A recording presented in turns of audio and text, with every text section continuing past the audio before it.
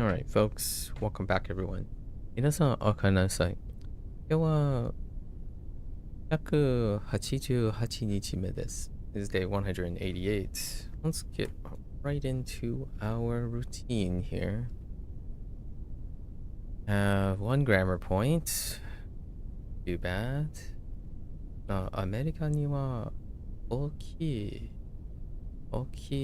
ハンバーガーがある。ですね。Seems that there are. ありそうですね。アメリカには大きいハンバーガーがありそうですね。Okay. That's it. That's our one grammar point. All right, let's get into our main routine. Vocabulary. This is私の父は電車のdriver. No, it can't be the driver, right? 運転手だ maybe 運転手だ so 運 is carry.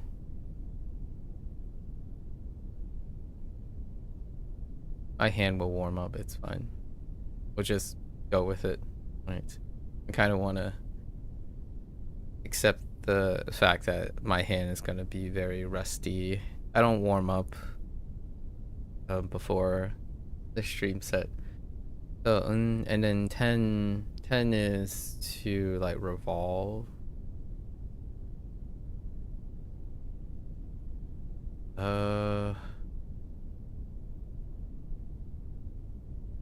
That doesn't seem right. No, wait, that's okay. It's a bit smaller. We'll normalize as we go.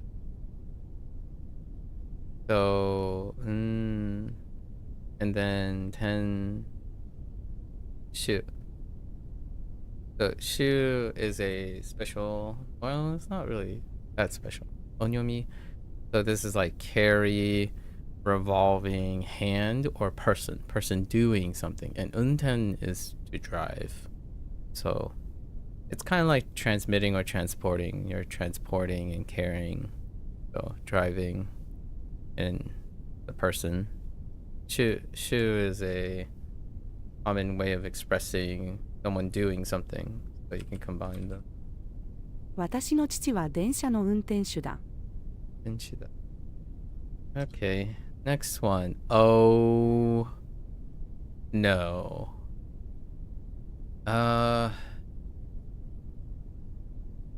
So go is in it for sure.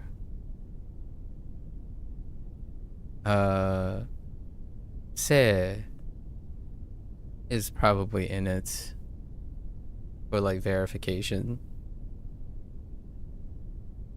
Oof.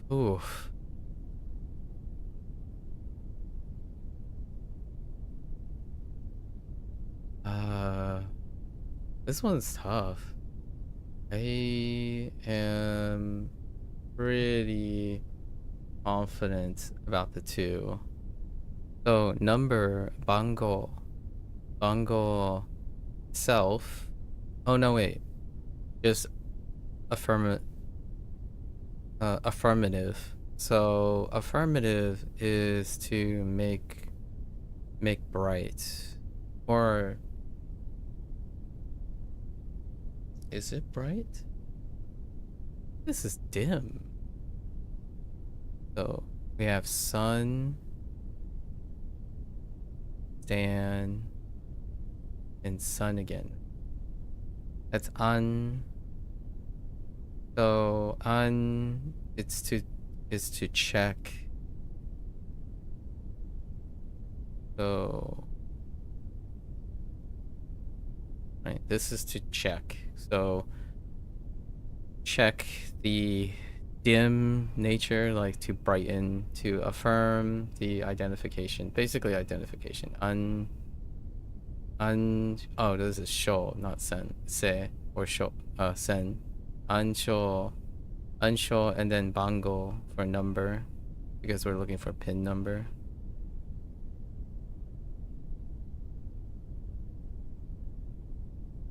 think this is bun. And go. Ooh, my proportions are really all over the place. So unsure.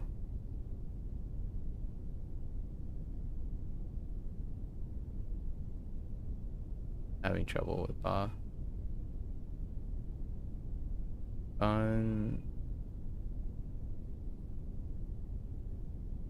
Unsure is how you verify something. あなたは ATM の暗証番号を覚えていますか？覚えていますか? Alcohol. Oh, this is the one that I mentioned yesterday. Instead of saying drink beer, you can say drink alcohol instead as a customary, and usually it's an honorific. So we're gonna do osake, and sake is water and a bottle.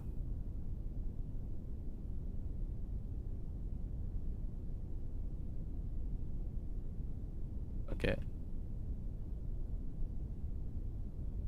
Oh, I was wrong. Immediately, I regret everything. Because it's katakana. So what is katakana? So the 50-50 is katakana, which aru, we might as well write. Aru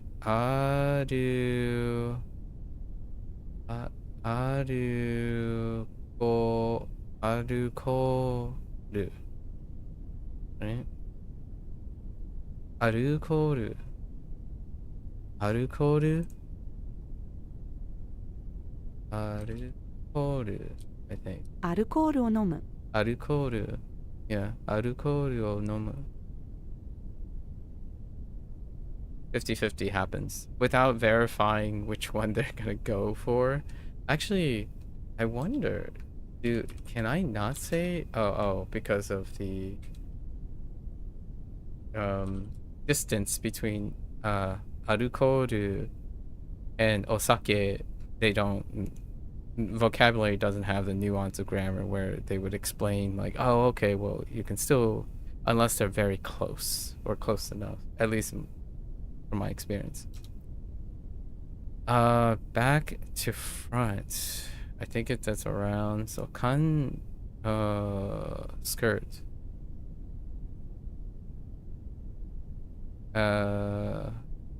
Scato. Okay. What is that? Ma. Machikai. Machikae. Machikaete.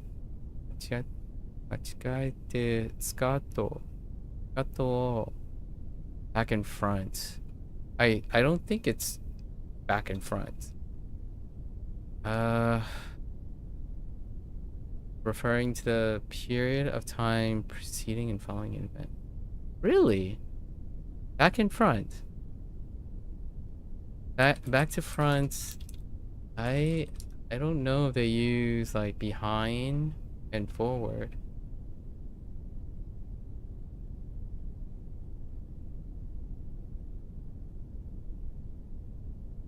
Or is it more around? So right now I'm willing to use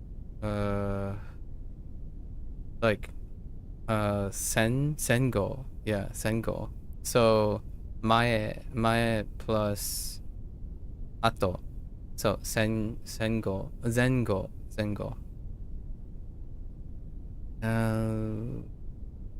In front of kyaku. Or actually it's detached from kyaku. Gyaku. Gyaku. Against? Gyaku ni 相手し会いました。逆 How that works. Against. Wait. What is... Go to what?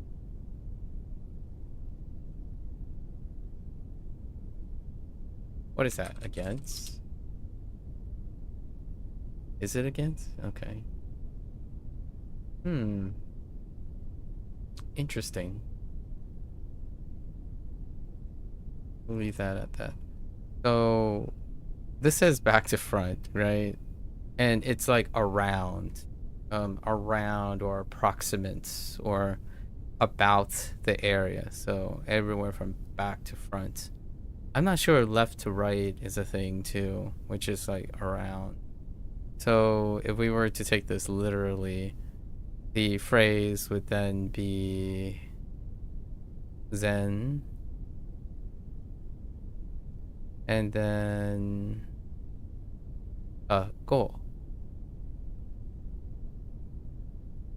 One way to remember that I typically use for Zen and go is go Zen, go, or like morning and afternoon, right? Go being the modifier for Zen and go. Different go. 間違えてスカートを前後逆に履いてしまいました。前後逆に履いてしまいました。Alright. First car. I think this might use sen this time. Oh, what was yesterday's thing? Yesterday's thing was they used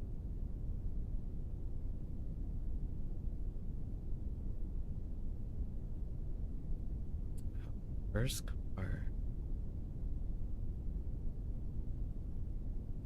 Yesterday they used the counter, and the counter was not dai, it's not gi.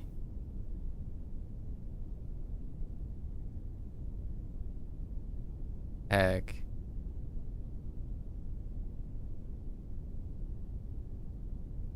What was the counter? I mean, we're not using the counter here. I was trying to remember what the counter was.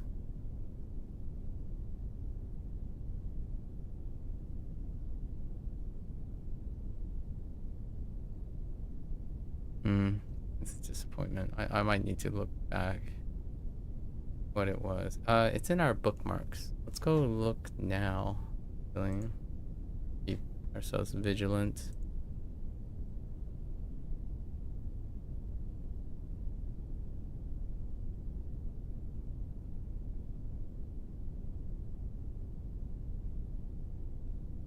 Counter.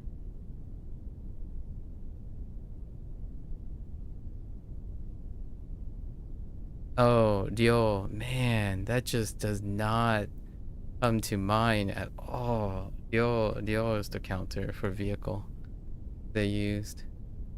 I believe this one also deals with Ichiban something, Ichiban Sen or something like that.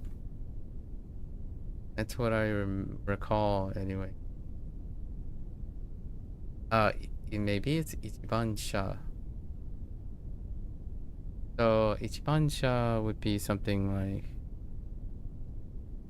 1, right? Ichi, and then we have Ban already.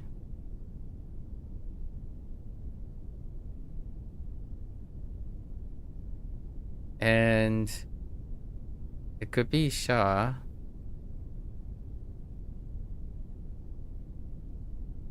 Right?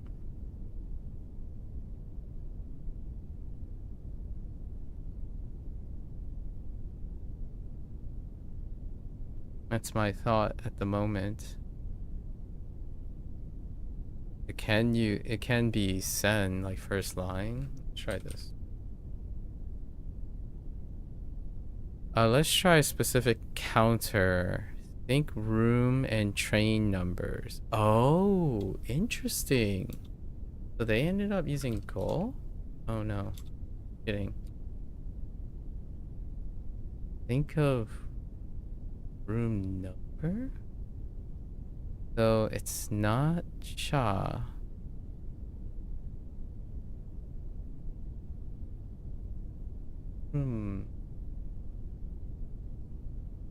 And it's not goal. Goal. So then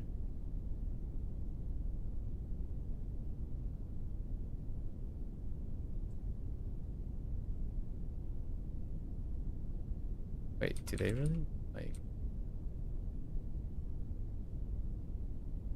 huh.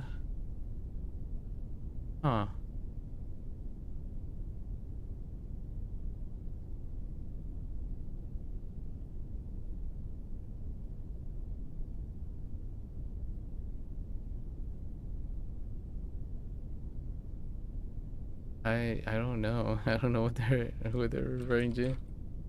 Wait, let's try a specific counter. Think room number and train number.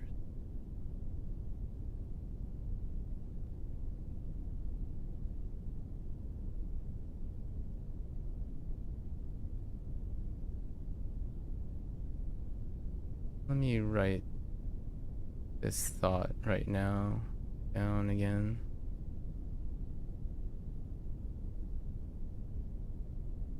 So now we have think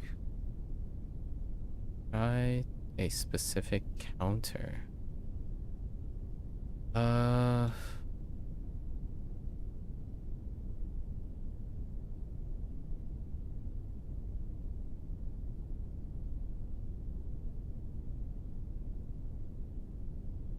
I think that makes me even more unlikely to know what that means. Oh, it could be 10.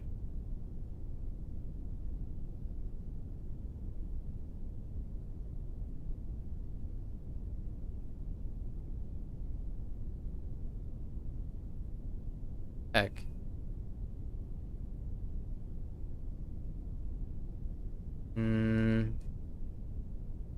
And 10 isn't 10 could refer to a number.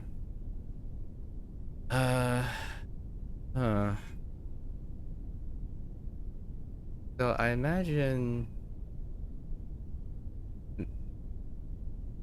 can't go down. Maybe it's ryo.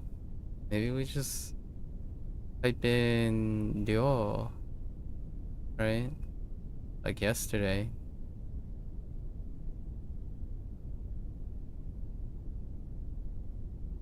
I think the whole thing is chalked. Like, I don't think I can do this. Yeah. So, maybe like...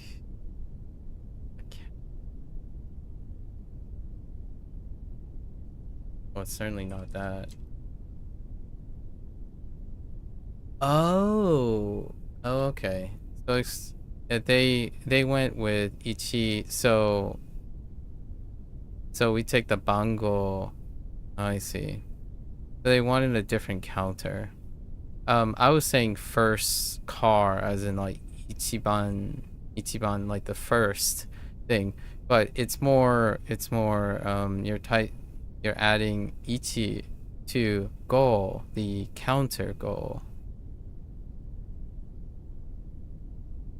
and then simply adding the car. So actually, that is definitely that is definitely the way to go. Why didn't I think of that? I think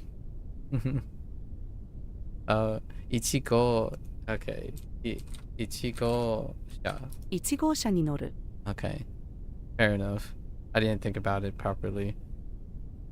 So they went with using a counter counter the number in the car. All right, and that's probably how room numbers work too.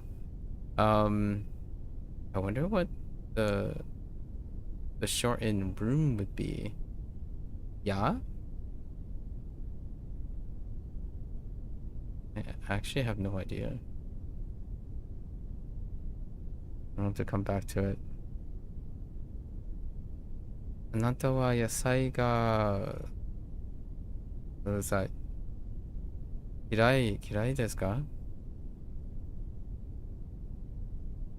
嫌い would be the woman. I can't unsee Leaf Blower or Mona Lisa. I think it's no. It might actually be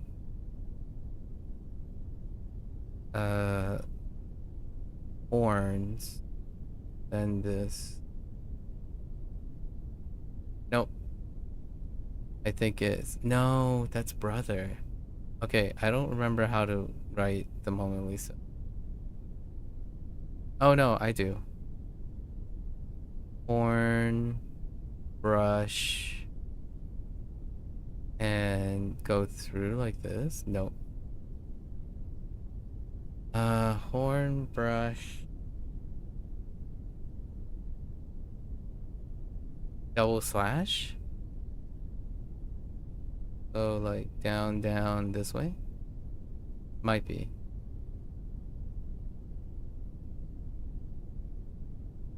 And kirai would be 8, and des copula. あなたは野菜が嫌いですか？ I missed a stroke. Try again. So we have this, then it's horns across, then you do the brush, double stroke down, and then the 2. It's a monster.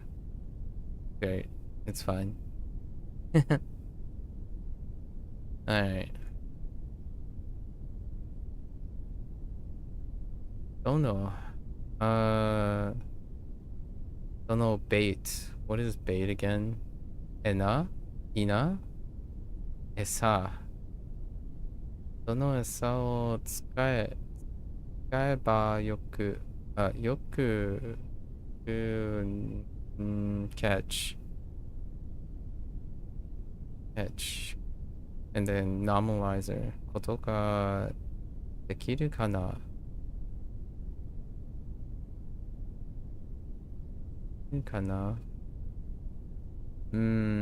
catch. It's 使える. Am I doing that catch? I feel like I'm doing that catch.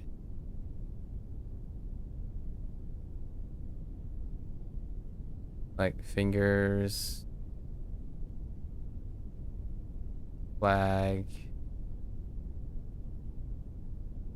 mole. Edu.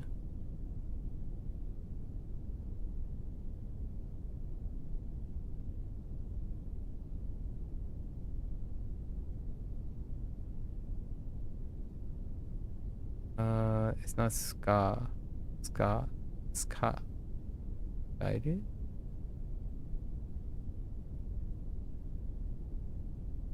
Or is it tsuru? Because we're doing fish? Could be fish for tsuru. Oh no, tsukamaeru.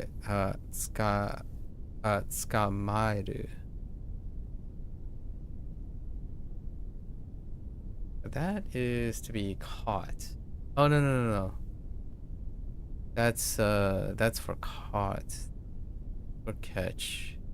To be caught. We're not looking for it to be caught. It could be to fish because we have fish here. So it could be tsuru. Tsuru is metal, which makes more sense. So metal.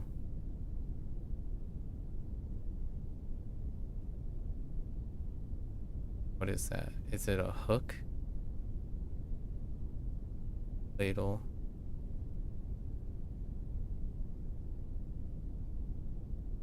For fishing, the fishing catch. どの餌を使えばよく釣ることができるかな？ Dang it. I added an extra stroke.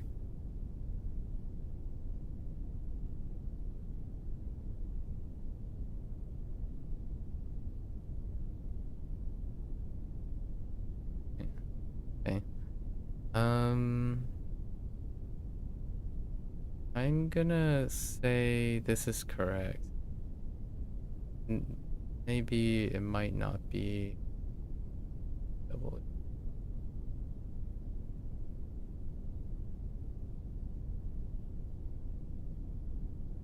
Oh no, it's not correct.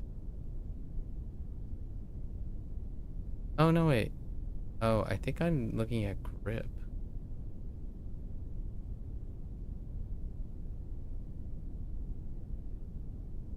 Looking at grip. Is this more like grasping? Oh, yeah. That's not it. I'm thinking of grip. Right. Not ska. Ska looks like this.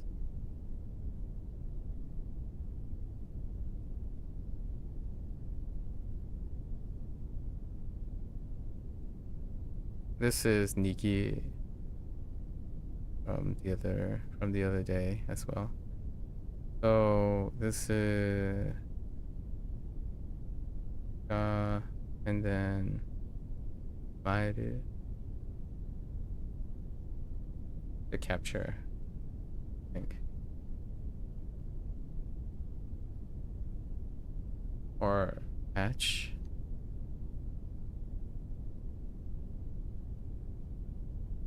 Catch.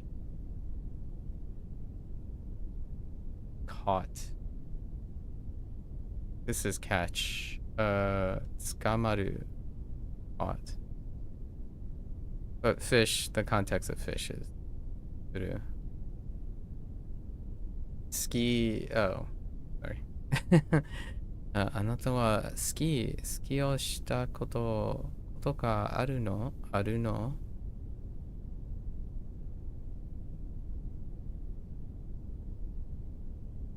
あなたはスキーをしたことがあるの？ Actions? So, like Saki? Or Saki? No, wait. How do you do action?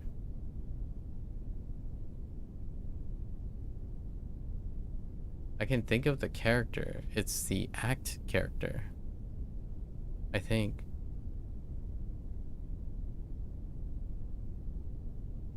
Okay. Some on Creek. We have Shintai Teki. No. Gutai. Oh wait, that's not.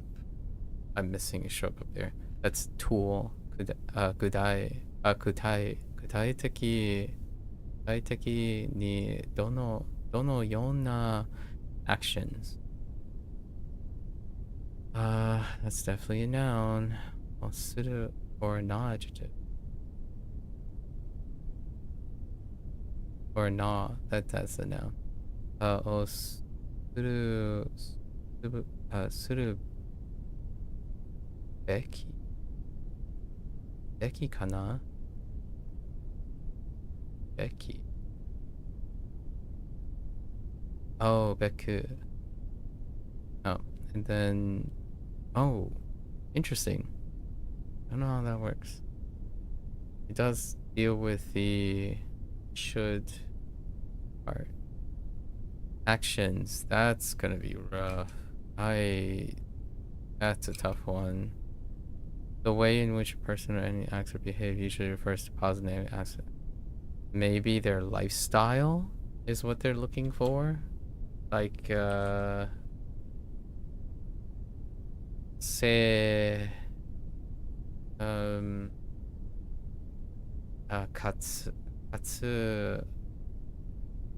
seikatsu. Or is it kaku? Oh, it could be like usually refers to negative aspects of their behavior. It could be like seikaku. So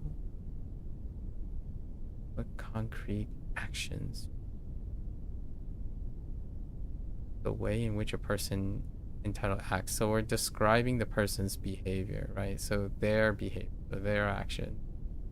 And it can deal with nature, like the nature, the character themselves. So like my thought was we can use this say. And then kaku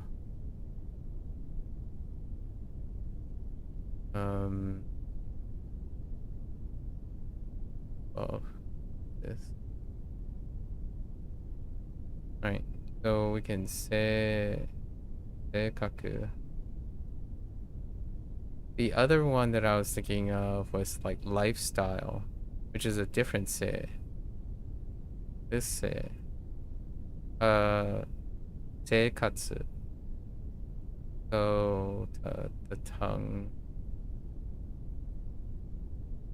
Like this. Seikatsu.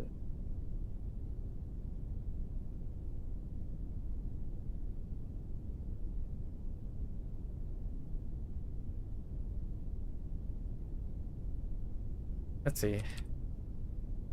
Heck.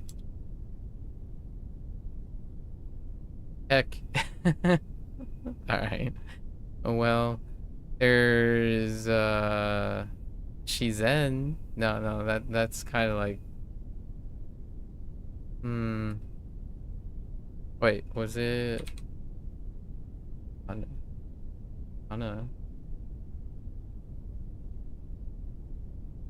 You should refer to negative aspects of behavior.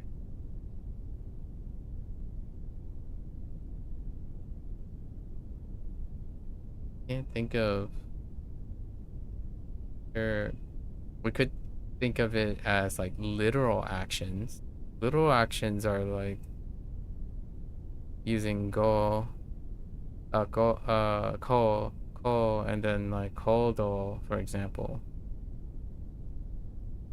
How do I do do? It's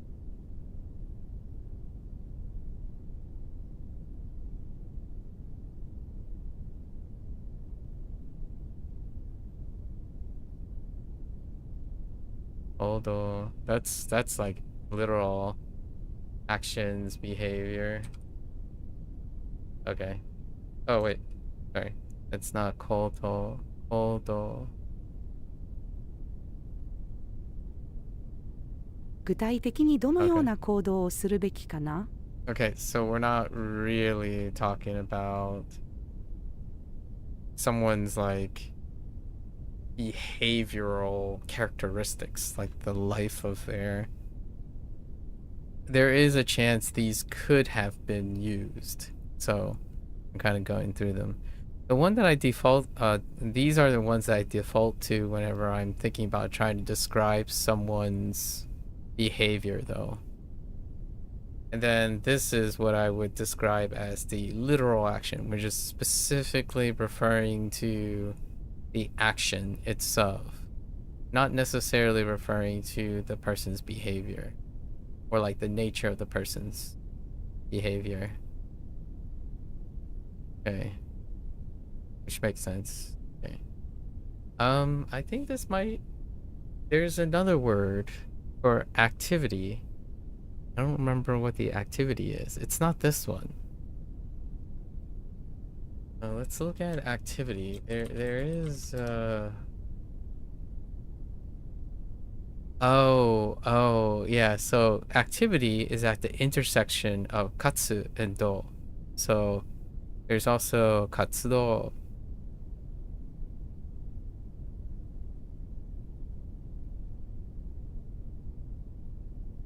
That's another option, right? These are all related. Katsudo. There's also zen, nature. So kaku intersects with zen, which is like a nature thing. And both these se are related to each other. Se, like dealing with the life aspect. And then katsu is life. And then life deals with animation. So animation creates behavior and motion. So all of these characters are kind of bundled together. The idea of life, movement, aspect, they're all part of the behavior of a living thing, which is usually the person. So I don't know what they would say with katsudo. That's more like activity. Let's find out what they would say. Like, just too far away.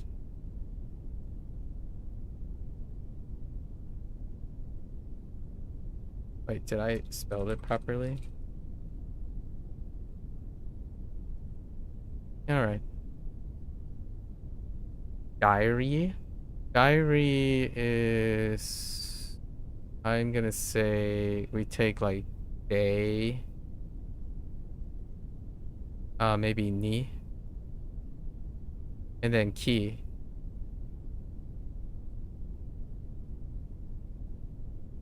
So ni ki, something like that. 日記を書く Kyokaku. Right. Diary is day plus recording. So a diary you record on a daily basis. お客さんが来る前に部屋をきれいに be cleaned up, like tidy, with a nake,なければならない, right? なければならない, so must. And it ends.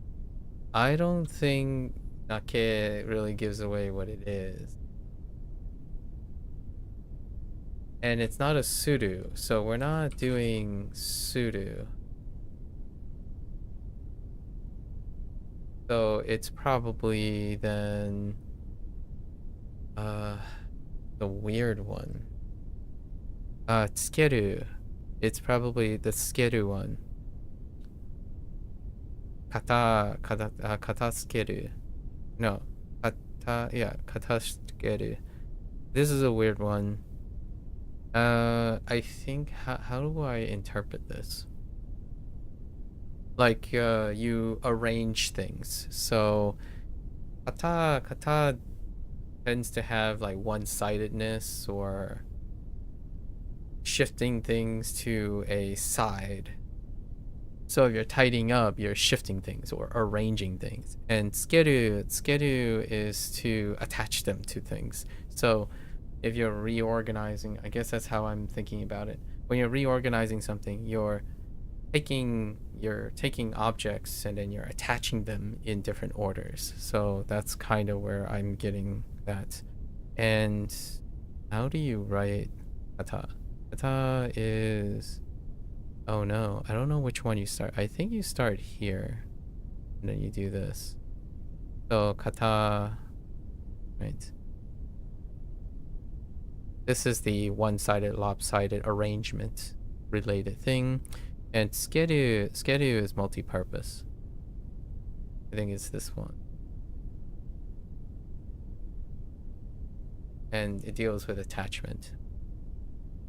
So katatsukeru, we can't use like clean up in a way of like the alternative that I was thinking of was the sentak suru. I think. Right. So sentak suru is. Oh no, wait, not sentak suru. Oh yeah, sentak suru. Different sentak suru. So sentaku is a homonym. Sentak could be selection, and then there's sentak for washing or laundry. Oh no, I'm actually not thinking about laundry. I'm thinking about soji. Soji suru. Soji suru is sweep. Right, you're doing sweep. Oh no, I don't know what the bottom is. I think this is the towel thing. Oh no, yeah, like something like this. And soji. This one is weird. Something like this. Is it an altar?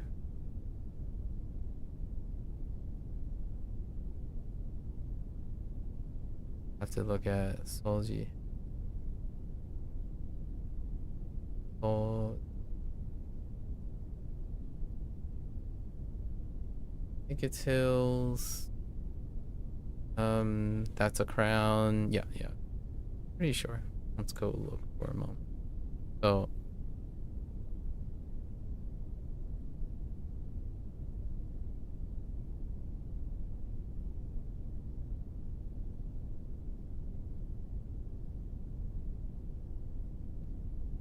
it's not an altar. It has a tail on it. Oh, it's slightly off. Oh no.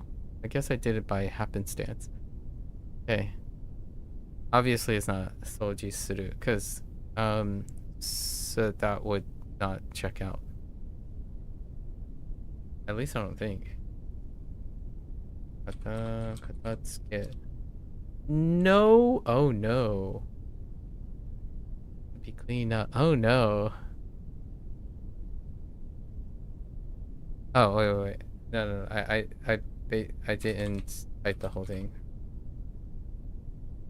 What? Oh no. Maybe it's. Oh no, wait. Sudo doesn't work. We can't. They usually don't take sudos. It's not. Katatsukeru?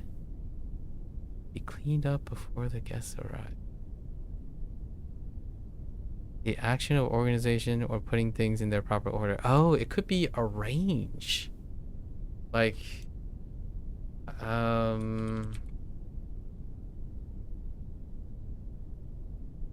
arrange would be.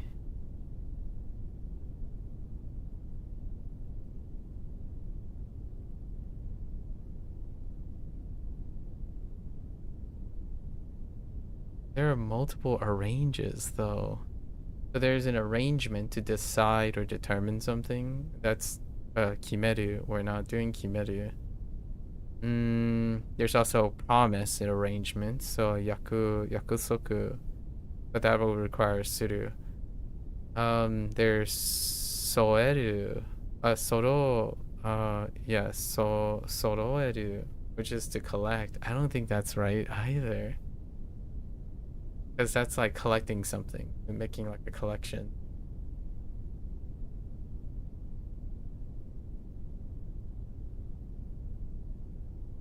There's naraberu to line things up. That's not good enough. I actually have no idea. What else could it be? Yeah, I'm out of. There's not.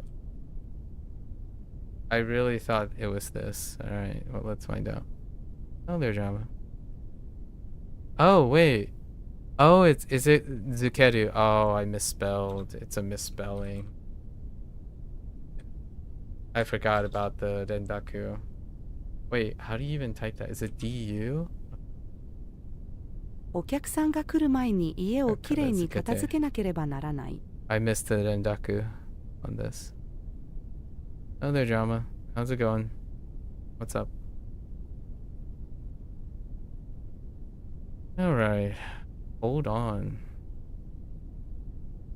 With the A. Mayo? No, my goal.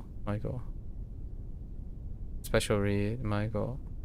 My goal になるといい at height 丸 at or worried, I guess, or trapped in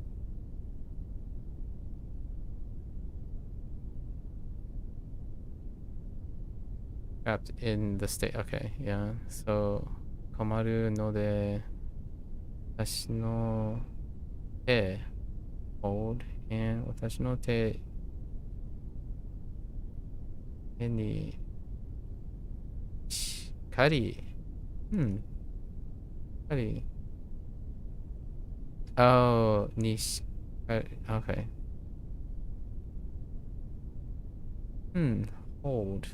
I'm guessing it's just hold. Right.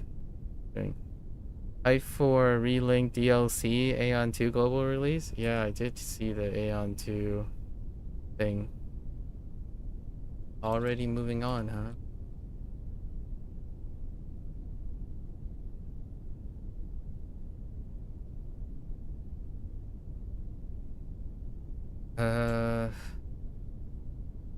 It's hand or fingers. Fingers. Relink DLC. We're gonna use literal hold, so it's gonna be finger. Right. So Motsu. Let's see if it stays alive in OS. Well, at least the first couple months, the honeymoon period, right?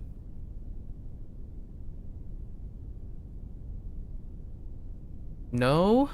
Okay.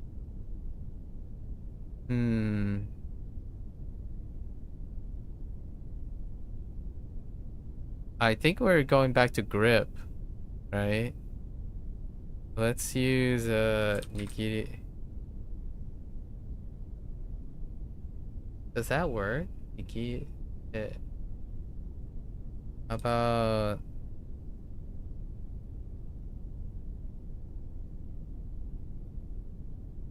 oh, sorry. I typed too many things there. Okay. So it ended up overlapping with some of our other related things about catching and holding. They promised just a singular 15E subscription instead of a 3x they had in Korea and Taiwan. Oh, okay. Who runs which one are we talking about? Who runs Aeon now? I understand E equals euro. I've never seen it used with like a lowercase e, but alright. Oh, NCSoft? Oh, interesting. NCSoft runs that. Intriguing.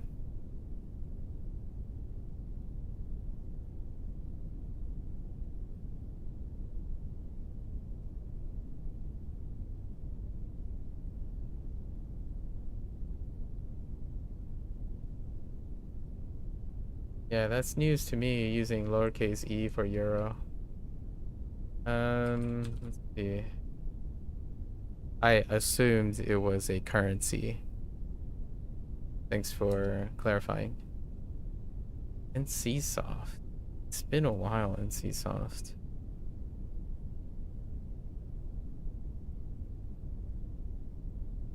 Is Lineage still running?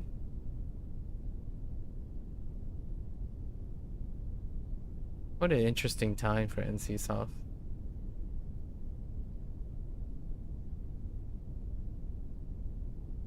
Oh no, wait. Aeon, I think Aeon is a is a subgroup of NCSoft. Yeah.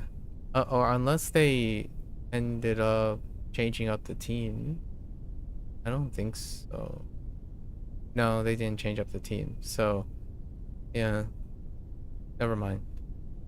You and your friend gonna grind Aeon too? That sounds lovely, having someone to grind with you. Yeah, it's Team Aeon. So, NCSoft has multiple teams. So, at first I was thinking, I wonder if they're the same team. But Team Lineage, they're all separated. So Team Lineage and like Guild Wars, right? Team Guild Wars, they're separated and segregated in a way, organized like Sega and Perfect World and stuff, where they have sub teams. Interesting. So it's been some time since the original Aeon. Intriguing. We'll see if they can bring back the days of Terra Online. The last time I was like talking about Aeon was in the context of Terra Online, the other thing that was happening at the time. And then like things like Dragon Nest, Terra Online, Blade and Soul didn't came out yet. Alright. Oh no. Okay. So, President, we need, it's either Soul or Toll. So, we're gonna go with Soul, right? Oh no, Toll to unite. It's unite. So we use a big Toll. Toll is Silk. Toll. The difference between Toll and Soul. And then Ryo. Ryo is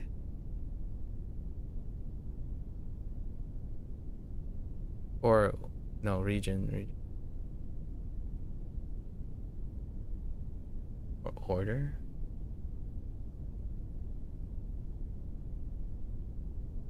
There's Lineage, Classic, Lineage, Region Master. Probably missed one. Yeah, Lineage.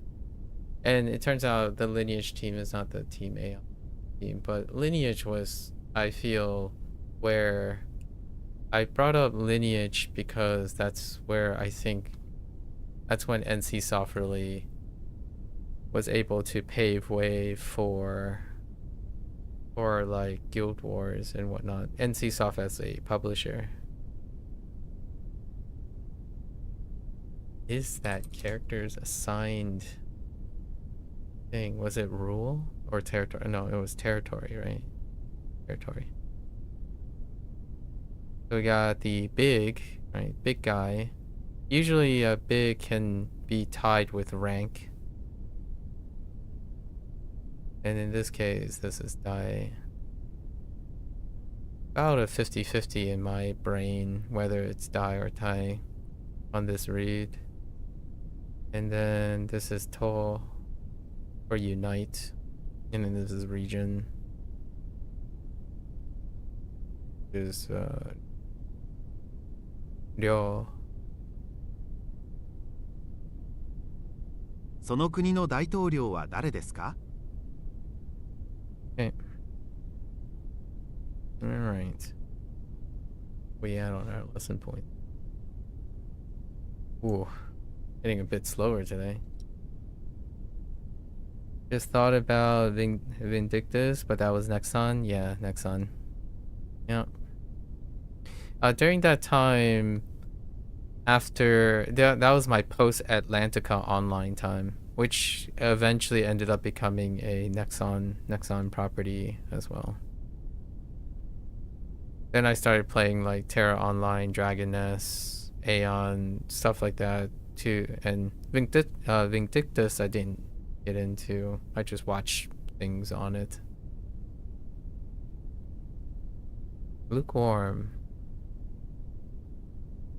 is new.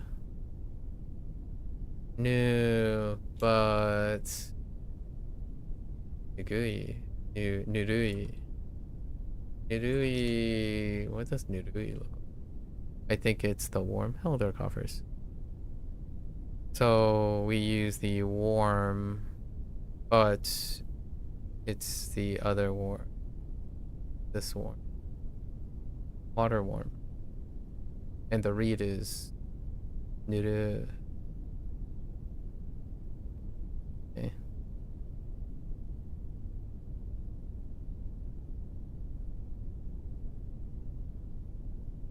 シャワーがぬるい。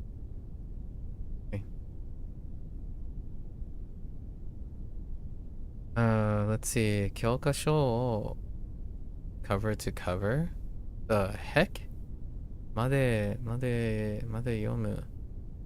Cover to cover. I think that's more like completely, right? What are they looking for? The intersection of two or more inside edge or surface forming an angle? Oh no.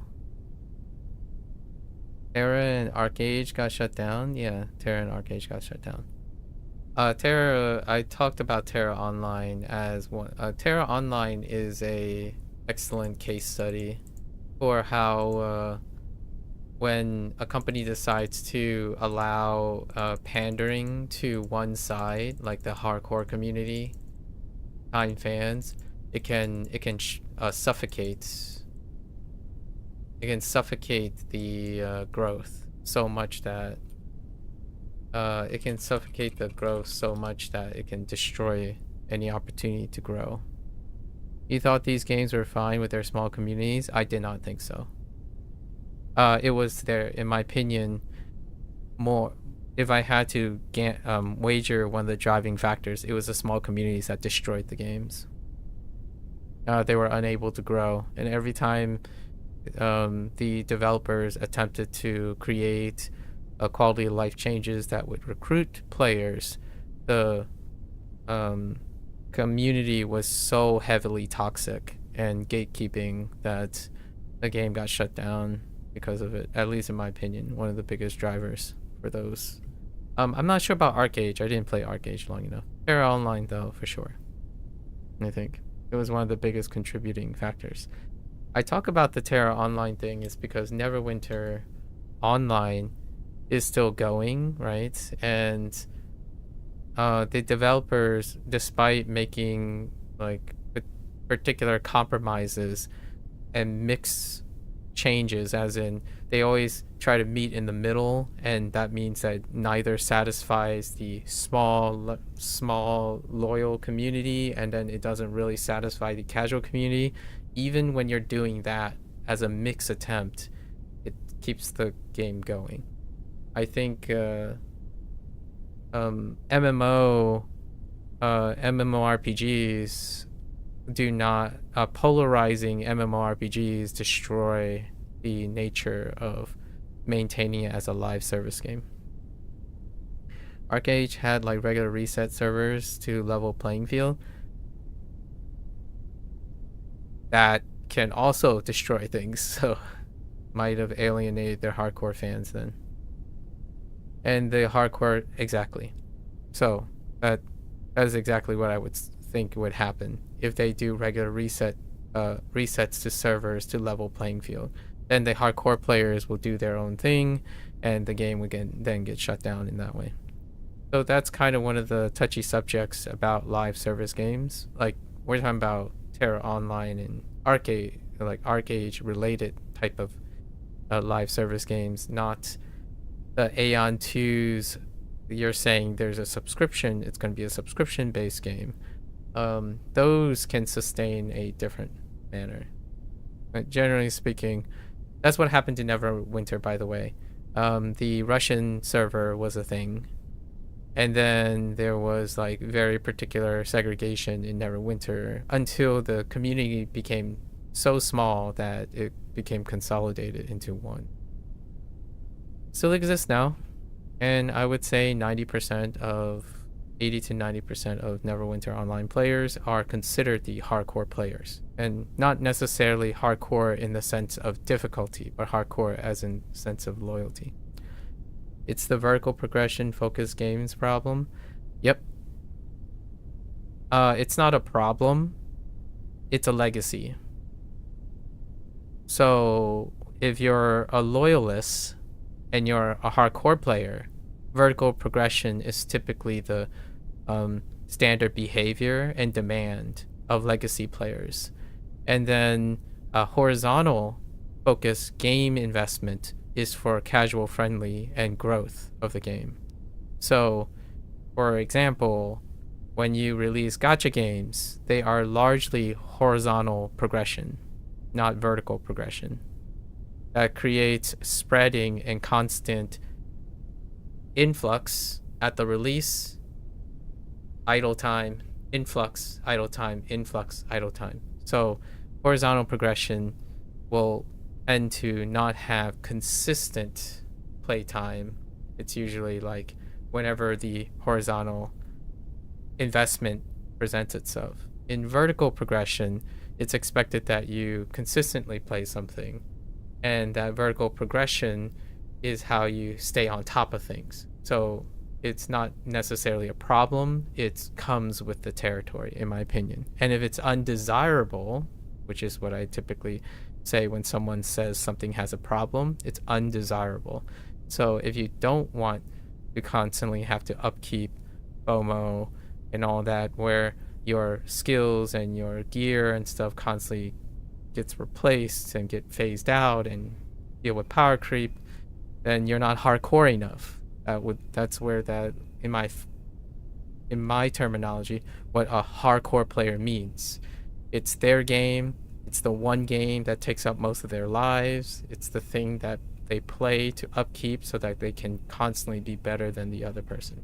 And vertical progression can be the gap can be so large in terms of Terra Online that any new player that wants to join Terra Online would immediately be ostracized by the intense vertical progression that exists. So like you start here, vertical progression could be way far out of reach. So for myself, I typically stray away from vertical progression myself because I'm not hardcore gamer anymore, aka not hardcore gamer. So I do like live service games that focuses on horizontal progression, which is why I enjoy P5X quite a lot. Also why the Lost Ark. Yeah, Lost Ark is kind of dying in the West. Yeah, Lost Ark is a great example. Lost Ark is Korean MMOs, especially. I think Lost Ark is Korean, right? That's really tough. It's so tough to start. Even though they help with boost and power passes, yeah. The Western version of Lost Ark, PoE 2. PoE 2 is horizontal progression. PoE 2 focuses way more on horizontal progression. So does Diablo, right? I know people don't like Blizzard very much because of certain things, but Diablo, the reason why Diablo consistently have like rotating people that come back in, leave, return, leave, return. Diablo. Yeah, Guild Wars 2 is a good example too. So, and then World of Warcraft still does it, even though World of Warcraft is a subscription-based game. World of Warcraft continues to invest in horizontal progression to like balance vertical progression. Otherwise, like, it's really not sustainable. Whenever a new horizontal progression thing comes out, right, it brings players back in. Like, they're like, oh, I can join in for this hot new thing that levels the playing field, and then I might be interested in the vertical progression, right? Like, a game that has vertical progression as its feature, they still have to introduce horizontal progression in order to bring players back. And then if they don't like the vertical progression, they'll leave and then introduce a new horizontal. That's kind of like, and while you have seasons that basically resets gear every 6 months, yeah. So it will make it it's a trade-off, right? Anytime there's a reset or a horizontal progression to like level the playing field to bring people back, it's gonna be a trade-off to that upsets legacy players, like the hardcore players. And that's the topic that I talk about pretty much nonstop whenever I play Neverwinter, since Neverwinter is 13 years old now. Like, it is officially 13 years old. Someone came in and I was talking to a Finnish person and they said that it was 12 years. I double checked. It is definitely, this is the 13th year of Neverwinter. So I was talking about it during when Neverwinter turned 13. And I was there on the first year. So I was there in the beginning. And now 13 years later, it's crazy to think that I played a game longer than most teenage, like for 13 years when they, that's crazy. A whole generation now. Are you playing every version of Persona games? I am. Offers. And I'm playing them in a specific order, so I'm not going to get to P3R until December. It's going to be December at that time, and then Stranger Than Heaven is going to be January. Then February is P4R comes out. So this month is P3P. Next month is P4G. P4G. October is Inktober, so I'm drawing all of October. Then November is P5R. Then December is P3R. Then Stranger Than Heaven, I'm spending January on Stranger Than Heaven. And then February is P4R. And then my expectation is there might be a remaster of P5R. or P6, right? P6. It's either P5R, P5RR, like R plus, and then P6 maybe. But we have to keep up with our RGG games. So Stranger Than Heaven's in January. I'm gonna play that. And those are all my games like locked in. I would be very surprised if I played enough video games to fit in another video game. And then obviously P5X have on average 2 updates per month. The next update is either in 2 days, waiting for an announcement tomorrow, or it's in another week, a week and 3 days, so another 10 days for the next P5X update. The summer event. Just so happens that P5X announced in addition that deals with what I'm doing right now. Yeah. I don't know what this cover to cover thing is. Inside edges or surface forming an angle. The only thing I can think about is like a crease, like a corner. And corner would be kado. So let's write kado down for.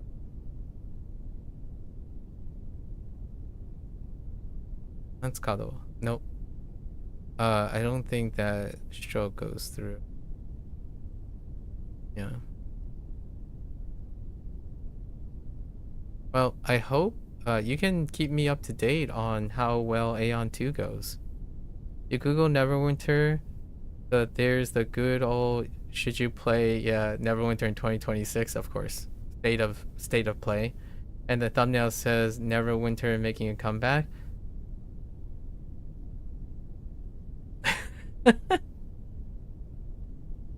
That is a really hot take. Neverwinter making a comeback. Okay, so it's not Kado. Alright, so cover to cover. Maybe like Sumi? 教科書を隅まで読む Okay, it's the other corner, Sumi. What was this? Was this a splinter? This was a splinter. No. It's a mantis.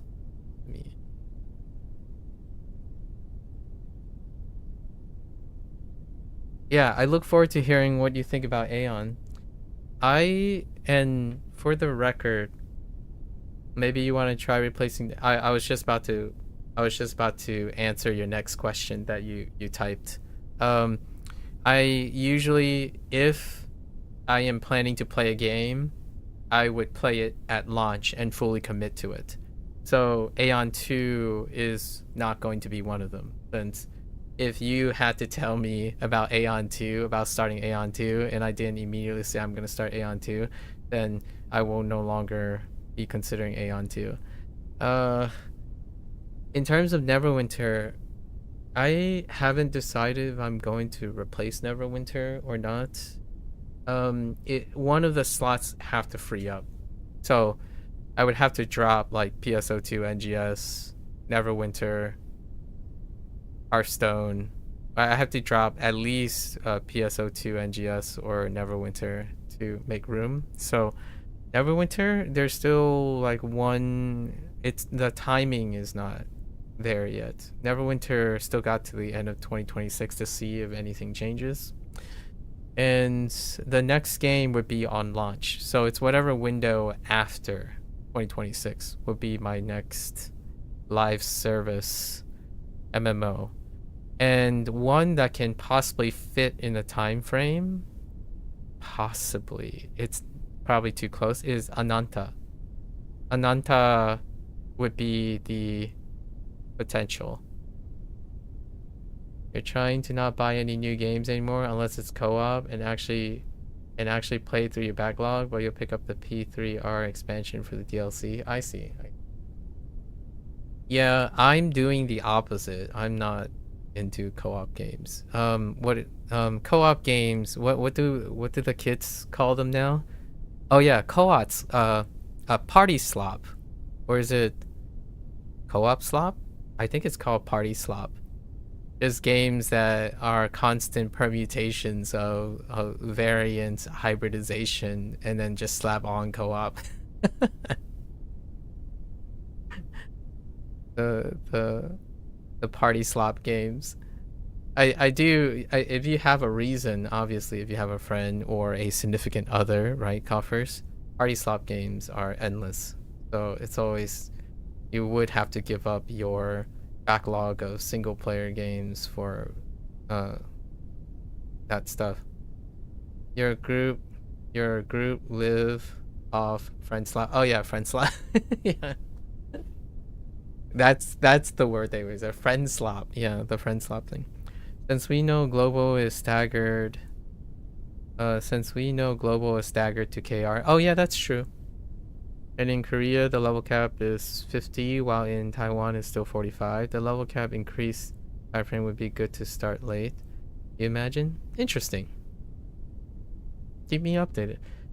Yeah, I saw the Mecha Chameleon. Yeah, the slop part is the original slot for that was Witchit. Oh yeah, you haven't bought anything this Steam sale. I buy one thing minimally every summer sale and winter sale. I was gonna skip this month, but I buy one thing at least one thing every summer and winter sale. So that's why I bought P3R. I could have waited till the winter sale because it would be very late in that cycle. I don't think I would be able to finish P3R's like coverage before Stranger Than Heaven drops. So we purchased it now. I buy at least one thing, usually 1 to 3 things during summer and winter. I rarely ever buy anything outside of those 2 windows. The exceptions are if they are ongoing projects now. That's why Dave the Diver in the Jungle was purchased last month. Outside of that, rarely outside the window. And if you're curious, so what happens about games that are released within those 2 windows? I buy it in the next window. So Stranger Than Heaven's pre-order, for example, already went up. So I will pre-order Stranger Than Heaven in the wintertime before its release. And I will pre-order P3R. The only reason is I'm collecting badges too, coffers. Like I always collect 1 badge per winter and summer sale. That's what I do. So I purchase them during that to get your customary trading cards to create at least a level 1 badge as a honorary tag. Yeah, that's how I keep track. I mean, you buy games way more than I do, Carvers. Like, at least 20 to 30 times more. Someone recently looked at my collection. It's like, holy, that's a lot of games. It's like, well, I only buy 1 or 2 times every year. You have years worth of games you haven't played yet. Now, hear me out, Coffers. Like, you know, we were talking about video games. Drama and I were talking about video games. I've been collecting free games forever. Like, since the whole idea of collecting free games, like, was a thing. So there's like 300 games in the Epic Store, and I did not even use my Epic Store account. There's like 400 GOG games that I didn't ever use GOG at all, and most of them don't overlap with my Steam account that I would probably, they're probably just gonna sit there. It's not like we own them anyways, but yeah, they're there. There's no shortage of game. What type of class or role do you usually play in MMOs again? I play either the healer or the tank. I play the support role first. They're the most in demand in nearly every single game, unless the game is a multi-role game. Like PSO2 NGS is a multi-role game, so everybody is responsible for everything. Now, when it comes to like role classical Trinity, when you think of Trinity games like support, tank, DPS, Trinity games, the classic triangle, I play support. We play healers and tanks all the time. I either do the initiating or the organizing of people. Healers are the organizers most of the time, because if you get dead, it doesn't matter how much damage you take, and if you don't follow the tank, it doesn't matter how much damage you take. How much damage you deal. That's usually my typical role. Either the initiator or the maintainer, the sustainer or the initiator. I moonlight as a DPS for fun when I have yet to play a game where someone says, hey, we have plenty of tanks and healers.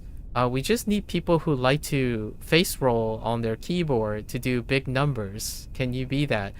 Then that would happen. I've been playing since RuneScape, right? When it comes to that type of space. And I don't think I've once encountered someone a game where I enter and the first thing they say is, I like defending people and I like healing. Like, the game is filled with people who like to defend and heal people or maintain their, making sure they're not goobering around too much. Yeah, I have yet to encounter a game like that. I think right now, if I would have to say off the top of my head, 16 or 17 MMOs to this date. And obviously, when I say I have Neverwinter, like, I've been playing Neverwinter for over 13 years, I'm not saying that I haven't tried other games and played other games or read about other games. So it would be kind of fun if it was my thing, like if I make it a thing where I test out early impressions of MMOs. It's not my thing right now. I really enjoy playing single player games. So Persona is all of the rest of this year. It was already planned. 2026 was going to be Persona year. Yeah, in most Western MMOs, at least you're waiting hours for tanks. Yeah, people don't like being tanks. And if you're talking about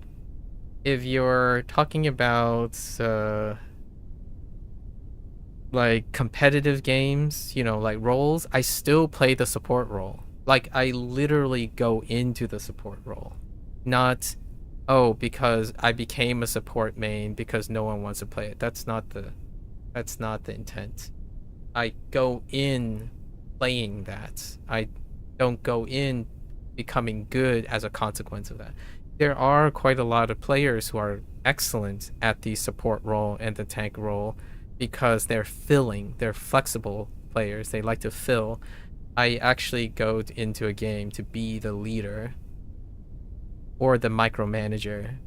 That's because I enjoy that. I like to lead the way or see everything. So the healer has to see everything that's going on. Otherwise, you have a potato that rolls around dead on the ground in the corner.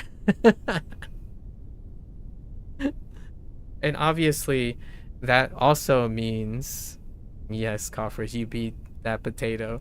And obviously, what can tank and healers not do? I can't face roll efficiently to put out DPS. Like, I don't opportunistically go and see openings and stuff. So those are the things where I would fall short, probably.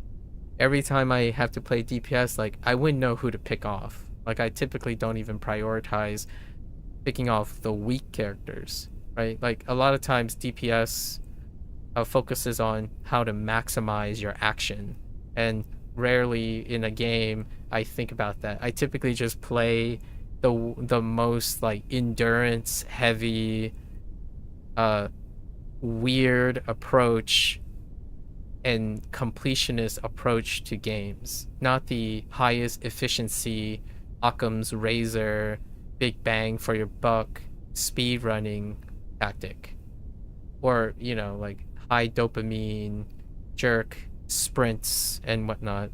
That's kind of very indicative of the behavior that's, in my opinion, required to like DPSing and whatnot. So not that it's a bad or a good thing, it's more that that's pretty much what I do. When someone says like, what are you gonna play? Whoever takes the most damage and is responsible and it's the single point of failure. That's my role.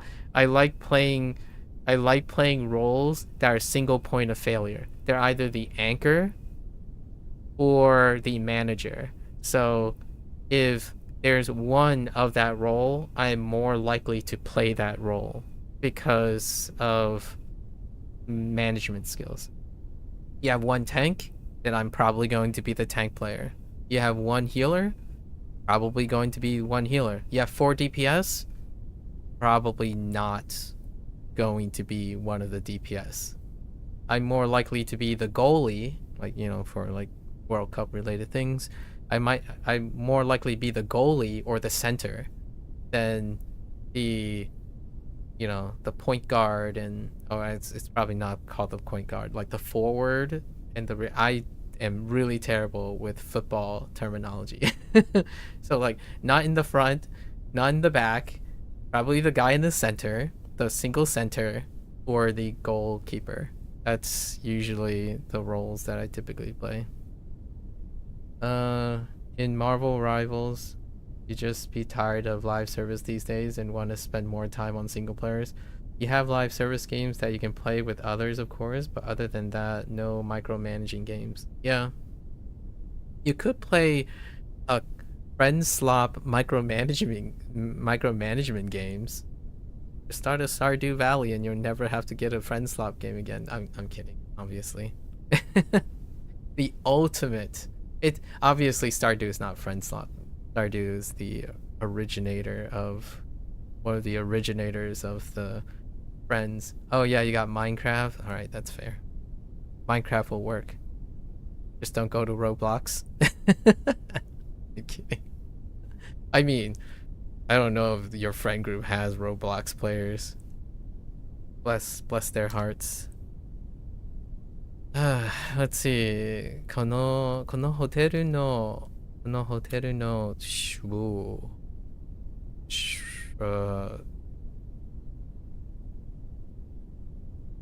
fee let's see. Shoku. That's bakudai. Shikuhakudai. Bakudai wa per night. Provided with ichi. Okay, so we're looking for a counter, right?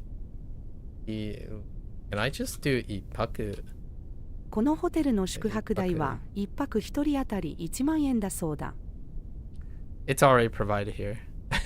Haku. Roblox goated game. Do you Roblox drama? I would probably say Roblox goated platform. Yeah, Roblox the goated platform. Especially the goated platform for Friendslop. Yeah, so we already got a spoiler here. This is for night stay specifically. So, paku, right? Because of the ichi paku.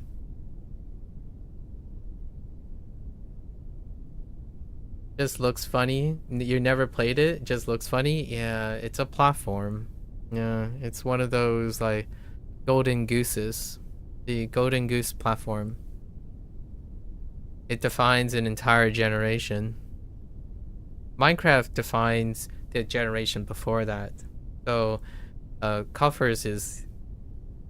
I'm outing Coffers as an older Gen Z. So, that's the Minecraft era. And then Roblox is maybe 5 to 10 years after that. So if you're in your... like, if you're anywhere from 15 to 17 years old, something like that, it'd be Roblox. You played Minecraft Alpha 1.7? Yeah, I was Alpha 1. Or the first release. The release when you get to support Notch, when he was like, well, I'm not sure where this game goes, but if you're gonna go to my random website and pledge some money, here you are. That was when I accessed Minecraft.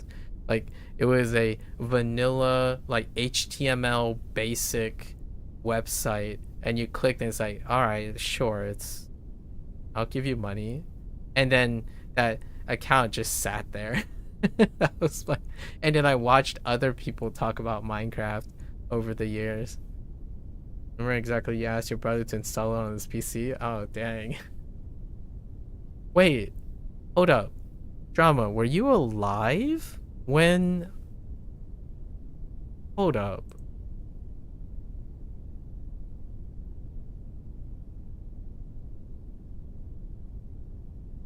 Oh yeah, you were alive. I'm like, were you alive when I got the Minecraft thing? Yeah. It's not that old. You were a little kiddo though. That's crazy to think. 2009. That's not even that far away. For the Minecraft classic one.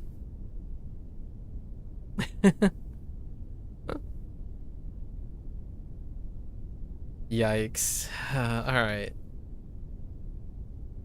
Wait, what was... Were you alive when... No, I don't think so. Were you alive when... Yeah, probably not. 2001, I think? Yeah, that's when... What did they used to call themselves? Do they still call themselves, like... What is it, like, Jargex or something like that? I actually haven't ever... remembered... Yeah, Jagex or something. Yeah, when RuneScape first launched. I played when RuneScape first launched. 2001. That's 25 years ago. You were still alive, right, Drama? Were you like 1 year old?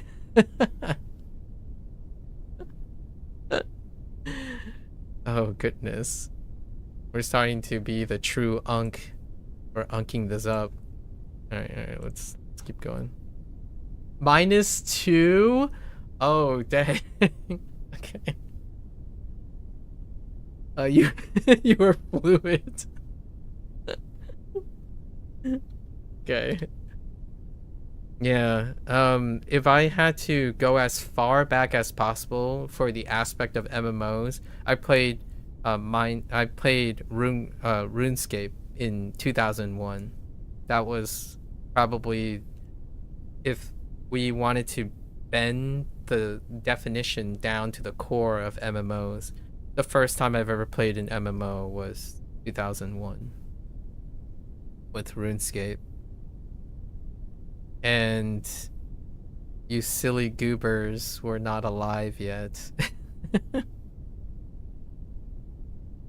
This is Hima. Hima. Right. And what is Hima? Hima is Xia. Xia is eyes.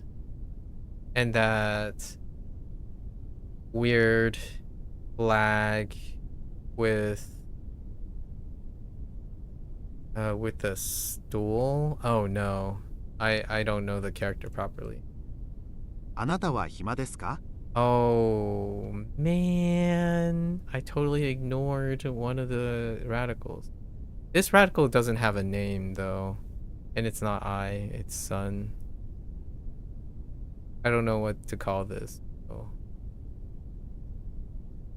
In HanziHero, I call this the duffel bag. It's like a park key with a box and a folding stool. Xia.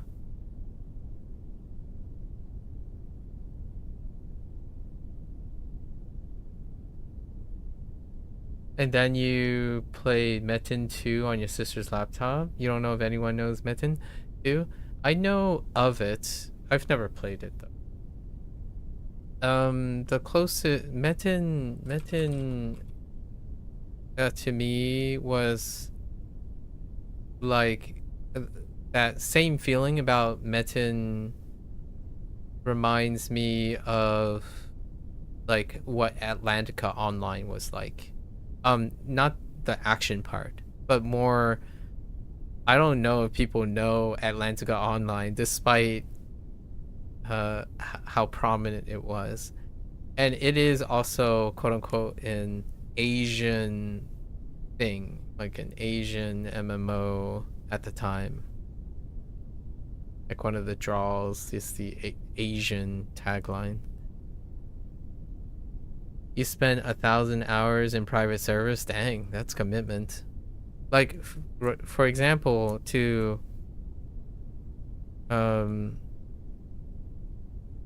World of Warcraft, I think from vanilla to Burning Crusade, I think I spent something like 7,000 hours or something. And then right now, Neverwinter, for example, from the 13 years, I think it's somewhere around like 19,000 hours. It's easier to measure in days or years. Like when it came to World of Warcraft, like Neverwinter and Atlantica Online, it was more like the in-game timer when you like ask how long played and stuff. They measure it in years as opposed to years time as opposed to using hours anymore. So we were kind of like outside the range of hours. And to be, you know, we have to keep in mind that MMOs, when I was playing them, were MMOs were platforms. So we have to, the grain of salt about Roblox, why I brought up Roblox, was that these games are platforms. Now they're not. So live service games nowadays, like when you play Blue Archive and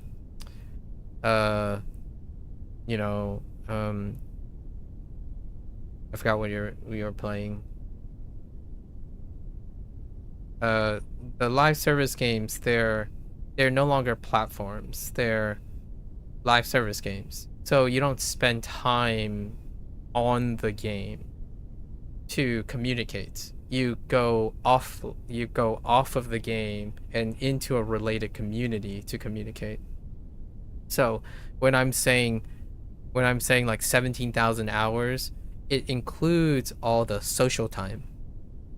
So like if you're spending time on Discord, or like right now we are talking on Twitch and YouTube right now, you would have to include that time when you're in the game.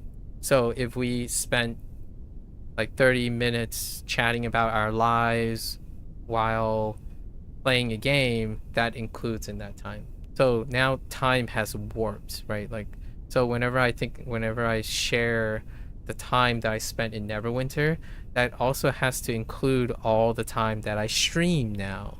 So when I'm like sitting here yapping up a storm while Neverwinter is going on in the background, that is the natural habit of MMOs. You have to wait for things, you have to see things. You know, back in the day, the idea is you're doing something else and you're waiting for something to happen. So it could be idling for 3 hours waiting for the group to decide what to do next while you're slurping noodles and chatting about your day and how work has been going on with you and your other buddies on like separate rooms, right? That's kind of the idea. So time doesn't have quite the same value. All the playtime in Metin 2 was chilling in map 1 socializing. Exactly. And I kind of miss that. Yeah, doing duels now and then. Exactly. Or even like swapping out and recruiting a few people to test out builds and whatnot. Like plenty of other activities. So that's what Roblox is. To the late Z to the alpha generation. Roblox is a platform.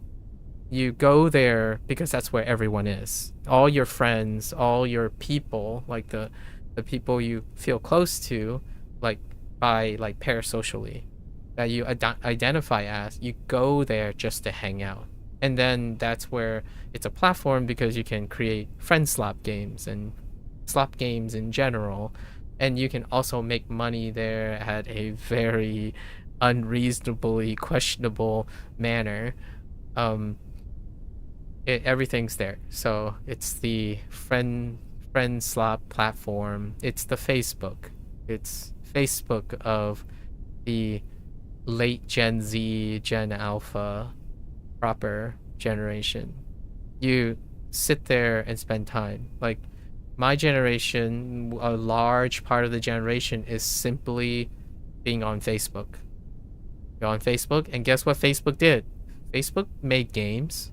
One of the biggest Facebook thing that happened prior to like things like Stardew Valley taking its place was Farmville. Farmville predated Candy Crush. You know, prior to the smartphone revolution, the app smartphone revolution. So mobile games, right? On your smartphone, mobile games. Before that, Facebook had Farmville. Like everyone and their mothers, and specifically their mothers, played Farmville. And then the smartphone revolution came out, and then mobile apps became a thing. And Sugar Crush, or Candy Crush, came about. Then everyone and their mothers have played Candy Crush. Now we're talking about Roblox.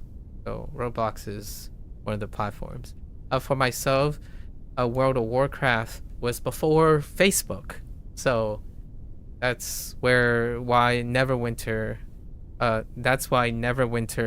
became that. Neverwinter was like a attempt.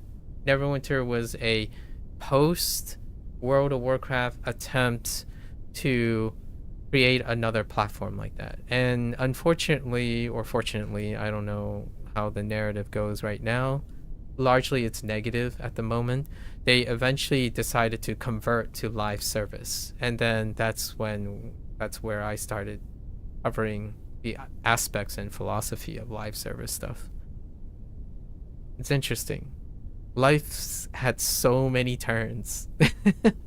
I've had my hand in so many buckets over the years. I do not envy people who want to make video games though. I think that's a young people and pioneering, you know, the specialists are the exceptional cases. Like, we're not talking about like Miyazaki, you know, Kojima, you know, Sakaguchi. We're not talking about those. Those are exceptional people. But usually whenever someone says you played a lot of video games, you see the ups and downs and you were in the politics and all the regional things, the last thing you really want to do is get involved in video game design, development, and like publication, largely because it's a young aspect. So anytime when someone tells me like, I want to be a video game designer, you must be very young. Like, it's statistically likely the person's gonna be very young. Otherwise, you're like Kojima, which that era of people no longer exist anymore, right? Like, what I mean is the chances of creating that era of designers and philosophers, like people who philosophize and take creative vision and stuff, it's not a bad or good thing. Times have changed. That type of thing, that's what I enjoy about playing video games.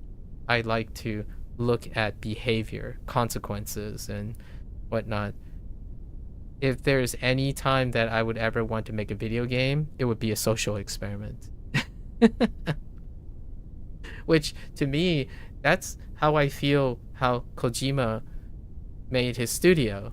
His studio that he wanted is a social experiment, because he's not making things that would be the target of an audience, or like striving to make a platform of his own or something like that. In Meten 2, you can also go rogue and attack people from your own faction, building negative karma, and it's really negative and you die, you drop your gear. I see. Man. The first time I've ever learned the word gank, that's what I think about, negative karma. I learned ganking is kind of, I've been watching, trying to keep go through a show, Supernatural, and they pick up like old like adage words, and one of the main protagonists say gank unironically, like in random speech. And when I think of gank, that was like legitimately the second time ever of the MMO karma system, like intrinsic karma system, not like karma as in the game has a karma system, but like nowadays or later down the road they introduce karma system and factions. However, before that, when ganking, World of Warcraft, right, and then PKing was the first term that happened, and that was in RuneScape when you PK someone, player killing, right? So cue the later down the road SAO, for example, Sword Art Online, the anime, reintroduce a lot of these terms like PKing, like player killing, right? So that's kind of when I think of negative karma, it's like there wasn't a karma system back then. There was simply word of mouth, scummy actions, and then scummy actions have white knights and white organizations. And I'm not talking about like skin color here. We're talking about nobility, the people who would like deliberately try to counter PKing and rogue activity. And obviously the king of this like rogue neutrality karma system would be like, or lack, I think the developer's name is actually CCP or like the abbreviation for their name. I'm talking about the EVE Online developers. I'm pretty sure the name of the developer of EVE Online ends up being CCP. And so we're not referring to the Communist Party here. We're referring to the developers of EVE Online. EVE Online would be the game, the MMO that has a entirely user-defined karma system to this date. So factions, karma, all of that naturally were created emergently from EVE Online. It's the most organic version of countries and cultures and organizations, smuggling and etc. I did play EVE Online, but there's a very long story behind it. We'll save the story for another time. I just happened to know one of the fastest earners on EVE Online at the time. When we're talking about the fastest earners online, it's kind of like your mini trying to get rich type of deal. So by sheer coincidence, in my lifetime, I crossed paths with one of the top earners. I wouldn't be surprised at the moment. I have lost contact with him.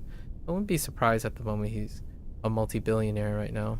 Not EVE Online, just EVE Online. I think he's actually, probably without contest, he's the richest person that I've ever crossed paths with.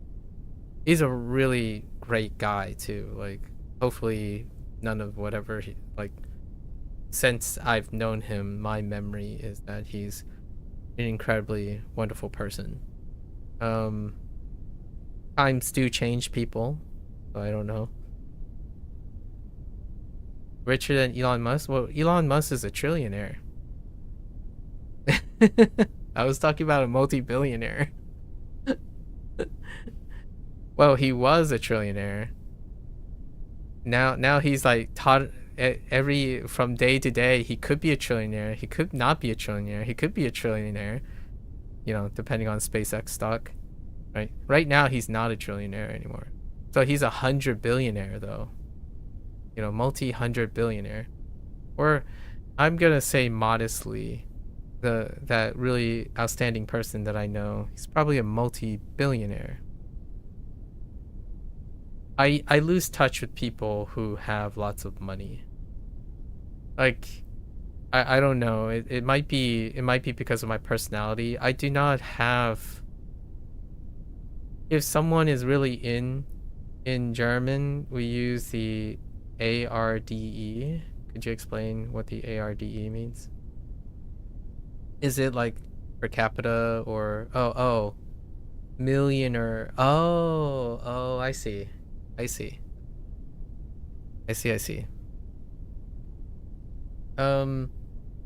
As a small comment, I have come across very successful people in different fields. However, from my experience, I often don't end up, like, maybe it's a coincidence, it's probably not a coincidence. I consistently fall out of touch. So the US trillion is your billion. Oh, I see. I got you. What you call it? I lose touch with people who are incredibly ambitious, successful in different ways. Like, it doesn't have to be about money or something. When they become very successful and passionate and driven, there's something about me consistently that I could say something about my personality. I don't typically end up staying in contact or find myself motivated to reach out to successful people that much. Like, I like reading about them. I enjoy hearing about their stories and stuff. However, my connection with them is very task-based. So I came across people when I'm doing a task. However, I often think I behave in a way that I love supporting those people, but I rarely ever engage in that level of ambition.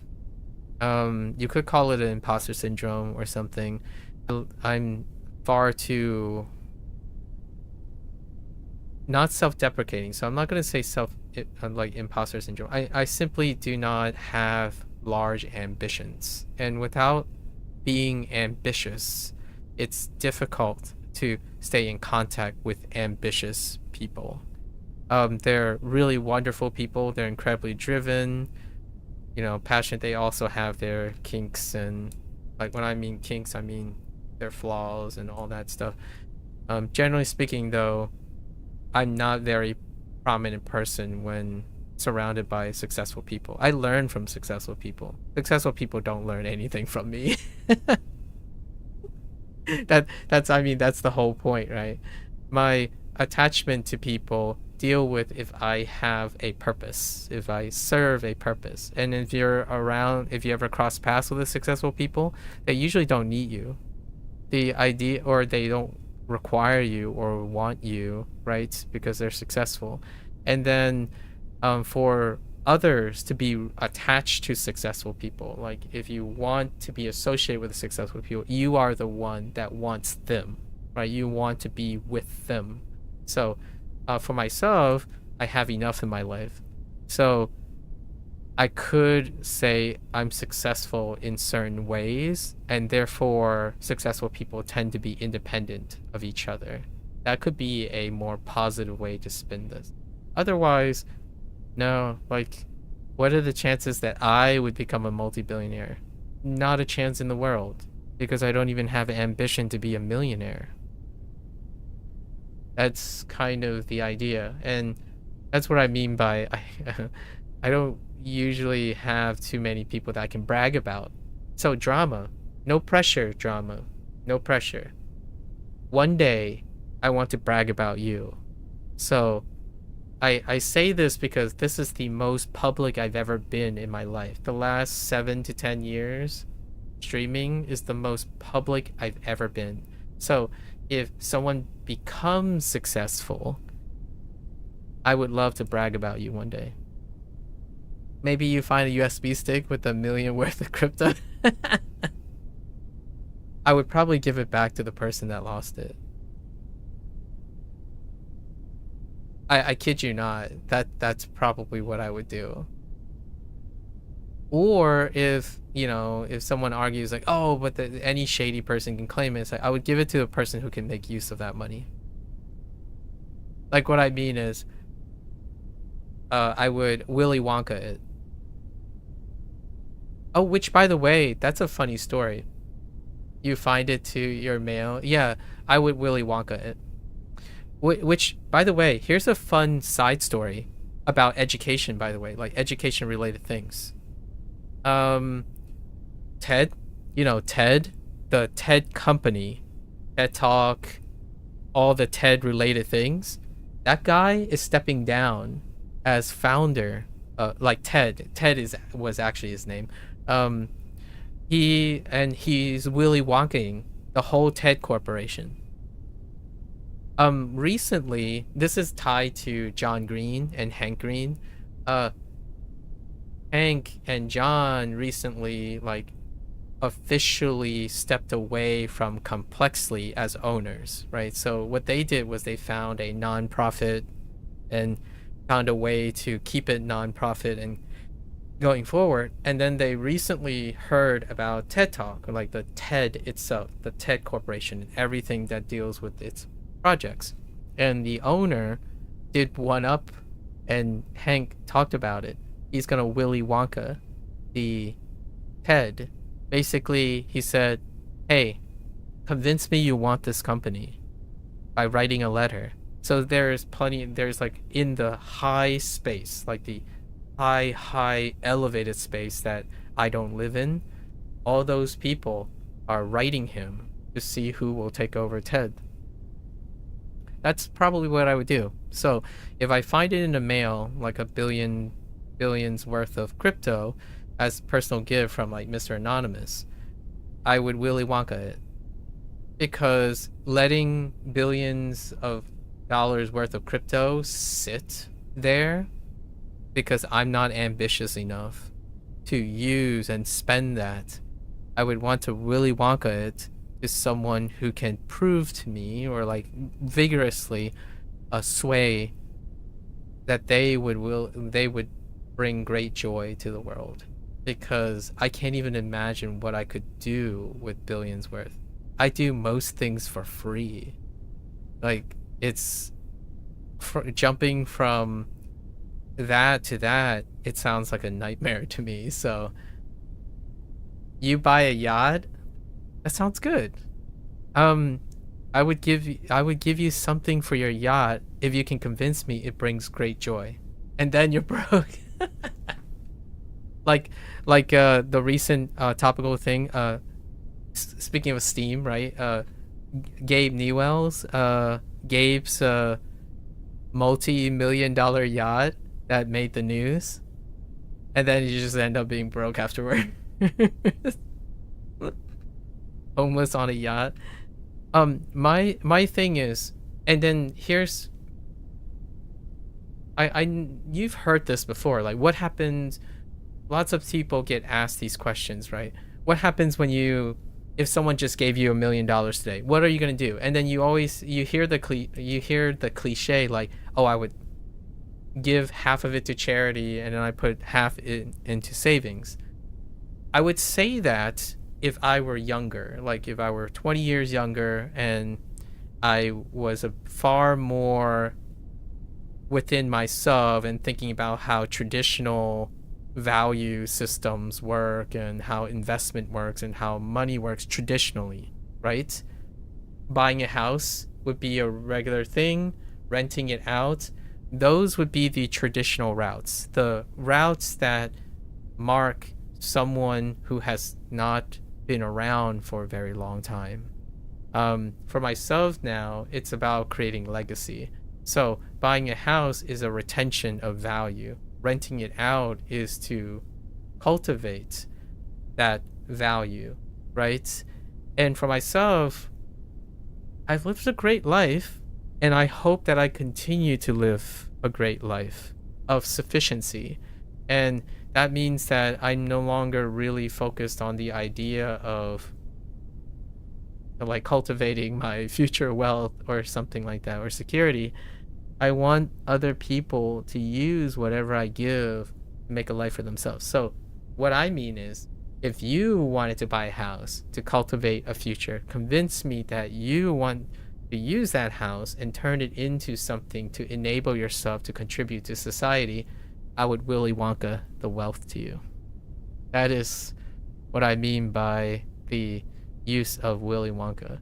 The idea is to find a inheritor or multiple inheritors that are convinced of at least noble intent. Obviously, grain of salt, you could be devil's advocate and say, but what if someone just is a sycophant and all the sycophants run to you and try to be vultures, right? Then it is my fault. If I am a poor judge of character, then I would get scammed. That's kind of the way life works. Easy come, easy go is usually what I would say about that.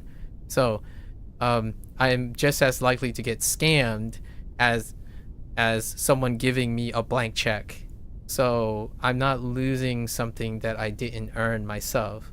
So if I lose it all and then someone scam me out of it, that is part of the risk, because I didn't earn it. So that's kind of my take on things. I really genuinely love to earn things. However, I am no stranger to trying to find the next people. I'm still relatively young. I know other people get angry if they're like 60 and say like, you're only 40, you shouldn't be thinking like that. You should go out and do your thing and try to build new things. Honestly, the greatest joy I have is to see younger people build things. And me, I get the pleasure of bragging about them. So again, no pressure drama. But I would love, in my heart, to brag about you one day. Brag about James. By the way, James is taking his N3. He stopped by yesterday to tell me he's taking his N3. So I can't wait to hear that. And then 2 weeks then he's moving to Japan, or he's going to Japan. I'm not sure if this is the move itself or is this the trip to sort out the move. So James, I hope he came back and he did well as expected because he was already over prepared, right? And then he sorted out and he's heading off to Japan in less than 2 weeks. You, right, Drama, have so many things going on that I'm keeping track of. Coffers is being Coffers. Coffers is doing well, right? Coffers is doing well. And at the end of July, I get to spend some time with another potato that has been cultivating a little bit. Anyways, that's kind of what I want to say. We're gonna probably end here. We'll continue next time. This was a excellent digression. We're trying to keep these to 2 hours. So we had our chance to practice. This is my current routine, Drama, in Bunpro.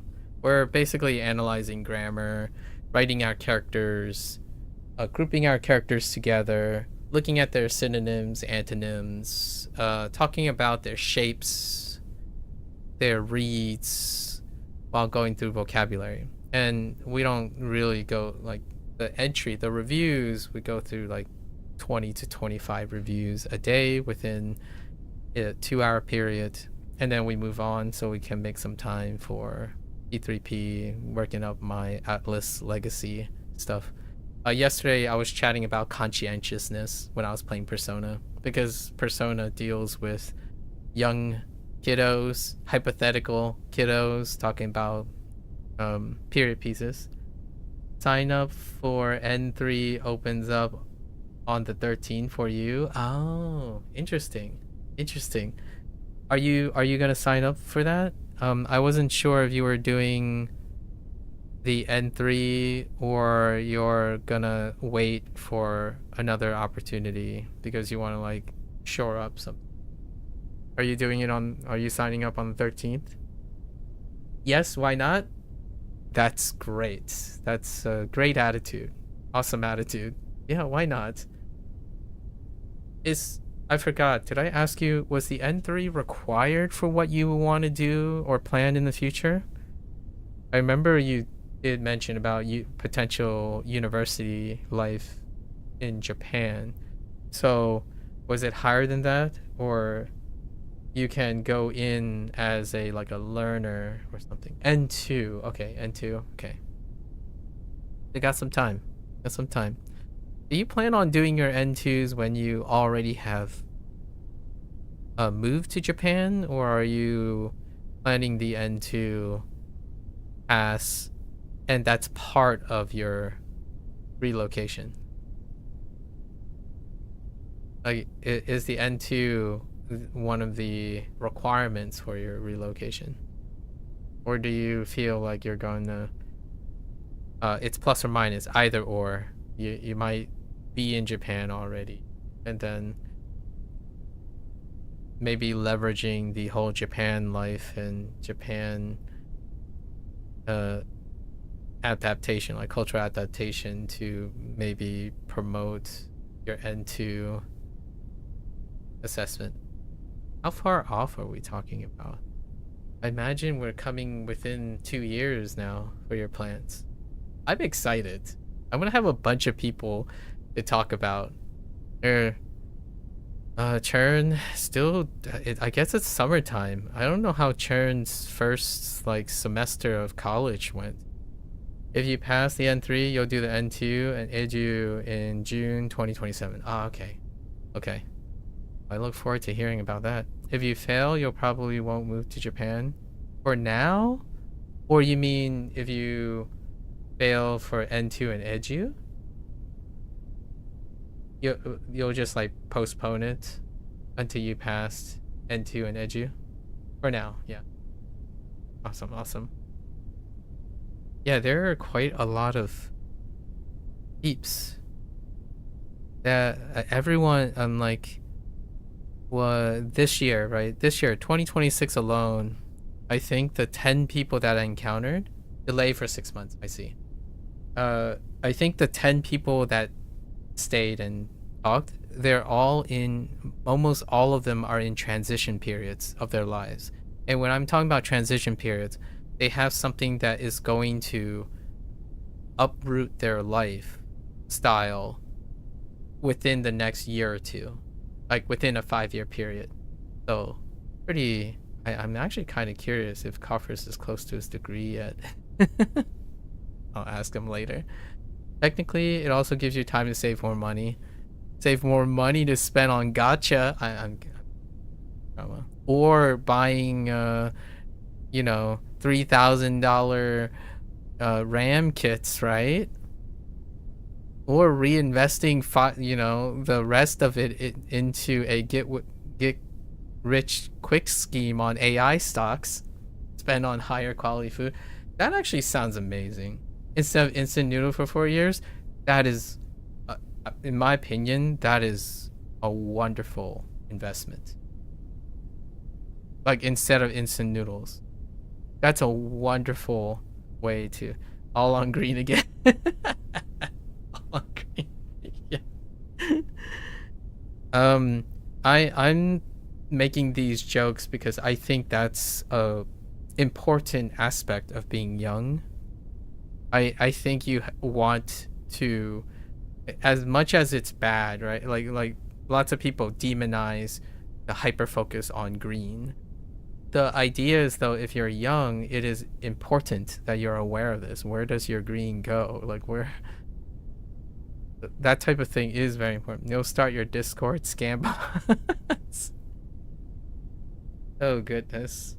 Which, by the way, now I have a sieve. So there's a scam bot that logs into the Discord. Like, we talked about this, right? And then Ryan brought it up again. I remove a bot, one bot a day. You just don't notice it. But the average day, there will be one new user that joins Discord that is flagged for suspicious activity, and the Discord account would be less than a couple days old, and it would be flagged by Discord. So I remove them. You can't see them unless you're staring at the roster of the Discord, because they no longer post anything, because they can't, right? Like, we've already gone through this. I've put it on lockdown as suggested by you and Ryan. So we've locked down the Discord. So since they can't post anything, what they do is they lie dormant in the Discord. So I now have a running roster of every member in the Discord. So now I know which ones are the new peeps, and I profile and screen them out, as opposed to them announcing themselves as bots, right? When they come in, it's like, hey guys, check out this suspicious link. Then I ban them. So I wouldn't need to look through now. So now I have an underlying sieve for that. Because over time, if I don't keep up with the upkeep, despite having an opt-in system and using filters for like join date and stuff, idle bots can still collect information, do whatever, and circumvent a lot of those things. So typically when you have like Discord scam bots, they sit idle in large Discords, and it's harder for large Discords, obviously. And for myself, I'm starting a sieve in advance, so then the resource is distributed over time. So it's basically a small input throughout the, like maintenance. It's maintaining the practice as opposed to waiting until it becomes a problem. That's generally how I go about things, maintenance, routine, little at a time, instead of waiting for the problem to become a problem and then address it. Obviously, that type of model involves lots of resources all at once, and I don't have a lot of resources all at once, all on green, right? Like, if I had a lot of resources, maybe I'll have skills developed for it. Like, for example, what would I do with $1 billion? I have no idea. Like legitimately, if someone gave me $1 billion, since I don't work with large volumes, the most rational and logical answer is I would give it to someone who knows how to work with that. It would be irresponsible of me not to develop skills, and like I would have someone in charge of that. Like you can argue, some people can argue, oh well, I'm an adult, I should know how to do that. It's like, well, you're an adult, so you have to still learn how to do that. That's kind of like people winning the lottery. The odds are against them of having the skills to manage that. You trust an expert who handles that expert. That would be the adult thing to do, or the more rational thing to do. And that's kind of how I would do it too. I would hope that there's someone else, and obviously it could benefit me. I could trust someone else to handle the money for me and give me a kickback or something. That's fair too. In order to be able to be accustomed to that. So the Discord thing, start a new routine and stick to it. And we'll iron it out and stuff. The YouTube thing ended up happening, so now it's like within the next 3 or 4 months I'm like doing something in the background, so I'll introduce that on another time. Anyways, that was a great little conversation we had. This is the end of our Bunpro session. I still gotta get through do our HanziHero stuff and then get on to playing some P3P. So anyways, if you're gonna watch this later, arigatou gozaimasu. As always, feel free to follow along, pick up Bunpro for yourself. You're always welcome to come on by, talk about how you approach Bunpro, what do you want to do with Bunpro. You know, your thoughts, you're always welcome. Keep each other motivated. So until next time, 皆さんまたね。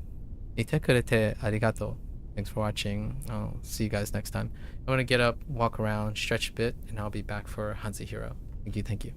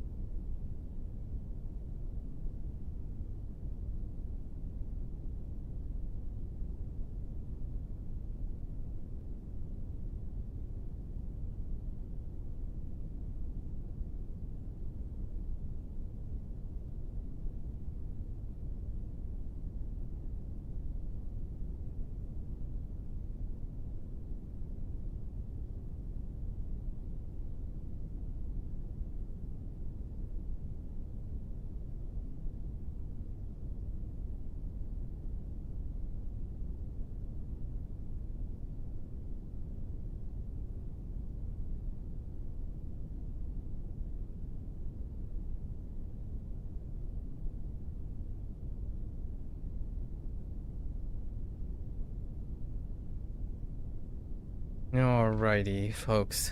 Welcome back, everyone. 欢迎大家回来。今天是第541天。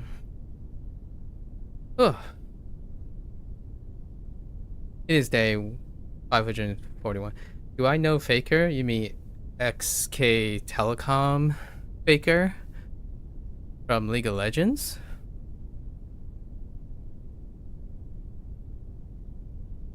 SKT? Yeah, I do. If that's the Faker you're talking about. Yeah. Yeah, I still played League of Legends competitively back then. I was on the older side compared to Faker, obviously.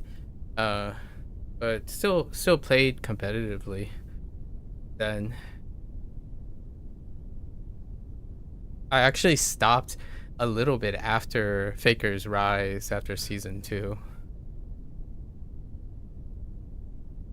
You wonder if he's like known in Korea in general. That's a good point. Yeah, that's a good point. The esports category in Korea actually was it contributed substantially to the like the country, like a government level of exposure. So I would imagine to a great extent, to some extent, like he was in commercials and advertisements and a representative. There was some ambassador like exposure, ambassador level exposure when at the height of the esports thing. Now, is it still a higher height? It's been a while since I kept track of the geopolitical optics of esports in Korea. So this stuff might no longer be true, or it might still be true and escalate it even higher. I think the whole esports idea has mellowed out as opposed to continuing to rise during that time. It was very high peak traffic. That's when I stopped playing video games competitively. Like, I was getting older. I was in my mid-20s, and the whole like MLG, like Major League Gaming, that spawned into esports, the larger esports organization. That's when I started becoming more interested in optics, politics, like multicultural stuff. So I stopped playing video games or performance-based things. Do I know Doublelift? Yeah, CLG Doublelift. His highest exposure for Doublelift was when he was part of CLG. Yeah. Right? CLG Doublelift. There was a time for a Team Solo Mid. I don't know who was the Team Solo Mid guy. Was Doublelift part of TSM? What about Showmaker? Showmaker, that doesn't sound familiar. What era was Showmaker? I don't think Showmaker was part of the pre-Faker era. That might have been the post era. I didn't get that far into it. Showmaker is pretty new gen. Yeah, I'm not familiar with new gen. I also am fairly familiar with the popular people, the new mid king. Oh, I see. So you still keep up with LCS, huh? Or like League competitive stuff. Interesting. I don't know the scene anymore. When I kind of quote unquote unofficially retire from considering a career in like a side hustle in that type of stuff, I started playing Overwatch. So then I knew all the season 2, 3 Overwatch. So 1 and on up to like season 3, 4 Overwatch, the OWS, right? And And then that is the last time I also did something competitively in that one. So I haven't been keeping track last 4 years. He's at least season 10. Oh. S10 TO12. Okay. So you know ANS. Okay. Wait, are you asking me or are you saying ANS?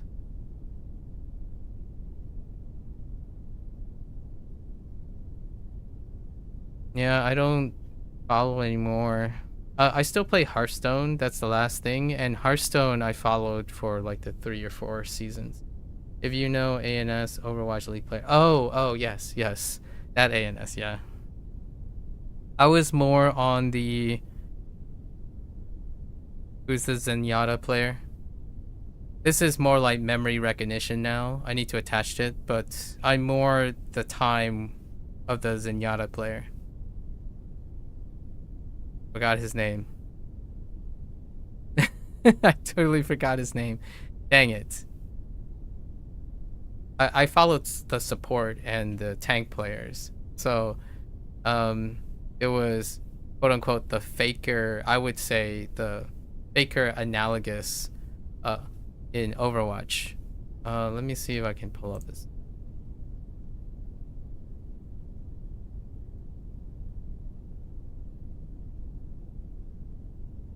Oh, yeah, Jonak. The Korean player, Jonak.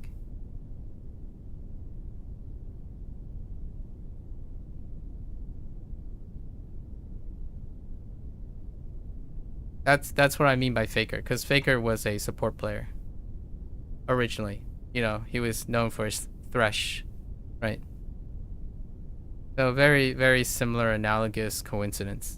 When I think faker, I think of Jonak as well in Overwatch.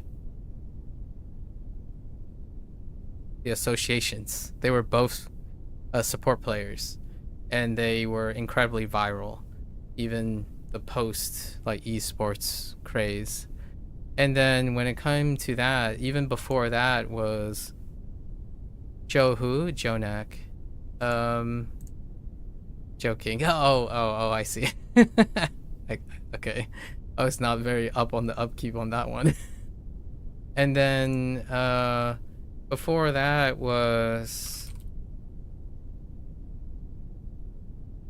obviously I was a teenager once, so I actually dreamt of being an esports player, like a professional esports player, before esports was even coined the term. It was Major League Gaming, right? And I think the one that I would say is Jae-dong. Like they're Korean players too. So if you're familiar with like Maru, Serral, Jae-dong, Flash, like Boxer and stuff, I'm not sure if this is before your time. I don't know if it's before your time. StarCraft was the first competitive thing.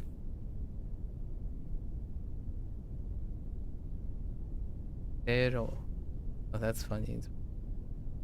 Yeah, the StarCraft one. Yep. And then when I got older, right? When I got older, I got more into casting. That's still dominating, if you remember. Yeah. There's still your standard, it's the old bulwark of esports or Major League Gaming before esports became more of a coin term. Major League Gaming was kind of like the professional term, right? Professional gaming or Major League Gaming. And I used to play StarCraft. So the things I talk about when someone says like they want to become the best gamer in the world and stuff, I don't think that ever faded from my generation anyways. It was certainly far, far less popular. However, my behavior, like the way I am now, I focus on hosting, like educating, commentary and stuff, that follows very similar trends. Like when you have athletes, for example, like football players for the World Cup, topical World Cup, eventually when they get older, they like to disseminate information, so they become casters, commentators, and whatnot. From the StarCraft era, Day 9 is probably who I would highlight. Day 9. Coffer's brought up Minecraft. I would say the cynical Brit, was that how he called himself? He passed away, unfortunately, from an early diagnosis from cancer. The cynical Brit would be one of them. Yachtcast. So I followed lots of, after my post like competitive lifestyle, you know, when I was younger and super competitive with myself or with other people, I then transitioned into learning the landscape of things. So most of my knowledge is secondhand. I am not a participator in any of these things anymore. And I'm not saying that like I'm sad, like I want to participate in these things anymore. It was very tough. Like for my current age, I do not feel that I want to do that ever again. Like I've done it and I don't relish going back. I'm not a nostalgic person too much. I don't have regrets. I don't typically regret missing something. So nostalgia plays to people who pine for their past most of the time. Like I don't, it doesn't matter to me if I could or would have become an excellent professional gamer. I did the things I did and now I am more than that. That type of thing. You was a tryhard but never aspired pro play. I obviously, you could have imagined I was a Chinese kid. That's the oldest son of a traditional Chinese family. I had to be number one in everything. It didn't matter how I felt. And you might, you know, take it with a grain of salt. It's not how people feel, like if that's wrong or right. When I was raised, it is accepted as true, as truth. I am the oldest son in my family, and I should spank everyone else. So to be good at something is to keep doing better than everyone else. So despite all of that, I am the person I am now, who is probably have what someone could say, well, that sucks, you lost your edge. And I'm like, that's great that I lost my edge, because now I'm just simply a coddly, nurturing person as opposed to a hard edge person. Like I talk about my young self quite a lot, like at a distance, largely because I don't have to remind myself of who I was or what I was like. I see it every day. I see it in esports players. I see it in you, drama. I see it in coffers sometimes.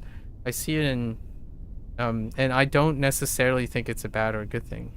But usually, that's kind of the idea. Like, the behavior is still there.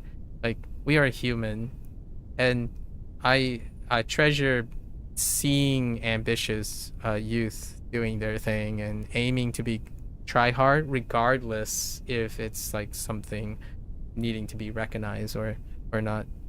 I was like that too, for sure. And depending on how you feel when you're eventually 40, I'll be 60 by the time you're 40, right? And I ask you again and you're like, man, I wish I did this. Man, I wish the good old days. Man, I wish they would re-release something so I can relive the time. Or you end up being someone like me at this time in another 20 years where, like, man, I can't wait to see what else changes in the future. Like, constantly pining for the past is one of those things that sometimes divide me from, you know, substantially contrast me with other people of my age, where you have individuals who, like, if you bump into another person, say another 40-year-old, there's a chance that 40-year-old will tell you, oh, hey kid, you didn't even get it good. Back in my day, this is what gaming was like. you know, those, you probably hear a bunch of those individuals before online, like, oh, you know, gaming was good 20 years ago. These kids don't understand how gaming is. Like, that's the type of conversation I tend to have online if I ever meet someone my age. It's the other side of adult aging, the side where experience makes one prideful and arrogant. I grew up in an environment that I always felt like I need to catch up and do better. There's always a next step. So now in my old age, there's still always a next step. Yeah. And it's not like I dislike these people. I have conversations with these people. We simply have different perspectives. And that perspective can be very jarring. Like, I still have one or two high school students that if I sit down and we talk about the future, like talk about the kids, talk about the young people, one person would be far more characteristically cynical because they have pride and arrogance in their own upbringing. For myself, I gamble all on the next generation. Gambling was a lot more fun in the old cowboy days. I suppose. I'm not sure about the old cowboy days. Since my parents weren't cowboys, they were my family were probably farmers. It would be kind of cool to imagine, like, being multi-generational American back in the old cowboy days. Yeah.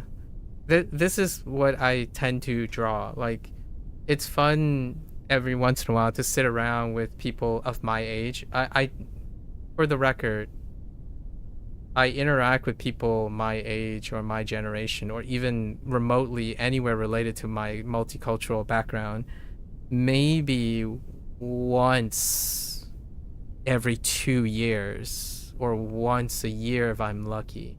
So most of my conversation now is about how to sound relevant, topical, and encouraging to people younger than me. So most of my conversation is that I'm inherently far more practiced and probably more suitable to talk to people in their 20s. Now, if you're gonna grab some of the people that I know in my age group, they might tell you differently because they might expect the environment and the competence that they're used to. So like when a young person is complaining about their emotions and their mental state, they could say, just suck it up. I had to suck it up. Like, work hard on it and you'll get over it. That's you want both those perspectives, is my opinion on this. Like, when a young person is seeking advice, you require all of the inputs, and then the younger person can choose to inform. Just suck. Hear me out. I do have a couple colleagues. Their first remark would be, "It sucks to suck. Get good." Like, legitimately, they would say it in a different way, obviously. Generally speaking, though, it would come out as, it's, you know, sucks to suck. So suck it up, right? And for me, I'm obviously the more coddling, now, like, privileged person. So now I'm a lot softer. When I think of privilege, one of the consequences, whether it's good or bad, is when someone becomes privileged, they become softer. They are much more rounded around the edge. So I'm pretty, like, soft. I'm no longer, like, incredibly cutthroat because I don't need to be. GG, no read. Back to lobby skill, boza. Yeah.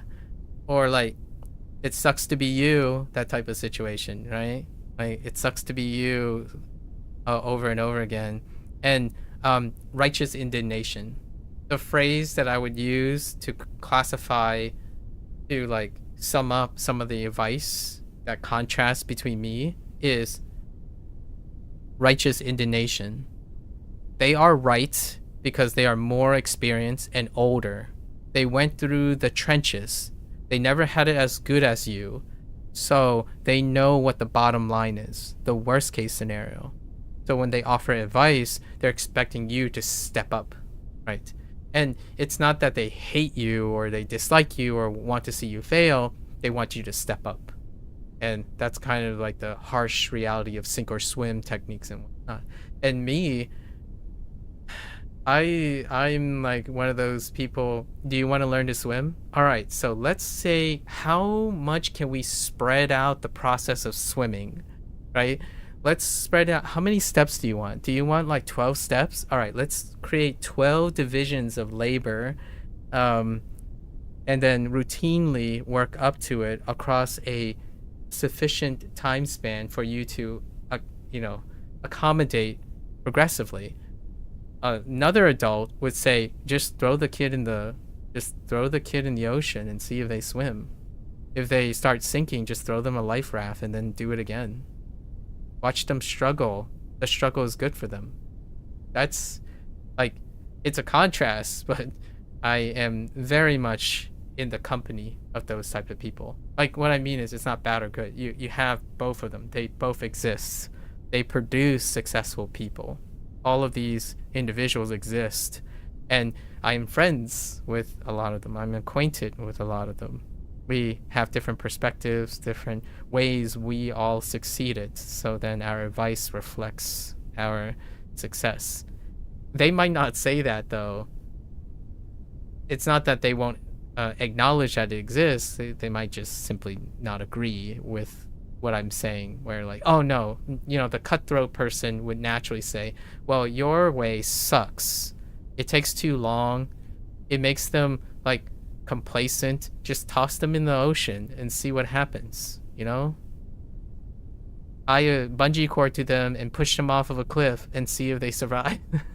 Like the emotional impact, obviously, if they wake up, light a fire under their butts and see if they go somewhere, take away all the things that they know and then see how much they scramble.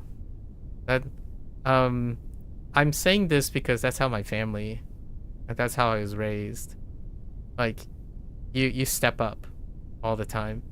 My life, though, my background as I was growing up and getting older, my life deviated away from my parents a lot. So the comfort and the tools and the education led me to believe that when there's a cleverness, there's a smartness to things, it can offset some of the edginess and the ruggedness that's necessary. So you don't have to necessarily walk on eggshells and dive over cliffs and stuff.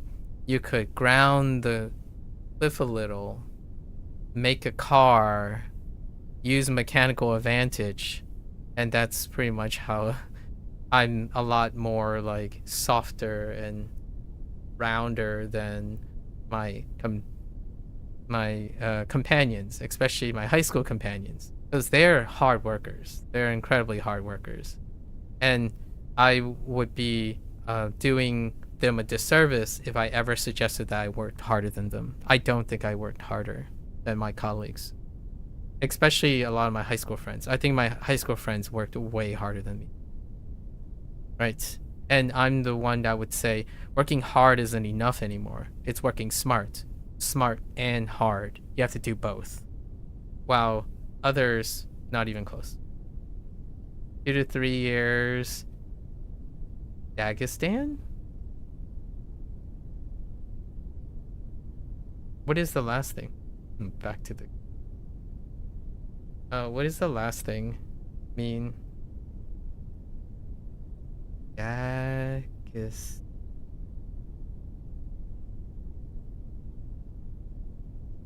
A country. That is a country? Dang, I had no idea. Oh. What does that mean? Is that a new thing? You say that to modern kids. Oh. Dagestan, officially the Republic of Dagestan, is a republic of Russia situated in North Caucasus of Eastern Europe. Hold on. Is it because it's a young? What is the undertone? Why do you say that to modern kids? What is the undertone? Is it like hardworking? It's all farmers. Like it's about like the labor, or something? Is that why you say that to the kids? Kind of like a hard work, labor example. I don't know what my hard work, labor example or like smart default is. Yeah. I am definitely not one to ever tell someone, no matter how young they are, I wouldn't ever give anyone the impression that I work hard. I think I'm more like 70% work smart and 30% work hard now. When I was a kid, yeah, I could describe when I was younger how I work, but that's not me anymore. Like it's so difficult for me to ever imagine repeating, and not that I want to, repeating what I did when I was younger. 2 to 3 year Dagestan is a popular internet meme. It comes from a quote by UFC fighter Islam Makhachev. He joked that sending an undisciplined son to Dagestan region of Russia for wrestling. Ah, I see. Training will make him a tough, hardened athlete. Yeah, hard work. The entire phrase is 2 to 3 years Dagestan. I see. Yeah. The old adage in the United States would be like, back in my day. Or the Chinese translation would also be, back in my day, we walked 20 miles to school and then walked back in the freezing cold. There was no such thing as a school bus or something like that. My parents still do that, and in Americana it lines up really well with the Chinese thing. Like, do you know what we did when we were young? You probably seen like Stephen Hu's clips, the viral clips where he like impersonates his father, like his uncle, the uncle or father figure, and always talk about like, oh, we collected water from the water well and drank cholera-ridden water. That type of thing. Yeah. Walking up a hill both ways on one foot. Yeah. Your other foot is starting a business. Or my parents do the traditional Chinese thing where you compare yourself to someone who's already established, and then they would use age as a crutch. So like, what your cousin is doing when they were at 3 years old? They were already running an MLM that's worth billions of dollars. What were you doing? Sucking your thumb? I'm over exaggerating, obviously. It's usually something like, oh, you're still 2 years of college and you're complaining about going to college? You know what your cousin is doing? He's like managing 3 restaurants because he has to. At the age of 17 or something like that. It's the usual Chinese like joke, whenever you have a stand-up comedian who and this is specifically not talking about Chinese people, so like people who grow up in China. I'm sure it happens or not, I can't speak for them. Second gen has even more nuance to it. Second gen is because you have multicultural stuff. So then all the examples are multicultural examples, not like inheriting a business or stuff.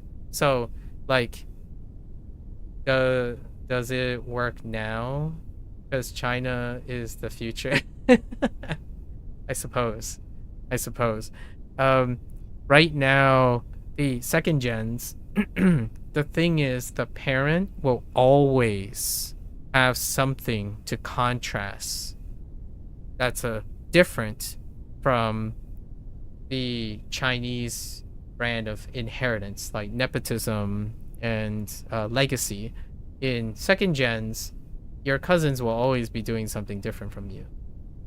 So like, and when I say second gen, not even Chinese, we're talking about like Vietnamese Americans, like Japanese Americans, any form of second gen, parents can use comparisons because they're engaging in a new environmental cue. So, like, when my parent hangs out with my uncle, right, my uncle and aunts, we would be comparing children, right, comparing children, their accolades.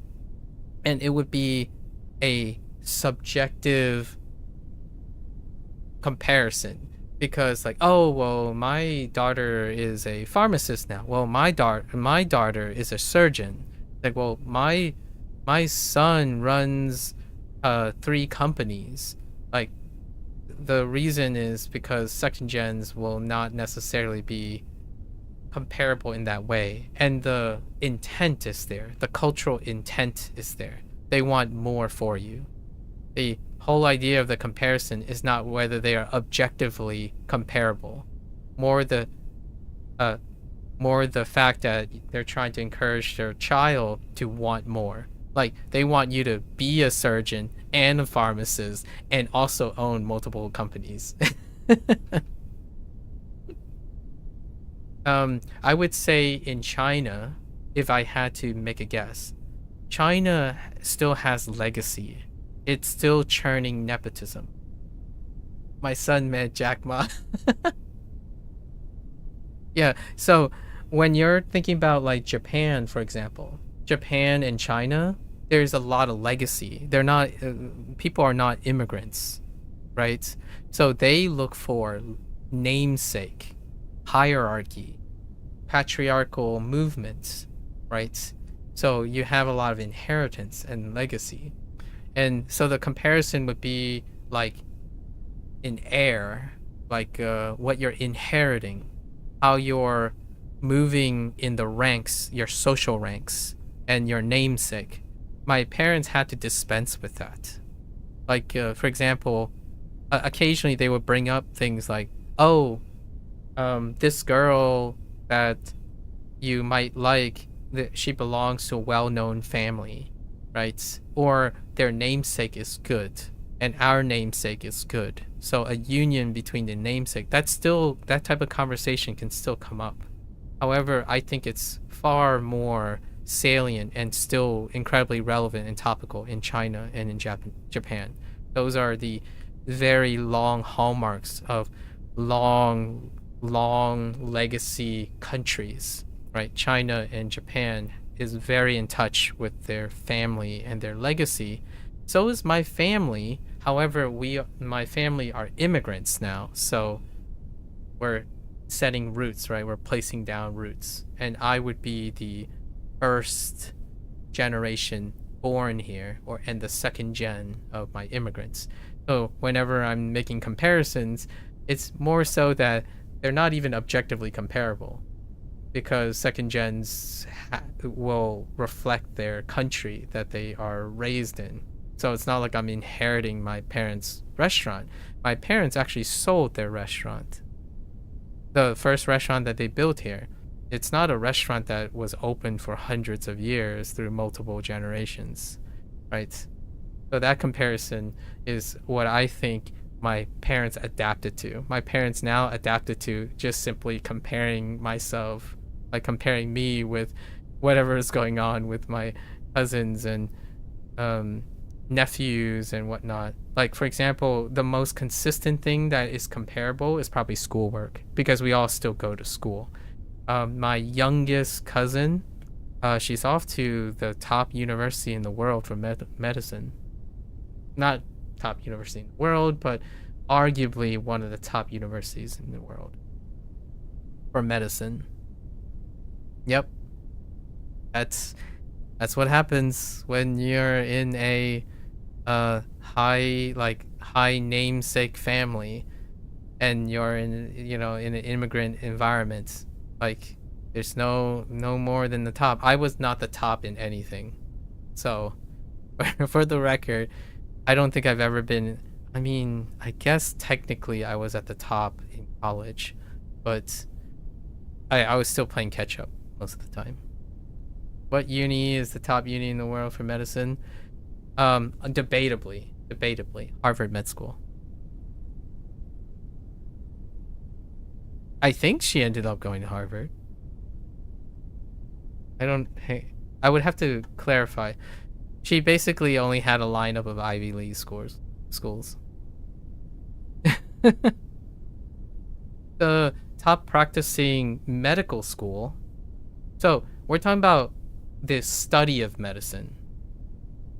Medical school, it would be affiliated, at least in practice, affiliated with the university I went to. So we're not talking about medical school. Medical school is later. She's not that old yet. I thought you just buy yourself into U.S. universities. We're talking about immigrants here, drama. How would you buy yourself into a U.S. university?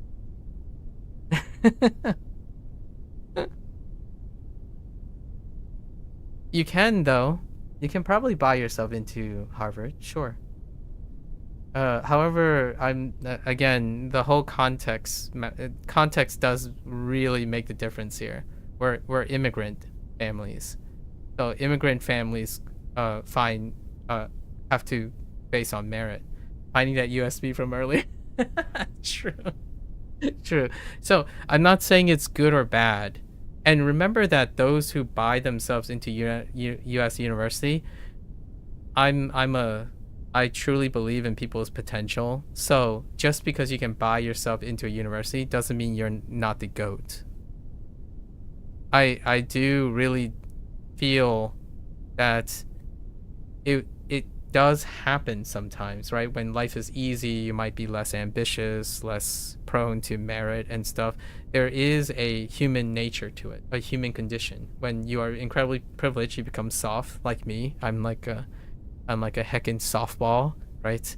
Like, I kid you not. If you put me in a room filled with sharks, like people who are still in their 40s that behave like they're in their 30s, waiting to like topple the next Uber, like defending their belt, right? The 40-year-olds who are still defending their belt, like they can jump in the ring and knock out all the newcomers. If you put me in a room with them, I'm gonna lose like nobody's business, right? So the idea is they still exist, obviously. However, and even if they have money, they don't go soft. It is possible to be successful or be raised by successful people to have that. There's still the exception. I totally get what you mean when you think about I thought you just buy yourself into a U.S. university. That's the outline of that stuff. It lower accolades because you can purchase yourself through something. So leverage of your privilege. My cousin is the only daughter of a single parent. So despite having the full support, right, of the extended family, my aunt raised her on her own. So, and then obviously that could have impacted her work ethic and how much drive she has. The reason why I'm bringing that up is it is very uncommon, at least in my parents' generation, to mention single parents, right? My parents belong to a generation where it's absolutely taboo, like almost self-deprecating and self-abusive before you become a single parent. So, and by choice, by the way. So that's kind of an interesting thought. Would I buy my kid into university? You should really watch okay, so before we digress way too far, there's this show that I recently watched, speaking of Korean entertainment, Fictitious.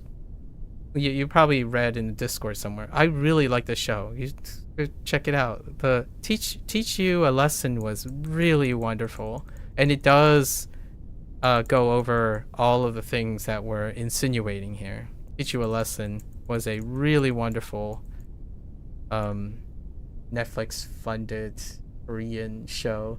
It tackles a lot of things using the Korean perspective. How privilege, despite being in a country that may be stereotypically associated with hard work and stuff, when you were using that example of 2-3 years Dagestan, there are countries that leverage their privilege a lot, and it's also true in Japan. So those things, when you say, I thought you just buy yourself into US universities, that is probably going to happen less likely proportionally to the population than a country that has long nepotism and monocultural beliefs, seniority rules in hierarchy, nepotistic countries. Like, the reason why I'm using this counter argument now is because I grew up in a country that has historically is younger and have higher levels of diversity and immigration. So it's not like going to change the majority, right? The majority of the United States is still multi-generational, but they themselves were also immigrants, right? They were not the native inhabitants of this place. It's a young country. Young countries, whenever you make a comment about buying into things, that also infers a bit of nepotism. So when you pick actors in the United States that can do that, it's a very small portion of the United States.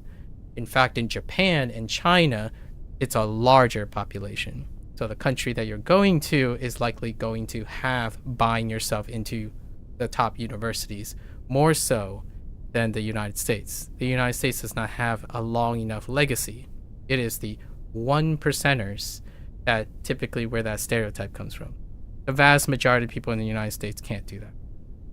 And whenever I say I managed to get into one of the top universities in the United States, I don't really infer that I had the option of buying my way. Would I? Now, the interesting question is, would my parents buy me into the top university of the United States?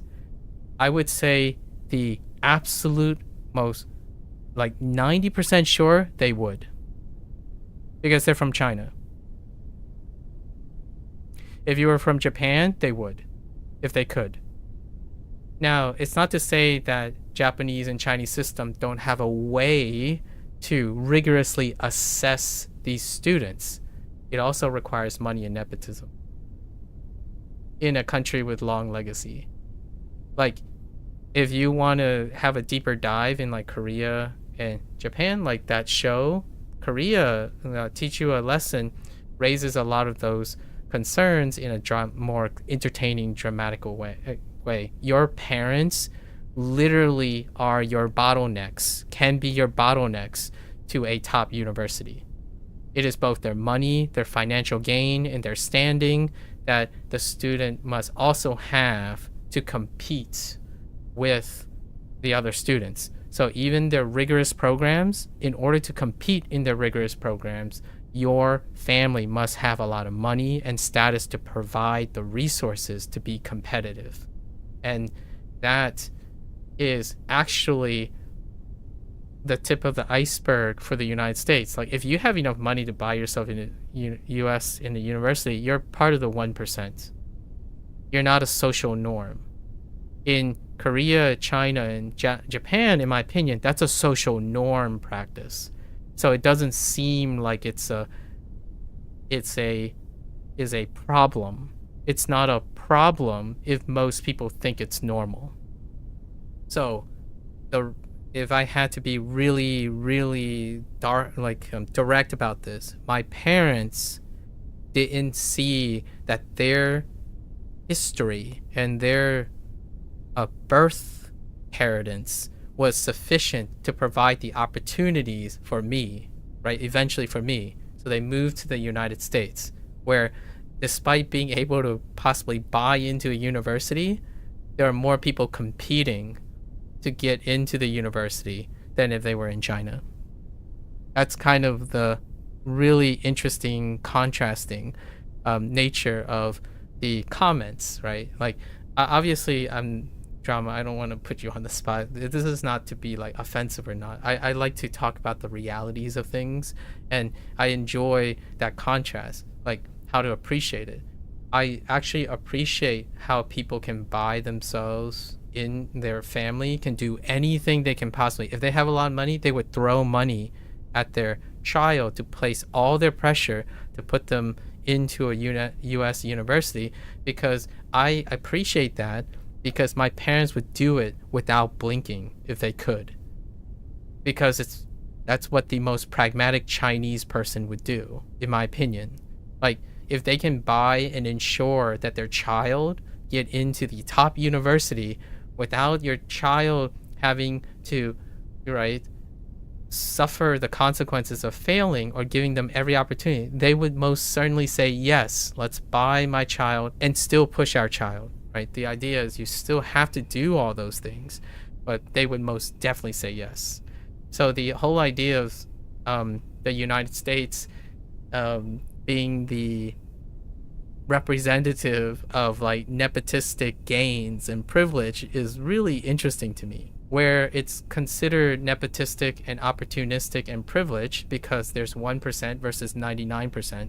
The 1% are the bad actors that are representative of the 99%, or you could argue they are the bad actors, but they're actually the 1%.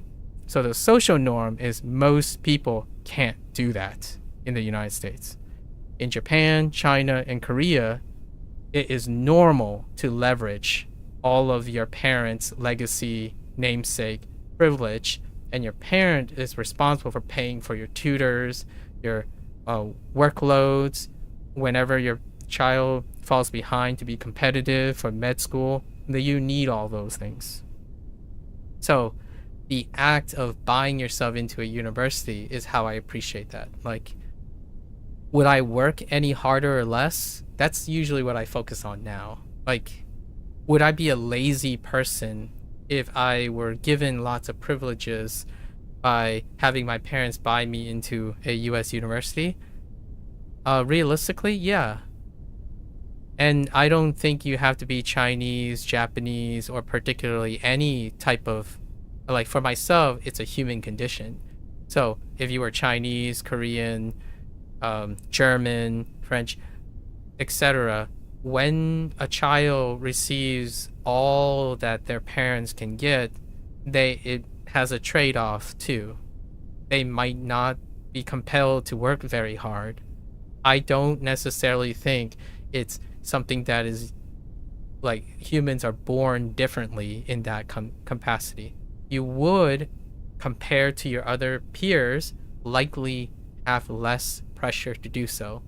Now, there's always the element of human individuality. So I do enjoy talking about those things. There's always room for stretching. Like, if someone gets bought into a U.S. university, do you have mixed results? You do. The irony here, in my opinion, is oftentimes the stereotype about the United States, like, the quote-unquote lazy rich kid stereotype. It represents such a small population, and yet, like, more countries that have long legacies, much older than the United States, that's a norm. It's a social norm. So it's not being used as a point of contrast. Like, in Japan and Korea, since we have a lot of media about that, their parents would do anything for their child. Dump money on all of their education, pander to anyone who's higher up, spend tons and tons of money to gain favors to get their child into a medical school. And that's normal. So because it's normal, it isn't seen as like a way to stick out. So people don't talk about it very often until certain shows come out and they talk about those things.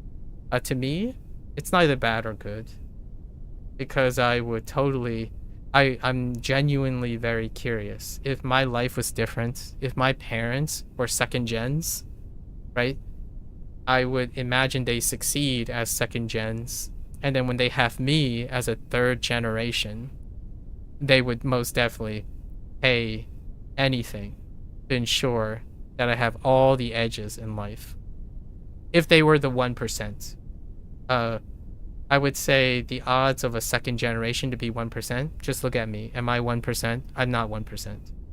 I'm not even close to 1%. Now, hear me out. In terms of money, I'm not 1%. I think I'm fairly close to 1% in other things, like educational background. I think my educational background is close to 1%. However, you can't really. I like to think that if I had a child of my own, I could pass on that privilege of being 1%, so I could be my child's teacher, right? Like I could help with my child's homework and give them guidance. Like I could be a nurturing parent that integrates different strategies. That is also money. That is the hidden cost of money and legacy. So that's what I mean by I don't really frown upon Korea and Japan and China and stuff to do exactly what everyone uses the United States as a poster child, a punching bag for nepotism and like privilege. China, Japan, and Korea just, in my opinion, simply normalized it. It happens in Germany. I mean, obviously, you and I, we already shared that we have multicultural backgrounds, and usually it's hard. I like to believe that hard work, merit, sweat, 2-3 years in Dagestan is the thing, and the harsh reality, at least in my opinion, like some people would think it's a harsh reality as in a bad thing. I came to terms with my heart, like the harsh reality. It made me strong, right? 2-3 years, it made me very strong. It also made me understanding that if I had a child today, I would have a motivation to make billions of dollars so that I can pay my child to the top university in the United States. Not because my child is going to be lazy. I am going to push my child very hard. And then now we have the tiger mom and stuff situation, right? Obviously, I'm male, but there's not really a phrase for the male single parent in the Chinese sense of the term, because I'm a modern second gen. So there are non-traditional family units when you integrate into another culture. If I was a Chinese son, right, raised in one country, I would likely have already married and had 2 children, at least 1 son, right? That's the traditional unit. That's nepotistic and hierarchical unit. But I'm not, so I wasn't even incentivized to want to do that. My parents certainly pushed it pretty hard. They still do. And that's kind of one of those things. So whatever the parent can do for the family, yeah. I know you meant it as a joke, so I'm okay with that. I simply wanted to turn it into like a really serious topic. I would pay to ensure like any money that I can make is a motivation for me. So if I'm living for myself, I have very few motivations. If I had a child, like I knew I'm going to become a father in like 9 months, I drop streaming, right? I drop streaming right now, or I find a way to monetize and start making money again, because I want to throw millions of dollars at my child and play the game, right? Like, how do you be a better parent? Be better parents with more resources than the next parent. That's what my parents, for lack of a better word, that's what my parents instilled in me. You have to be better than everyone else. So if it's paying your child to get to a U.S. university, yes, and more. My child is going to be hardworking, smart working, all the money. That's the done deal. So it is interesting that it still will appear that way, right? Life has a way of creating more appreciation. Now, hear me out. I think the bad actors that typically people, let's reinforce the stereotype, or like, where does the stereotype come from? I think oftentimes the bad acting is something I'm trying to avoid, which is the reason why that there is another association with the stigma of buying your kids into the US university. Usually the relationship between the rich privileged parent is strained with the relationship with the child.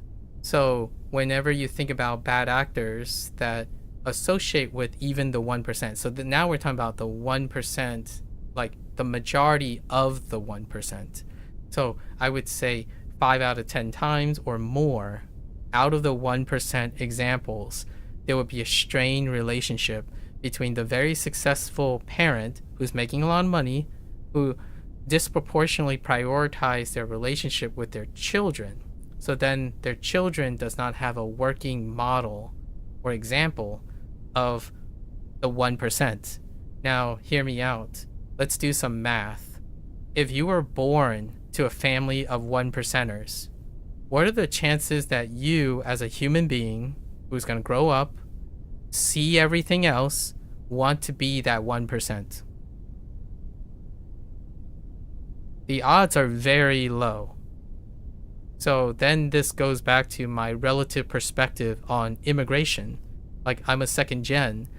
The idea is when my parents are comparing things, there are more options. There are more viable options. Yeah, it would be a very low percent. You don't want to be your parent. Who wants to be that?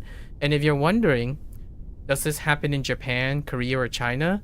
It happens all the time within the minority.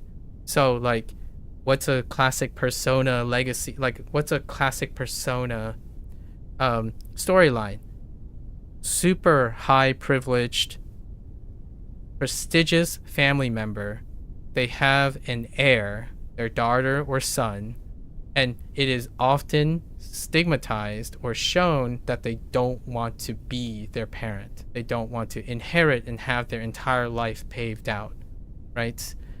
And that's of 1%. So the 1% of Japan, of that, I would say the most common, like more than 50% of their children do not end up desiring to be the 1%, because there's 99% of everything else.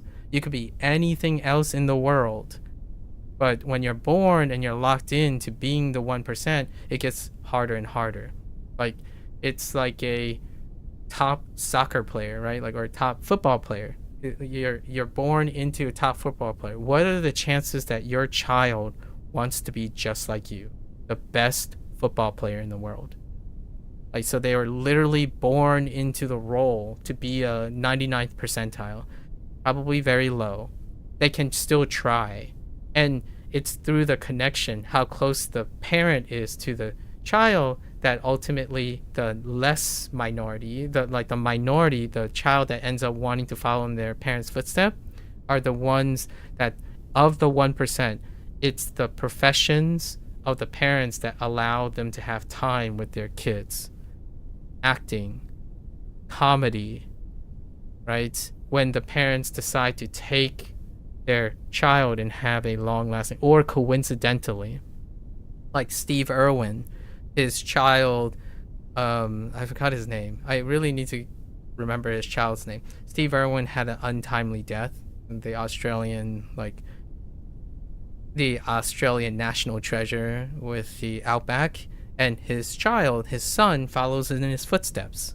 That's a super rare, extraordinary thing. Like, it's a super extraordinary chance. It's becoming late. Well. Anyways, I just thought I'd share, right? Drama.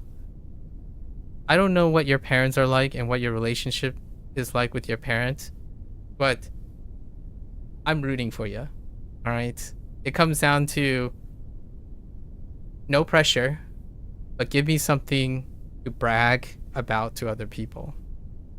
I know we're like just online acquaintances and whatnot, but I have a solid 20 more years in my life, I would say, like a conservative 20 more years.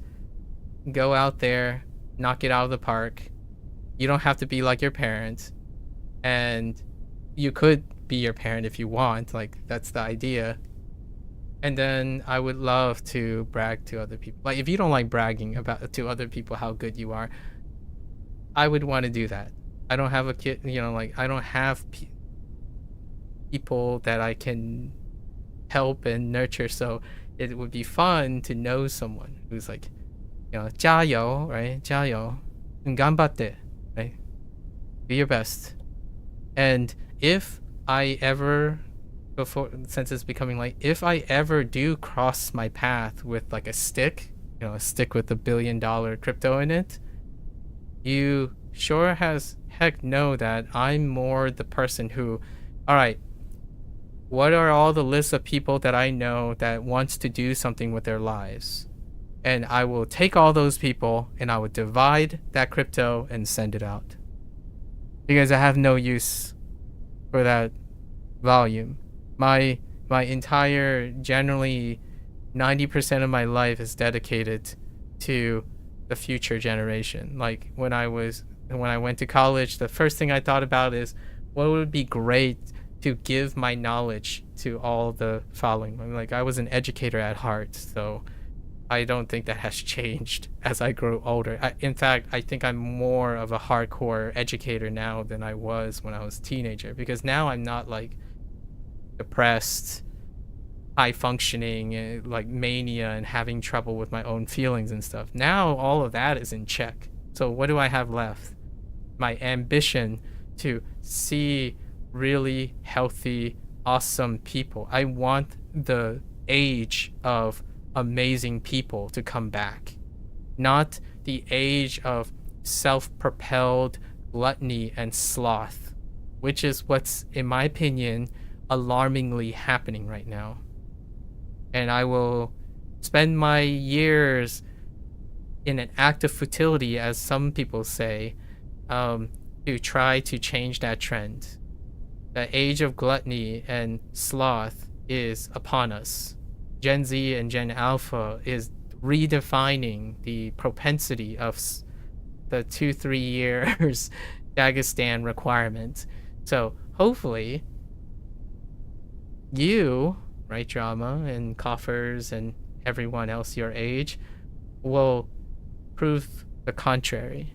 And it is, in my opinion, much like buying someone into the US university and everything else, I hope that the people who are privileged now, the 40-year-olds and the 50-year-olds who are privileged now, will dump resources into some of you potatoes that are yet to be very, very strong foundation for a sustainable life in the future. It's sweeping arguments. Obviously, I rarely have stake in this, so take it with a grain of salt. I'm a romantic because I can be. In reality, I'm not juggling your future, so I have no actual literal command of whether you get into a university or succeed in stuff. It is up to the person who interacts with me to choose if I said anything that was impactful or anything that was encouraging. I don't want to tell you I am the reason for your success. I think that is incredibly arrogant and prideful, right? What I would love to hear one day is I have affected your lack of sloth and gluttony, because their human reward comes so wonderful when it isn't specifically the result of those two things. Sitting there vibe coding, sitting there hitting a prompt with no meaning or feeling involved, passionless pursuits, constantly people pleasing in the sense that it is automated and backed by objectivity, pure that stuff. I think that is one of the things that I'm concerned about. So as you go to bed, thanks for keeping me company as well, and really appreciate it. I really do want to be like, yo, you know, I know this guy. Like, I'm ready already to be Danny's poster child for talking about his cartoon that he's working on, right? His family cartoon. I can't wait to hear more samples. That last storyboard was fantastic. Yeah, so go get him. Drama, go get him.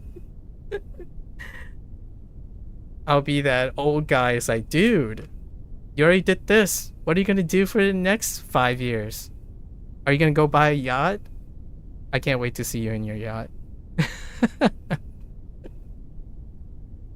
Like, have the yacht and don't go broke is probably what I would say, right? Why go broke? Have the yacht and be in Japan. Homeless yacht step 2, yes. Have a yacht, be fluent in Japanese, and also chill with a really wonderful Japanese missus. Right? Right?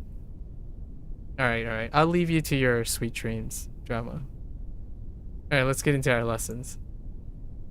Put the yacht on green. Alright. Sleep well, sleep well.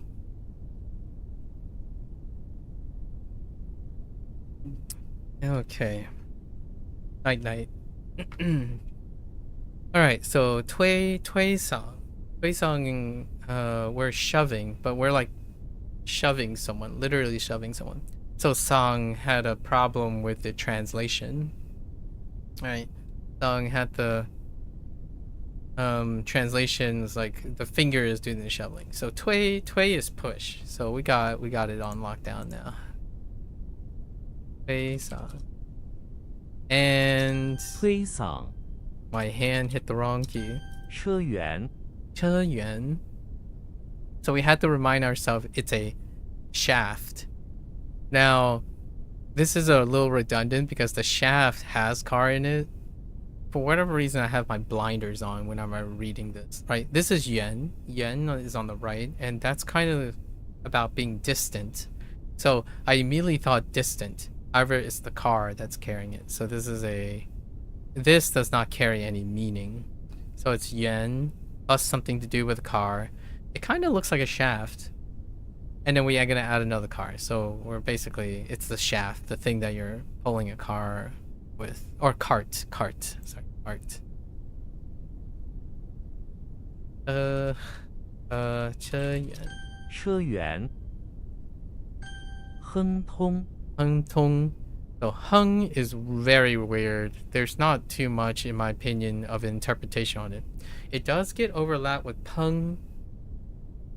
Pung for cook because of this armless child. This armless child part is very unique. There are very few armless childs. So it's more or less you're either going to guess Pung or Le. And Le is by default always going to be Le because Le is the major way of expressing past tense. So we have Hung and Pung. Now, the reason why Pung and Hung are overlapping is it differs by cooking part. So the cooking needs the flame. And that's what I need to remind myself. And then Tong is to carry out something or something that is carried out in the manner of something. So if this is smooth, which is hard to remember honestly, like smooth, then it is going smoothly. Is passing through smoothly, is proceeding smoothly. Or to communicate, right? Communicating is the passing of information, etc. Although I don't predominantly think of it as communicate, I think of it as pass through. I don't know if I added pass through. I do. Alright, so it's not going to help me that much. 亨通 Other than I'm looking for somewhat of an adjective. 画兜 Do. Do is very weird. It's a pocket. Not just any pocket, but anything that can hold on to something. And then Kwa deals with holding things in your arm. So a Satchel is an example, although I would more likely say a bag from this, so that's kind of a tough one. Backpack is a little even tougher because you're not really holding it on your arm per se, but like because of the idea of backpacking, but we're gonna go with it anyways. That was a tough one to pick up. It went in a different direction. 画兜 We'll try to remember 阁 backpack. 僚 Ge liao. Ge is the weird one. And ge was defined as pavilion. And I feel like when we were going through the dictionary, it dealt more with status, like a building of high status. So the cabinet was involved, like politics of high politics, political ranking was involved in most of the categories. So I kind of redefined this a little bit as high, like a high, and a pavilion is kind of fancy, I suppose, and it's at the top of things. So when you're thinking of a ge liao, liao is an official, so you have to think of a high official. A cabinet member is one of them. I think I might type high official just as a memory device catch. 阁僚 I feel like if you think of ge liao, like if you use that term, say try to describe that term to other people of different cultures, it might not necessarily be a cabinet member. It might be an equivalent level of an official. I think this happens quite often when you're translating things, like a prime minister is potentially equivalent to a president, right? And then an emperor and a king. So those kinds of things, I think that's how I create memory links with political words, or like members of a government. That's at least how I'm gonna try to remember. 阁僚 Now, I'm trying to emphasize here that I'm not replacing words. I'm adding to them.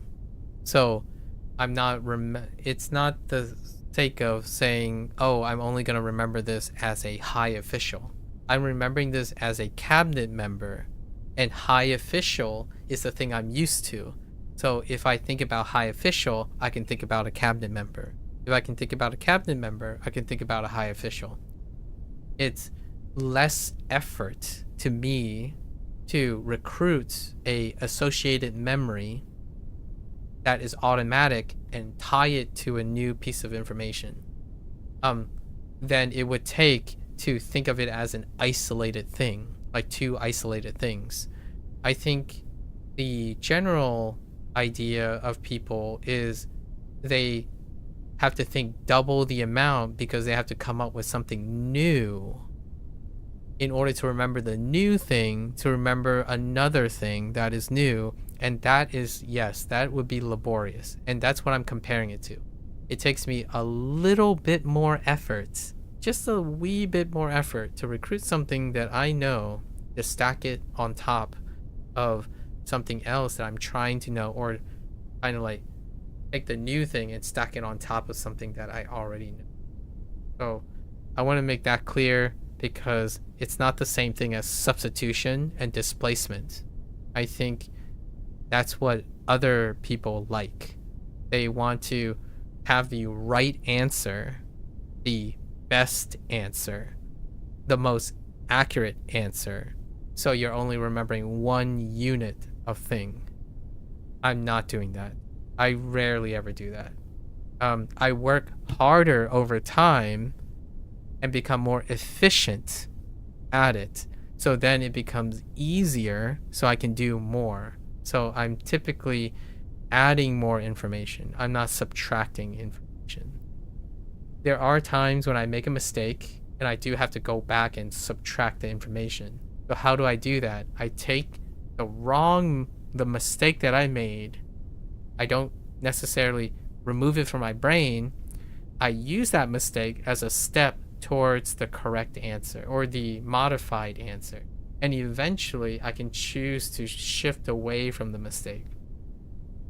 Usually, though, as a testament to my approach, I can tell people the story of my mistake. Like, so then whenever someone says, oh, hey, do you have a bad habit of doing this? And I'm like, oh, I did that before. It wasn't a bad habit. It simply was a habit I established, and now it's a habit that I use to get to a more desirable outcome.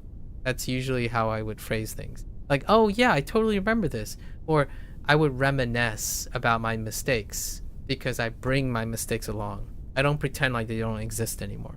Like, most people, at least that I've encountered, would like to forget their mistakes. Like, effectively not learn from them. Or they learn from them and then forget that they made the mistake. So hear me out. If you forget a mistake and you pretend like the mistake doesn't exist anymore, when you make that mistake again, you might not know it's the same mistake. Right? There's learning from your mistake, and there's one step even further. Having that mistake be a permanent learning lesson for any future mistakes related to that existing mistake. Right? The nature of that mistake can be forgotten. Like, for example, being arrogant. You can forget how being arrogant means. You can forget being insensitive over and over again. Like, you know, you say you care about someone and you learn from your previous mistake to care about them by trying to consider this thing that someone told you. And then you're like, oh, now it hasn't happened in a while. And then you forget that you've ever made that mistake, and it happens again later. And then the other person is going to tell you, didn't we already go over this? Why are you making this same mistake again? Because complacency does not train routine. So I minimize my mistakes over time because I'm learning from them. And the word that I'm using, learning, means that you learn and maintain it. Most people, when they learn something, it means you never have to maintain it again. It's a one done deal because you expect yourself to constantly use it. Well, do you constantly use a mistake? That's a fun little exercise because I don't think people constantly use their mistake. I do. Whenever someone asks me, like, I put myself in a position where, hey, what kind of mistakes you made along the way? Let me tell you, and let me tell you what I do about them. And then I run towards people who are learning. So when they learn, I have to bring up the examples of what mistakes have I made and what did I do with them. So they come with me. I have an application for the mistake. I'm not saying it's bad to forget your mistakes. If you don't have time or place or application for them, then you forget them.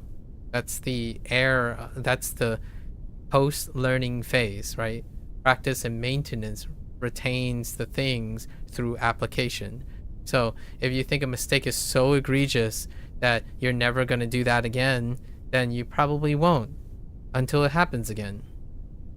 And most of the time, people learn a skill that they learned it so well that, yeah, that initial mistake never happens again. They will also never talk about it again. Or they're going to become a guru and they talk about it as though it was really easy, or they forgot how tough it was or the nature of that mistake in general. Or they sell a product and realize that, yeah, that's a mistake that they made, but they totally forgot about it. That's kind of what happens when you build an educational product. And then that educational product somehow lacks the usual TLC of a learner. It's because that person hadn't learned and encountered mistakes for a very long time now. So all the basic stuff that were mistakes are no longer relatable or caring. For myself, that's what makes teachers different, educators different. They have to constantly be in a state of helping people with mistakes. So even their own mistakes get reminded over and over again. Case in point, when I was talking to Drama, I talk about my past a lot. because those are important lessons that I've carried, and I do that in order to remember them. So when you're learning from your mistakes, yes, you can definitely learn from your mistakes and then use it to build something else, and then you can totally forget about the mistake if you never have to use it again. I do this way where the mistake becomes part of the memory. So if I'm asking myself, okay, so what is my mistake here? What are my weaknesses? It becomes the part of it. Of course, I'm going to forget some of those stuff. The idea is I'm making a conscious effort to do it anyways. And it's about the percentage of how much you remember. You're not there to remember all of it. You're trying to retain as much as you can. And that's my goal. This exercise has become like the center pin of explaining. Oops. They use cabinet member, right? Yeah. 亨通 This part is pretty much what I do on a daily basis now. We're no longer like in the memorization and recognition stage. So just stay tuned. 话都 I'll be talking about this stuff day in and day out. Until I start a new skill, obviously. When I start a new skill, we'll go back to working on what to change about memorization and all. So, possibly, if I start a new skill. I think playing a video game would be probably the closest thing to 车员 using memory and recognition, like raw memory and recognition. Maybe like a light puzzler or something like that. This is a skill for life. I don't trivialize a skill for life. If you want a skill for life, plan routines that'll last a lifetime. Not, in my opinion, focusing on things that will only give you a period of respite and like acknowledgement. Oops.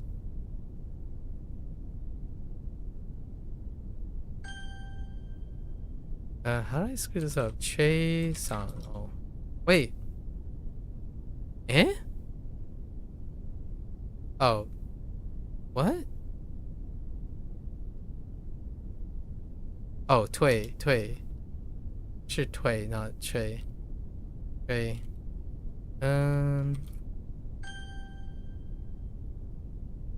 推 Alright. 融雪 Rongxue. So this is snow. Rong is a weird melt. Now, the other melt is pretty good, though. It's the kettle that I forgot. I forgot the kettle radical. Because rong with fire is also melt. This rong. It doesn't have kettle, though, in this one. So kettle is... Ooh. The reason why this is tough is the kettle looks like something else. So kettle is more like ge. Right? Ge is the strongest. And then there's xian, which is really wild. So ge would be my default. So rong is here. And rong is neither of these. And this looks like a bug, basically. It looks like ge, but a bug. Which, if you flip this around, actually, it might actually be clam. Hang on. I think ge is clam. Oh no, it's a different ge. Never mind. Okay. So, snow melts, which can help.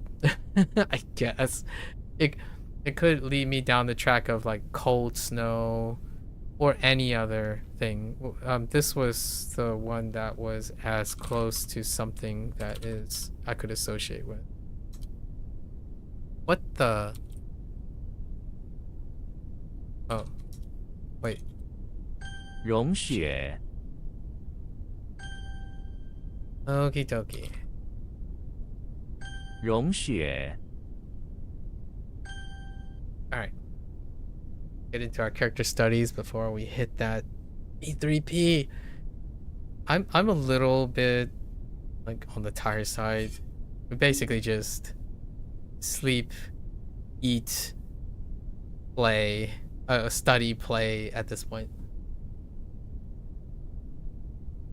Keep our energy up. Yesterday, near the end, when I was writing, right, I was doing my recall, my hand was like so shaky from hunger. I'm not like starving myself or anything. The timing is like pushing the limits of when the last time I ate. Today I had a bit of more snack before this. You know, play hard, study hard, play hard, right? Our spinning wheel of death here. Okay.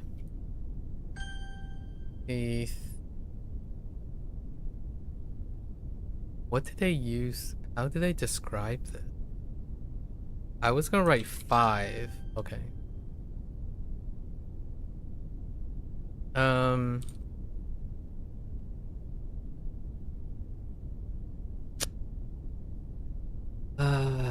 If it's shrine, it could be Dun or Shang. Oh, this is enjoying. What is Dun? Is Dun with a person? So Dun foreman, right? And then there's 2 Duns with the dirt and mount.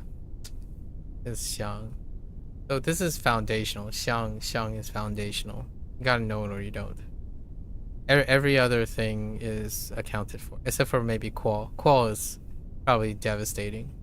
And then I did Shou because Shou is the most common one with this character. So it's that one was a sound pivot. 绿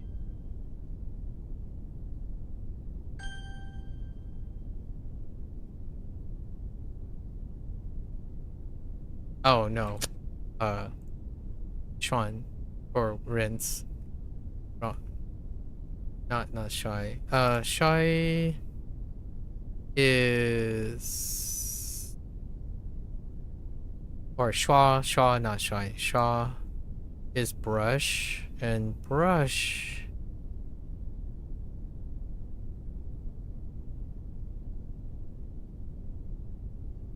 Wait. Oh, here it is. Schwa is brush. That's the right side of Chuan.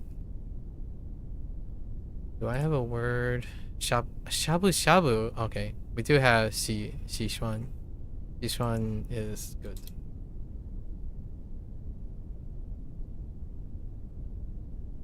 Immediately, I want to type yo. But why do I want to type yo over yo? Oh, no. 有 Okay.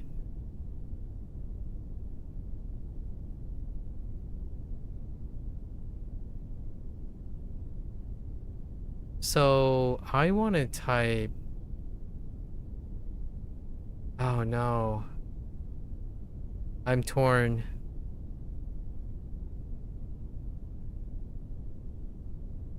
Dang it. Okay, instruction. We might need a bit of Shin here. Reprimand. Okay, instruct and Shin Lian. That's okay. Shin Ban. Okay, Shin Ban. The streaming thing, like streaming not in the literal sense, in the mnemonic is pretty weak. We could look for Hui. If Shun Hui is a vocabulary word. Shun Shi is pretty good. Shun Gu is also pretty good. Shun Du? Not so much. Shundi. Yeah, I can kind of see that. And then Shunshi. Yeah, there are a lot of showing things. You can show different things. Shunyu. Pedagogy. Pedagogy, yeah, for sure. Actually, you know what? We'll do Yu. Yu is a bit on the weak side. And it's a personal vocabulary that I would like. Pedagogy. The study of teaching. Or like teaching itself.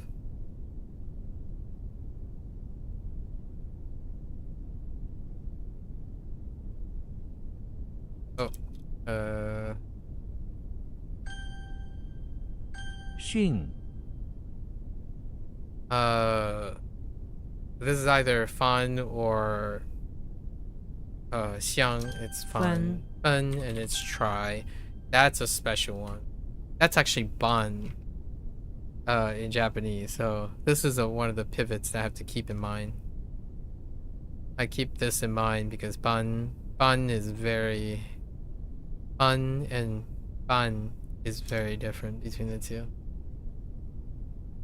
Oh no, where does the tongue go? I was gonna say sure. Dang it. Duh, wrong location. He's licking something astringent in wrong location. 涮精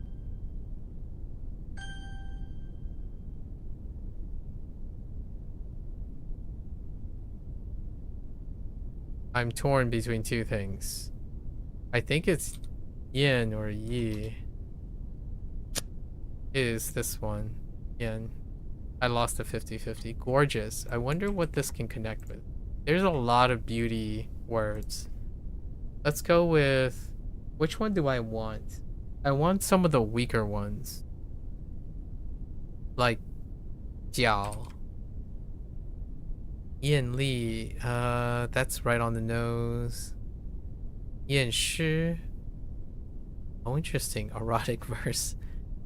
Okay. Oh, gorgeous in the sense of... I see. Yan Se. Yeah, beauty, glamour. Yan Xian. Ooh. Or admire. Oh, what is literary? Okay. Yan Yu. Encounter. Beauty encounter. Yan Jiao. Nude pictures. I can make a nudes joke. Yan Fu. Luck with children. Luck with women, I think. I guess Yan Li would reinforce its gorgeous. Sure. Oh, goodness. I'm gonna take a jab and say this is you. 雨 It's Eve's. Okay. What the? Oh, it's Ya or Sprout. And we have double Sprout. Pretty sure. Many Sprouts. Yeah, Meng Ya. Kills Batman. Was it Xiang? 想 Xiang.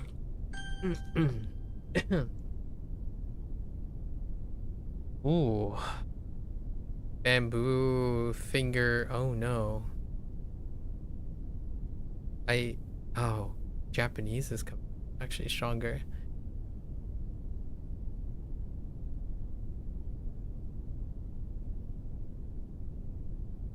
It's not crude, right? No, it's not crude. It's crush. No! It's cool. It's a hoop. I don't have anything for hoop. So let's go and find out. The box of towel, like, makes a hoop. Hoop. It's fingers. Alright. Hoop. Let's do, like, circle? Chen? Or it could be, like, environment. Or it could be literally a hoop. like a basketball hoop. Gu bao the Cantonese. Zi. Interesting fingering dialect. Jing. To fasten tightly with a hoop. Oh, okay. That's okay. Jue. So it's rapping too. Gu ma. To become numb. I'll rap with like anesthesia, basically. Gu tong. Hooped barrel. Tong. I'm not even sure if I have bucket. All right. I think we're gonna go with Gujing is okay. It's kind of dealing with another concept. Fasten tightly with it. I guess you would use a hoop for that. 蛇 Wrong location.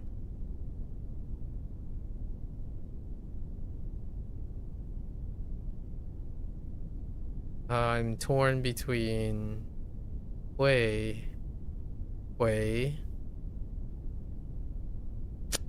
and yeah, Kui and Kui. Shame. What do we have for shame? Do we have the other shame? Oh, Tan Kui. Yep. Another shame. 孤雁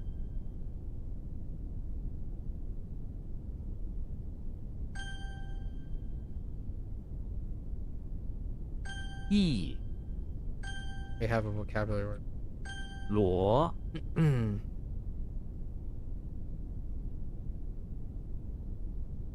Stuck between suffering requires a heart. Scatter is not right. A gauze is not right.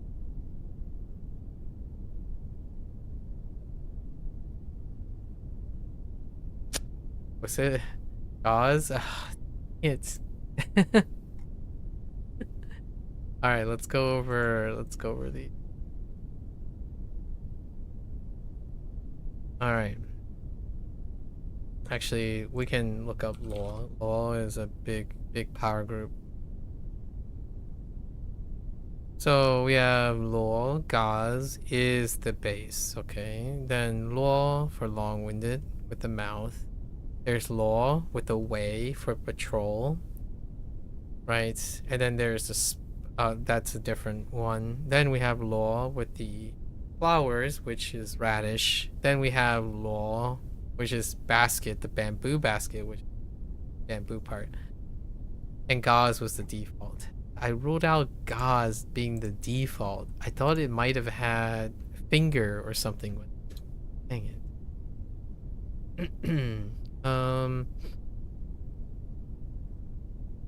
Oh. It's not stunned. Remorse. We can link this up with the other remorse. Jiu. I think ao jiu might be a thing. Or jiu ao. Ao now. Not really. Ao sang. Sang is pretty good. Sang is on the weak side too. Depressed, despondent. Sang is like loss. Being lost, I suppose. Hui. Hui is repent. Let's do Ao Sang. Okay. So remorse and law. Despondent, depressed. I want to say it's Lian versus Xian. I lost the 50-50. It's Lian for sickle. Sickle. It could be toe. Toe would line up to allow me to remember it's some sort of like axe related swinging thing. Oh, Dao does work too. Yeah, let's go with that. That works. It's something with a blade on it.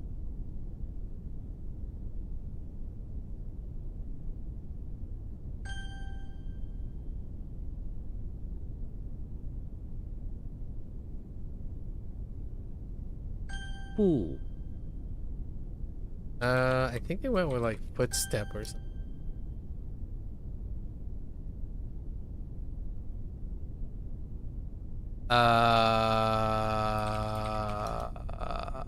Oh no. It's Chuan. Oh no. Chuan is hard. Oh man.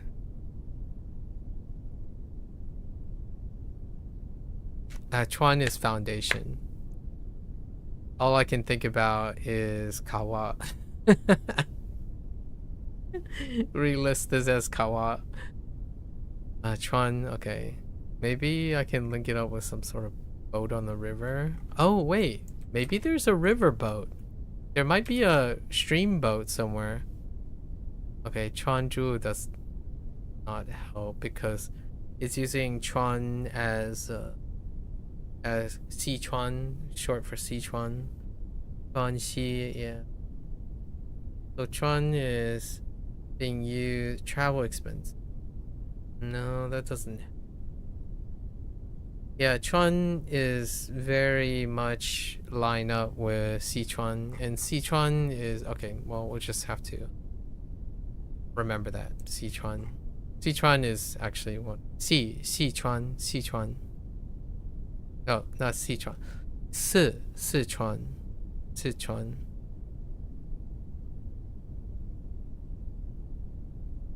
I remember. Womp womp. Bills and metal. Eh? Is it a like? Oh no. Qing not qian. Admire is one of the weak ones. What was the other one? Qingmu. Qingmu is. Oh, Qing Pei. Pei is. Actually, you know, Qing might actually pair up with Mu. Qing Pei. Qing Yi. Well, that's a weird looking. Okay, so Qing Pei. Pei is the other weak admire. I was thinking. No. Oh. Qing Xian is pretty good. Xian is envy. That's kind of a weak one. Alright, let's add another one. Alright. Hui. Oh no, wait. Wrong character. Shame. Although remorse is kind of, wait, do I have the other shame?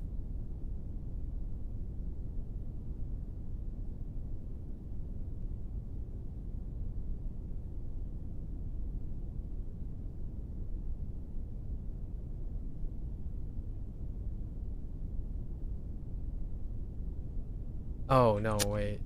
It's Xiang, not Jian. Or mock. Oh wait, we could add a mock. What is a mock? Maybe Wu, Shi, Rui.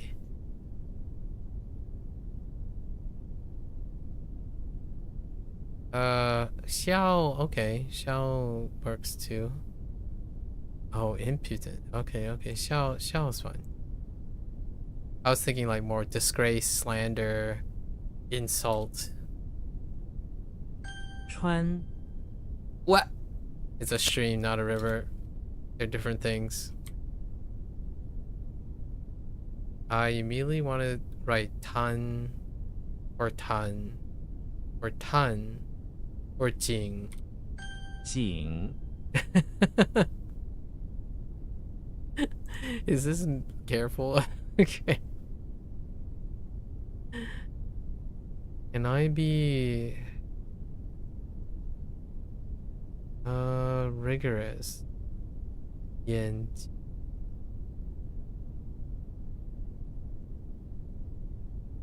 Yeah. Yeah.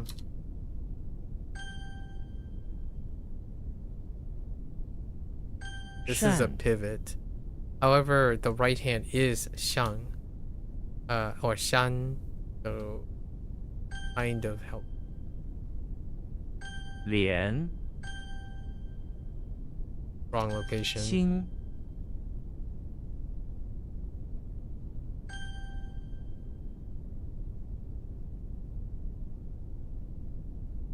Wrong translation.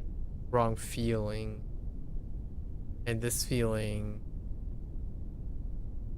is gone.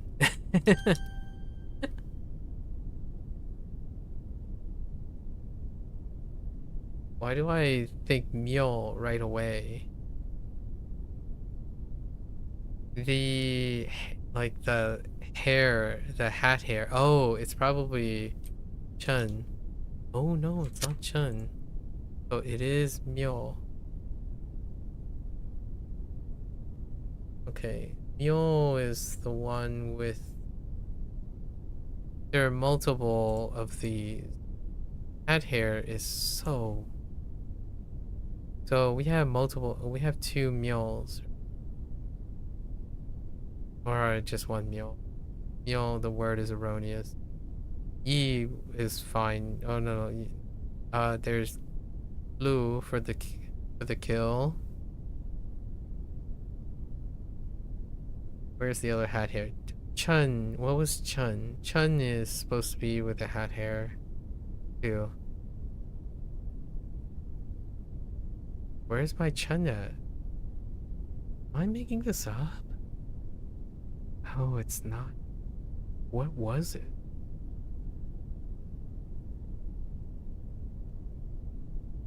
Okay, well, let's go over this first. Y'all, right? Myo, I lost the 50-50 on the read. Myo. And...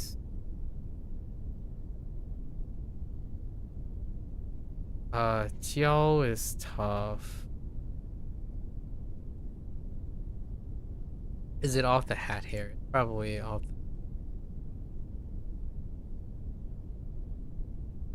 The hair. Where's the Chun at? Oh. Hat hair strikes again.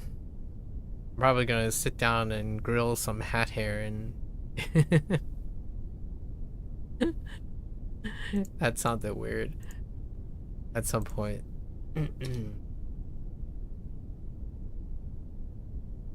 Tongue?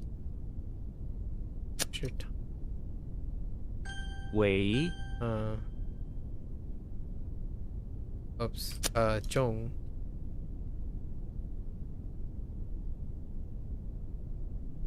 Ji Oh no.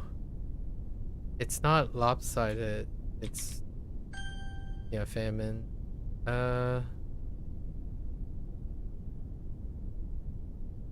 Is that not tongue? Tongue? No, this is a pivot. Oh no, but what is the pivot? I don't know what your pivot is. Tongue, squandering. Alright, what do we have for squandering? Ripple is not a way to squander.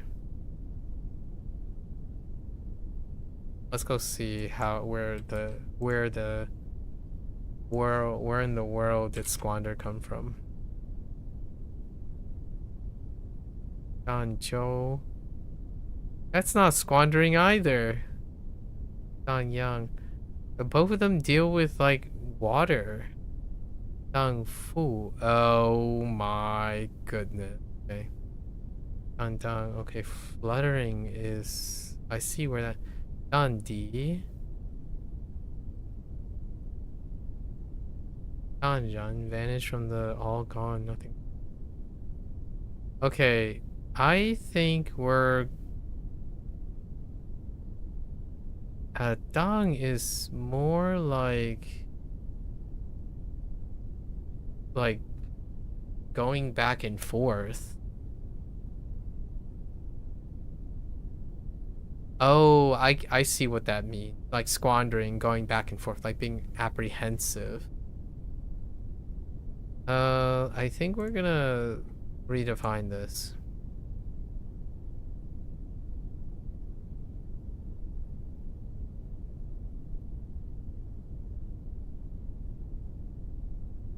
Maybe like waving or wavering. Maybe even hesitant. That's what going back and forth, squandering. Okay. I mean, that doesn't, I'm not sure if that's gonna help me. 悬 See. I immediately want to just type gu. Heck. Gu for cabinet. This is off kitchen. Kitchen is right. Oh, those are so awfully specific. Immediately I want to type me. 逆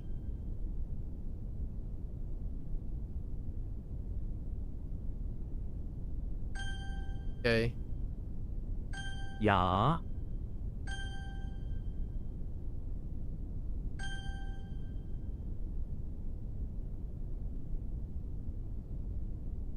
Not lie.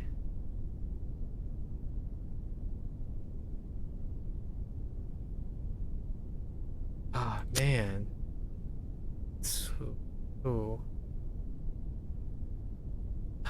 Yeah, the rinsing the mouthwash.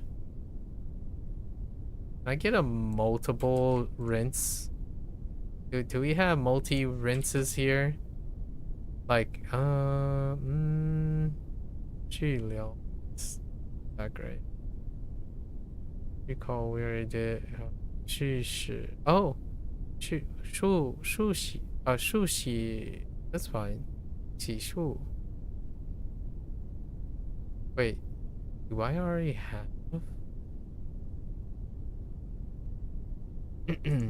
Alright. Rinse.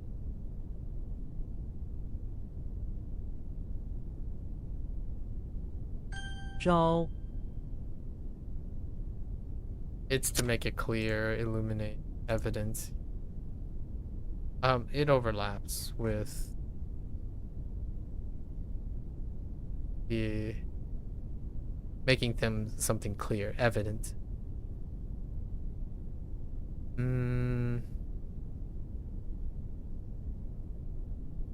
What the ghost tree? Oh, 怀 that is a weird one.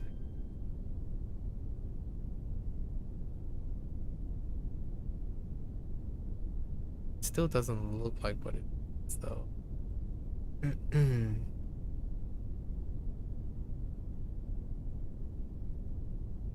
Yeah, that doesn't look cool. Yeah. Oh no, wait. Bundle is shu though. Guess we can stick to bundle. Bundle is the.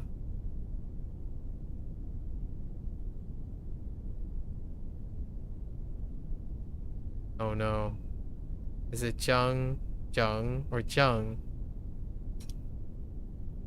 It's Jung for goods. And I think these imply like stolen stuff. Oh no, it's not. It's just Jung. All right. Well.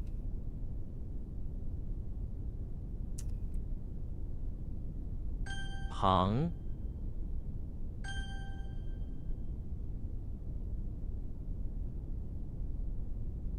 I just went with it. 标 This is a dart, right?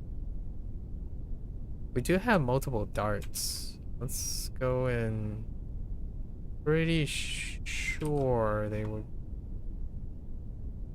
Or not. Biao. Interesting. A shuttle and. Right? Bao Biao. Intriguing. Fei. Oh, Fei Biao. Going darts a boomerang.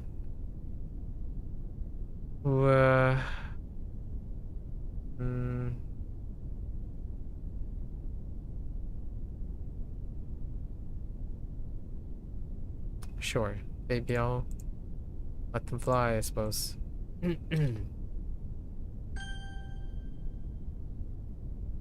树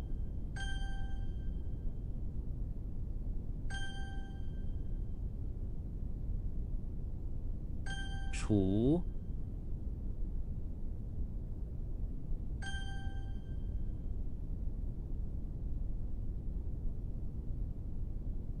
处 Oh no. It's not livestock. It's like stock up or amass or like. Oh no, it's Twitch.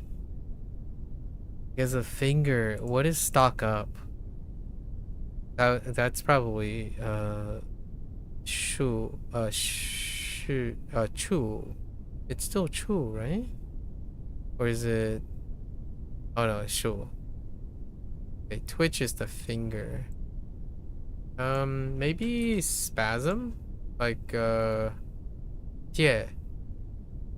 or cho chu. Yo, what?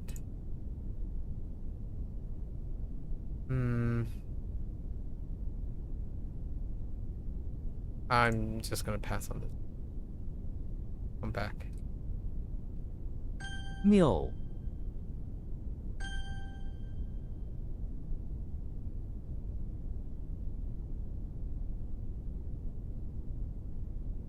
Makes me want to type ch.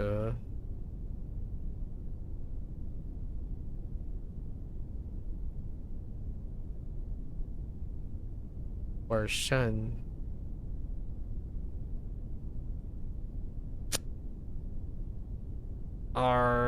That's bait.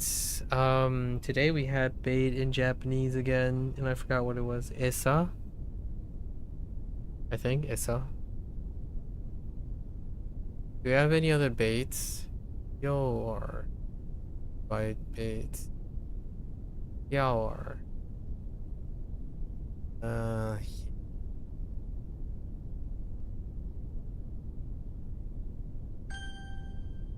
R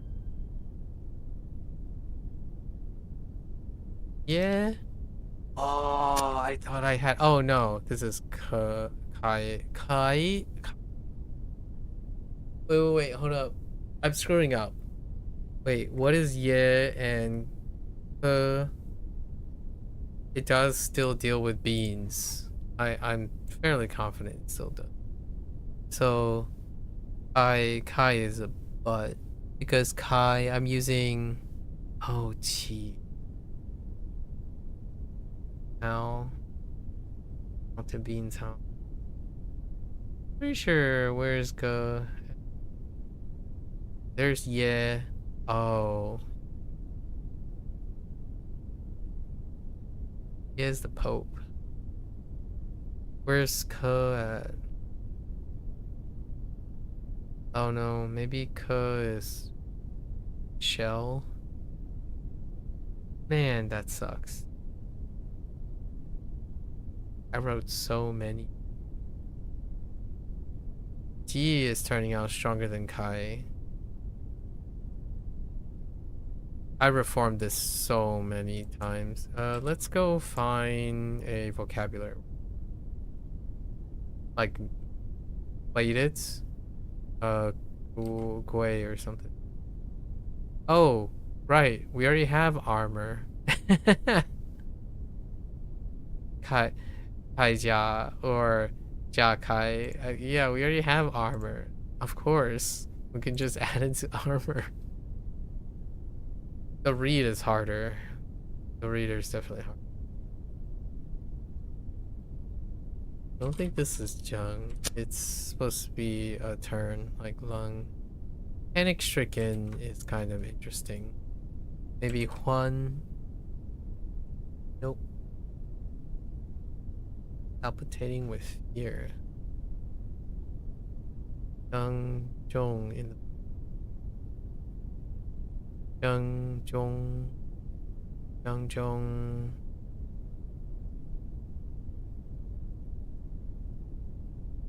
I don't remember Jong. Dumbfounded. Oh, these are all Jungs actually. Oh, it turns out it can be Jung, but we're learning it as Lung. So Lung Ju dumbfounded. Like this is feared and then retained. I think this is good. Panic stricken and stuck. So you're dumbfounded. 脏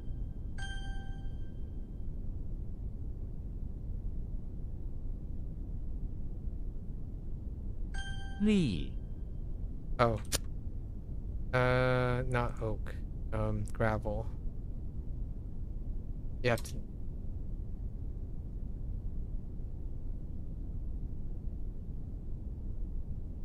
Was it how? 凯 I dropped how.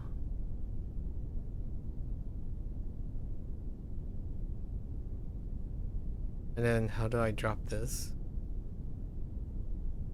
It's a pivot. 荡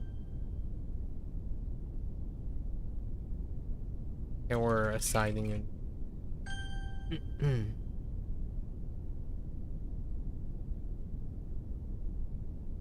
够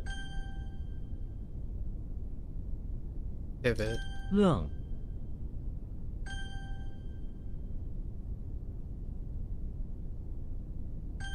Meaning problem. A stone. 重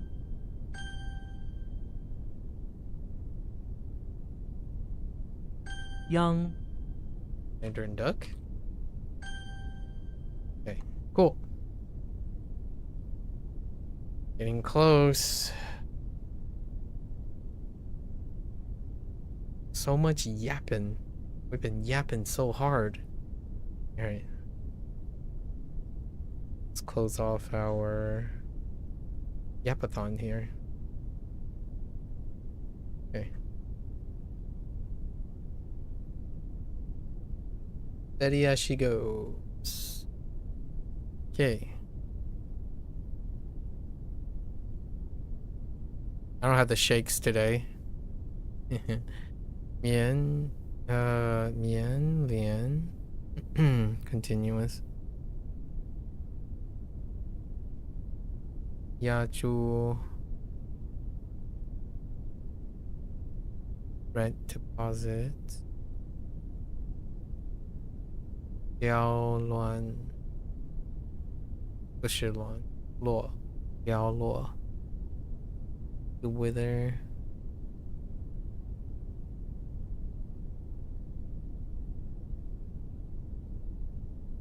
Tolo. Tolo. Tenure. Yanyong. Occupy. Ingan. Stem. Up. 已经 not 几经是记字 no 字字经字经 boast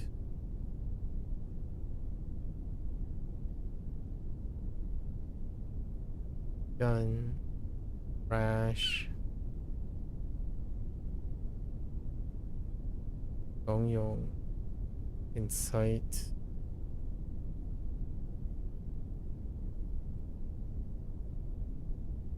And 渲染 rendering.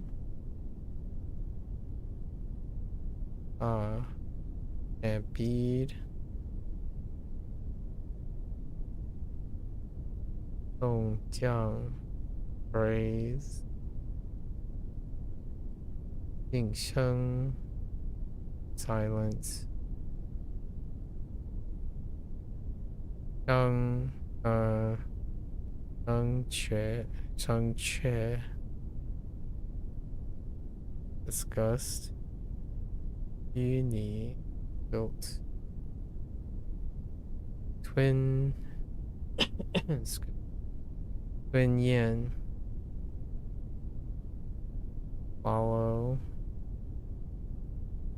会 admonition. Gotta make sure this actually. Oh, to admonish. Okay, so we do have admonish and admonition. Okay. 陛下 Your Highness. 注册 or register. 有教 wine cellar. 黑质 mole.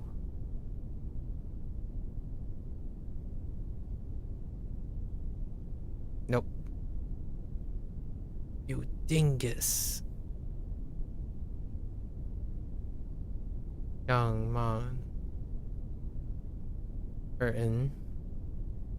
刚 what? 干瘪 shriveled. 一硕 bright twinkle.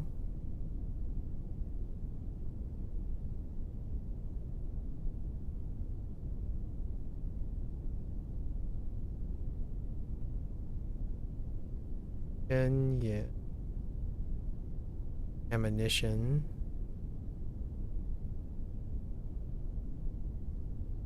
冰 on the brink.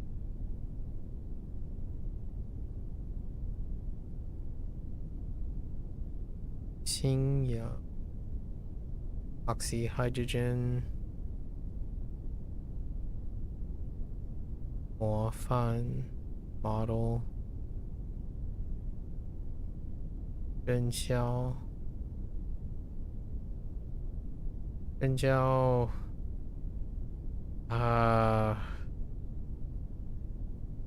glamour. 拦住 stop. 安collapse. No, 安踏 collapse.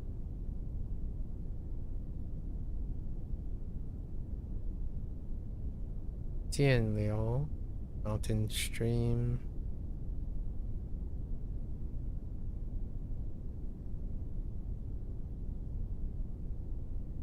国传 strong and healthy.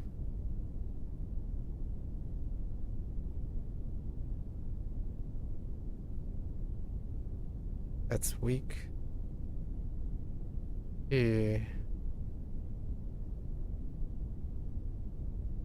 巨亏 peepat.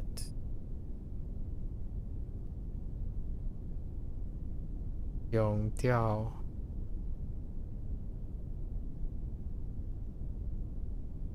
永调 corridor.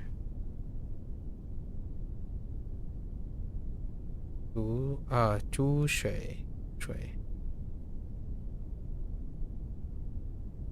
scoop up water.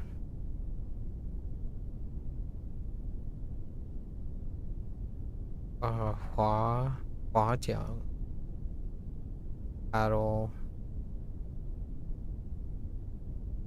攸关 ooh no, not 攸关 攸关 upgrade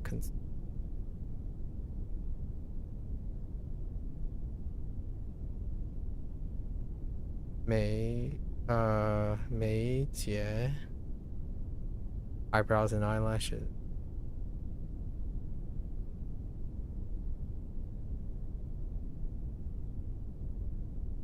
下 is weak.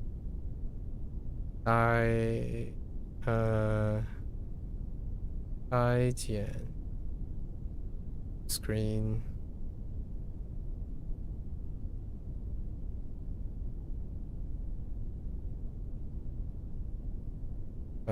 Shu is weak.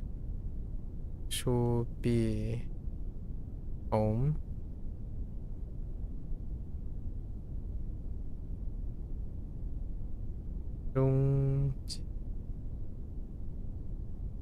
Dongjing. Oh. Irresolute. Too long for yearn. 尿 feces and urine.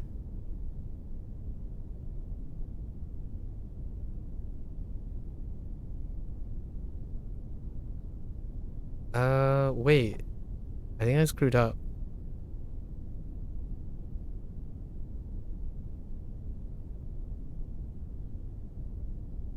I screwed up.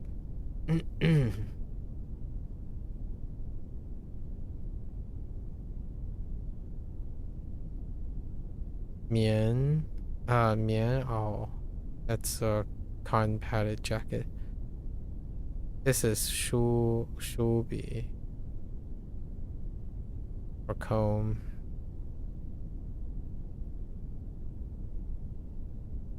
Way to only hunting canopy.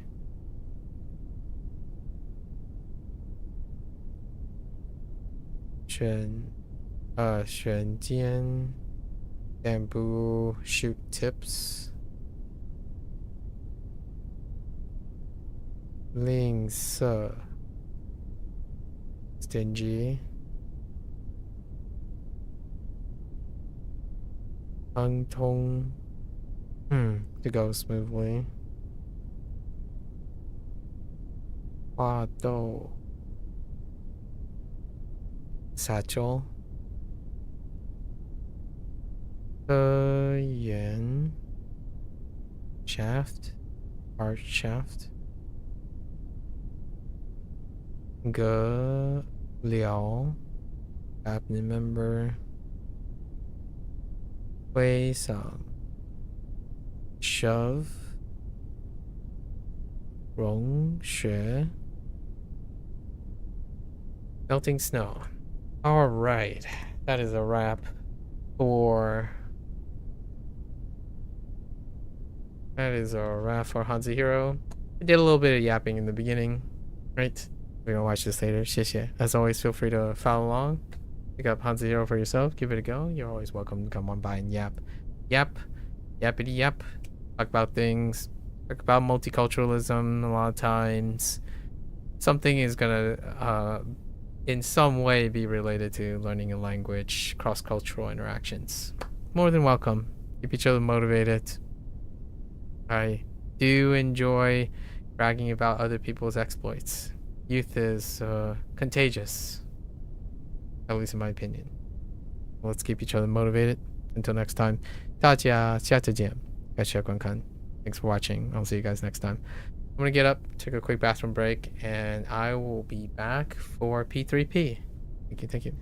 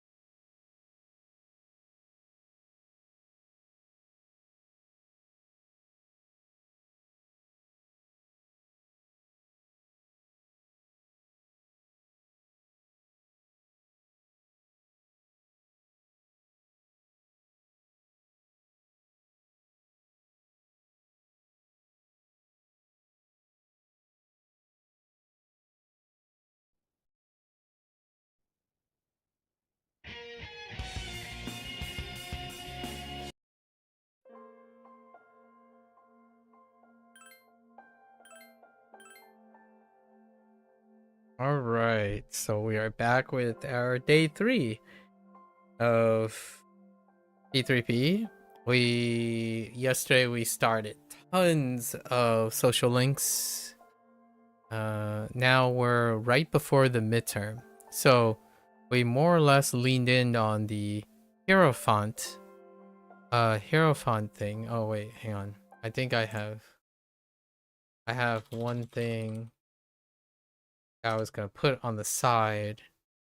I have a point of reference. Of course, it could just end up not showing up. All right, well, done. Nope, that doesn't work. Doesn't work too. You gotta love how search has deteriorated.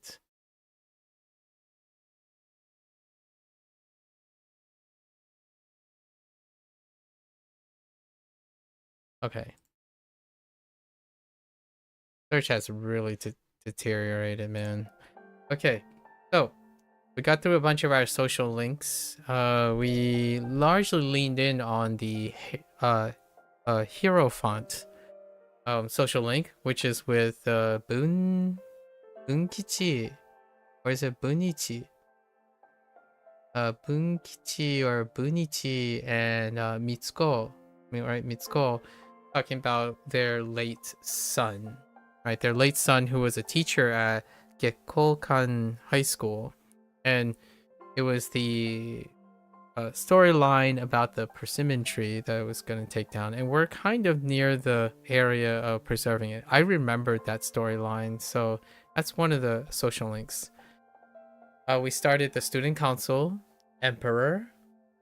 I'm trying to remember most of their names. I think his was like Hiroshi something. So student council was started. Volleyball, that's Dio. Dio was in the volleyball. Lazy volleyball peeps, right? Emperor is more like upholding the order. So we have, so Hierophant. Where's Hierophant? So Hierophant deals with like wisdom, like passing on, like trust, tradition, that type of Hierophant. So it represents the old couple, right? The Emperor is about order, so that's kind of the theme we have. We started Temperance. I think Temperance was harmony and balance, and in this case I think Temperance was Temperance the French guy, the home economics guy? I think it might have been. Lovers is with Yukari, so we started Yukari. She talks about her deceased father, right, as a point of empathy. Temperance is more like enthusiasm and the blending of cultures. That's what the home economics thing is. I imagine that's what we started with first. It's a foreign exchange student. What was the girl? The little girl in the I think it was Hermit. The little girl might have been no, the nurse's office. Saidi, I think was her name. Saidi. She went abroad and she's our 2-year senior, but same year. We just met her. She has the Hermit, I think. And Hangman is the Hermit is like isolated, alone. Not necessarily in a bad thing. And then we had the girl, I totally forgot her name. I think she's the Hangman, which is to move on situation. Pretty sure it's a Hangman. What else did we encounter? The Chariot? That's the Courage. Who was Chariot? I'm trying my best, obviously. We'll get more familiar with them. The most familiar is the Hierophant. That a lot has happened, which is cool. And I also read into the social links. So I have decided our second playthrough, Makoto, I will read and go through all the social links. We don't have to do all the other activities because all of that progress carries. There's a significant amount of social links that are different. So I think half of the social links were written specifically for Xiaomi, and then half of them are written specifically for Makoto. So what we're going to do is then go to the social links again. So that means that P3R, my comment about, oh, is the French person going to be in there or something like Bebe? Oh yeah, his name was Bebe. They might not. So I might not be able to hear any of these because P3R only covers Makoto. So they might end up choosing mix and matching or even including, who knows. So the social links are not guaranteed to have a point of reference. So we want to go through all the social links before coming back around to P3R. And so our second playthrough will do all the social links from Makoto. And it's going to be me basically reading and seeing what the characters are. Because right off the bat, one of the big differences is Junpei. Junpei is the magician social link. However, Kenji is the Makoto one, and I remember Kenji's face. So it will be really interesting, and it's a great way to play it again. The trade-off is our second playthrough is in Japanese, and the social link is still going to be me reading English because my Japanese is not up to snuff yet. We'll probably do Japanese much when we become current with Persona games. So let's get back into it. We're right before the midterm, so it's going to be a couple of days of midterm stuff. Okay. Right? I'm pretty sure I'm right before the midterm. And it turns out missing one or two. Hello there, Beth. So it turns out missing the two courage is not a big deal. We can still wrap it up. So let's go to Queen Bee and get us some charm. We're right before the midterm. Our school midterms. It's been so long since I've had like a written midterm. This game obviously is not a written midterm. It's all the stuff you learn during the game time. And I remember this from the original P3. You had to rush academics because in order to get a perfect score on the midterm, 2 of the questions are automatically filled in, and it's based on your existing study academics, and we've already crossed those thresholds. So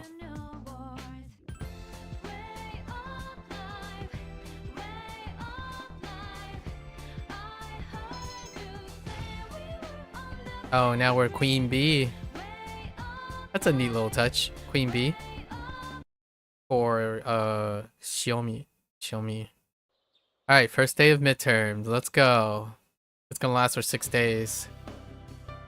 Oh no! The test is today. I didn't study at all yesterday because I fell asleep. Come on, you don't need to lie about it every time. By the way, did you hear? Our PE teacher was hospitalized. I heard a signboard fell on top of him. Yikes. What? Wait. Who cares about our PE teacher? What the? Come on, we've got 5 minutes. We can memorize it. We can memorize 10 vocab words.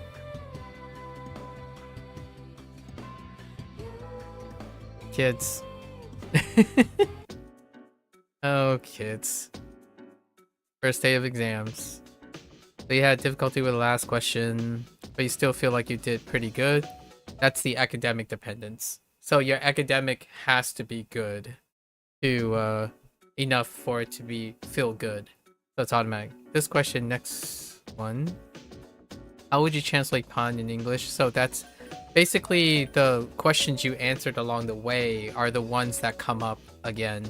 And they can throw you a curveball. The other details the teacher tells you could be on the exam. So, Brad, this one is verbatim, right? It's the same one. I'm pretty sure some of the questions are reversed. Like, they would change it up based on what the teacher said after you responded. The question seems familiar. How fast does the Earth rotate near the equator? Is as fast as sound, or faster than sound. I'm pretty sure. It was, what was it, like 2,100 kilometers per hour? Pretty sure. And then the teacher remarked it's faster than sound.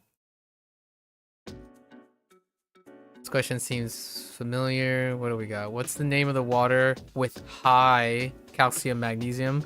The question that was asked in class was low calcium magnesium, which is soft water. This is hard water. United States have hard water. So. This question seems familiar. Yeah, Japan has soft water. That's what the teacher shared. And also shared that soft water, hard water ruins rice. That's they talked about preferences, like tasting preferences when they get used to water, and then that's why Japanese people have hard time drinking hard water or the taste of hard water outside. And then they immediately made a hypocritical remark about soft water ruining or hard water ruining rice after making a comment about adjusting palates, right? Palate adjustment is why it can ruin or not ruin the palate, what's accustomed to palate, not because it's hard or soft, in my opinion. Where is the Kitora tomb located? It's Nara, which is what that person mentioned. Nara. Okay. Today is the last day. All right. There's a box. Oh, our Tanaka delivery.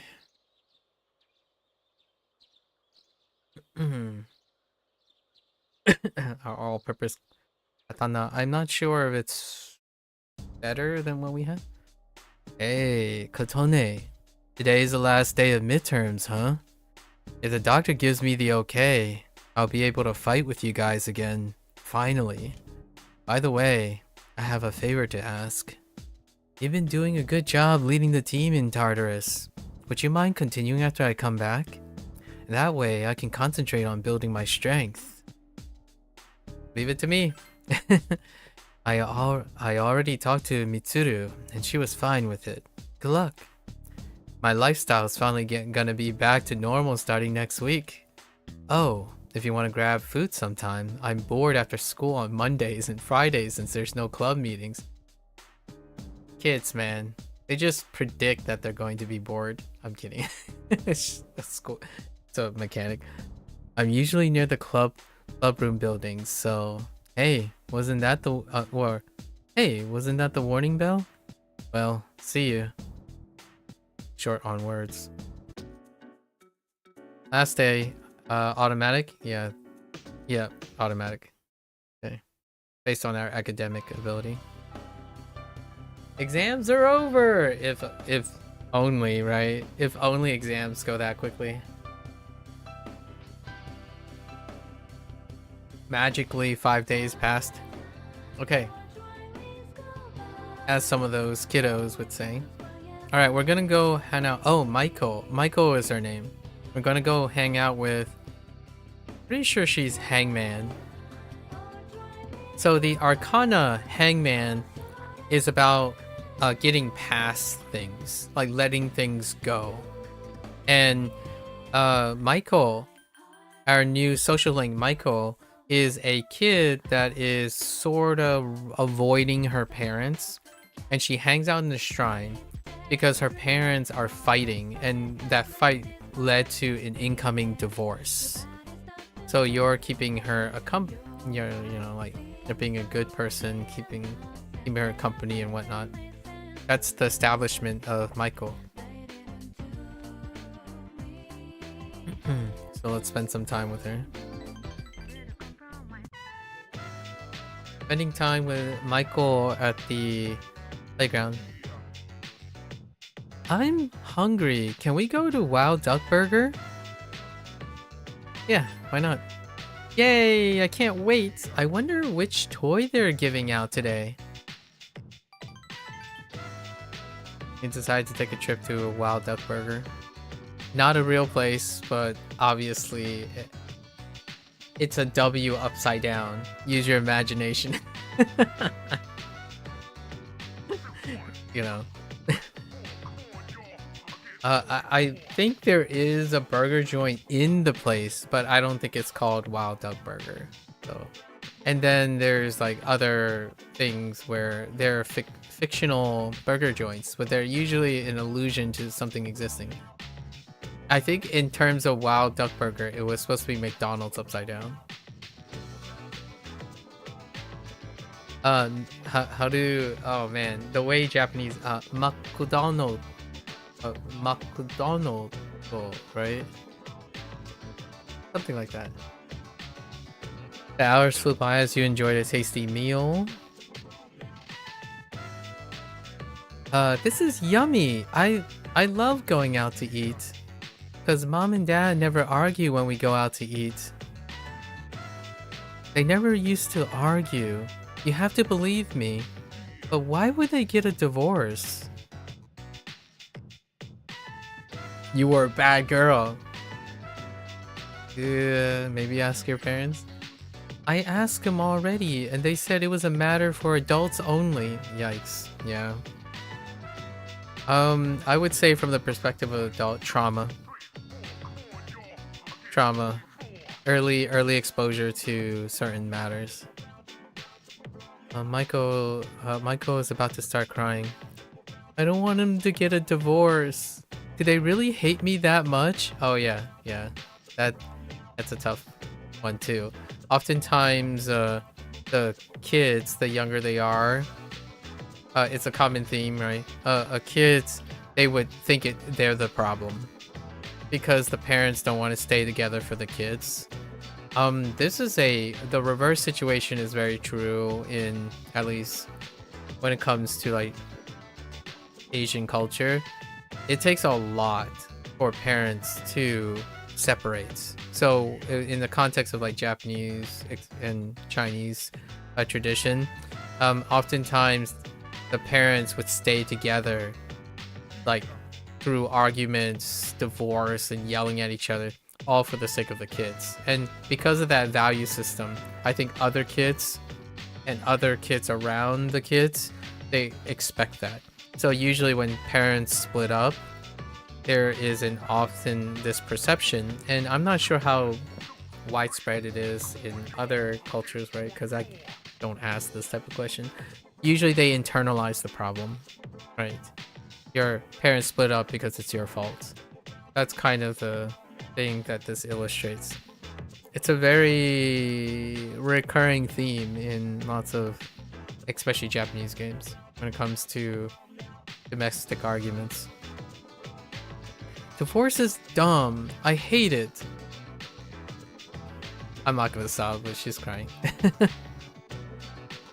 Michael is sobbing loudly. What will you do? Will you try to calm her down? Obviously. I try to calm her down. I'm sorry. I knew it's embarrassing when I cry. Nah, kids need to cry. In my opinion. I'll try not to cry anymore. Michael is trying her best to smile. The relationship's stronger now, yeah. So the hangman. One of the aspects of the hangman is to have the ability to move on. Understanding how to move on.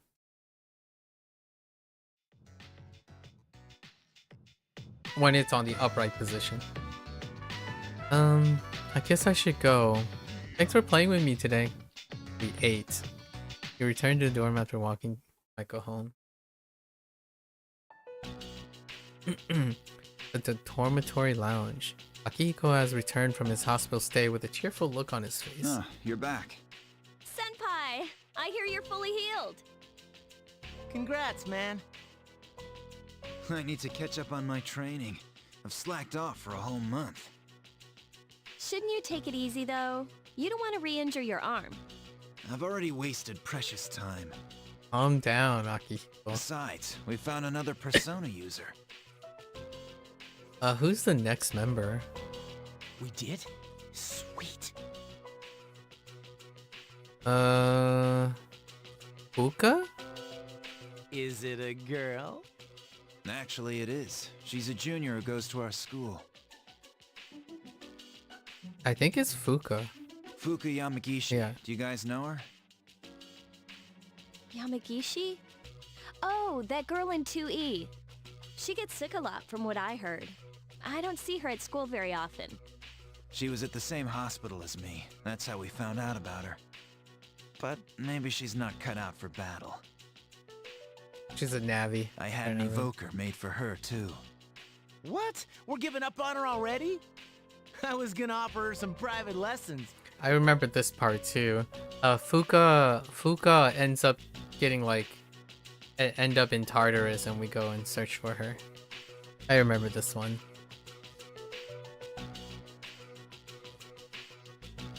Junpei. We're just gonna... Why are you looking at me like that? Junpei means to like help her, you know, fight shadows. He's more of a surface layer comment. Come on. I'm a guy. What'd you expect? No. We'll just give him the benefit of the doubt, you know? You know? These Junpei lines, though. I'm genuinely curious how they're gonna adjust it in the modernization. 2024 reload. Okay. So we're gonna go and continue our spending money to get smart and more charming and courageous.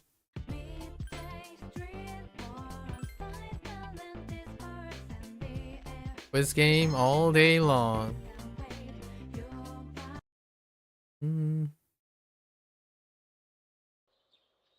We're gonna have to decline everyone. So who calls us? Who's first? Oh, Dio, our volleyball representative. She is.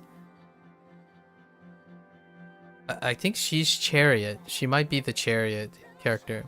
Chariot is like ganbatte, like strength, power through, like accomplish things.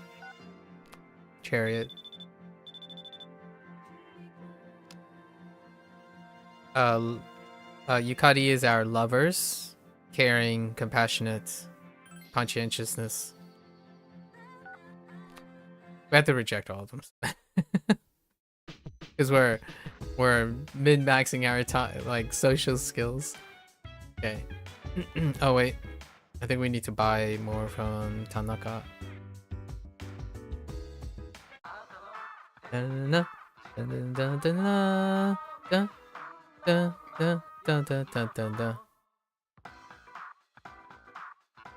Okay, what are you selling? I don't know how good the all-purpose stuff really is. We have to buy 5 of these. We'll probably buy all of the stuff in general.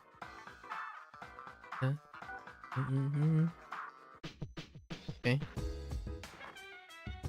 Alright, we're heading to the shrine because it's the weekend. It's Sunday, so you can't actually hang out with some of the peeps. So you can use the shrine to boost, to boost the social status.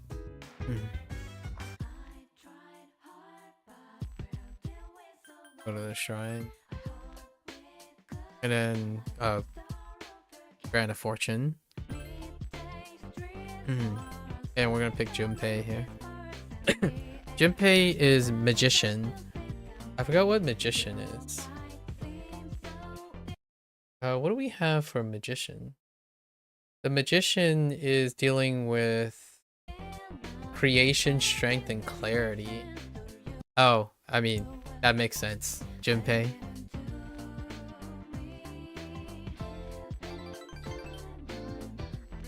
You won't have bad luck. Okay, it's fine. Oh, 1000. Yeah. We're not rolling for like bad luck. Uh-huh. What do you mean where I've been? At the shrine. Okay.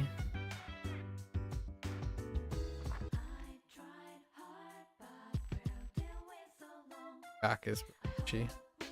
Okay.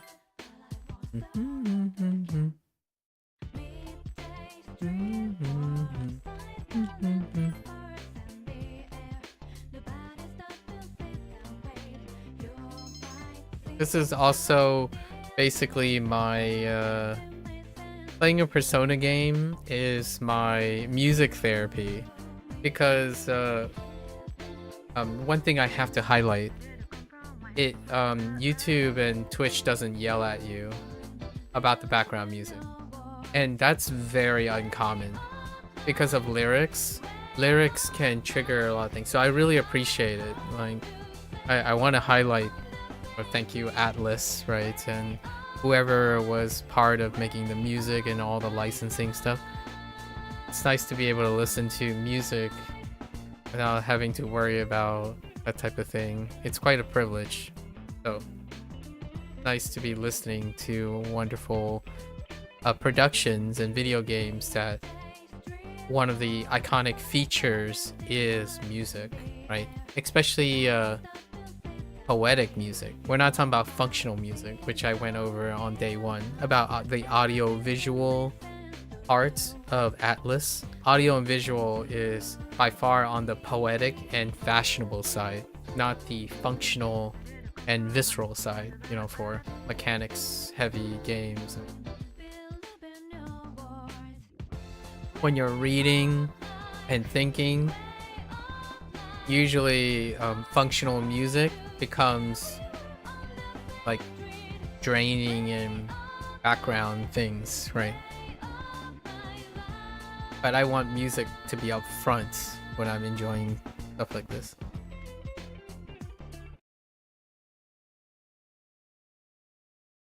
Okay. Exam today, we should have a perfect score. Morning. You're as punctual as always, Kotone. Junpei looked like the world is about to end. Really? Yeah, really. Exam scores will be posted today, so that explains it. He said he's gonna beg for a higher score. Like that's gonna work. Oh, by the way, you remember how Akihiko senpai was talking about that girl Fuka?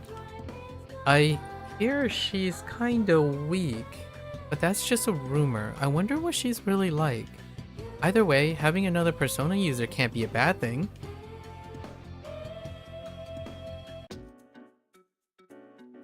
Hey, the results are posted. You decide to go look at the exam results. You are in the top 10? Oh, it's just the top 10. Yeah. Everyone's looking at you. Charm goes up. Nice. You suddenly remembered something. Mitsuru promised to give you a gift if you scored the highest. You should talk to Mitsuru when she's at school. Once time is almost over, you can decide to go back to your class.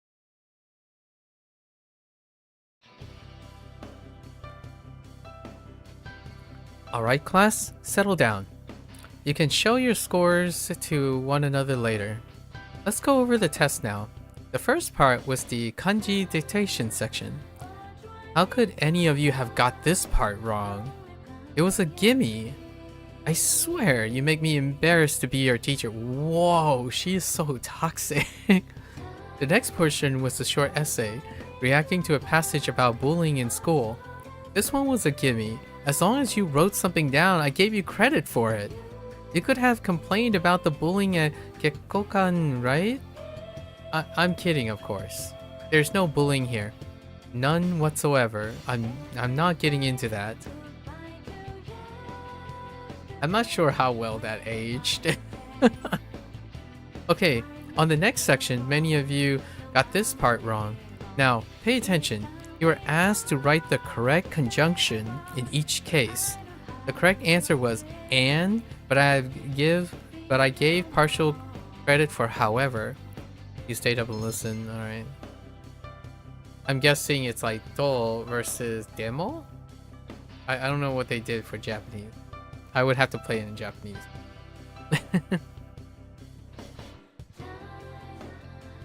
Because it's not voiced. Okay, so we're going to our chariot arcana to Rio to see if the volleyball situation is going alright. So right now what we know about Rio is the chariot, the go-getter, right? And she has a bunch of slacking club members who don't believe in their ability, and she's a go-getter. So, and you're gonna be a go-getter with her.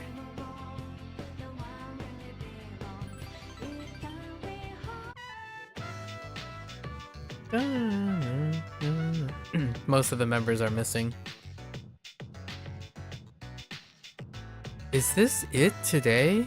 Where's everyone else? No clue. Excuse me, can I borrow some of your guys' tape? Oh, Yugo. Sorry, we ran out. Is it okay if I take some from the box?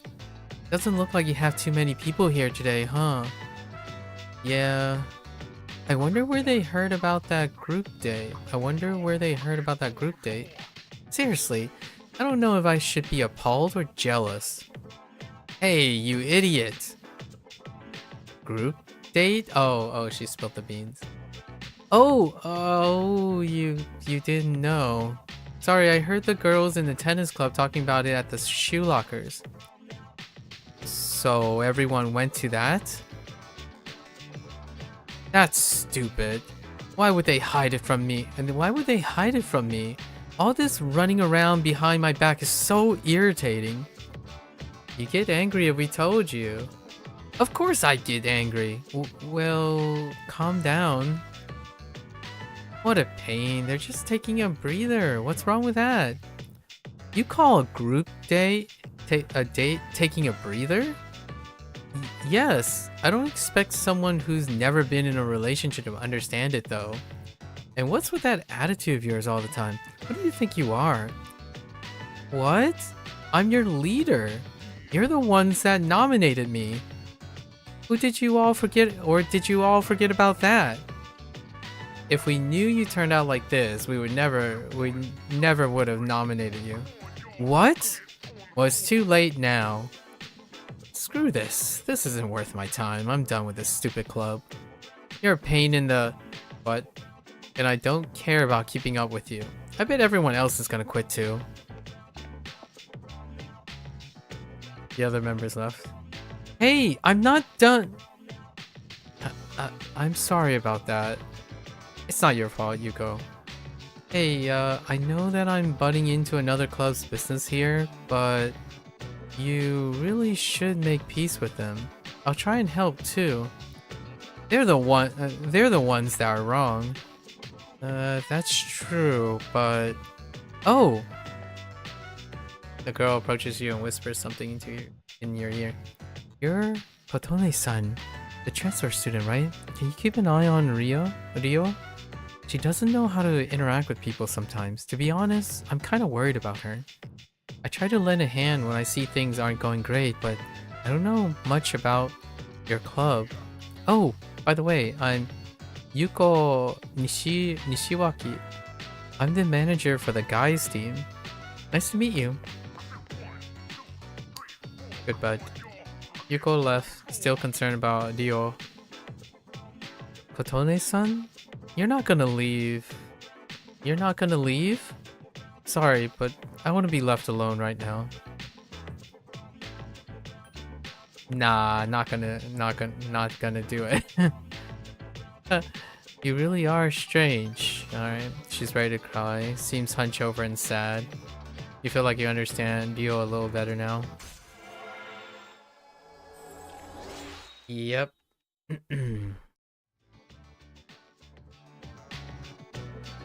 Wow, no follow-up at all. Whoa. Woof. Sup, dude? Okay.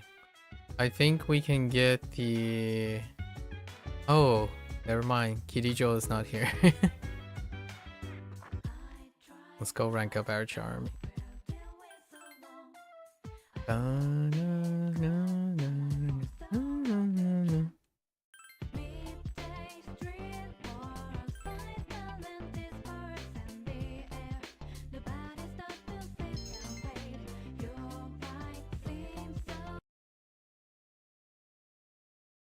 Wait, our charm didn't go up. Did I miss something? There's a box in the room. Alright, our delivery.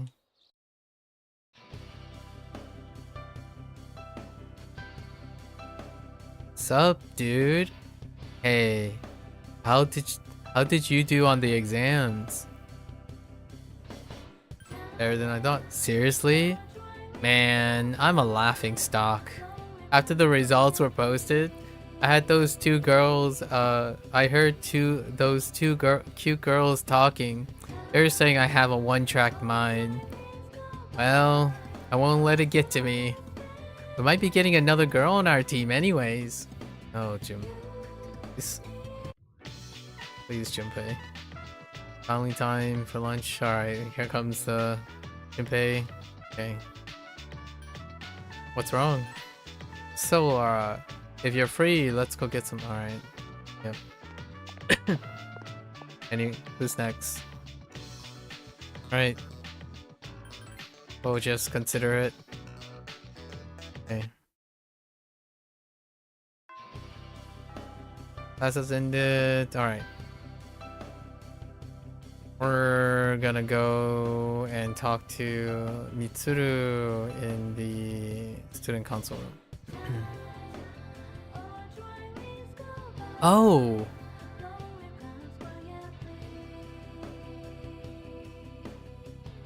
What? Oh, wait. Is she nearby?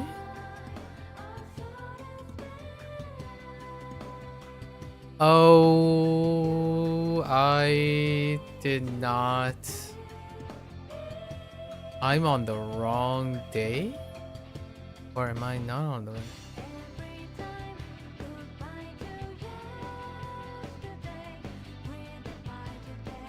I don't see her.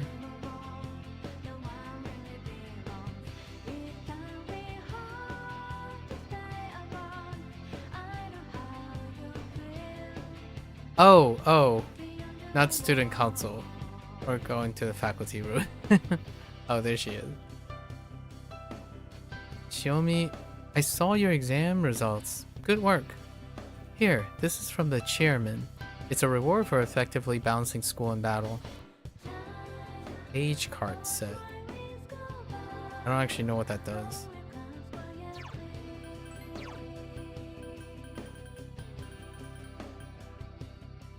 Oh, the passive boost. We're probably going to use that when we get our final personas. Okay, we're doing Yukari this time.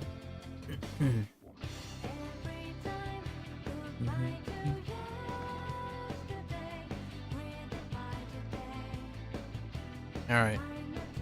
So we're basically gonna hear more about her, how they relate. Hey, what do you want to do now? Karaoke? Mommy, where are you? Mommy, where are you? A child is screaming at the top of her, of his lungs. Hey, what's wrong? Are you lost? Mommy told me to wait here, and she gave me money, but she's not coming. The child begins to bawl. Hey, don't cry. See, you're okay. I'll stay here with you, alright? Hey, look. We can get help over there. Come on, follow me. The policeman will know what to do. You'll find your mom, so don't worry.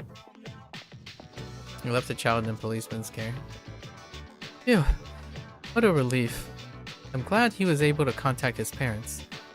What were they thinking leaving that poor kid all alone? It makes me so angry. But I guess my mom's no different. What happened with her? Remember when I told you before how my mom and I aren't very close? She looks down. Well, if you ask me what kind of parent she is, I say a terrible one. She wasn't always like that, though. After what happened to Dad, she totally changed. She's probably living with one of her boyfriends somewhere. Honestly, I'd rather not know. Hey, you know what'd be cool? Changing the subject. Look, you're the only one I've told this to, so please don't tell anybody else about it. And now, P5X. The two of you have come close, okay. Poorly coping, right? Poorly coping, grieving parent.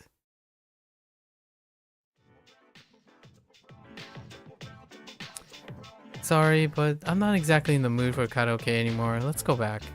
I'm gonna make a stop at the convenience store, so I'll see you later. Yep.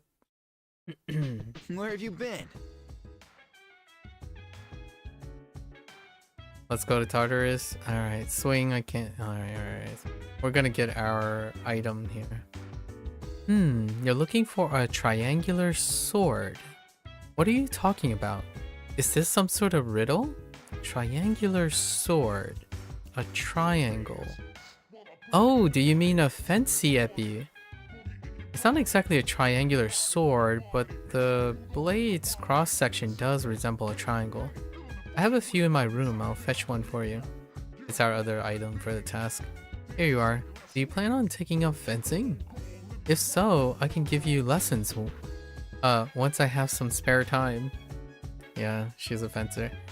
Or she used like a rapier or a fencing blade of some sort. I think it's a rapier. When I looked up at Tartarus, I'm always amazed at how many floors are in it. The tower reaches to the skies. Going to be a long and arduous journey. Alright. Let's go and turn it into Theo, right? Because Theo is gonna give us something. I don't think we have more request things until... Basically, Theo's request is how we get ahead. Because some of the equipment is good. A triangular sword. Yes, this does meet the requirements that I had set. The epi was once used as the last sword in fencing matches. Fencers would wear white uniforms so that the blood from struck blows would be more visible. Similarly, my clothing is blue in order to make me more relaxing to look at. Thanks. I'm joking. Alright. Please take this as your reward. A bulletproof vest, okay. Do we have any more? How do I know how many I have open? I guess we'll come. I don't remember if there's like a limit and you can like change a drop and accept, so we're just gonna go with whatever is guided at the moment.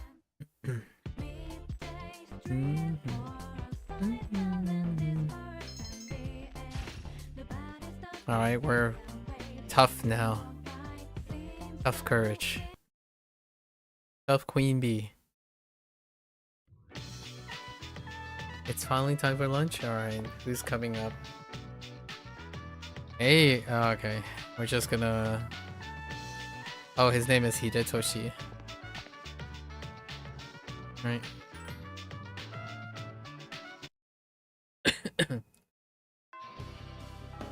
So Rio is supposed to be here, and then we're supposed to trigger the tower thing. Man, I'm tired. I'm stiff as a board. I was asleep that entire period. Have you ever slept during class? Sometimes it works like a charm. I mean, Junpei knows. But not today. I'm still sleepy. Wait. She's supposed to inform me about the monk. Have you heard at the story about some sort of school club going on at Polonia Mall? Yuko was just talking about it. A Buddhist monk gets hammered on sake and starts blabbering to you. What kind of club is that? Okay, yeah. That's our power arcana. Let's go and talk to Bebe. Temperance. Temperance is about balance.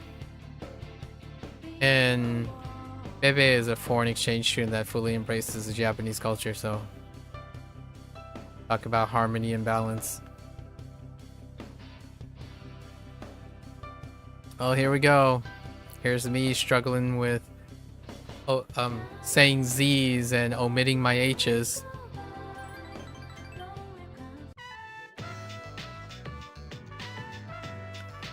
Kotone-sama, why don't you try making something kantan simple? Kantan is simple in Japanese. How about this? I, the master, shall teach you. Pepe is pointing at a how-to guide for making a cute Japanese-style phone strap. He decided to try and make one. Line up these sides and that side. This side and that side. Then so. What kind of instruction? So on the cord. Et voila. The color. It is sticky. Beautiful. Good job. Good job. Appare. A pair? I don't know if that's supposed to be French. Appare. I don't know if that's supposed to be French or Japanese. Oh no. Kotone-sama. Thanks to Bebe's thorough instructions, it turns out well. Alright, a Japanese strap. Is that an accessory? That's probably an accessory, right? You can give this to someone while on a date. Oh, a gift. Today our work is over. Awadi. Awadi is to. It is over, like complete. Let's go to the sweet shop, Kotone-sama. Kotone-sama. This is my first time going, so will you teach me? There's nothing to teach. You're already fluent. Honto? Really? Phew. I was worried people would think I am a stupid gaijin for a foreigner who knows nothing about Nihon, right? Japan. Well then, shall we go? We'll go to together, my tomodachi, my friend. You decide to go to this. I'm genuinely curious if they ended up including this character in P3R. Now that I know that there are different social links between Makoto and Shiomi, there's a chance they might just cut this character out, and it might be a Shiomi specific social link. I don't know if Temperance is one of them.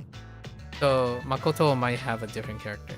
So we might not actually see this in P3R.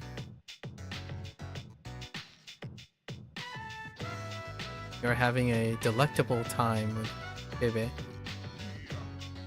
Oishii! That dessert was delicious.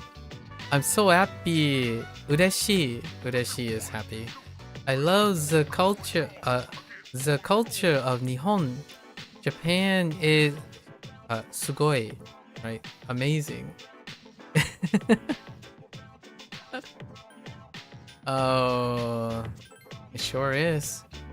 Hi. Yes.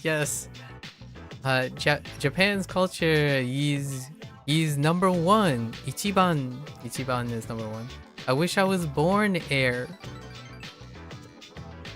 I want to learn everything about Nihon and become Japanese. Oh, this is so topical, honestly. This is one of the bigger topical things. In P5X, Yaoling is the foreign exchange college student, and they go about cultural exchange as opposed to like the language itself. Like the running gag anyway. Thank you for bringing me air. Kotone-sama. Arigato. Right. I have an aunt who lives back home. She has been helping me. I must tell her that I have made a great friend. Tomodachi. French weeb. Oh goodness. I can't do that. I can't do that for a very long time. That's so tough. Oh, look at the time. I would like to ask you more about Nihon. I'll talk to you later. Genki dane. Right? Genki dane. Take care of yourself. Or any of the above, really. You can decide to go back to the dorm. Oh, hey! Oh, hey. Ew. Yeah, Yaoling in P5X. The times have changed. Like, the dialogue that Yaoling and Yumi, their interactions, they talked about tea ceremony culture and like responsibilities and air and proper decorum between Chinese and Japanese culture. Since Yao is Chinese and she was a foreign Chinese student, so exchange student. So times have changed how they go about doing like foreign exchange students since 20 years ago. This type of thing was even more, in my opinion, even more common the younger I got. Like 20 years, around my teenage years, is when I kind of could have appreciated cross-cultural things. But when it comes to Japanese, it's okay that you, that you tried your best with that character. Yeah, so 20 years ago, like when I was younger, the way Japan, like entertainment related things, portray like other European subsets and like Americans and all that, it's like really they age not great if you're not familiar with it.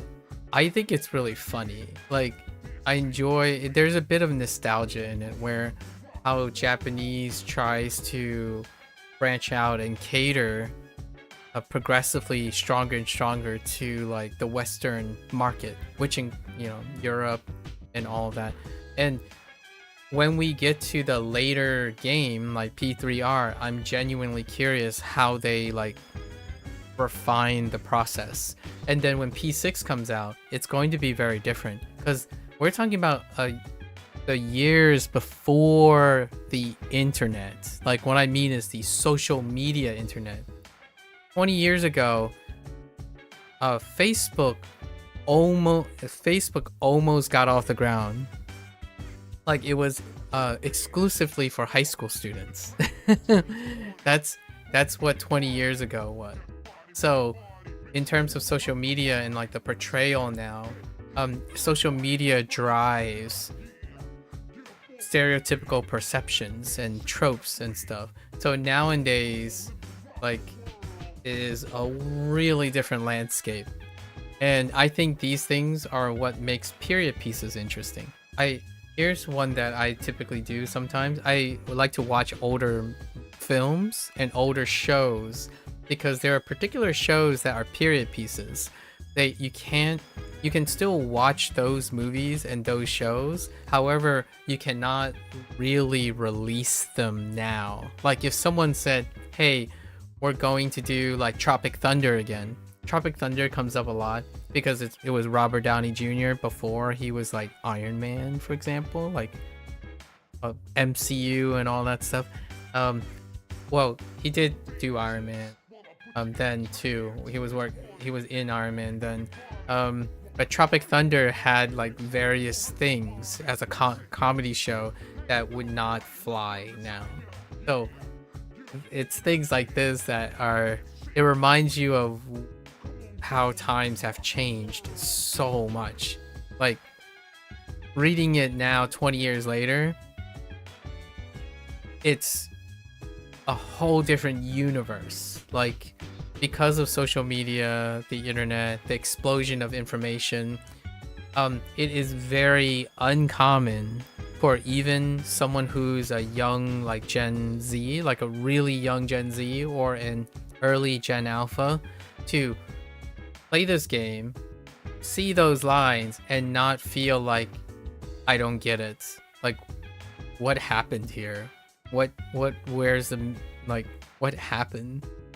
So these are period pieces now. They are so old. Like P3 is so old in its original state that there's an entire generation of people missing from the anachronistic ways that they're representing. 20 years ago, one highlight would be even earlier, 10 years ago, Evangelion. Evangelion had a German character, Asuka in Evangelion, and if you go back to watch Evangelion, Asuka's German is like wild. Absolutely wild. Or any anime predating, like, so this is a 2009 revision of 2006. Any anime that predates 2000, for example, I was a teenager, 13 years or up, when you're watching, anytime there's English incorporated or like a Western related thing, it is wild how times have changed so much. And I'm really excited because next year when Stranger Than Heaven comes out, they straight up went multilingual, and I'm so excited to see like video games having multilingual cast. It isn't the first time. There are games that occasionally throw in multilingual things, and Like a Dragon Yakuza RPG was one of them. They threw in some like references to other languages, and they uttered the languages. So Korean, Mandarin, and Japanese in their games sparingly. And more now, it has become normalized to simply have a reflection of social media, the reflection of globalization, because you're making video games that are appealing to the largest audience, which is the internet. Times changed so much on how things work. Playing old games has its charms, though. This would be the closest thing I would have to like nostalgia, like a retrospection on the basically the retrospection on the period pieces of dialogue, or like another example would be social casual sim games. They would reveal like old facts or tentative facts, like, oh, if you eat or drink during workouts, like I talk about workouts a lot because nutrition and fitness is also something that I like to track for people's quality of lives when I talk to them. And they would talk about things that people used to believe in before social media and before like experts being readily available and stuff, information being transferred. So you would hear things that are old school. The idea of like oh, don't do this, or drink this before doing this. All of those things are period pieces too. All the advice that people give to each other in older games prior to social media, they're like time capsules. They're stereotypes that are built that can, despite like the world communicating with each other, right? Like, it's not like Japanese people didn't communicate with English people, like English speaking people or French, and so it's not like it doesn't happen. The world is so much more globalized now because of the internet, that anything prior to massive multi-layered social media is something of a specialized geographic time capsule. Like, Japan's perspective on the world is very limited to Japan prior to social media, like, relatively speaking. It's not that they're not aware of what French people are like. These things are really interesting because they present the case studies that you can compare. Like, now with the internet, what are their games like? Nearly all of their topics, like for example Persona 5X, like P5X, that's a Chinese collaboration with Japanese. Nearly all of their topics are global. They are about the human condition. They are written in a manner that supports the colloquialism of the localized stuff because of translation tools and all that stuff. Such a different world we live in. And that was all within my lifetime, so pretty neat. Really neat.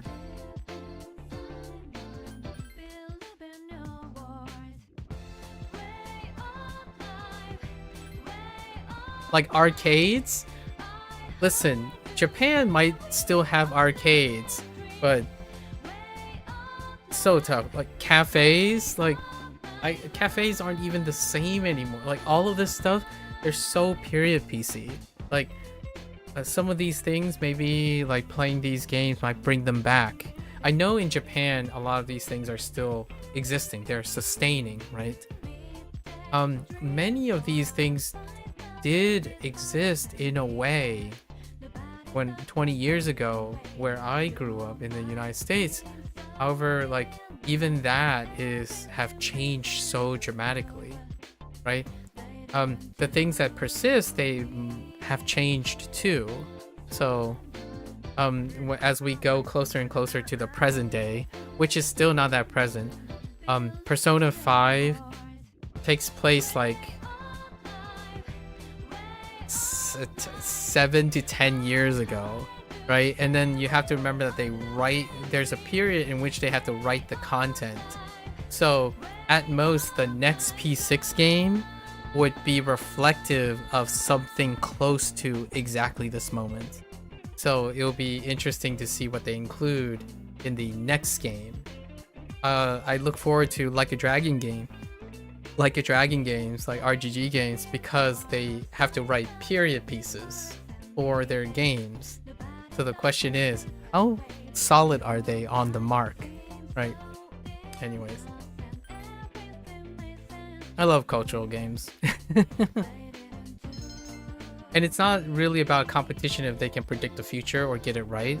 It's kind of trying to understand what it was like for the developers when they were writing these things. What was it like for them? Alright. What's up, dude? So what do you think? What's the matter? About Fuka Yamagishi, of course. I haven't given up hope that she'll join our team. Dude, her face looks so familiar. She does look kinda weak, but it only makes me want to protect her, you know? Oh, Junpei. Oh, hey, the weird guy. Wait, the weird guy is a teacher? I'm Edogawa, in charge of integrative learning. In this class, I'll ease all of your worries. It's psychotherapy through magic. Alright, everyone, Be very quiet. Or catching rabbits. I'm kidding. Be very quiet. No talking. Silence. Were you surprised to hear me bring up magic? It's a recent proposal, so it's not well known yet. Here it is. Those who believe will be saved. What are we learning? Study hard and I can beat your weak minds into shape. Heh. Now then, let's get on with our first lecture on the basics of magic. Who can use magic and who cannot? That'll be our starting point. What is this, Hogwarts? Wait. What year was Harry Potter? Oh no, Harry Potter was still around. I'm like, wait. Hold up. Yeah, Harry Potter was like...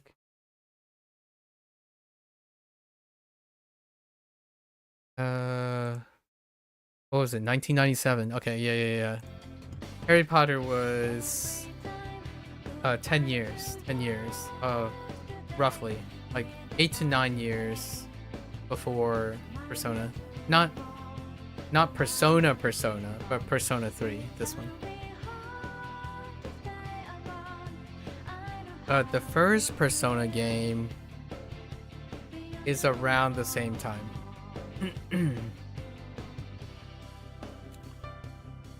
Some of you think that magic lets you do absolutely anything. Pulling pranks on people, hurting your enemies. If that's what you think, then you'll never learn magic.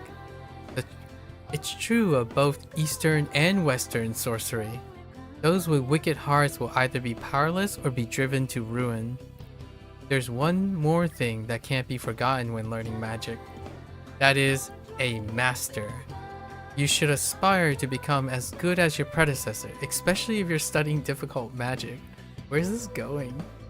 If you don't have a master, learning the black arts will be impossible. That's not the only form of magic. When you begin your training, you'll have to live in two worlds at once, the real world and the dark realm. There's kind of a deep cut here somewhere. If you can't distinguish between the two, you're headed for certain disaster. That's why the presence of a master is of the utmost importance. With that in mind, I'll move on to meditation, a standard practice in magical training. I've got some handouts for you. I don't know if that's an early edition, but I feel like Harry Potter didn't become popular in 2000. Yeah, Persona was 2006. So, its original publication was in June 26th-ish, like June of 1997. I don't know too much about Harry Potter's published, like the state of early Harry Potter publication. I would say the only reason I knew Harry Potter was before is people already talked about Harry Potter while I was playing the Persona games.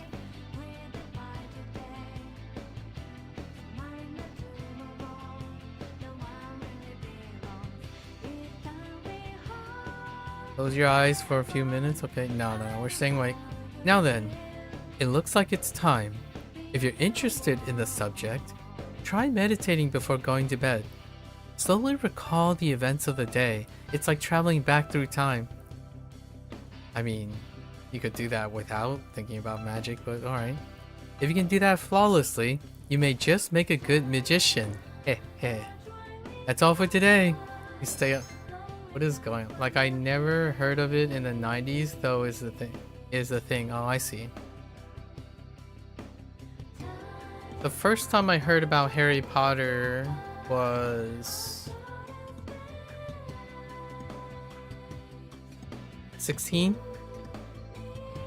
Where does 16 place? Yeah, it's after 2000, the year 2000. I didn't read back then, though. The long story short, when I was a kid, I didn't read books. Like, I didn't read for imagination. I was, as the kids say, objective-minded, right? So that's a coincidence. It's not because of social media, right? Since social media didn't exist, or like metrics and YouTube and like hyper objectivity and the internet hustle culture about efficiency. When I was younger, Chinese parents, it's about objectivity. So pragmatism, reading novels and creative writing, drawing, art direction, that type of thing. That's extra. It's extracurricular. So when I was younger, I didn't read for pleasure. I didn't like read books. I read textbooks. If I'm reading interesting things, it's science. And oh, that surprised you? You thought all kids like fun books? My first book was mathematics. I learned how to multiply and divide when I was like 4 years old. I really do stick by the idea that like you don't have to be raised in China to have your parents act like that. Generally, early on, mathematics, structural reading like grammar, language would be the first things, in my opinion, in a like an Asian household, I suppose. Now, times have changed, in my opinion, to some extent. Kids still read books, like sort of fun books, but they're instructional fun books. The books have come a long way, in my opinion. I still clearly remember some of the first books that I read was on math.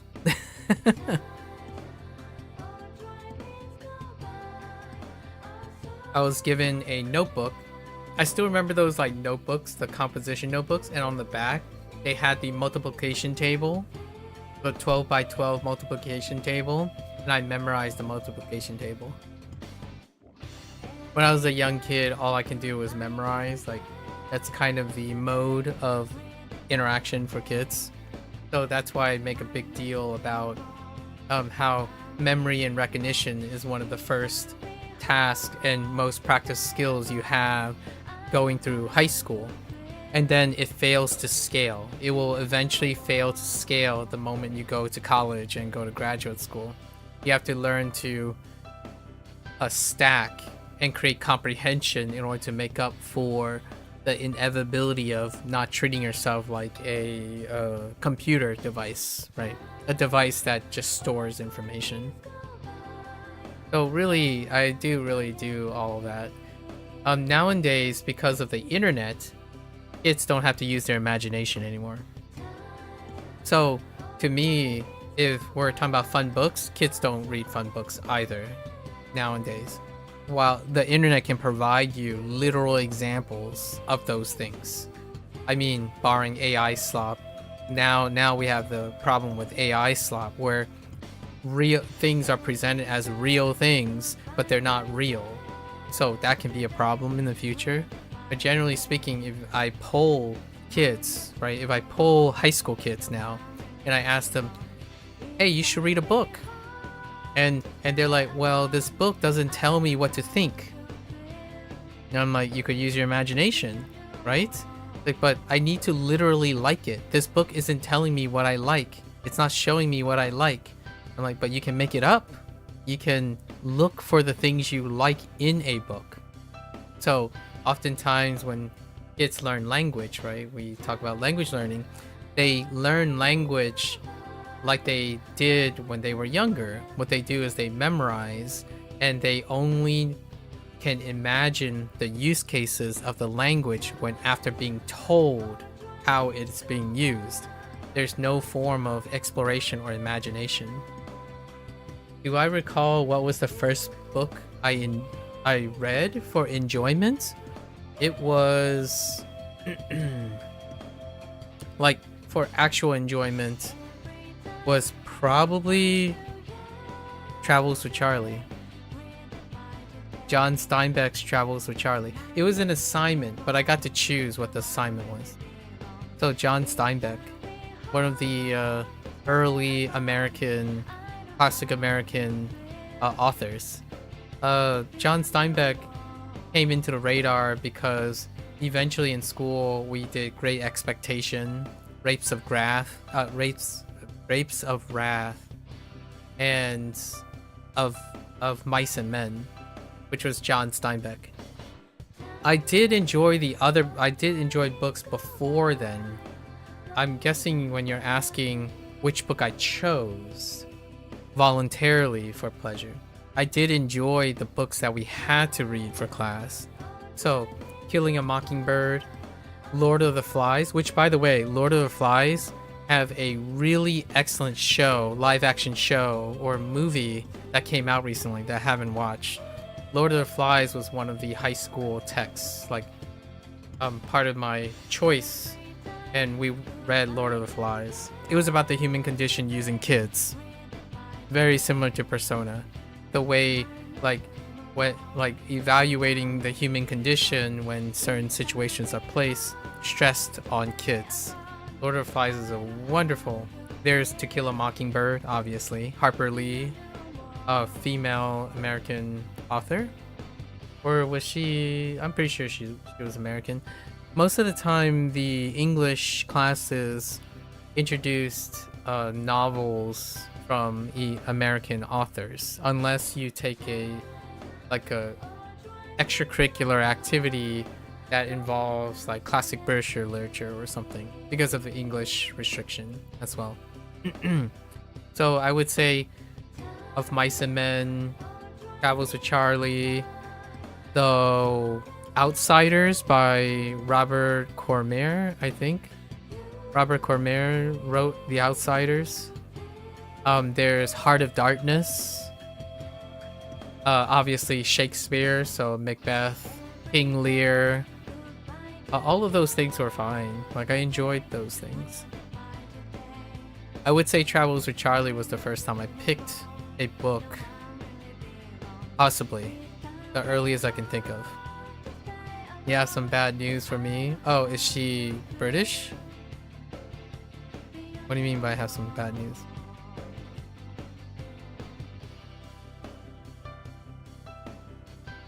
What is this bad news, Beth?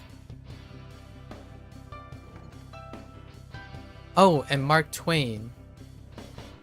You've never found any great American novels that great? That's fine. Mark Twain is the classic American writer. Have you read To Kill a Mockingbird? If you say you never found any great novels, what is it that you read? Is probably a better one. And when did you read it? So, and also, how often do you find great novels?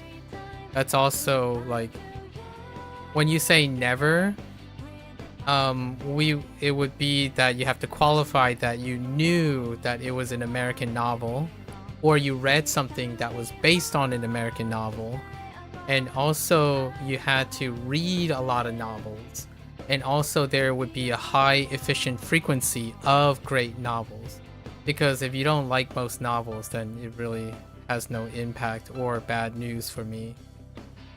Like, for me to say I like reading novels, none of my choices would be a great representation because I don't read novels in general. In fact, most of the time I read like documentaries and autobiographies. You're sure you've tried to read a lot of them, but they're always boring or pretentious to you? Give me an example. Like, you say you try to read a lot of them, but I can't tell if you're always reading the same pretentious, boring things. Like Mark Twain, do you think Mark Twain's like Huckleberry Finn is pretentious?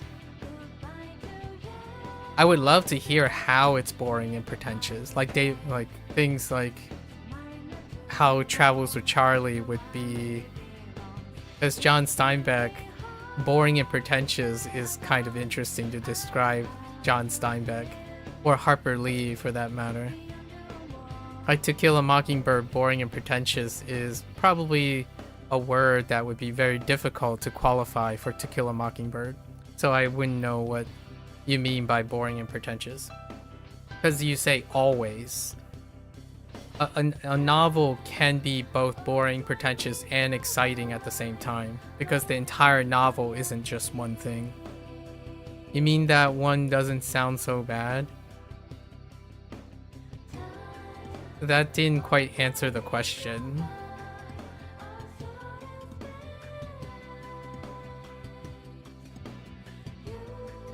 Like for me, bad news, Harry Potter is like okay, right? And then the contemporary authors tend to be writing for a specific subset of people. So if you don't belong in that subset of people, then it will always be pretentious and boring. When you're reading selfishly for things, most of the time it would be. And when I say great American authors, they're representative of American writing. So you might not like American writing. It's kind of like saying, hey, anime, here's the representations of anime, and you don't like anime in general, then all of it, it's easy to say something is always and never something. But like, it's hard to get even started on them. Maybe that's the problem. Can't relate. That's fair. Yeah, that's fair. Selfish reading is something that means that you have to select novels based on your own taste. I liked John Steinbeck because I could not relate to it. I was intrigued by his journey around the United States with the dog because I couldn't relate to it. I wanted to relate to it. That was why it was interesting to me. Travels with Charlie by John Steinbeck is a, I guess, semi-autobiographical telling of him renting an RV and trying to travel around the United States with his dog Charlie. And he wrote about the things he saw in it. I did none of those things. I had no ambition of traveling anywhere. The idea is that I wanted to see through the lens of something I can't relate to, and how the author brings that feeling to me. So like Flowers for Algernon. Flowers for Algernon is a short story about a mentally disabled person, and there was a experimental thing that allowed him to be smart, but temporarily. And Algernon was the mouse that made him smart. Like it was Algernon was the trial, and long story short, it didn't turn out the best.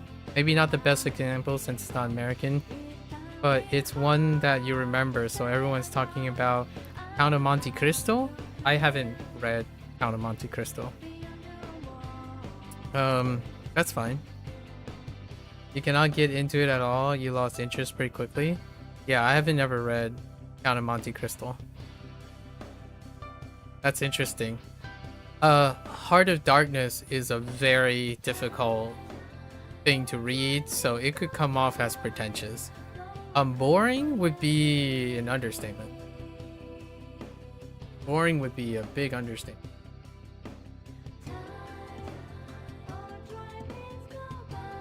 Oh, my controller disconnected. Nowadays, though, I read a bunch of contemporary authors that are like also content creators. So, and they're American. Like, I'm going to read John Green's Hollywood Ending, but they're novels in the sense that they're books. They're not necessarily fiction. They're not fiction. So, and John Steinbeck's Travel with Charlie wasn't necessarily fiction either. Lord of the Flies was fiction. So Lord of the Flies, easily one of the most impactful ones. I don't know where the author is for Lord of the Flies. I'll check. It's William Golding, right? William Golding, 1954. No, he's a British writer. You try to read Heart of Darkness, also same story. I mean, I'd be impressed if you knew what Heart of Darkness was, because I had the time when I was reading in high school, I couldn't understand most of it. I probably couldn't understand most of it now. So, like a example I would use for contemporary novels would be like No Country for Old Men. The novel was Cormac, right? Cormac McCarthy. A Cormac McCarthy book. And maybe like, what was the movie? Most of the movies that people watch now, they are many of the ones you can read the book. They're American authors. So, the Mars one. Oh yeah, that's too rough for you. No Country for Old Men. Oh right, violent. Yeah, I forgot. That's pretty. That's pretty graphic, actually. Yeah, No Country for Old Men's. That's fair. I forgot to consider that. The Mars one. What was the movie with? What's his name? Was it Matt Damon? Yeah. These are books my friend read, so I did not read these books, but my friend read this book. The Martian, right? He read The Martian. I'm trying to name like American authors that also had movie adaptations that my friend read. He, one of my best friends, read far more books than I do. I legitimately do not read books too much anymore. Most of my time is through expression, so I use imagination and whatnot, which is what I didn't do before. And occasionally I would listen to books because of voice acting and narration. And John Green is the the self-help book, or like the habit book, Atomic Habits, was the last book I listened to. I've been meaning to get around things like Lord of the Rings, which they're not American authors, right? Lord of the Rings, and the Polish author, right? The Witcher. And then you mentioned Flower for Algernon. American short story and poetry can be good. That's fine. Like Robert Frost would be the classical example. Alan Edgar Poe. I don't know if Alan Edgar Poe was American or not. He was buried in Maryland. I know that because that's one I actually visited where like something of him was buried. But I think The Telltale Heart by Alan Edgar Poe. I'm thinking of my high school times. My high school times had these things. Because I don't spend time reading short stories nowadays and poetry. It's the long novels you can't relate or get into or make you cringe. That's interesting. What are the novels that you don't get cringe by? Like, you say you've never read an American, like a great American novel, so what do you think are great novels? And also early American? Okay. So like, what do you think are great? That would be interesting to know, because saying not things doesn't say anything to me. I could name anything that you have not done to counter your point, to make a counterpoint. So what is it that you think are great novels? Like, you're more British literature. British literature is incredibly large in depth. Like, are we talking about like Paradise Lost situation, or are we talking about modernization? Because there are contemporary, very popular things that I think are overrated. Charles Dickens. Charles Dickens, is that Copperfield? David Copperfield? I read a bit of David Copperfield, but I did not get into it. I think it was okay. Like, so if you're talking about British literature, then I think that's a cultural bias. But I can definitely tell about classic British literature. I was thinking maybe you were gonna allude to like Chinese literature or Japanese literature as well. I think Charles Dickens is David Copperfield. That's the closest thing that I've read. Is Walden British?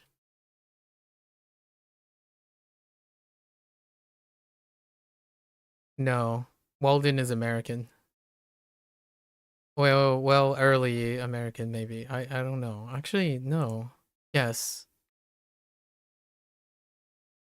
I have no idea. 1854? Probably early American. Watership Down is good. That, unfortunately, yeah. That's interesting. Maybe I can try reading those. As far as I know, Charles Dickens is, David Copperfield would be like the more internationally recognized. Watership Down, that's the first time I've even heard the utterance of that title. So you could kind of make an argument, so it must be good to you, and I don't know. I've never heard anyone brought up Watership Down before. That's interesting. And obviously, when I'm talking about books, most of the people that I talk to books about, they're not American. So they would still talk about things like To Kill a Mockingbird. No, I've never heard of Watership Down. No one has ever mentioned that to me. Watership Down, Richard Adams. I see. It's kind of famous in the UK.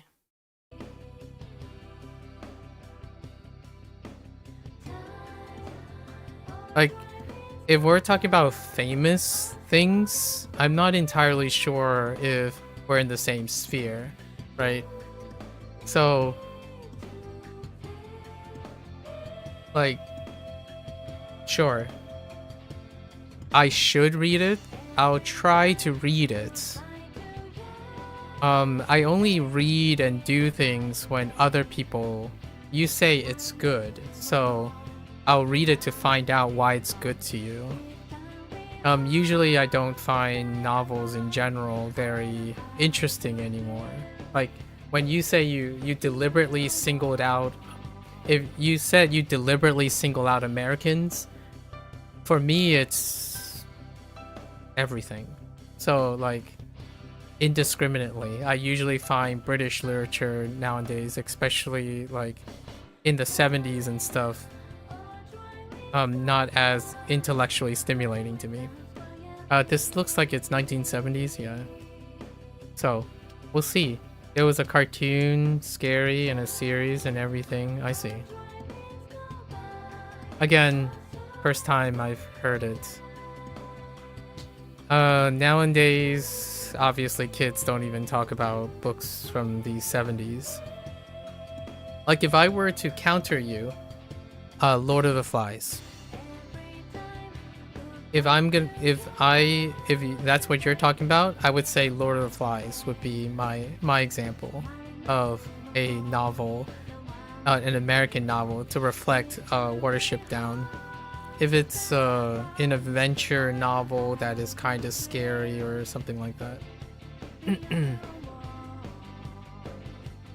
I don't read a lot though, so this is probably going to be like the first book. I'll try to pick up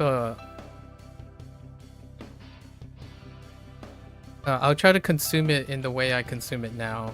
So, you know, listening to it, listening to the book. Yeah. Thank you for the suggestion. It's interesting. Pretentious. That's an interesting word. Like, I'm still hung up on that word. I think authors in general who write great novels are pretentious when they are unrelatable. Other exceptions are sci-fi. There are interesting American sci-fi. Yeah, I was gonna mention. I mean, The Martian is a contemporary thing. However, sci-fi is pretty contemporary. But Lord of the Flies is a British author. Oh, okay. And that's a good example. Have you read Lord of the Flies?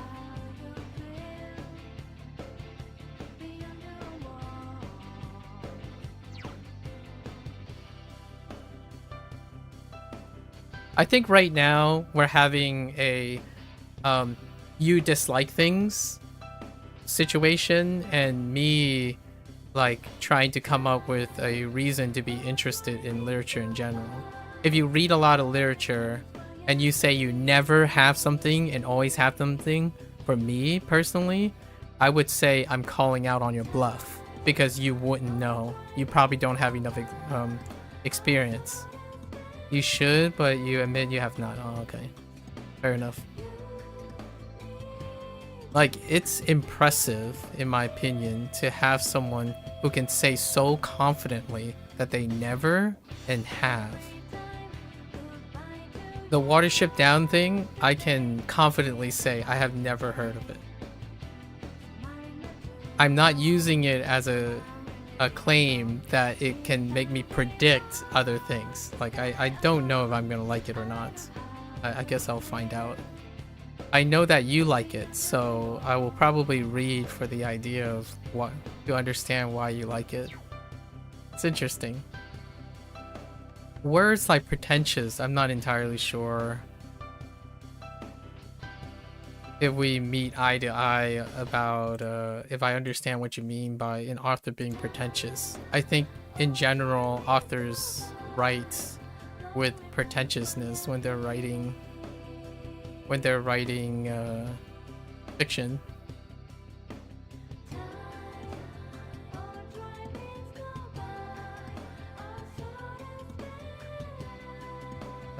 We're going to Junpei now. Do you read more often? You admit perhaps pretentious is possibly a poor choice of words, perhaps just unrelatable. I can definitely see the unrelatable thing.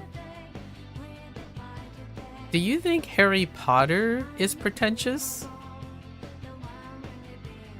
I often wonder that. Like, do you think J.K. Rowling's was pretentious? For the record, if I all the modern stuff, I listen to the books, so I don't know. I don't know what it's like to read, like literally read the text without a predisposition. You feel it's an easy read. Okay. So pretentiousness has something to does that have anything to do with pretentiousness, or you're just telling me that it's an easy read? I think Harry Potter it's a nice, smooth brain, fun magic book series. I see. I agree, or listening anyways. I listened to Stephen Fry read the entire Harry Potter series to me.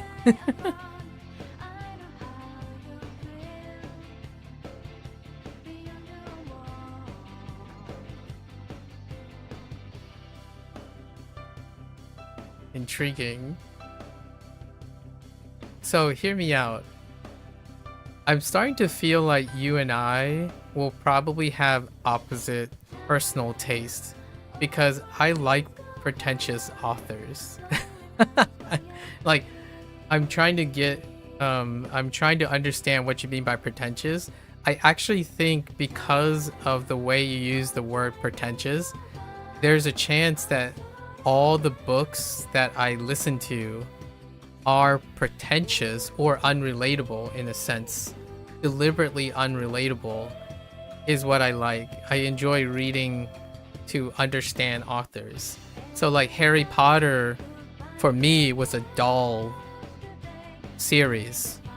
I like Stephen Fry and how he presented Harry Potter, but Harry Potter is a dull and boring series to me because it's incredibly relatable. It's not intriguing and interesting, hence pretentious. Like, I like reading books to get closer to ideas and stuff that I want to know. That's okay, you just find it interesting that you like those kind of classics. I told you that most of them are related to high school. I didn't read books for pleasure. You asked me what I'd enjoyed. I chose the first book that I chose to read, which was John Steinbeck Travels with Charlie. I like pretentious educational classics. So, like, they were a consequence of going to school, right? Like, we're playing Persona, so it's very appropriate. It's about going to high school and learning about it. I didn't relate to any of those things. Like, I didn't relate to Lord of the Flies, Great Expectation, Macbeth, King Lear. Like, I didn't relate to any of those things. That's why they were interesting to me. I find things that are highly relatable, predictable, mundane, boring, and run-of-the-mill. So Harry Potter would be one of them. That's not to mean that I can't enjoy it. I enjoy it because other people enjoy it. So at the time, I listened to Harry Potter because a lot of people found it was popular. And my interest in understanding why it's popular was why I read the Harry Potter book. Or listened to the Harry Potter books. The actual content and the writing was, to me, even more pretentious because it was pandering. Harry Potter was a pandering book. It pandered to people who had wish fulfillment and like want an easy read and does not challenge things. So I think you and I, that's what I mean by, I think I'm understanding what you mean by pretentious now. And I'm like the opposite. I like reading books that are difficult to read and like challenging to understand because I want to be enlightened. And they're called classics because of that. Like, I'm calling them classics because of that. Not that they're relatable classic, like mundane. It is a pandering series, can't lie. Yeah, like Harry Potter is wish fulfillment. And hear me out. I'm a lot more romantic now. So it might be changing now. I enjoy Harry Potter because it's popular and it's famous. I even know a lot about the Twilight series. You know, shining, shimmering vampires and stuff, because I want to get closer to other people. So I do want to relate to the other people nowadays. It's usually up because I can't relate back then. So I read things like, I really like Beowulf. That's not American, obviously. Like the epic poem Beowulf. I enjoyed that because I didn't understand it at all. Like I couldn't barely even relate to the English it was using. That's what I mean. I feel like when you mentioned the whole like smooth brain and it was an easy read, it was a nice stuff. Oh no, you have a friend obsessed with Twilight? Like Hunger Games, for example. Hunger Games, I know quite a lot about Hunger Games. Not because I think it's not pretentious, right? Not pretentious. I think it's a easy read. It panders.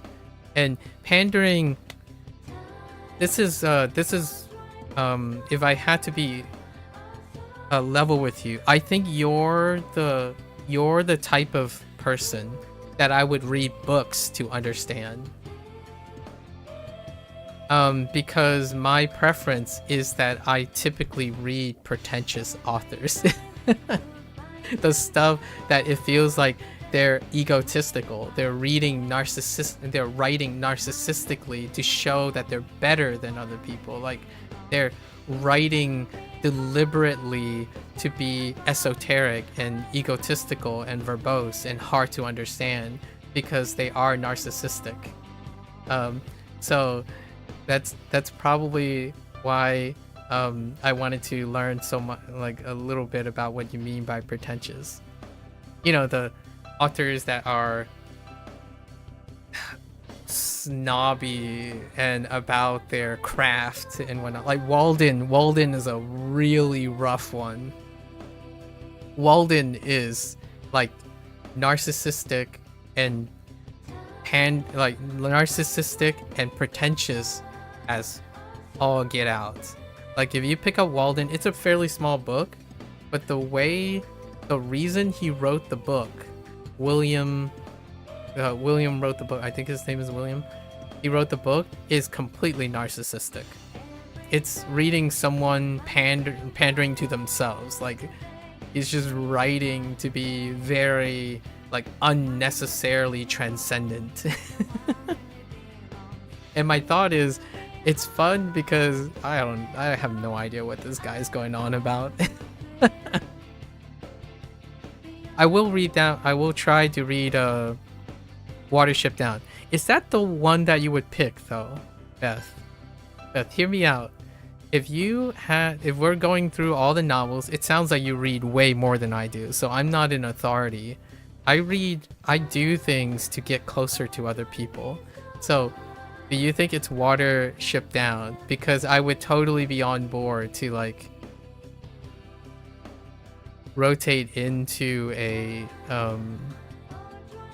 book of some time. I don't usually talk to readers, like people who read for pleasure. So it would be really cool to have a reason or motivation to.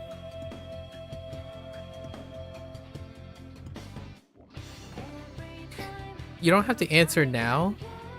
I would love to hear when you have time to think about it. Like, what would you suggest as a representation of your qualities? Like, you gotta load me up with a primer to the way you read so we can like make a deeper connection here. And I'll be on top of it. I will definitely find a way. It's just the first one you thought of, and not gonna lie, you're looking at your iBook collection to get that. Okay, fair enough. Take your time, Beth. Take your time. The last time I read a book was because someone wanted self-help. The book before that was because of content creation. And then the scary book, the ventriloquist book that's listed in Discord, it was because of my best friend. He just liked alternative horror, so he was reading Ligotti. What is his name? David Ligotti? Hang on. Ligotti. I don't know how to spell his name. Ligotti? Yeah, Ligotti horror. Thomas Ligotti, American alternative horror author.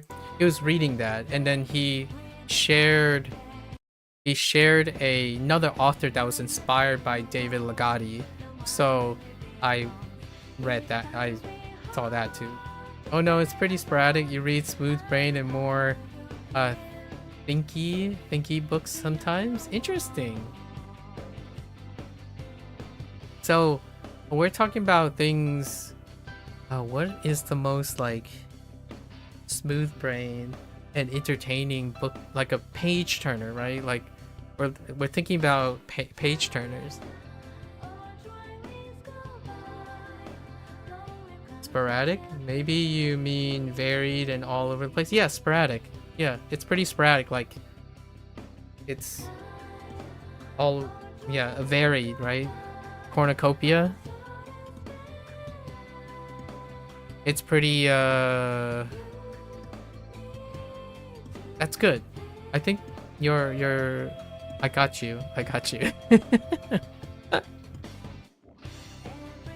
I look forward to it.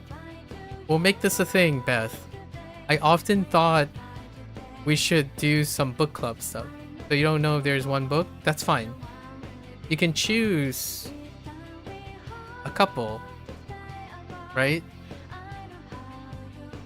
No pressure, right? I haven't read a book to understand someone in a long while. So it would be really wonderful to be able to do that. But you're digressing a lot. It's part of the course, Beth. Part of the course. You should digress. At least in my opinion. I'm encouraging the digression. Great form of catharsis and self-expression. I genuinely think that I probably will name books that are pretentious to you. Okay, let's go Junpei. Alright, we can finally go. This is great. So it's gonna be like high school again, at least in my opinion.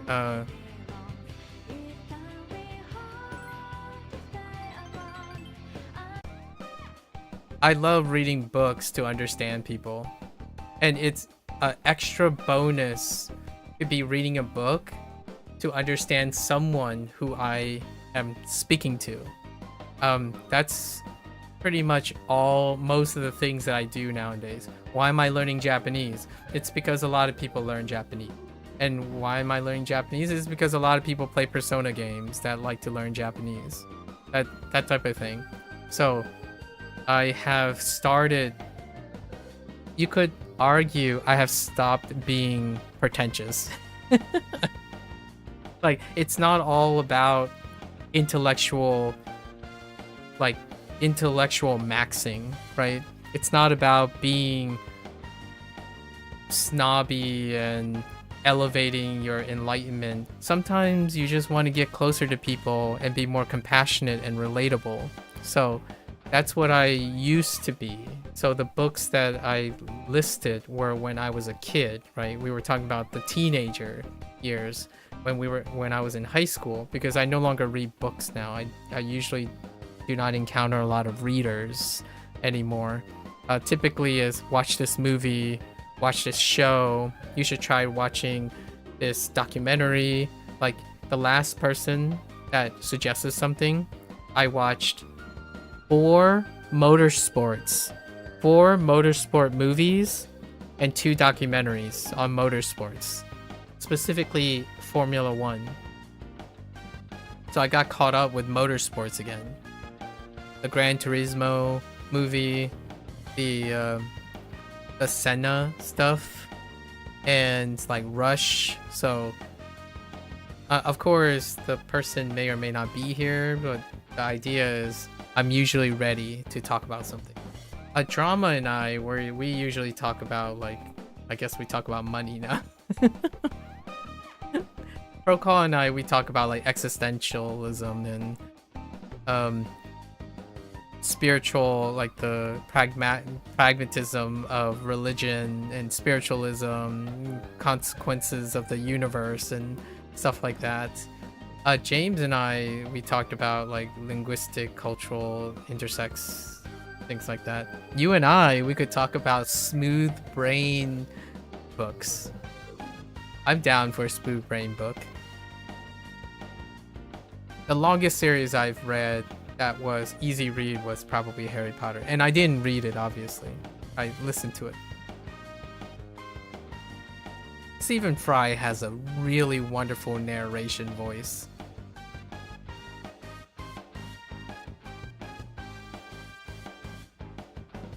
It seems Junpei is going to treat you to a meal. You okay with the special? If you want, they can put an extra egg on top. Come on, eat up. Junpei is awfully generous. Yeah. Thanks for the food. I guess gochiso sama deshita, ne? Yeah, dig right in. Alright. Slurp slurpy. You look like you're in high spirits like always. Junpei seems relieved for some reason. What do you mean? Well... Junpei seems hesitant to speak. Wait, so you haven't heard? Guess I shouldn't have brought it up. Okay, I'll tell you. Don't get mad at me, okay? Supposedly, there are these photos of you going around. They aren't weird pictures or anything. They're of you in your gym clothes. There are other girls in them too, but you're right up in the center, so I think whoever took the picture was aiming specifically at you. Well, that's disturbing. Yeah, seriously. I mean, school is a public place, but it's kind of like peeping on you. One of the guys in a different class found it. He came over to me and was like, "Isn't this the girl in your dorm?" I took that copy of it away from him, but the original's still out there. Junpei looks troubled. Still, you must really be popular. This kind of thing isn't normal. I wonder if I'll be in danger of having a picture of me taken with you. I have to find out who it was and kick his butt if that happened. That was a little weird. It got a little serious. But seriously, be careful, alright? It's just good old Junpei. Genuinely concerned. Chivalrous.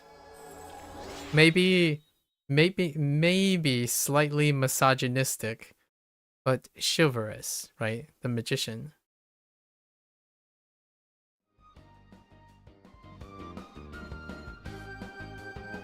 Beth, I'm not sure if you find this a little weird. There is this increasing trend of this idea of like projecting yourself into, I don't know if this happens, if you ever hear this. A lot of times there's a lot of exposure to visual novel content nowadays, and male players who are very used to escapism in visual novel games, they often take this like, there's this like dissonance that they end up developing a lot of times about embodying a female character and playing the role of a female character being pandered by male characters and vice versa. It's an interesting case study that I've been looking into about that. I was gonna make a comment here like, because we're playing a female character, right? And I identify as a male, and although even given that, there is a lot of things that people they're not really curious about, but I'm really agnostic about how, when I mention things like misogyny and chauvinism, right, or chivalry, those things I typically say in a very neutral stance, because I've been exposed to the idea of matriarchal structure and patriarchal structure over my life. So it's interesting to see and be exposed to these things again, largely because in the context of the current state of like visual novel games in Japan, like from Japan, a lot of Western audience, you're gonna find a lot of depictions where men, the males, identify more so as females. And what I mean by that is not the idea of the gender, the characteristics that were characteristically associated with those before, like a time before social media and a time before, so gender roles that were a far more specific and localized geographically and locally by their medium. Nowadays, though, visual novel games like this, where you play the role of a male or a female, and then have, like, for lack of a better word, like harems and reverse harem setups. I usually talk about the commentary about these things too, when it comes to like misogyny or apparent, alleged, or maybe perceived misogyny versus like chivalry and chauvinism. Like, I forgot what the is it misogyny for the female? I forgot what the reverse is, the reverse words. Generally speaking though, these early day visual novel like presentations tend to be heavier and skewed towards like chivalry and potentially perceived misogynistic point of views. It's interesting. Well, I'll think about it. Don't you let it bother you too much. Which, by the way, the original Persona 3 only had the male character. So Persona P3P has a female character. Now, Persona 4 only has a male character, as far as I am aware. So that's going to be a bit of a shift. And then Persona 5 has a male MC. Now, the thing about the MC in Persona games is that they are silent protagonists.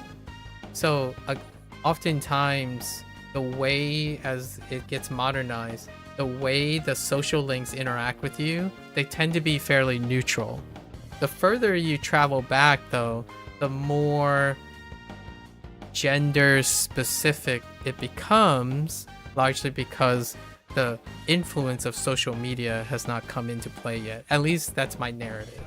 So as we get later and later in the game series, I feel like I anticipate that it'll become more and more apparent that things become more and more gender neutral, or gender, I don't know how you would say, simply human condition related. So something that's very generalized.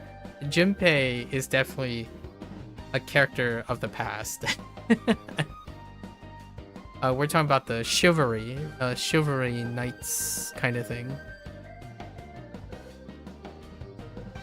What in the world would anyone use that for?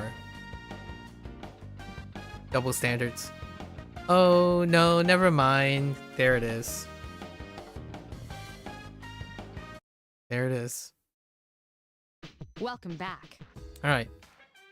The number of victims, alright. Same thing. Yep. Okay. Here are rolling text.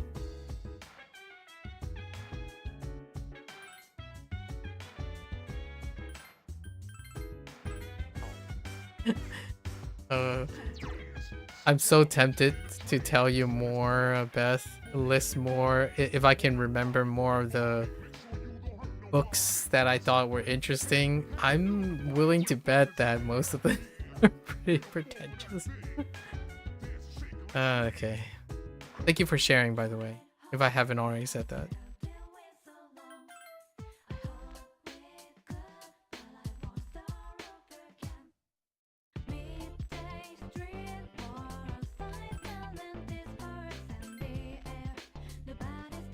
Okay. What time is it? 1 a.m? Get into this. Okay. You ever heard a conversation? I heard from a younger guy in my club yesterday that the 10th graders are teasing someone. What? Like bullying him? Poor kid. What's his name? I don't know. All I heard is that it's really a problem. I thought our school was peaceful too, but I guess it's not so much.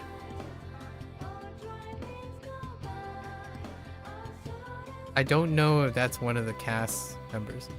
Oh no, it's Weirdo Man again. Okay, quiet down class. It's time to begin today's lecture. Progredio ado rucem shiderem. Oh gosh.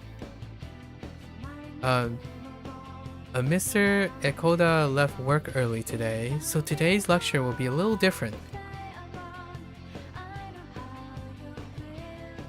He looked fine, but he claimed he didn't feel well. Make sure you know what you're eating, everyone, before you take a bite. Last time, I related some basic magical knowledge. Today, I'll add to that with a discussion of meditation. But first, let's review the ways that magicians meditate. To heighten your creative impulse, the source of all magical power. Carefully observe a real-world object and recreate it in your mind to the last detail. That's the Western style. But I also like to talk about the Eastern style meditation. Meditation was actually refined in the East. Modern magicians adapted Eastern meditation for their own original style. Strengthen yourself, take a deep breath, and concentrate. Those are the basics of Eastern meditation. What? You don't need much to meditate. All that's required is a quiet environment and some time. It doesn't take long, but you should allot at least 15 minutes for it. Now, for the practicalities. First, your posture. Choose a position you're comfortable in. Sitting cross-legged is easy for most, or you could try to full lotus position called Kekafusa. You can also meditate while sitting on a chair. Any position will work as long as you're relaxed. Once you can breathe comfortably, cover or close your eyes and relax.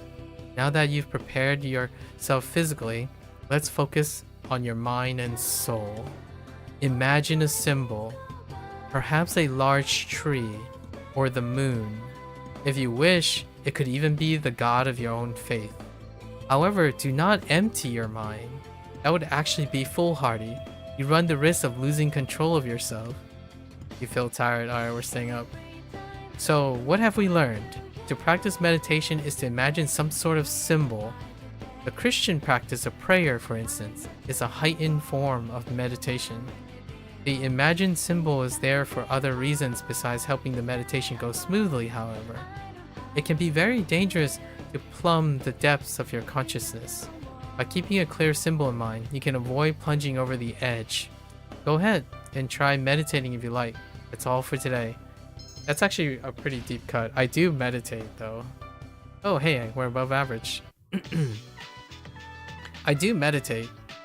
I drew it before.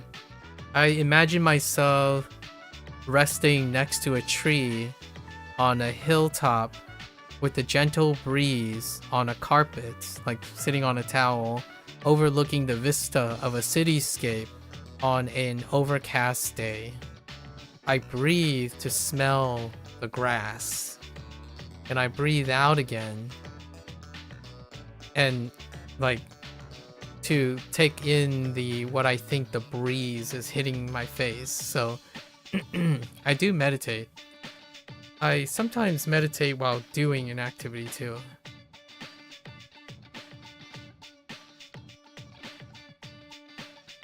It does deal with eternal counting. Breathe in for 5 seconds and breathe out for 5 seconds. It's finally time for lunch. Alright. Who's first? Oh boy. Frenchman. Baby. Alright. Alright. Hallway. What a workout. I've got to teach those freshmen how to clean up properly.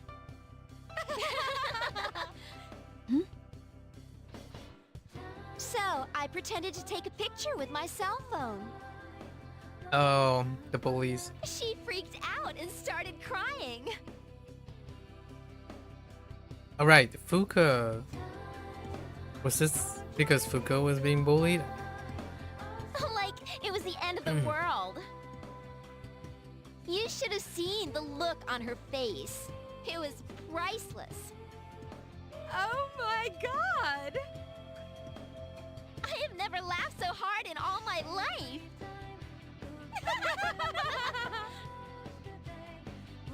They're making fun of someone? Don't they have anything better to do? Huh? Where's that voice coming from? What voice? I don't hear anything.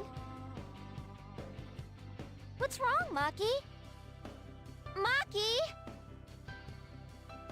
Uh-huh? Are you okay? Sorry, what were we talking about? About time they left. I can't stand girls like that. These girls are mean and you don't like them.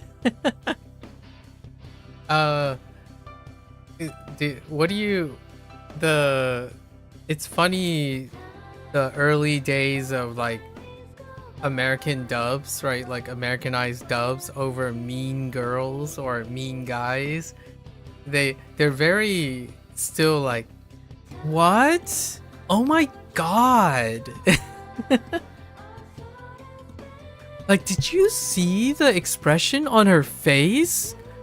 Man, talking about pathetic. That's kind of the, like, in my opinion, that's kind of the early days of bullying, like the depiction of bullying in at least like translated material from like Japanese media. That's typically the mean girl, like the early 2000s mean girl, English Hollywood, you know, like Americanized Hollywood production stuff. It's like, man, did you see her dress? It's so disgusting. Who would ever want to wear those, that, like, I don't know, those shoes with that hairdo? That's kind of what they were going for. And now, in my opinion, it still kind of happens every once in a while. And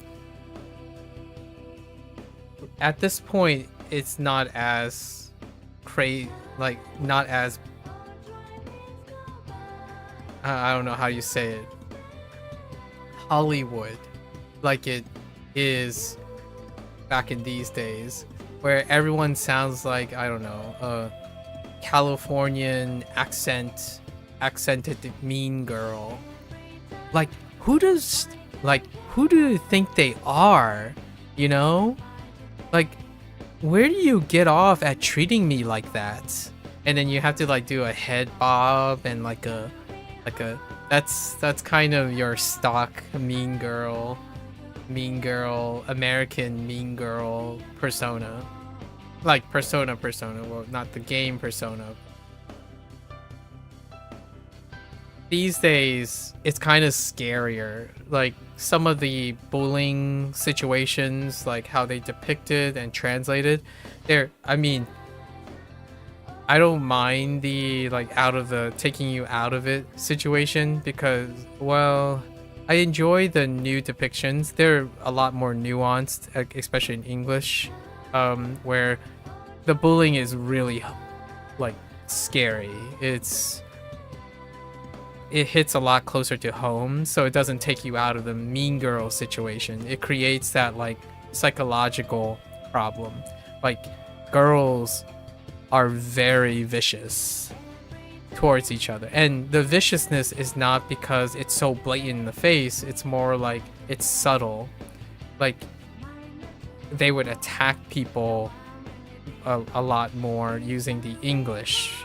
Like, the English, the language is very subtle and less over the top. Or you could consider it as like a form of overacting. I'm not saying the the actresses didn't do what they were instructed to do. The idea is it's likely that they were instructed to portray it that way because that's kind of what the appearance of American mean girls are like. Not that I'm saying they wanted the Japanese girls to appear like that. I'm not actually entirely sure. We'll find out, though. We'll find out when we come back around with Makoto in Japanese what they sound like. I think I at least know what they would say in Japanese. Here. Alright, so we're going to our Emperor's room. Our Emperor guy. This guy is supposed to be snobby, so we're gonna try snobby. This guy's high and mighty. He's Emperor. Emperor is about rules. It's all about rules and upright rules. Alright, Hidetoshi, I'm counting on you for both our sakes. Yes, sir. The teacher left. Oh, Kotone-san. Hey, what did he mean by for both our sakes? What's he talking about? The student council member is pressing Hidetoshi for an answer. He just wants to create a better school environment, so he simply asks for help from an apt student. Just like how the president asked Kotone-kun to join student council. What? You can't decide something like that without the president's permission. The student council member is glaring at Hidetoshi. You shouldn't fight. Aren't you gonna say anything, Kotone? The student council member seems to be getting angry. So he is just gonna spy on the boys' bathroom now. Man, everybody's on that suspect list of his, even us. Don't exaggerate. I'm a member of the disciplinary committee, not the police. Look, you two have two choices. Either help out and prove you're trustworthy, or refuse and raise suspicion. We sure have to deal with a lot of BS around here, don't we, Kotone-kun? It seems he's counting on me. Really. I am mighty. The Emperor. Now, if you excuse me, and he's gone.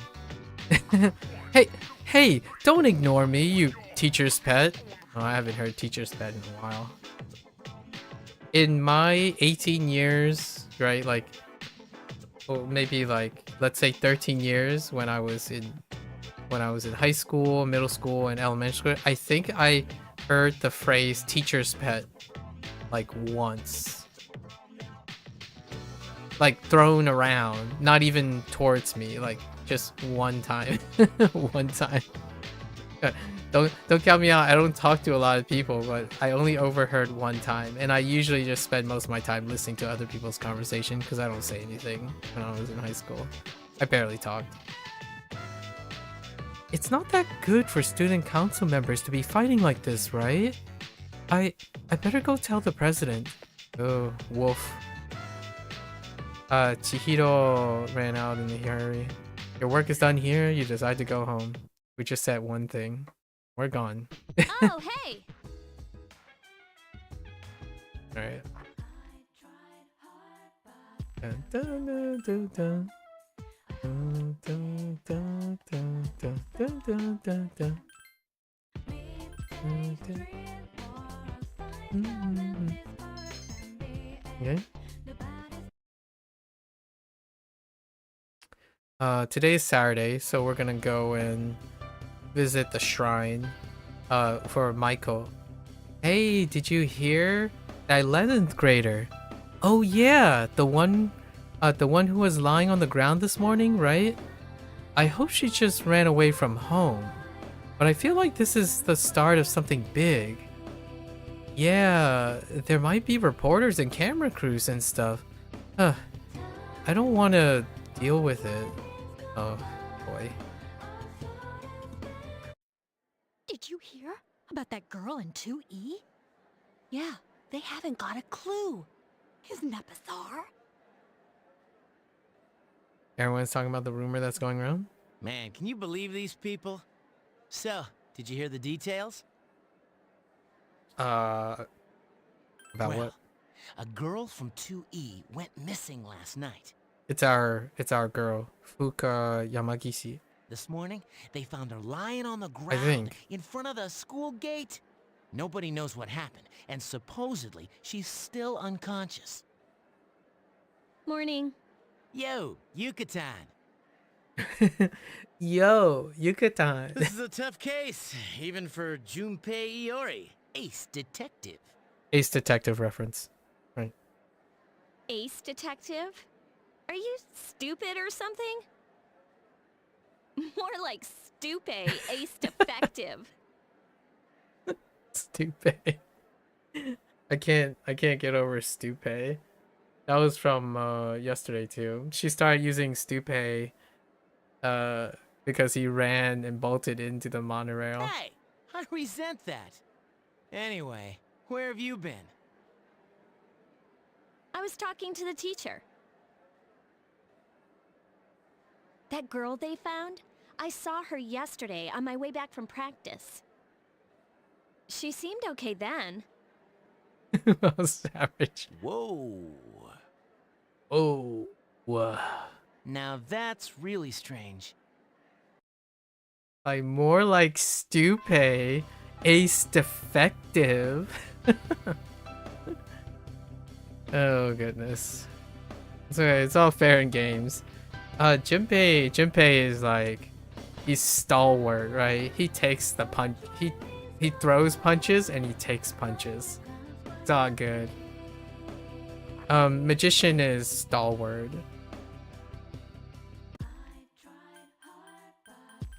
He had an abusive father, so that's Junpei's background. He has an abusive father, and now he's estranged from his father.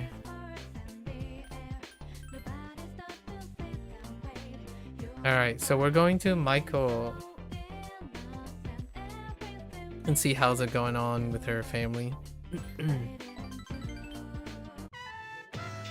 Hey, have you seen Striped Shirt? Oh, that's right. She leads into the other social link. We were playing tag, but it's no fun if I can't find him. Hey, Striped Shirt. Yeah. I forgot who he is. I think it's Fool. He's the Fool Arcana. Oh no, not the Fool Arcana. I think you're Fool Arcana. I don't remember which Arcana he belongs to. It could be Hermit or something. Or Devil? You don't look so good. Are you sick? Kinda, yeah. I'm surprised you could tell. Huh, so you are sick. No, I'm kidding. You're so easy, Michael. No fair. I'm an innocent girl, so I actually believed you. Michael ran off and climbed the slide. And you are? I guess I'm Michael's friend. So you're the girl she was talking about. I wonder what you were like. Are you too old to play with kids, or are you still young at heart? Hey, I'm hungry. I want takoyaki. Takoyaki! Michael is yelling from the top of the slide. Okay. You can eat with us too, Striped Shirt. Nah, I'm okay. Thanks. I'll see you guys around. The thin young man walked off. He's gone? I usually see him around the shrine on Sundays. I see him on the way to cram school too. Yay, it's takoyaki time! You decide to go with Michael to get takoyaki. Alright, there's more. It's so hot! I might burn up! I remember one time Dad burned his mouth on this takoyaki. Cause I put too many in his mouth at once. He was like, Waga! Oh. She suddenly falls silent. Dad doesn't spend much time at home anymore these days. But I have a birthday soon. Oh, do you think he'll come home for my birthday? Don't worry, he'll be there. You really think so? I mean, I know Mom will buy me presents, but still. She hasn't asked me what I want yet. Michael fell silent. If they really love me, then they wouldn't get a divorce. You're the only one who still plays with me, you know?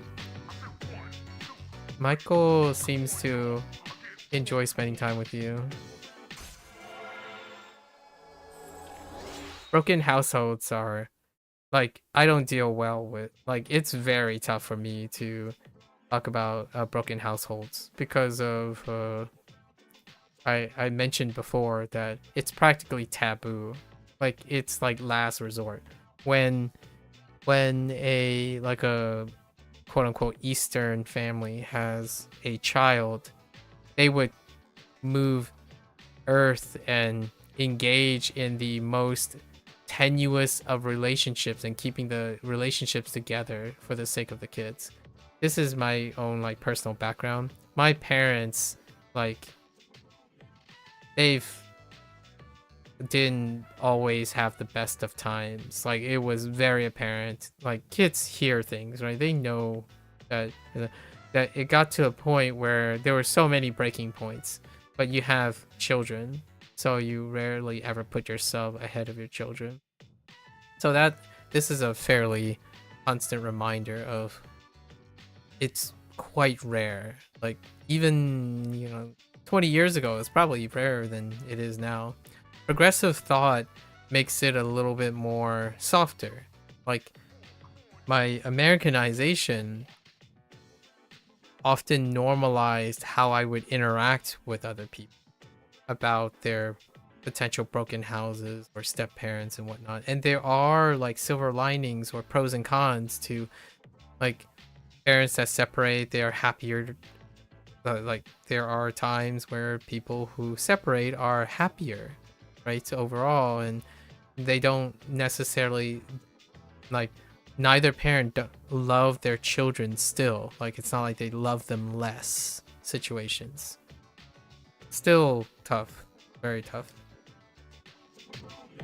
situation.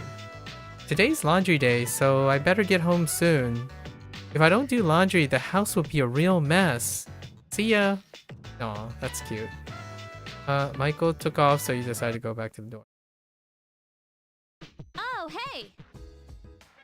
Rumors going around in school. People can be so immature sometimes. I mean, it's just a ghost story. Anyway, I'm not feeling very well. Okay. Just watch a little TV and then go to bed. Alright, alright.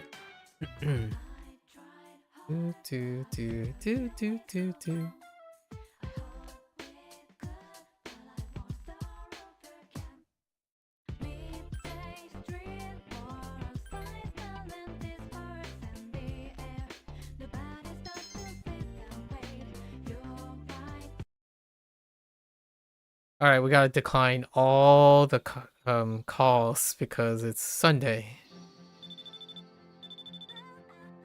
Days off. Junpei, sorry, man. Oh, it's just Junpei.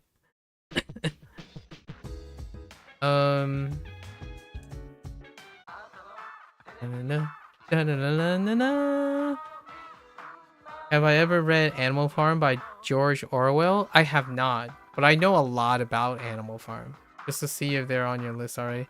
Yeah, George Orwell is something that did come up before. Yeah, I have not read it.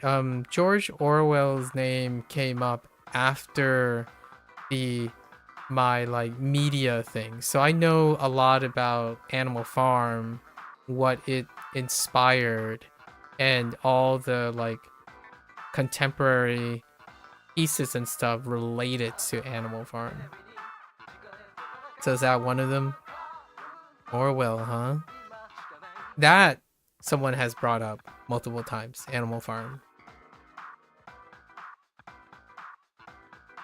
But how does that compare to like water down? Oh no, what was it? I should have written it down. What's the second word to it?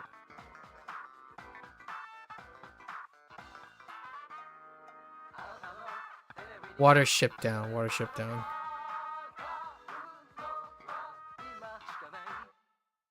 Battle panties? What the?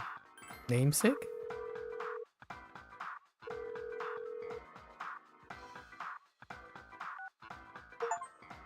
Alright, we got the 5. Nice. We're gonna go to the shrine. Pray for Junpei's health. Oh, they are definitely... Oh, there are definitely similar underlying themes. Oh, I see. I'll keep that in mind. Animal Farm, huh? But also other things as well. Fair enough, fair enough.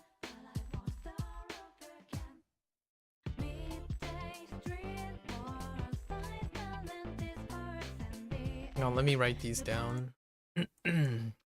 So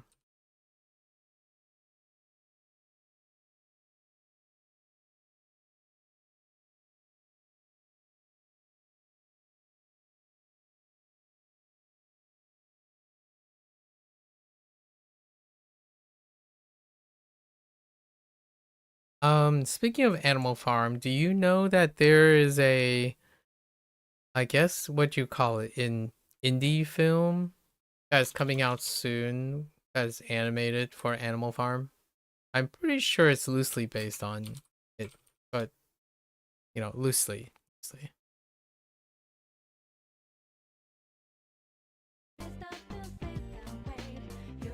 I think Andy Serkis is the voice of the main character. I like to think it has something to do with a pig. If I had to guess, it's not like a vast interpretation, so we'll see. Like animation wise, it's an animated movie. Andy Serkis is usually involved. Unsure how you feel about it? Okay. I see.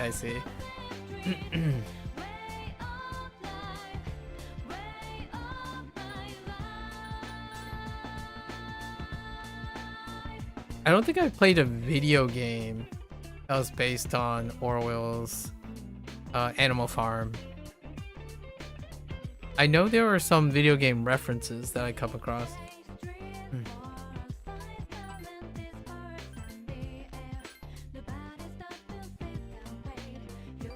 Alright.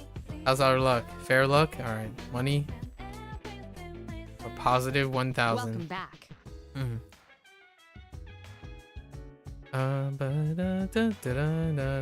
Alright. We're finally gonna end our today with some dark hour stuff. So we're gonna go and do the Tartarus thing now.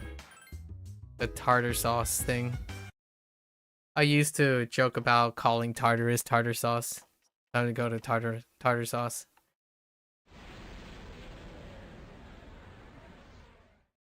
Alright, so now we got Akihiko. I finally get to go with you guys. But that doesn't mean you can slack off, alright? Yeah, alright. So now we finally have 4 members. 4-member team. What are our quest lines? So, what are our quests? Questicles. We gotta accept our questicles here. We gotta get to floor. I apologize, but you're only allowed to have 3? Okay. I think this one's fine. The lead is the rare spawn, right? Okay. Oh no, you can cancel quests. So you can only hold on to 3 at a time. Wait, what the heck? Today.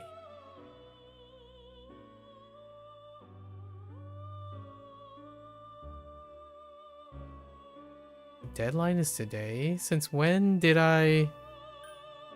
Oh no, did I screw up?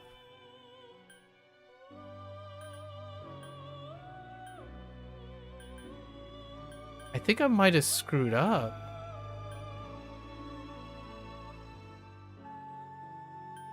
Maybe I didn't. I don't know if I need to leave time to spend the tour. There's a cancellation fee. Alright. Alright, buddy.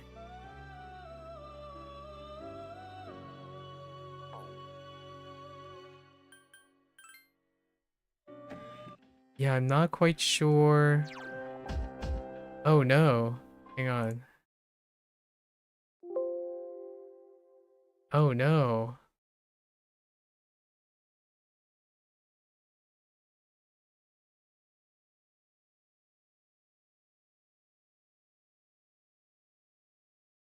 I might have screwed up.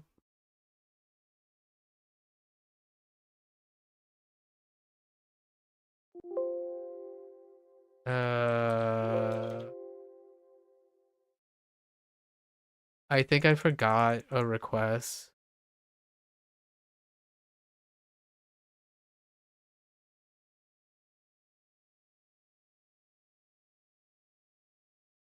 Oh. Oh. I was supposed to just... It doesn't consume any time. So I was just supposed to go on a date with him. Hang on. Can I do that here? Oh, no. Hold up. I think I might have done goofed.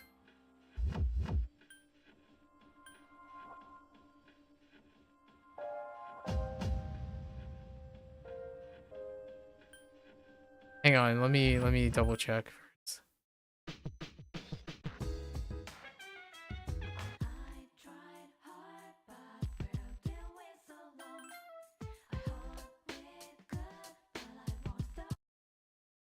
That would be a really big goof.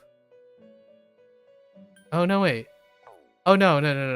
I done goofed again. That's the menu was incorrect. I had to go into request. The heck? Oh, where am I? Oh, evening. Oh, okay, that's fine.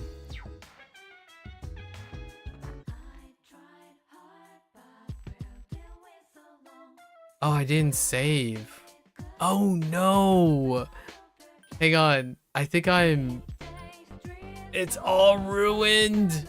Hold up. Where am I? Which day is this? It's fine. This is fine. It's fine. We're gonna go on a date now. Oh no. Oh no, maybe it's not. Hang on.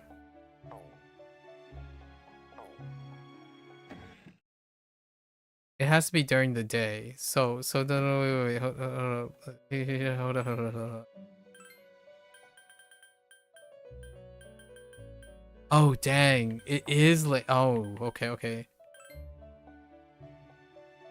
Okay, I do have to do it the day before, so maybe my complacency saved me. Well, we'll see.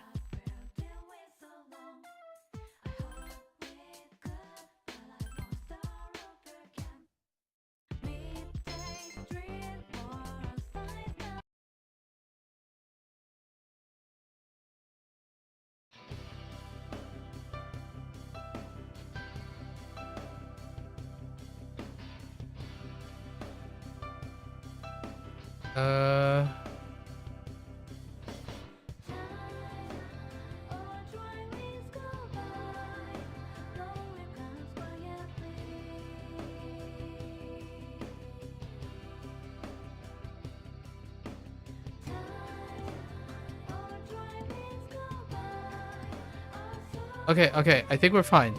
We're fine.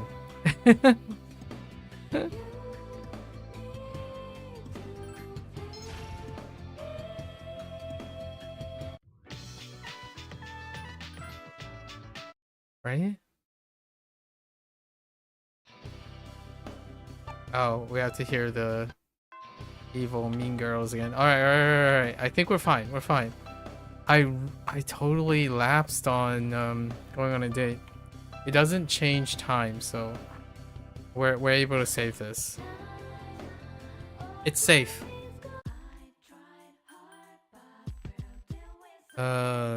Mall.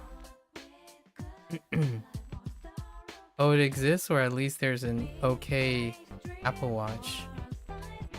Apple app. Might watch.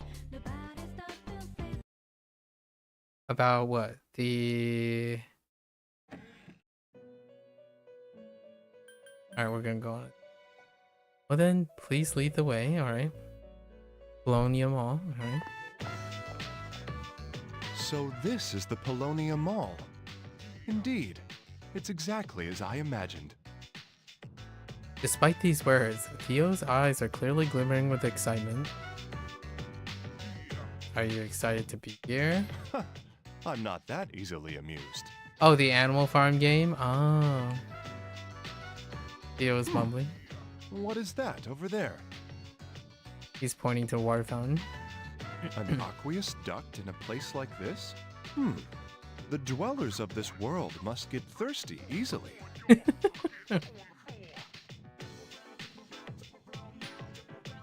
I don't think that's it. I know its true purpose, of course. Why, it's meant to wash one's hands. That's not it. It was only my small joke. So, what is it actually for? A bit of scenery. I see. Theo seems distraught for some reason. And what, pray tell, is this facility here? Headed towards the police station. These photographs. Most wanted. Reward. I see. So the concept of subjugation requests is not unknown here. That's right.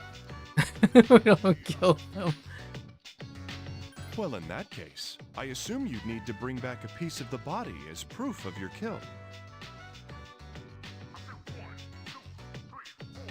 Theo is nodding triumphantly. If there are hunters of such talent in this world as well, I may want to make a few requests of my own. But on second thought, perhaps not. I already have you, our finest guest, for that. What is that? Could this be Club of Rumor? Rumor? Yes, I heard no end of it. Dancers, dictated by the sway of one's inner passions, a subterranean garden of uninhibited spectacle. Though this marks my first time seeing it in person. Well then, let us venture in. It's closed? This can't be. Theo is in utter shock. It seems I have no choice but to turn back. He's slightly tearing up. He decided to show him the arcade. Arcade? A series of arches? Arcade? That's pretty good. Arcade.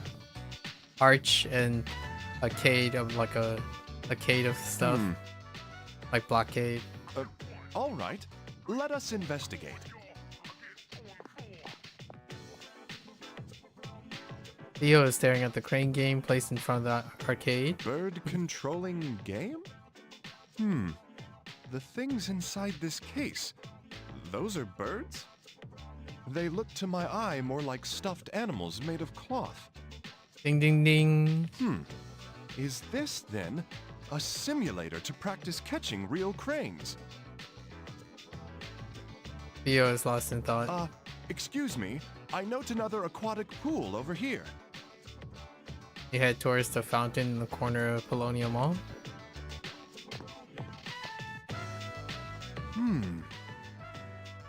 He seems restless for some reason. He's looking around as well. He abruptly stuck his hand into the water. It's 8 degrees Celsius. You can tell? Is that important? Is that what you get? Of course I can.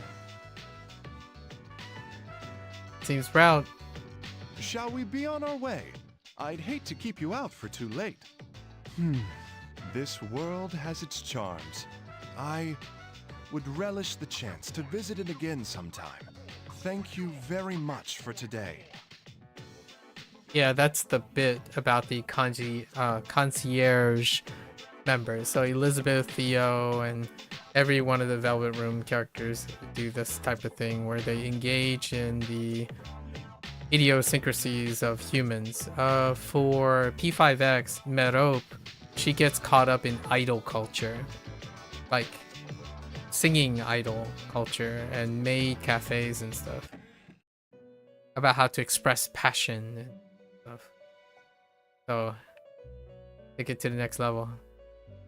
Unfortunately, I'm currently negotiating with them to at least set up a crane catcher machine. Now, as for a reward, alright. There's a charming persona combining the looks of a sweet girl with a powerful ability. Please take this as your reward. Small. Oh! Cheongsam. Cheongsam is the vampire thing. Okay. Alright. So now I won't be hitting a deadline, basically. Wow, I didn't even realize I was about to fail the deadline. Like, what a coincidence. It's the day of the deadline that I noticed the thing. And by sheer happenstance, I was goofing around, so...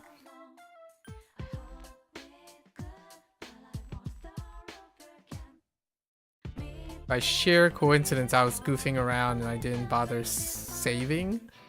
So, woo. This is the one where we go to the student council room, I think, on the 29th. Yeah.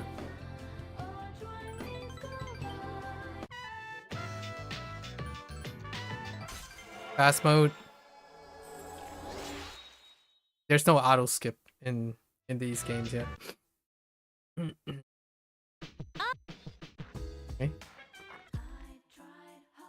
Well, one definition of arcade is literally a series of arches with their columns or piers. I see. Wow. That's interesting. It's cool to know the root words like arches and cade. Kind of like a blockade. Blockade is the same thing. It's interesting.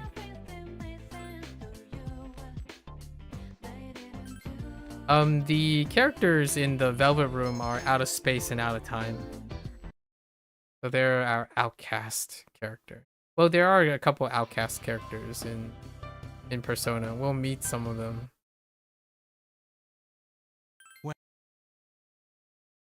I could have heard the Stupe line again. Only vaguely knew this and looked it up to get the exact definition. Oh, I see. Are you not familiar with the Roman arcade? Like the arcade, you know, like the Colosseum and the, what do you call it? The Parthenon and stuff. Or they're referred to, you can kind of refer to them as arcade structures. So like the arches that are around, that are stacked next to each other in front of the games, like Colosseum and the jousting area and the stuff, they are like the quote-unquote games of the Roman. At least that's where I learned the whole arcade thing before. Age of Empires, that's probably what you thought of at first. Oh, okay, yeah. Age of Empires is Age of Empires is where I got the idea of arcades before like the gaming arcades was used. I don't actually know how it came to be called the arcade, like why modern gaming arcades were called arcades. I don't know if it's related to the Roman use of the structure where the games, like the Olympic Games, like games like that, jousting and shot put and stuff, they're in arcades. Maybe that's why they call them arcades. Etymology is a great way to find interest in those things again, for sure.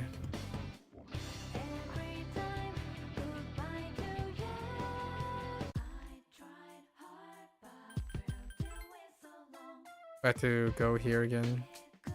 Meet our thin man.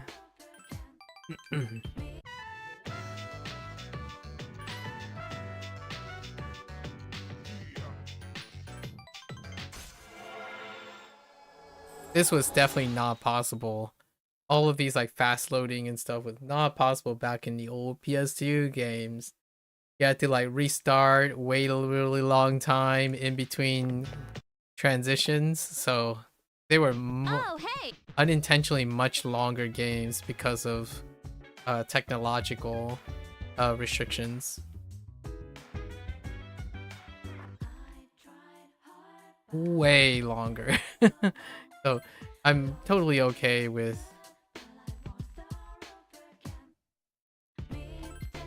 doing this though. It's like a fraction of the time. And in the future titles, they have even more quality of life changes due to technology changes.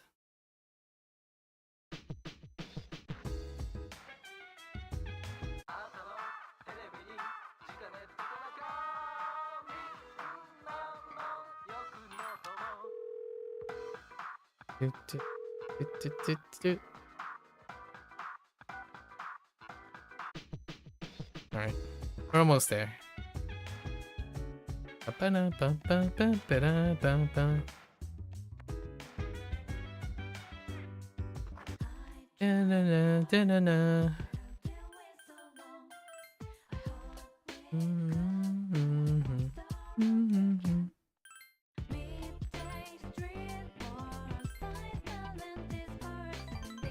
I'm keeping track of time.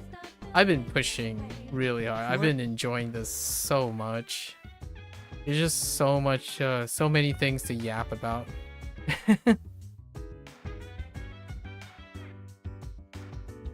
Okay. Making sure I haven't done goofed.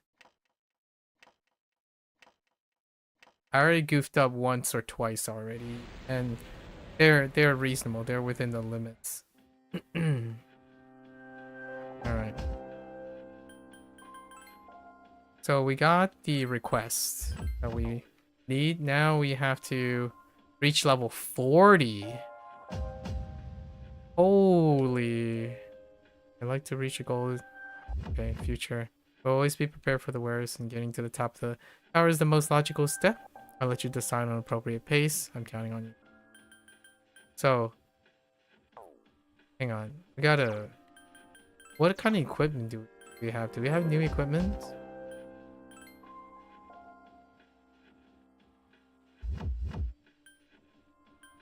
Hang on. Okay. Okay, so no equipment there.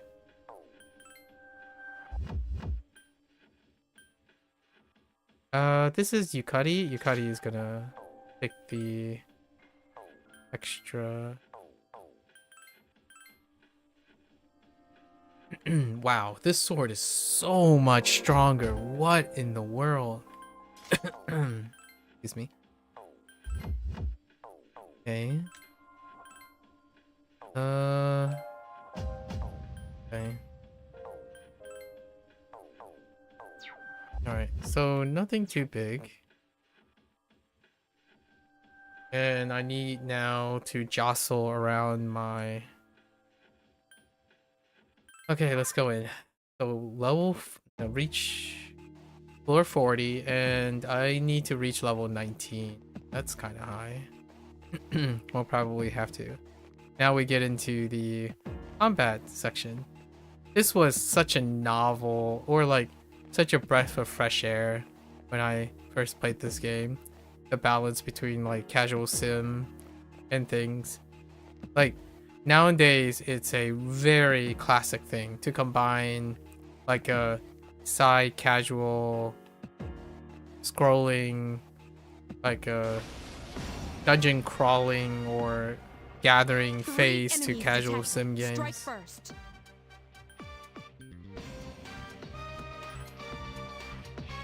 Yes, excellent attack. Akihiko Oh, has wait. defeated an enemy. Akihiko is still under automatic. Please hit! This thing won't give up! Oh, we don't need to. Take that! Got to get to. Who's the man? We should be ahead of the curve now because of...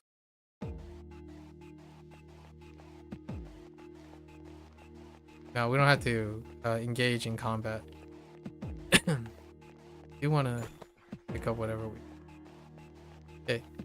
Not yet. We have to break through the... Here. There we go. Next zone. Block 2. See? Something seems different. Be careful. I'll try to see ahead. Yeah, no experience. Okay.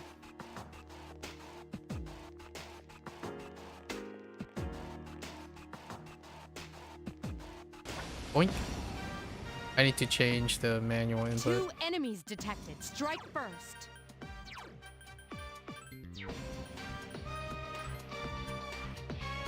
Now we'll wait. Am I doing enough? 2 enemies remain. Don't get careless. Ha! I couldn't defeat it. Okay. That one just won't die. Can I not take out even one with regular? Only Okay. one left. Please hit. Jeez, that one's fast. Oh, I still have enough damage. 1 Okay. enemy remains. That's awkward.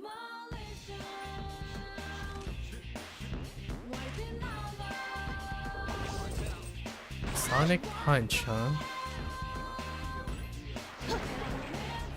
My MC does not have a new weapon.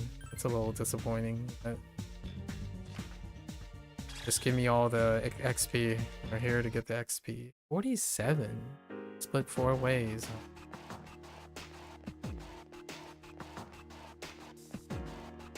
We need to figure out some weaknesses here. You butthead.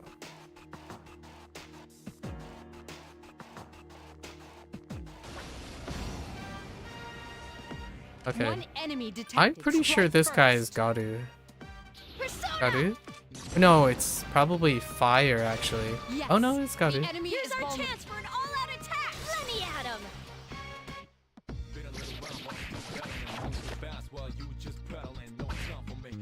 That dealt negative damage.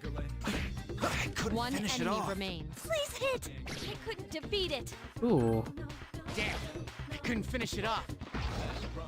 nice. I summon you. You attacked the enemy's weak Here's our point. chance for an all-out attack. Let me at him. We're so weak. Akihiko, you're slacking. Where's all that training coming from? Oh, there we go. This is it. I've been waiting for this. Okay. Good job, Akihiko. You just need to trash talk him a little bit.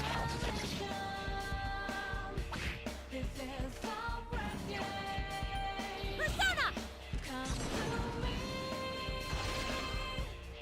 Here's our chance for an all-out attack. Let me at him.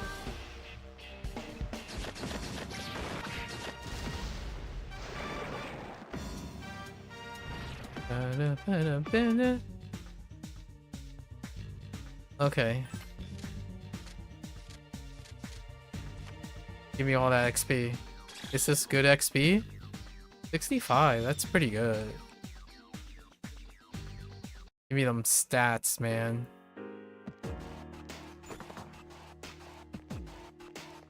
We're on floor 17. We gotta get to floor 40 before the day's end. Then we do a bunch of social things tomorrow. Alright. There are 4 enemies. Strike first. Those are... They look like Zeo masses. So I feel like it's still Garu. Persona! Garu? You attacked the enemy's. Let me pitch in. Oh yeah, the co-op. I don't remember this at all. This being a mechanic, the co-op thing. Oh, and it moves on. Interesting. I couldn't 4 finish it enemies off. remain. Stay cautious. Take that. 3 And then to we go. can knock it down. Help me! So 2 Garu so far. Here's our chance for an all-out attack. Let me at him. It's your usual rock, paper, scissors stuff. Zeo is weak to Garu. Garu is weak to Zeo? Like, are they reciprocated? And then just fire and ice. So they're just across the... At least I think. They're across from each other. And then we have light and dark. I don't think we have psychokinesis yet. In the Persona series. Hang on, let me see. We have, right, slash, what is it, like slash smash or something, or yeah, slash smash pierce, fire and ice, Zio and Garu, and then light and dark. Yeah, not there's no psychokinesis or nuclear yet in the series.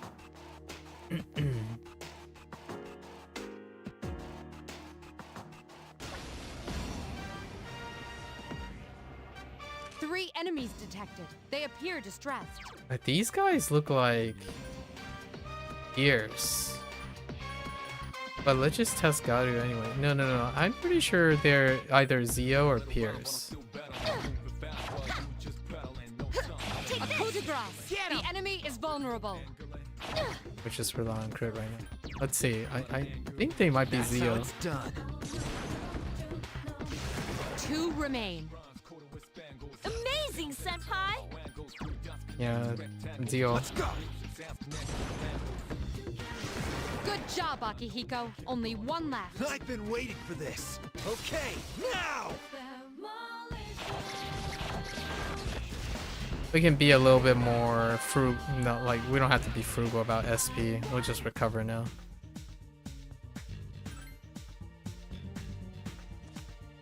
Okay. Give me that one. All the XP possible. I don't want to do like solo runs because solo runs are getting more progressively dangerous. I'm having difficulty. Can you go to the next floor?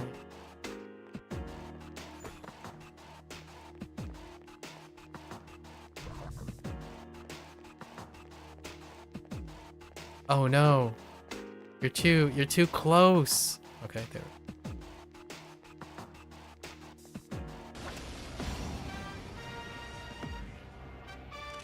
Enemies detected. Strike first. They're usually now they're different elemental. So I don't know. Let's try Garu. Summon you. Okay. Let's go. Still alive. Nope. 3 enemies remain.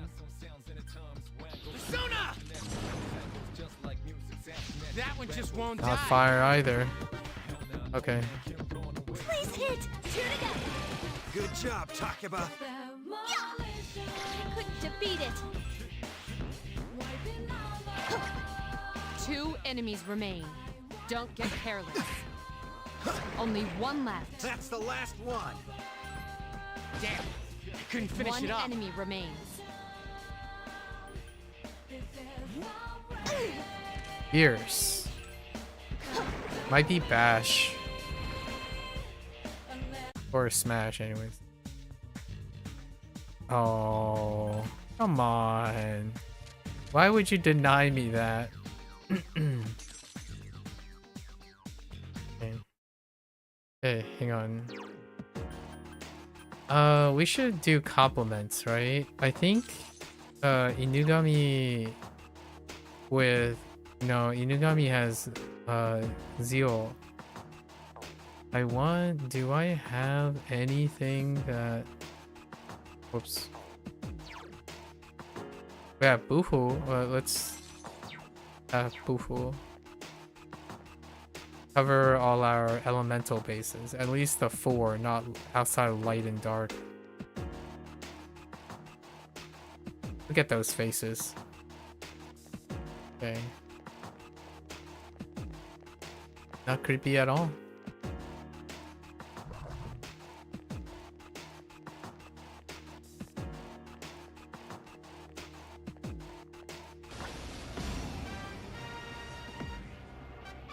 There are 4 enemies. Strike first. Really? Still 4 alive. enemies remain. Stay cautious. Damn. I couldn't finish it off. Ew! Whoa, nice! My characters don't even have AoE yet. Yes! Takeba Good defeated job, another Takeba. enemy. Help No me! AoE. Ah! I didn't even realize. Oh goodness. Oh goodness. The enemy has recovered. I didn't even remember you can miss. Like skills can miss. 3 enemies remain. Dang. That one just won't die. Takeba is dizzy.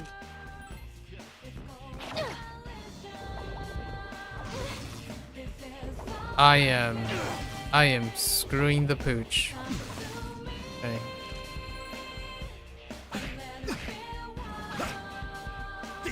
Akihiko has defeated an enemy. Keep it up.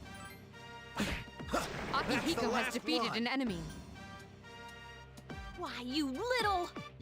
Listen, you're the one that missed, okay? 1 enemy remains. Oh my goodness. Come on, man.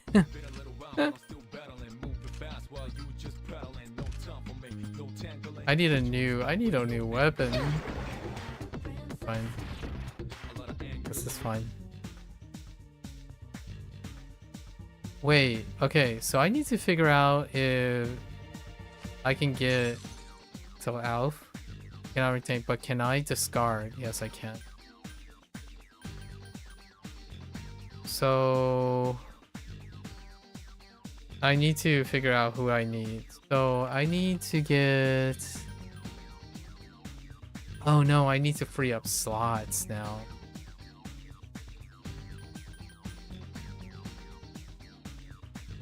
So we're just gonna... I need to free up slots. Or not free up slots, I need to gain slots and free up 1 slot. I think I need 10. So we'll just assume for now, we'll just keep going.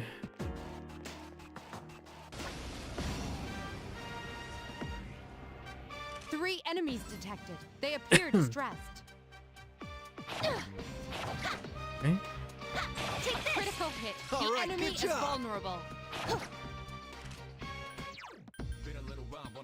Let's go. 2 remain. Do it again! Polydeuces! Polythusis. Yes! Akihiko defeated another enemy. I've been waiting for this. Okay, now!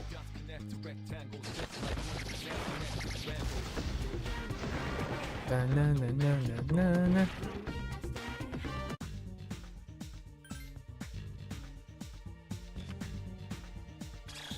What do I get from that? Sell for cash. It's a cash life, man. Cash life.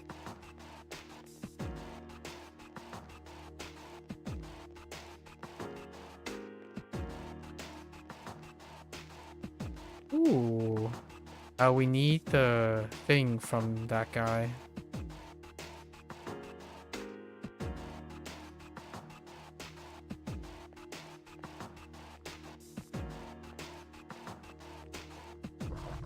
What? Ain't no way. That is okay. I demand a recount.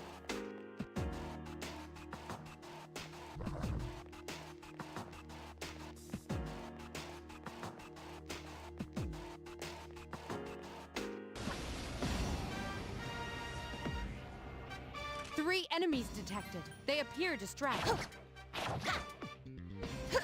Great attack. One more!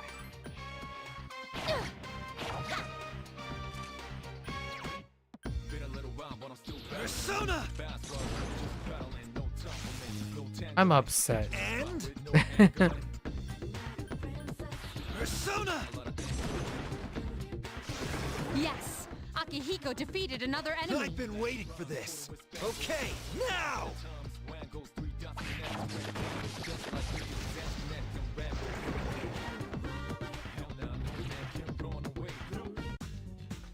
Alright, now I gotta figure out if those two... Rank 2 gives you XP. I'm pretty sure it's supposed to, right? Oh no, it's still only HP. Interesting. So no sustain for SP. Okay. We just go back after every sentiment. 3 enemies detected. They appear distressed. Really? Let's go. 2 remain. And I can't lose to an underclassman. Yes. Just do Akihiko too much defeated another damage. enemy. Here's our chance. 1 enemy remains. Okay.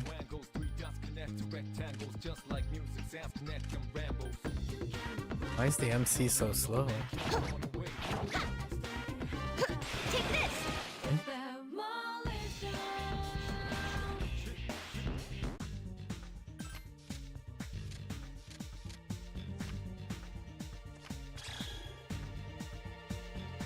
Needs to get to...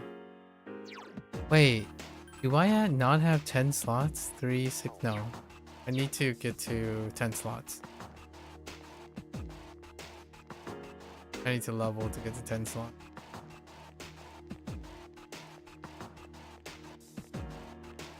Go up. What's your progress? Where's it's fine. Okay.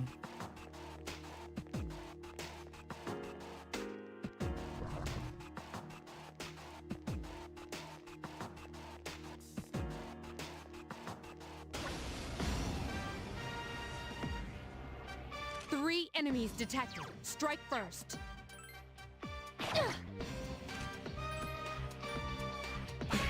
Still 3 alive. enemies remain. That one just won't die. Persona! Oh no! Oh. I thought it was... Oh. Persona! Still alive. Wait. What Ellie was it? Okay, well I'll never know now. Please hit! This thing won't give up! Is it Bufu?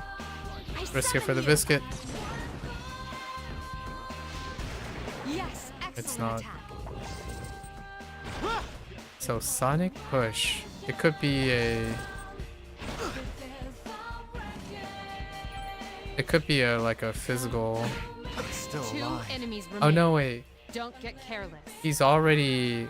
No, it can't be because none of them Iori has triggered. defeated an enemy. Please hit! Because I already have a Defeated. Pierce, I already have a Slash, and now I have a Smash, yeah. So it's none of them. It could be light or dark.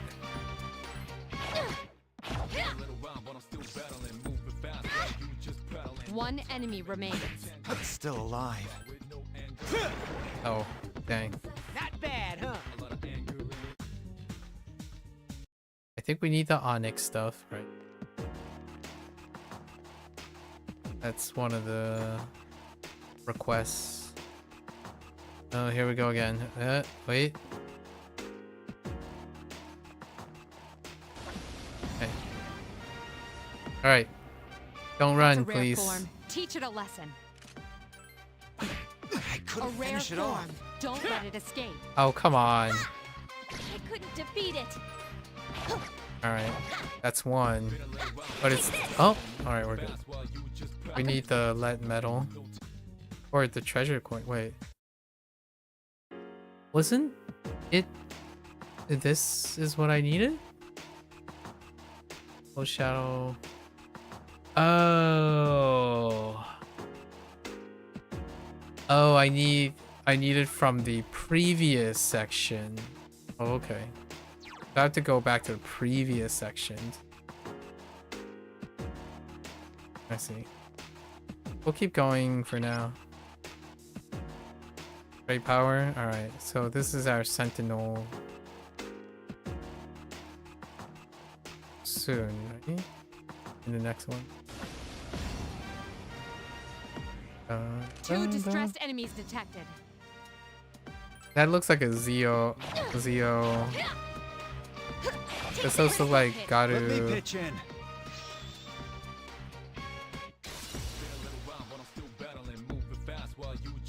Are these always guaranteed? Yeah, I've they been are. waiting for this.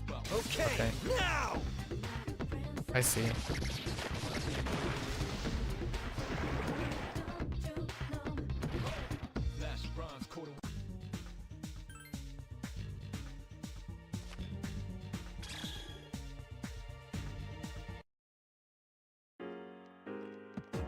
Bum, bum, bum. Bum. One enemy detected. Strike first. I don't think I tested Bufu, right? Bufu? You struck Okay. the Here's our enemy's weak. chance for an all-out attack. Let me at him. Good to know. They're a little bit different because of the lack of psychosis, psychokinesis, and nuclear.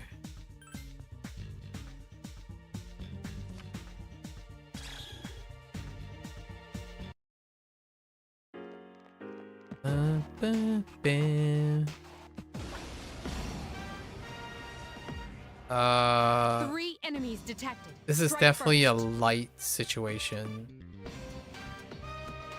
And oh no, wait, it might be Garu actually. Let's just test them out. Okay. Let's go. It's still alive. Three enemies remain. I think they're actually resistant to Agi. That one just won't die. Help me. It's probably light. Two to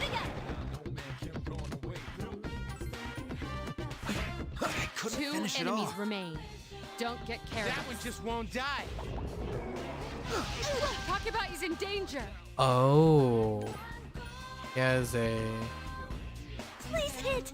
Takeba has defeated an enemy. Be careful. Takeba is badly injured. It's still alive. Finish it! Not bad. I have so low HP. Very concerning.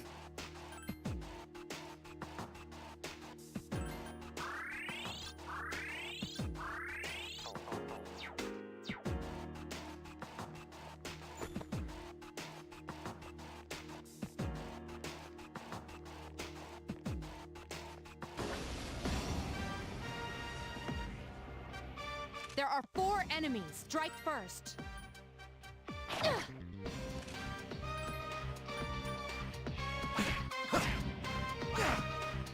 This is it. Keep it up. I couldn't Four finish it enemies off. remain. Stay cautious. Three more. Help me. Way to go, Yucatan. Help me. Here's our chance for an all-out attack. Let me at him.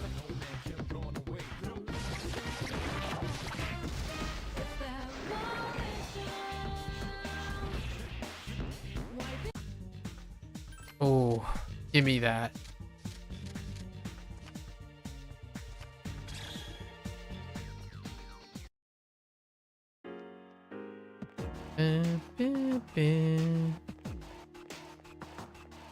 You're hearing that a lot. These floors are very tiny. This is a good thing. Alright, so we have Sentinel coming up soon. Really?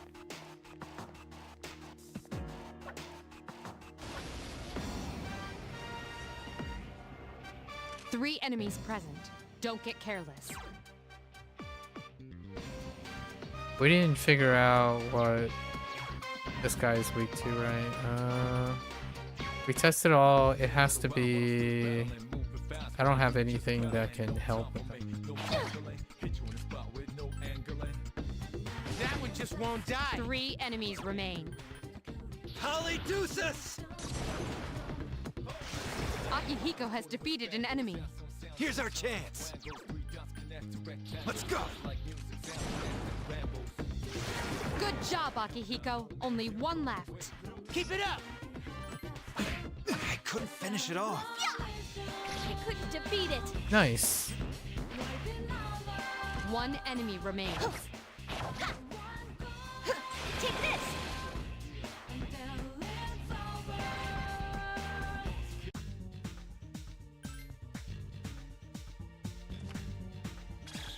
Okay. Aquamarine.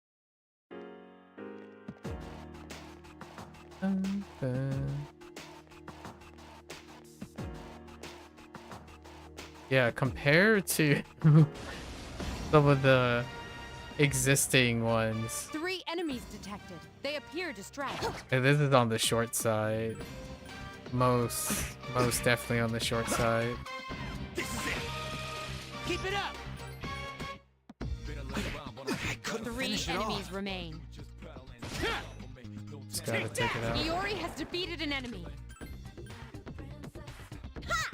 This thing won't give up. Nice. I couldn't 2 finish it enemies off. remain. Don't That get one careless. just won't die. Please hit. I couldn't defeat it. Ooh. Man, Take this. Yes, excellent attack. that bow though. One more. Oh, alright, well, Take Great this. fair attack. enough. Here's our chance. Let's get him! Get back here, you son of a...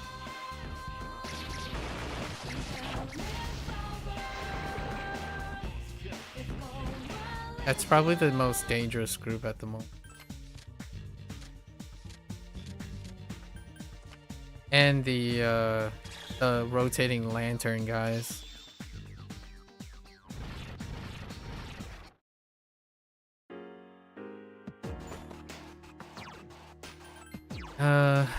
Do I have...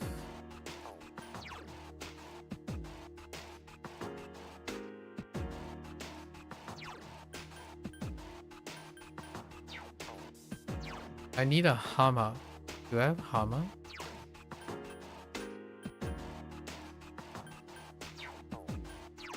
There is a Bufu weakness. I need to... We need to like up our Persona game here.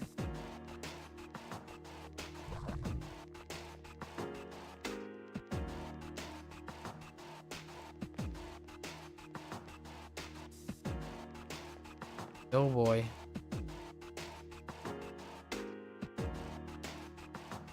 Turn around. You won't. Oh no. That's not what we want. Man, I feel spent. Did you read the review on P5? Lots of peps in there? Yeah. Yeah, it's about the cost. It's 3 usually enemies present. an argument Don't get about careless. cost. Critical hit. The enemy is vulnerable. Arguments are always like those types of arguments tend to be like, oh, the base game was so good, everything else should be free compared to it. It happens pretty much on every game. Like Dave the Diver, every single Dave the Diver DLC has that same comment. Where like the base game was so high in value. Yeah, but like $10 ain't bad during the sale. I feel like that's a normal DLC price. Yeah, so the thing is, right, the game itself, so it's kind of like a relative perspective. The game itself was like, I forgot what the base cost of this game was, like 50 or 60. And because this game is 50 or 60 bucks and it has like a specific amount of content, right? That means that if they were charging even for 10 bucks, it has to be 10 bucks worth of the 50 of the base game. So that's why, in my opinion, DLCs tend to perform poorly because they have to be bigger than it. And now hear me out. If you think that will be enough, it's not. Dave the Diver DLC is $9. And it is like 60 to 70% the base games in length. It's like 60 hours, right? And that was still not enough to justify its price.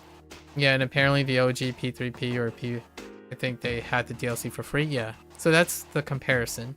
Yeah, the FES added the Aegis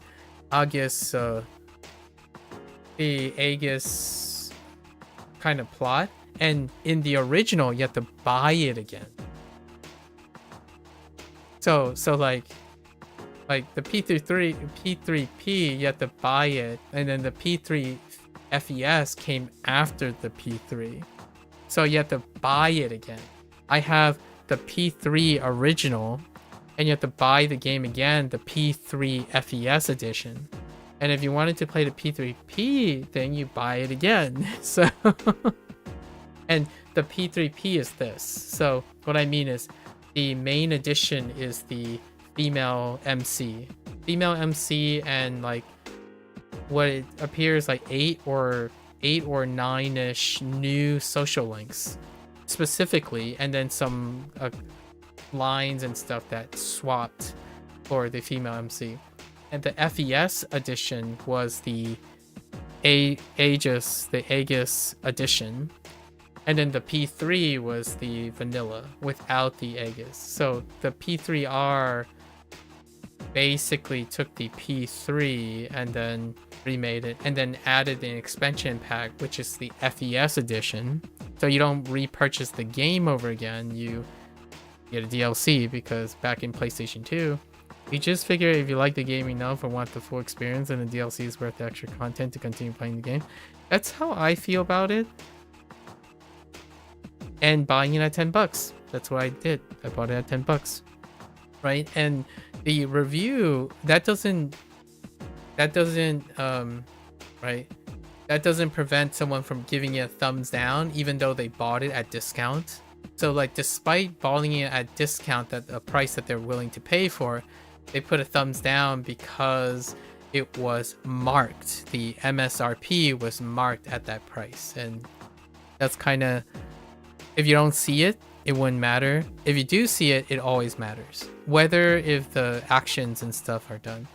But people complain the DLC is, yeah, it's 90% Tartarus and 10% story. Yeah, it's for the gameplay, the extension.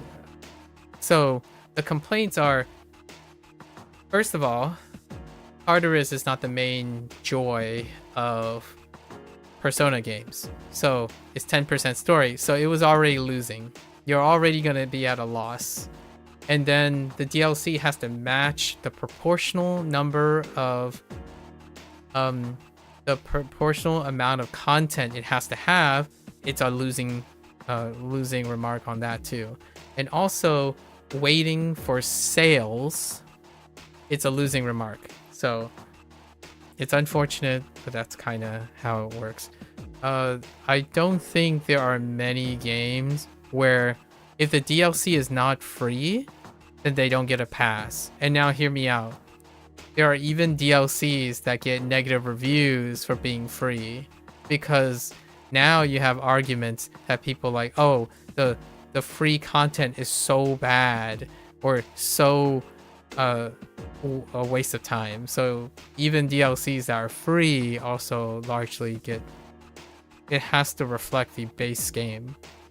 So even free is not good enough. Been around long enough for that to happen.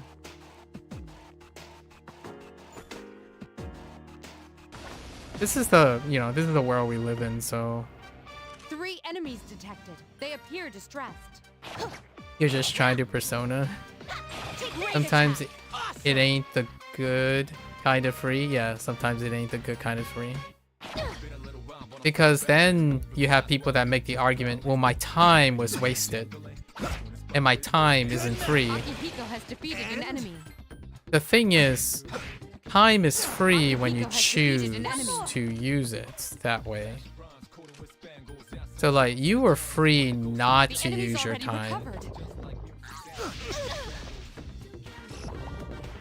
I'm just saying. right? One enemy remains. If you want to make an argument, you also have to make sure that your opponent can't make the same argument back, like use the same form of logic. However, the company has all to lose, or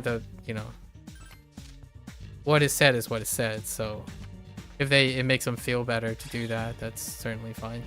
I don't usually take those things into consideration when I'm trying to, like, right now the games that I support, I buy the digital deluxe edition.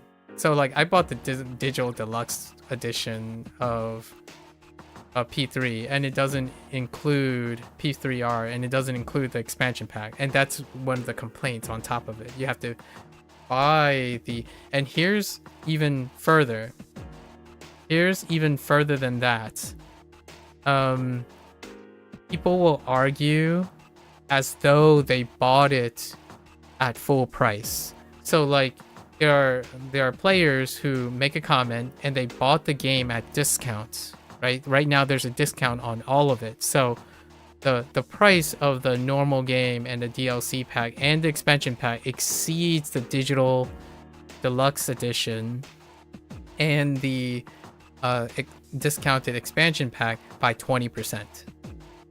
Right? So I bought that, and then there are people who buy that and then they make an argument like, oh, this is unreasonable because they use like a shield, they use a martyr. So they would say the real fans who bought the game at full price, that's not fair to them. So that was their justification a lot of times to complain about it, even though they aren't the ones who bought the game at full price and the expansion pack at full price and the deluxe edition at full price. Now, the reason why I want to bring that up is the vast majority of people who don't write reviews and stuff and do that, they bought the deluxe edition regardless. It's kind of like making a GTA argument. Is GTA when GTA comes out on PC, which it's not being launched on PC first, so for the record, when they launch it on console, for example, you get one flat rate. Is there going to be a forum to complain about that? Well, when it releases on Steam, maybe like in another 3 or 4 months when GTA 6 comes out, there's going to be a double standard. It's probably going to have a double standard, and I'm kind of curious if Rockstar is immune to it, which is the idea that people use other people's as shields. And I'm okay with being upset when you did the thing and it affected you the way. And how do I know? Because Steam tracks how much playtime and when the person played the game. So many of the reviews have like 0 minutes played. And are you telling me that they decide to buy the game just to complain about it when it goes on discount after they posted the review during a Steam sale when they have 0 time played? I would be more worried about reading someone who finds that justifiable. Like trusting someone who deliberately do bad things that they don't want to do in order to later complain about it to justify their argument. That happens a lot on Steam now. So for me, the games that I am going to play day one, I'm committed. Like I like RGG, so I'm going to buy the deluxe edition on day one. That's my personal choice, right? And E3 will be the same. ATLUS, Persona, and all the other games, I'll wait. I might not even ever get to go around and play them in the first place. So, like, today we already talked about how much backlog there is, right? And hear me out, I did buy games on Steam in which I got free out somewhere else too. They appear distressed. So I'm usually not upset about the decisions I make when I have a choice in it. Having too much of a good thing is a thing too. Is this Augie? Okay, I think I need Agi. It's definitely not Zio. Let's go. You have no, I have P4G. I actually started playing P4G on stream first, like a while back, and there's something else came up in it, so I did already play some of P4G, like the first couple months. So I already have P4G and P5R.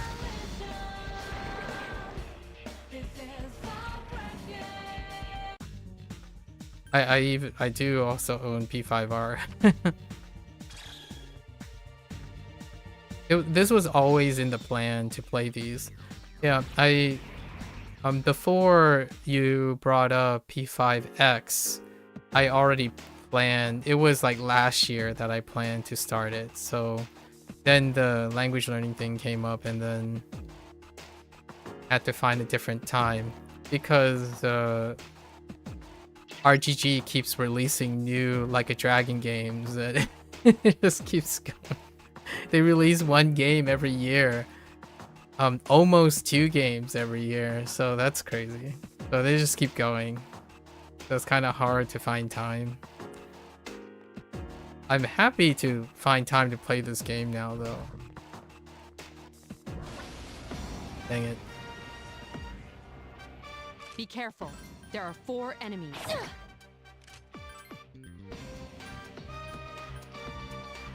Please hit. I couldn't defeat Oh it. no! I messed up. 4 enemies Wrong remain. turn order. Stay Oh cautious. goodness. This is gonna hurt. I couldn't finish it off. No! Not like this. Oh my goodness.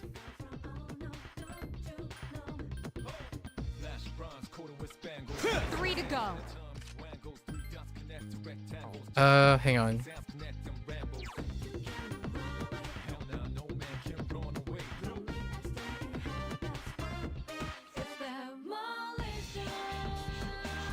Oh wait, I can check. I was like guessing. Be careful.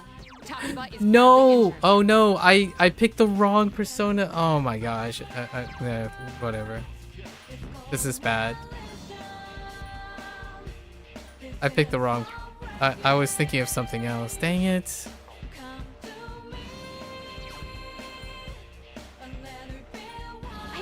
I need a Garu.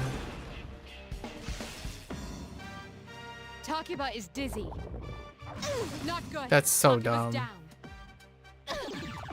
Nice move. The enemy is off balance. I couldn't finish it They off. just solo target 3 enemies Yukari. remain. 2 left. 2 to go.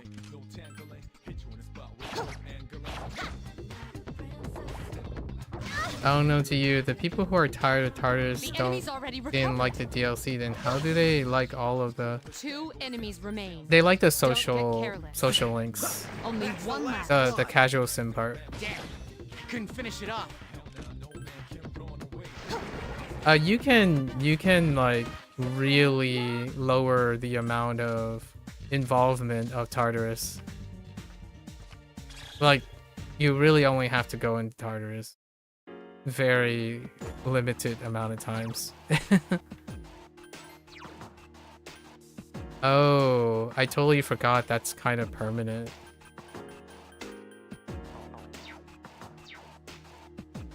Yeah, that's what happens when you stop paying attention and mess up.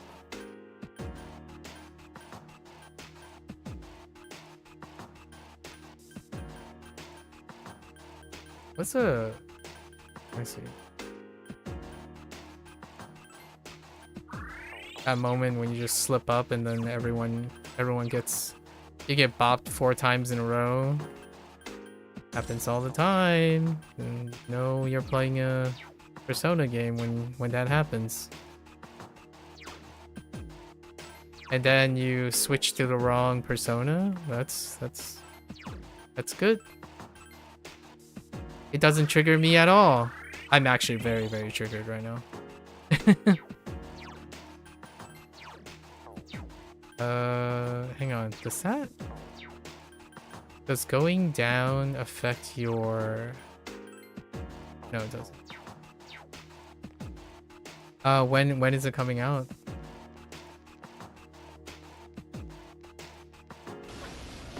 When is Tokon coming out? You can probably play the beta, but you don't know if you're gonna buy it. I see.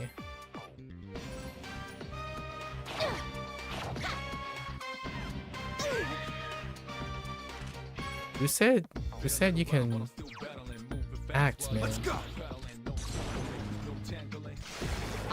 I think fighting games right now. I think fighting games right now, where they are, you typically launch. Launch is not like the most ideal time to hop in. Oh, hey, Jack Frost. Who can I replace? Do I just replace Orpheus? I don't have any slots right now. I mean, I don't need Orpheus.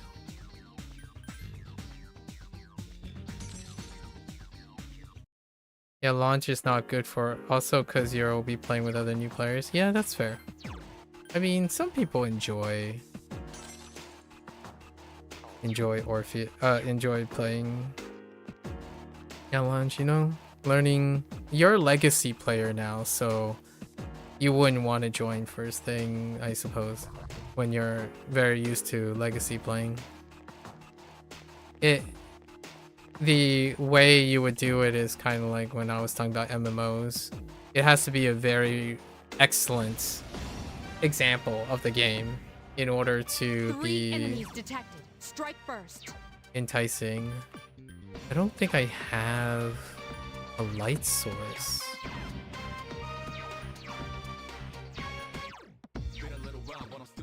Yeah, I don't have a devil or...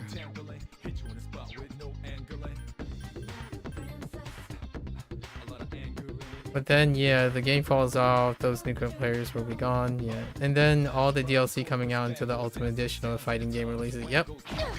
That is the model. 3 enemies remain. 2 left. Can you remind me? Tokon is... Who's making Tokon? Was it Our System Works? Don't get careless. Take that. Okay, Artsist. Last one. Ooh, that's a... Being on Jack Frost is bad for that. You think... Oh, Sony? Sony was the people? Okay. Publisher. That's big money. Big money. Although Sony has been on tear on canceling things, so... Might want to hold our wallets there for a moment. Recently Microsoft, or the Xbox studio, like Xbox branch, announced like two departure studios being changed back to indie, and then 2 of them being sold to another place. They did announce that there are no canceled titles, but 4 of the studios are... 2 of them are becoming indie again. And then 2 of them are being sold off. Wait, I forgot. What? I don't have anything for the cancel God of War. Yeah, the live service God of War. Still alive. On Sony's end. 2 Junpei, please. Remain. Don't get careless. Wait, are you body sensitive? Only 1 more. Yes! Yeah! This thing won't give up!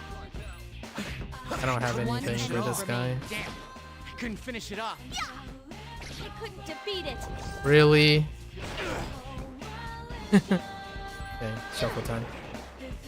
It's fine, I'll take the shuffle time.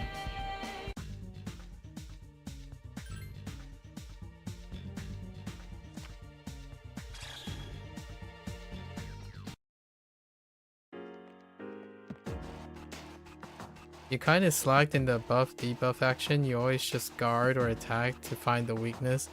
Yeah. I do the make every character cover a Ellie and then just wing it. It's dangerous because it also means that. So, right now in this game. Wait, can you tell me, is there only 6 Ellies in the P5 P3R?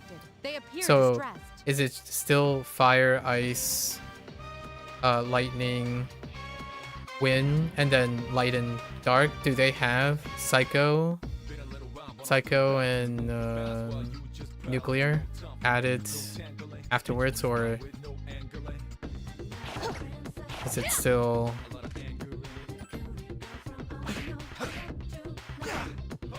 Akihiko has defeated an enemy. Because there is a chance that they updated it. Let's go. P4R have Yes, mechanical Akihiko updates. defeated another enemy. Here's our chance. I'm still alive. Who's the man? This game only has the physicals and the physicals and the 6 Ellies. There's 3 and 6. Okay, so they used the class. They didn't add the other 2. Okay.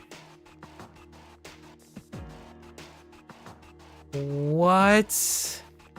Since when am I so underleveled? I'm so underleveled. Send help.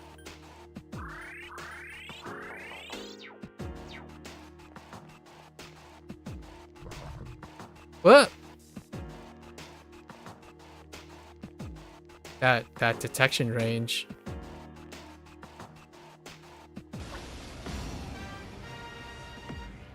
Two strong enemies. Zeo. They're definitely Zeo, I think. If they continue the same trend. Is the floor level equivalent to your level? No, it's not.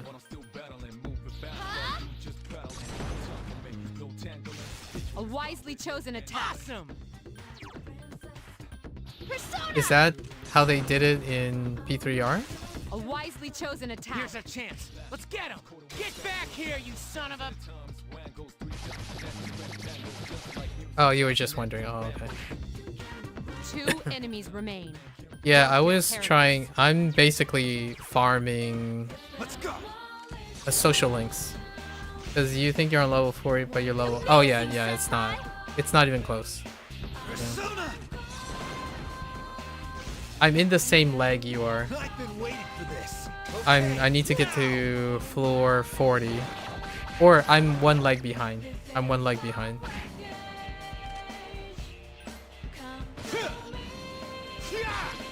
That'll be probably next stream, where I go into the 40+ block. We're trying to do like the social links and then end with Tartarus, and then do social links, end with Tartarus if I can, so that each day we'll be doing the social link stuff and then going up to the next region. Trying. These tracks are pretty tough. I did the tech where I need my main character. I need my MC to have enough levels for enough slots for the social link stuff. So I basically remove the other members to try to increase her leveling time quicker. That means that the other members are kind of weaker too. So now I'm just gonna keep relying on my MC, I suppose. One more. That's one of the complaints about P5X. The MC is not as strong as the MC in the canonical lines, because the MC doesn't really do much other than buffing and whatnot. Obviously in the canonical lines, the numerical lines, MC is probably the strongest in every aspect. My response to that is, it's different. Like, saying the same, like, alright, you just keep wanting to play the same way, I suppose.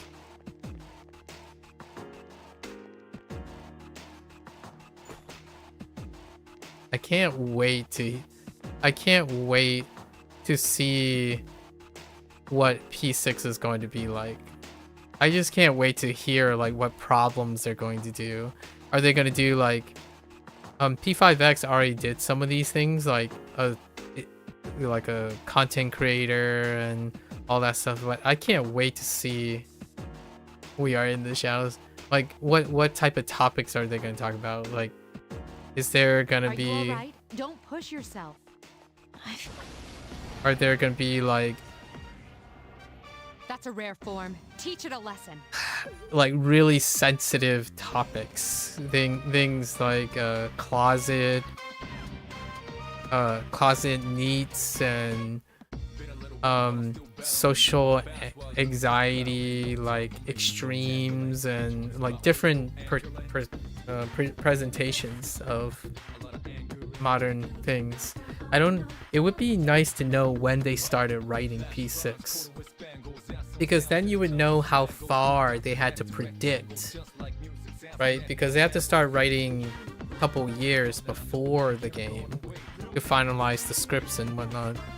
So you can't tell how far they have to predict into the future to write something topical. Persona games have always been trying to be topical about their issues. It'll be really fun. Can't wait.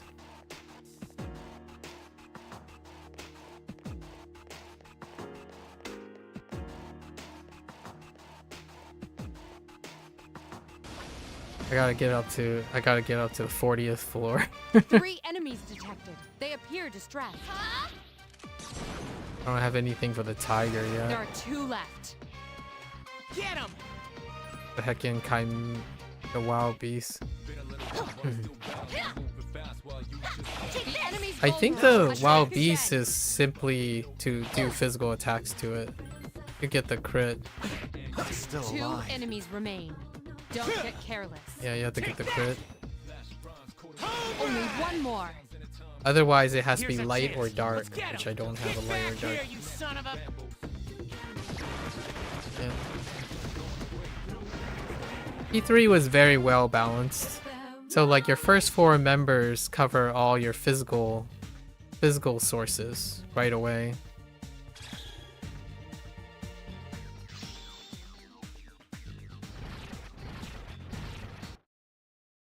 P5X simplified it and then changed it to guns and physical.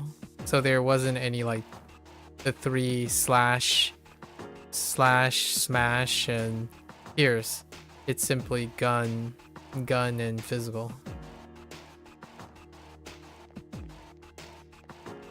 Don't turn around, please. 4 enemies detected. They appear distressed. Let's try not to goof this up again. Who has the... Yeah. Persona! Yes, the enemy is vulnerable. Attack! Yeah, so the social links for the female character isn't in R3, in P3R, and she has like 8 or 9 different social links. Like Junpei totally hits on her. Stay cautious. And it's in place of Kenji. Kenji is still the main social link, right, for Magician for P3R. I don't know if you know who Kenji is. He's like a mandatory social link you'll bump into. Your classmate. Makoto's classmate.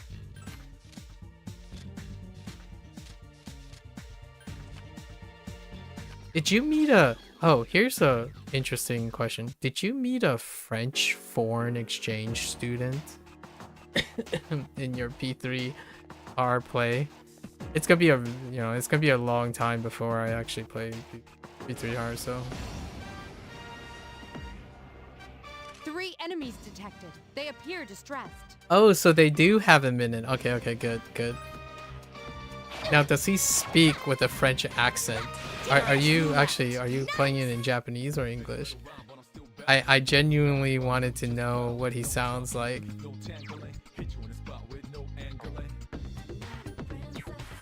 In English. Because he has some wicked lines in this game. And I don't know if they changed it or not. Oh, he sounds... Okay, he still sounds Pepega. Alright, alright. So they made the attempt to make him sound like a foreigner. Okay. In English, Another enemy defeated. he sounds like a Pep. Which is fun. He reads like a Pep, of course. Because he's supposed to be a otaku. A foreign exchange otaku.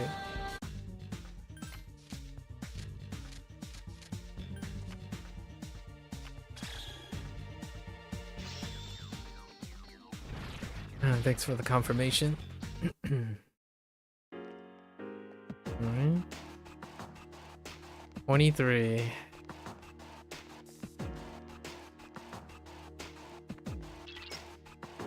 Oh, something to note.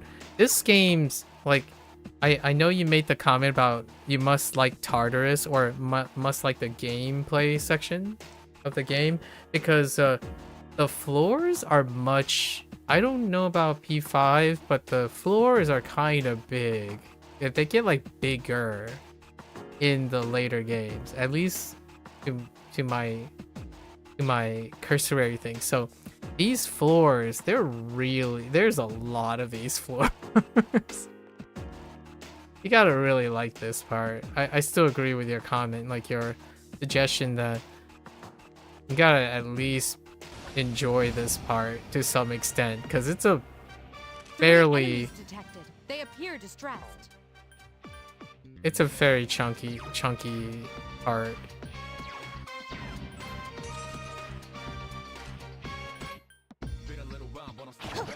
Oh, come on. 3 enemies remain.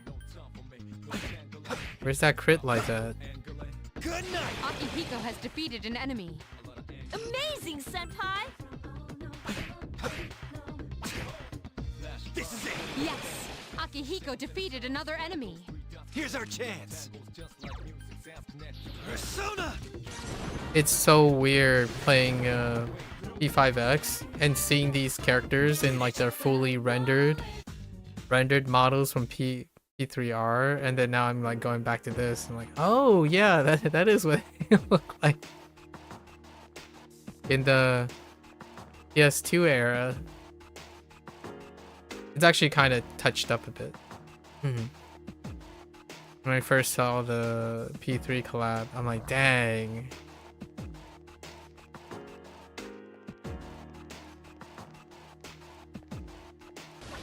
Did I already tell you their next, like, the teaser character that they have is actually the female protagonist in P5X. Akihiko has defeated an enemy. The banner that they teased is adding the... her name is Shiomi. Shiomi is the... I couldn't finish it off. Female MC. 2 left. Just 2 more to go. They're Bufu. I couldn't defeat it. 2 enemies remain. Don't get careless. I couldn't finish it off. I think I still got my Only turn one next, more. right? Last one. Take this.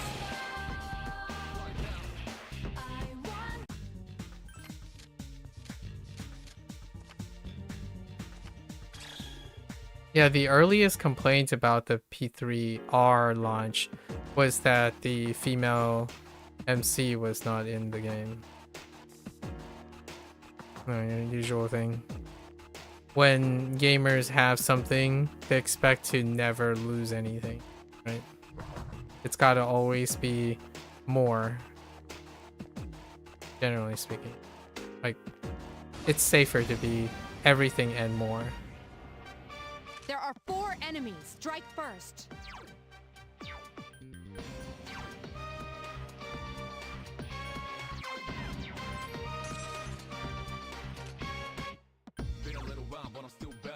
Persona!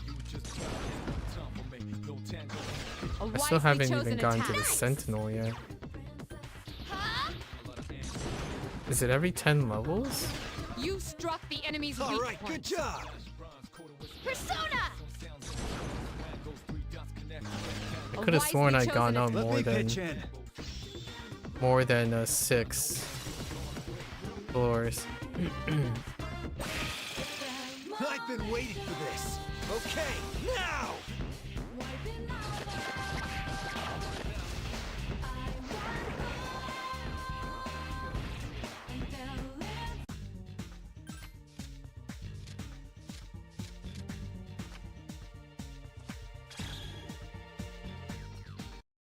So little XP, man. Good old JRPGs and their XP systems. 3 enemies detected. Strike first. Bufu, right? I summon you! Yes, excellent. All right, good job. That's an achievement. Abusing weaknesses. Really? 2 enemies remain. Don't get careless. That one just won't die. Takiba has defeated an enemy. One enemy remains. Oh yeah, all the achievements are. Yes. And they're all completionist achievements too. Now strike back. Because JRPGs. It's all about that completionist life. Collectathons, everything. We did it. What, you thought you were gonna... You have to embrace that lifestyle. Wait, what if you beat the game through? Do you have to redo the whole game? No. Wait, most of these games have New Game Plus things. So they are designed for you to complete the at least the quality of life should have accounted for that. Now, in terms of social links, they might reset just so you can see them again, but your stats don't. Unless you're playing at the highest difficulty, usually. Strike first. That's the practice. Akihiko So has you're defeated an like, for enemy. example, P4G, you can't Only one more. get Last everything one. on one play. Here's our chance. How they sweat for social link, yeah. For the later games, which I think P3R might have changed it up. For the later games like P4, for example, you get social link and it's built between different playthroughs. So what you can't get, I think it's not possible. It might be if you jerry-rig something to see all the social links. But generally speaking, on average, you're expected to play it twice. I am doing a guided, like a spoiler-free guided way of playing the game because I'm going to play both. I'm gonna play through all the social links twice with the female MC and Makoto. So it would take up a lot of time. So I'm using a guided tour to record all of them. The nice thing about the New Game Plus is I don't have to like go to raise my stats anymore. and need to meet the requirements, like the different requirements for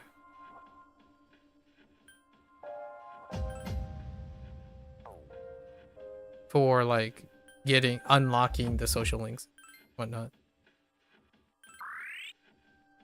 Just gonna do this from now on. All right, let's turn in our stuff here. What? I didn't pick up 3 lanterns? Oh, I only picked up 2. Wait. I didn't even take the... Oh my goodness. Wait. Oh no, wait. I'm sorry. I didn't even take the old... Oh my. It's fine, it's fine. We still have like... we still have like... I do have to go back to the lower floors to find a rare spawn.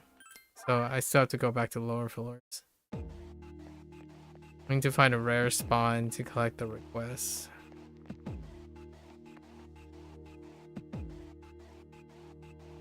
Okay. It seems you'll be able to gather many drop by. Oh, there it is. Don't run. That's all I need from the lower floor.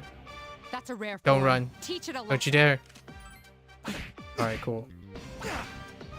Good night. Oh, I don't think he had the choice. Yeah, it doesn't. Everything's going according to plan. Oh, yeah, in the Velvet Room, yeah. Theo was made for the female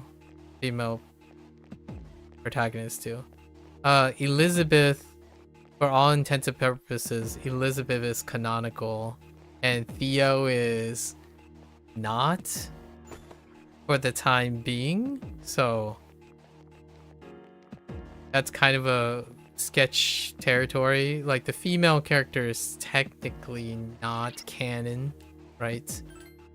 And now there's this weird situation where, well, the female character is in P5X too. And what's really funny is I'm kind of curious how P5X is gonna write in the female character, like, because the female character and the, like, Makoto and Shiomi is going to be present in the same place. Are they just gonna pretend like they don't exist and she's just introduced as a banner? So, like, an invisible banner, basically, to decide, nah, we're just not gonna write any stories. There has already been quite a bit of backlash from introducing a banner character that isn't written into the game in some way, like, because Miku was not. That's one of the big letdowns recently. Anniversary. Miku is just, okay, well, Miku exists in this universe. That's it. Like, there you go. Use your imagination, right? And obviously, I already talked about this very much. The target audience don't use imagination. They want to see it be made and shown. That's kind of the Gen Z requirements. So, hey. I prepared a cute reward for you. Alright, toys, let's go. A toy bow. Wait, is it good? Alright, let's go grab this. A steel. Oh, okay. Okay, I still need to get the treasure hand on this. Okay. Yeah, these things give you power boosts, so we need to power ourselves. I need to make a Jack Frost with Dia. Interesting. So I could probably cross. Okay. Wait, I got a weapon. What? How's the toy? All right. That'll serve my purposes. All right. So now we have to figure out our sentinel issue here.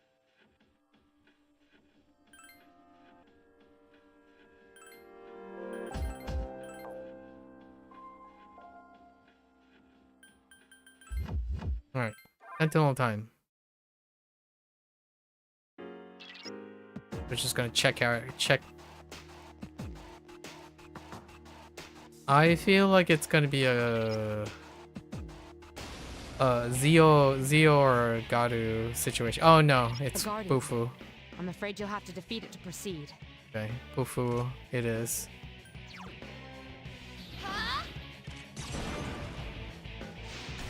The enemy is vulnerable. Keep going. Persona! Attack again. All right, let's do this. Look at that toy bow. Here's our chance for an all-out attack. Let me at him. Rage is not that great. Raging a sentinel is not that great.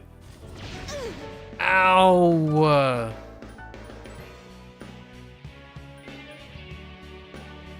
Who's next? Oh, come on, Junpei. Akihiko's in danger. That's exactly what I mean. This isn't Rage good. is Help. not good. Oh my goodness.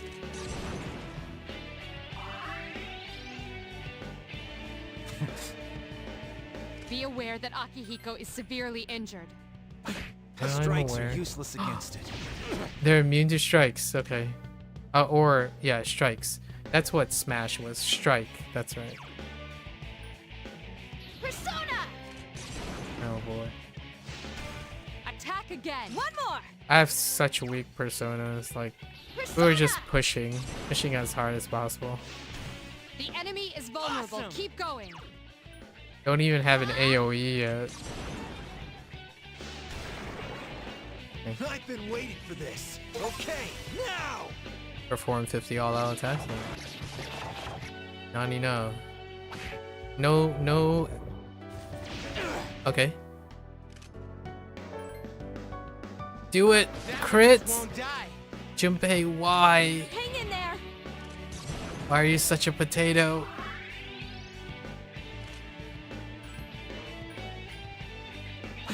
Strikes are Oh, useless right, against it. strike. I forgot. I'm a potato. I summon you. Okay, it's fine. You exploited the One enemy's more. weakness. Jack Frost. This boss Attack music, again. this I've particular been boss waiting for music this. reminds me of a Clear Okay, Obscure, now. Clear Obscure song. Good old Clear Obscure. Oh. Akihiko's in danger. Ow! Don't do it. Single strike. You Get up. butthead.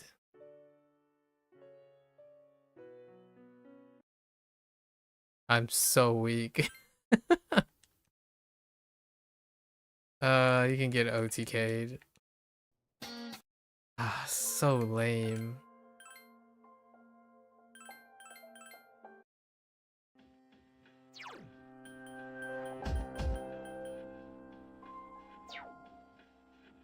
Oh, I was even at full HP. Alright. Well, let's do it again.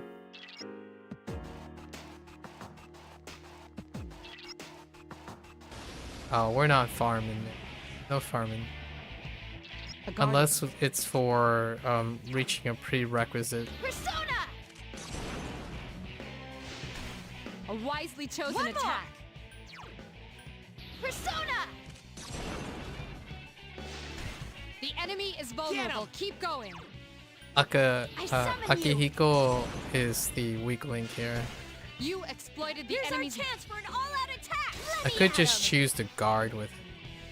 Oh, that doesn't protect him. It doesn't generate a down guard. So, hope they keep targeting. Wait. Does Junpei have a Strikes are useless against it. Oh, right. Wait, does he have a taunt? No.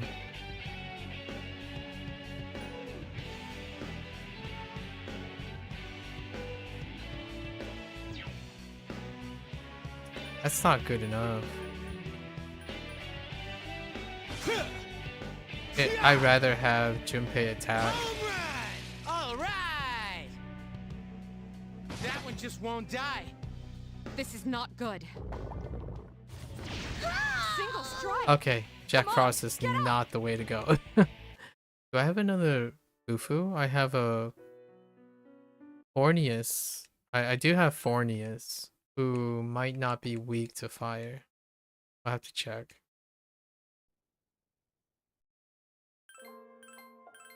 I didn't fuse for like optimal things. I just fused for usefulness. Fornius should have a Bufu, and oh no, Fornius is weak to fire too. We could try to fuse someone who's strong to fire. What do I need? Let's go and...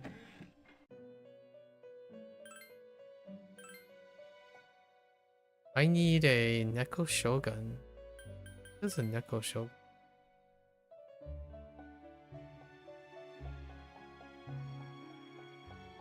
And a Hermit. I think I still need Inugami. I don't need Neko anymore. So can I get a Moikane back? I mean, without paying. Preferable. What does Jack Frost?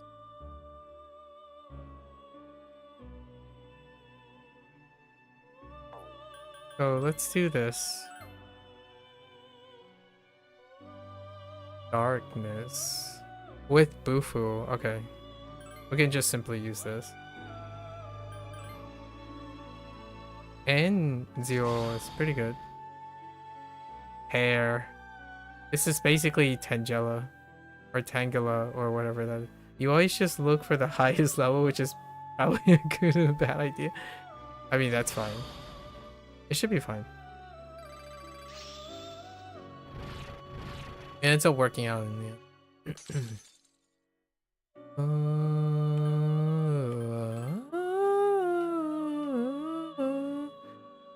Here, so... I do need this guy, so we're just gonna...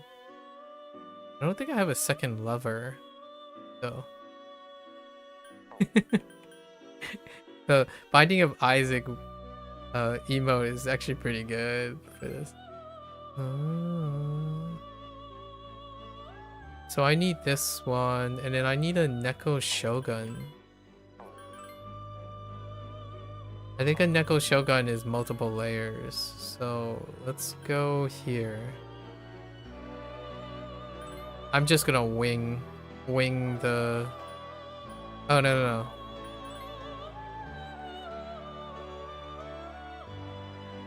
Maybe Fortuna.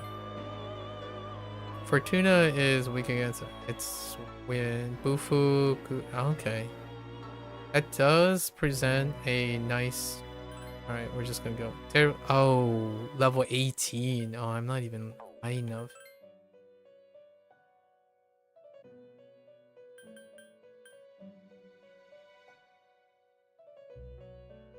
Unicorn. Ghoul. Is this a weak to pierce? Weak to light. Oh no, I can't. I'm not even high enough. We have our use purpose. That one fusion is good enough. Good enough to solve my problems with my MC getting whomped. Something that is not weak to fire, that also has Bufu. Ideally having a fire resistant one would be great. A guardian.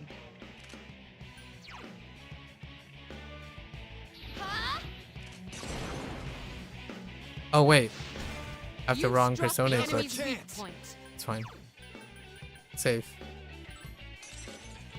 Excuse me. I summon you. You attacked the enemy's weak point. Yomotsu Shikome! Yomotsu Tsukame. You attacked the enemy's Oh, was weak it? Chance for an all-out Yomotsu Shikome. Shikome. Let me at him! Shikome. Negative damage. Oh, Frost is good. Reduce damage. Wait, Please hit! does that increase? Oh, it might. Please hit! This Oh. thing won't give up! Oh, This is that's not not good. good.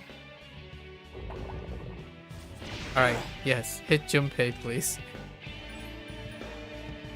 Oh, I need it. Oh, I keep forgetting.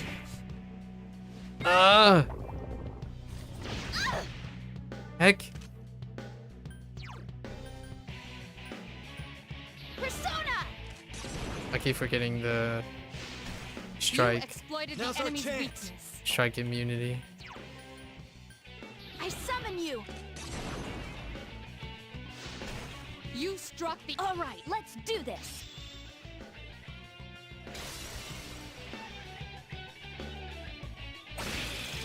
Nice. Here's our chance for an all-out attack! Let me at him! Okay.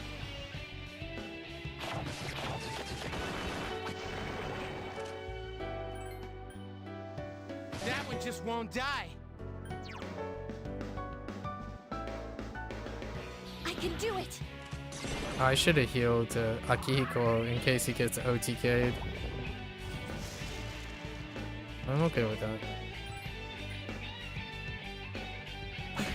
Oh. Strikes are useless against it.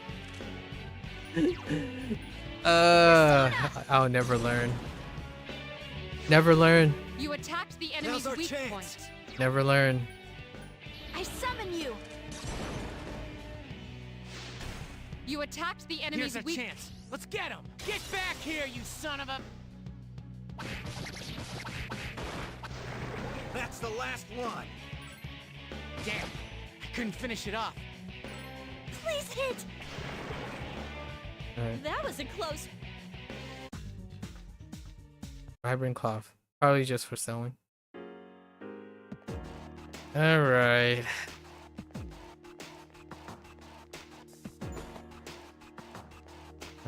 Next 10 floors or something. Okay.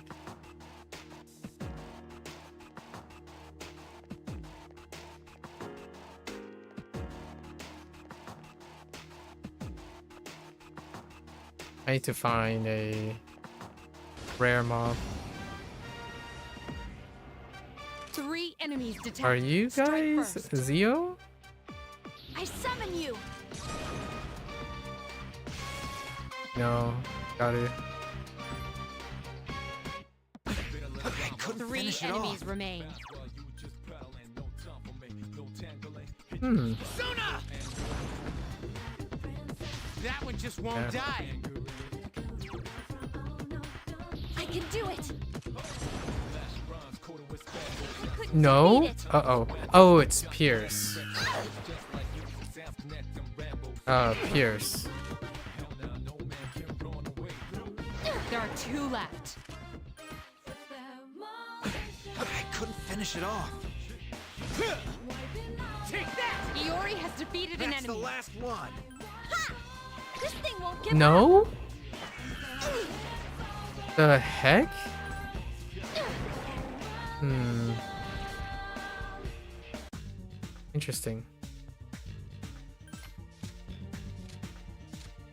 If I take an L, probably not.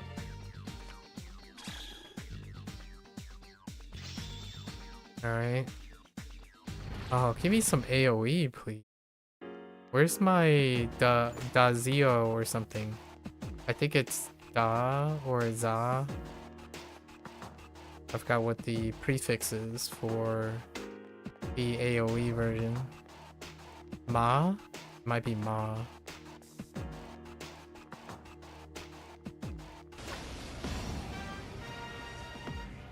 Two enemies detected. Hmm. Strike first. So Bufu? Persona! You Okay. struck the enemy's weak point.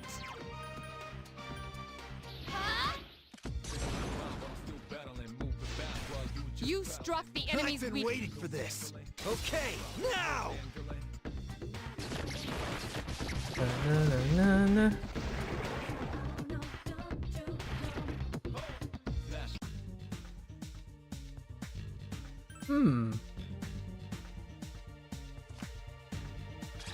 So I can pick up one of those. Omoi Kome? I can pick one of those up at any time, which I will need a hero font.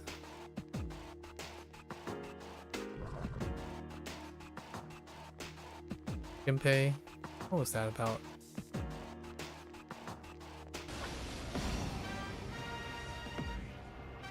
Three enemies detected. Strike first. I don't remember. Persona! You attacked the. All right, let's do this. Oh, I shouldn't have done that. Could have canceled that.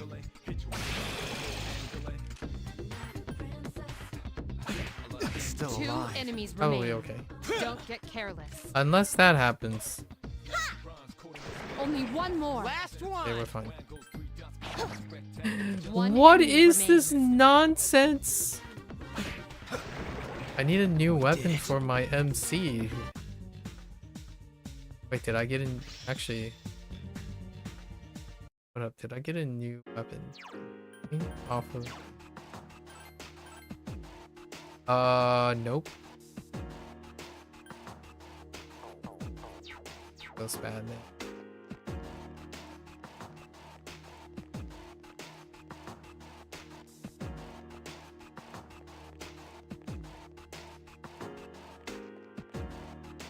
Oh, okay.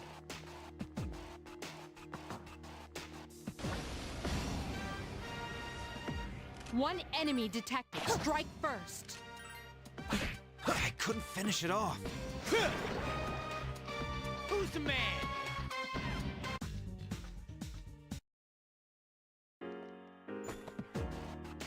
$304 yen. What is that?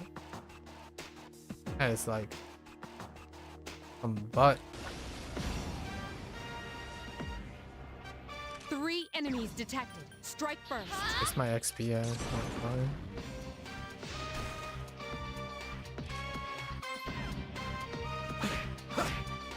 Still alive.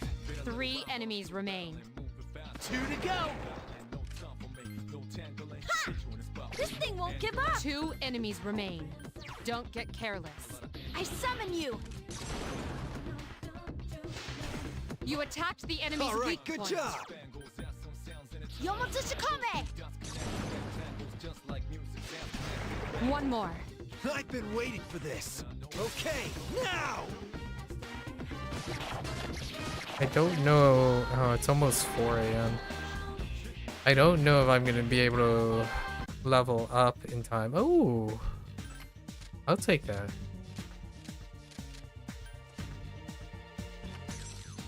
Chimera. That will probably bridge some sort of extra fusion.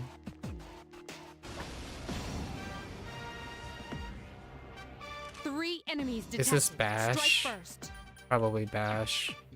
Or actually, Akihiko is here, so I don't really. I think. Still No, Three enemies just kidding. remain. Two to go. Help me. I don't think so. Agi? This thing won't give up. Two enemies remain. Don't get careless. Just one more. How did Zio? Let's go! I couldn't finish it off. Agi. Akihiko's in danger. Akihiko, you pep. One enemy remains. Persona. Okay.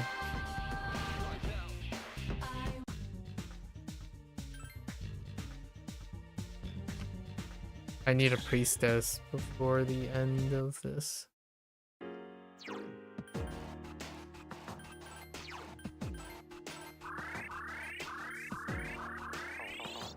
Okay. 426. Casual 26.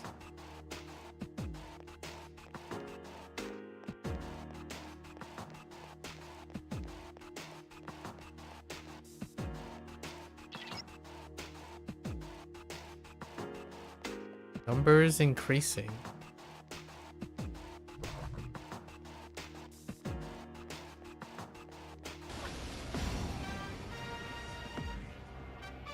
Four enemies detected. They appear distressed. Was it Pierce?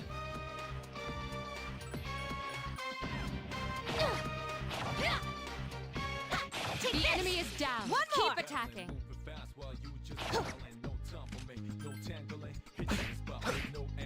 Still alive. Four enemies remain. Stay cautious. I feel like it's Pierce. Yeah. You're pretty good too, Takeba. Oh, yeah. Here's our chance for an all-out attack. Let me at him. Okay.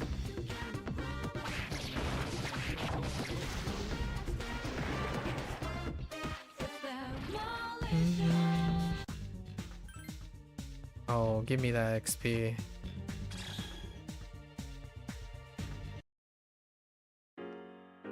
Juicy.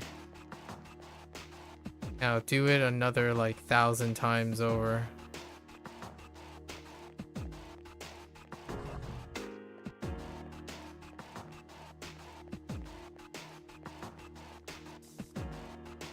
Point. Two enemies detected. Strike first. Persona! Ufu?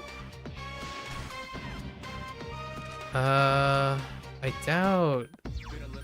I more lean towards Garu. Oh no. Keep it up. And answers that. Persona! Good job, Akihiko. I've Only been waiting for this. Okay, now!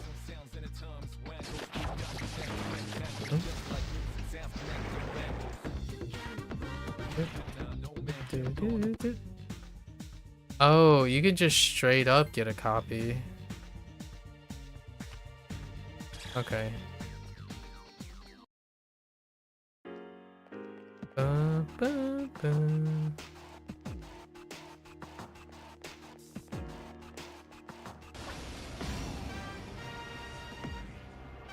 three enemies detected. They appear distressed. Yomotsushikame!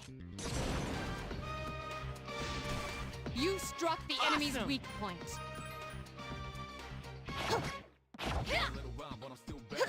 Good strike. Yeah, it's my turn.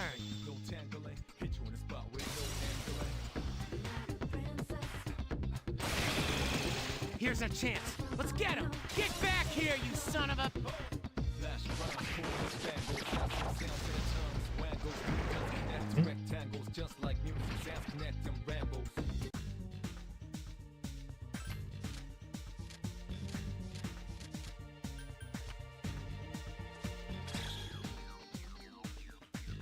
All right.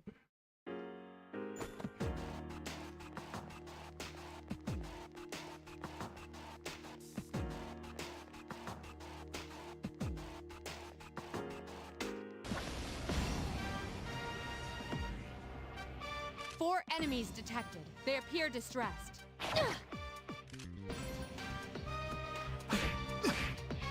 Still alive. The heck is Four this enemies nonsense? remain. Stay cautious. Three more. All right. Two left. Two to go. This thing won't give up! Two enemies remain. Wait, Don't get careless. it's not Pierce. I was just lucky. Persona! What about Zio? Still alive. Agi? Hermes. Only Oh, it's one more. Agi. I'm good to go. That was just a coincidence for Pierce. Here's a chance. Let's get him. Get back here, you son of a...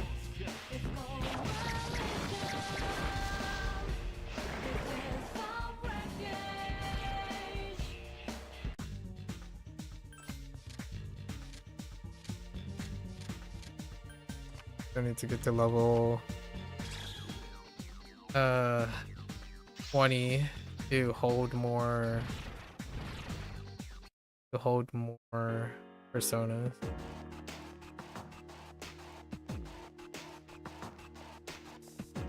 Open up to 10 slot.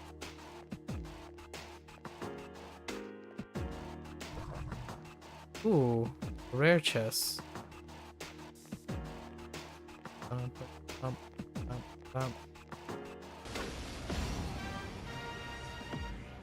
Two distressed enemies detected.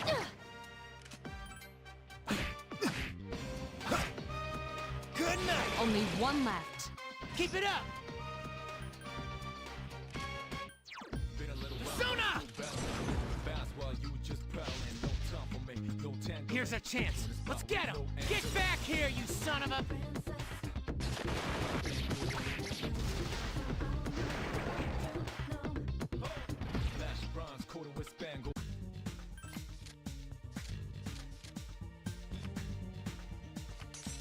I don't have room. I replace the pixie. I can use it to see what fusion stuff I can get. Oh, wait. I think that's actually a request. A homunculus. Still though. Where's my weapon at?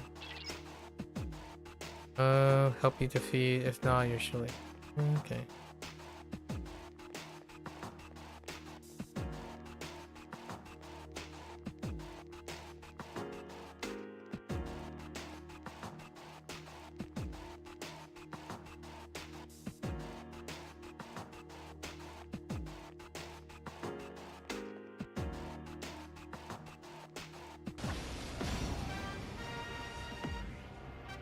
Three enemies detected. Strike first. Persona! Do it again. Let's go. This game is gonna open up the moment I get this AoE. And?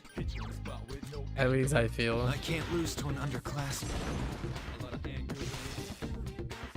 I've been waiting Open up for a this. little bit Okay, anyways. now!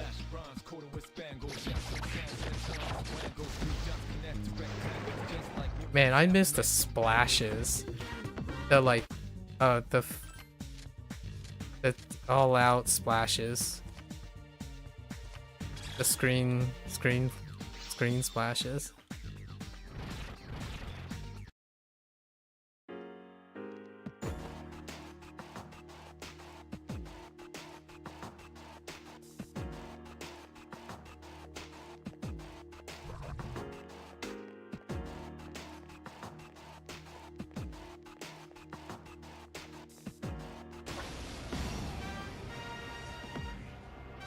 Three enemies detected. Strike first. Huh?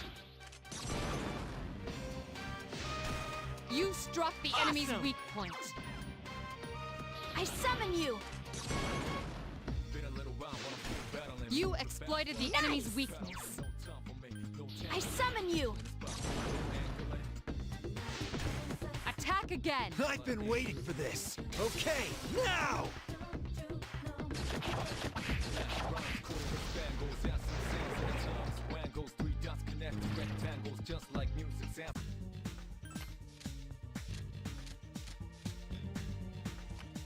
I goofed. What is this goofing? I wasn't paying attention. Something changed inside? Oh. Ooh. Tarukuja is great. Extra attack. I'm okay with that. Oh, we might have to fuse a bunch of autos. Try to farm up autos. Four enemies detected. They appear distressed. Was it Agi? Good strike. Yeah, it's my turn.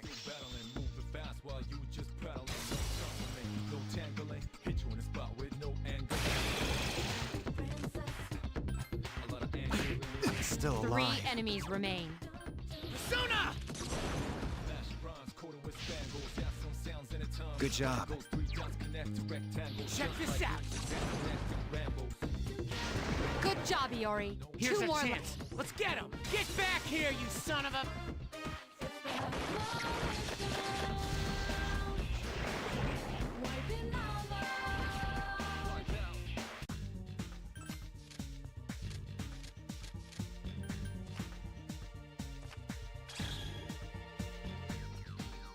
Okay. Dun, dun, dun. Which enemy was this? Oh, right. 2 strong enemies, but you've surprised them. A wisely chosen attack. Get him!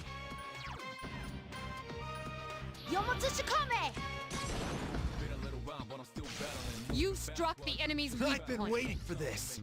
Okay, now!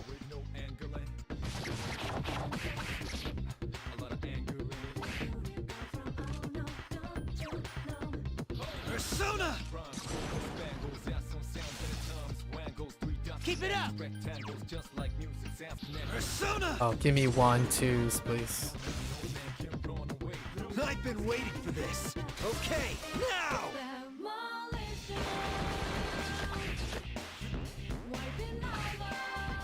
2 enemies remain. Don't get careless. Oh, they reflect physical damage. Mistakes were made. Hang in there.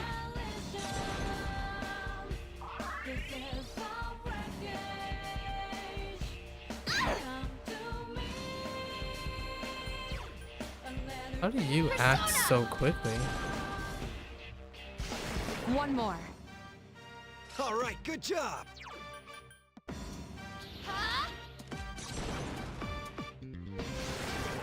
Okay.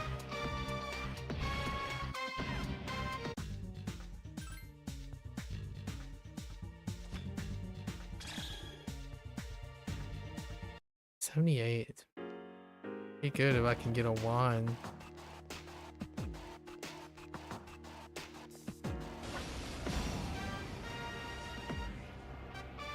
Enemies detected. They appear distressed. I summon you. Running out of SP. Yes, excellent. Nice.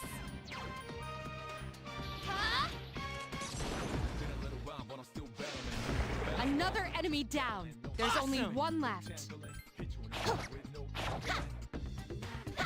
Great attack. Here's a chance. Let's get him. Get back here, you son of a...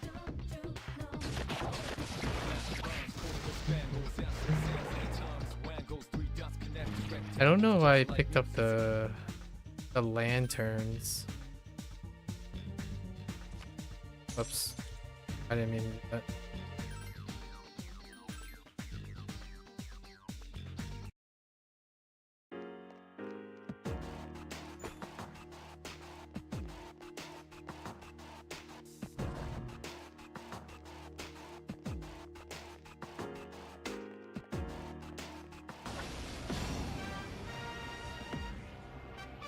There are 4 enemies. Strike first. Persona! And... Persona! Okay. Keep it up! Let's go!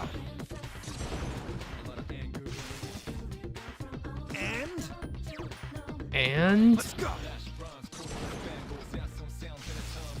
Okay.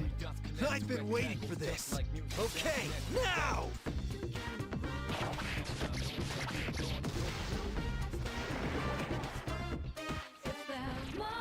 Give me a 1. I mean, I'll take any 1, really.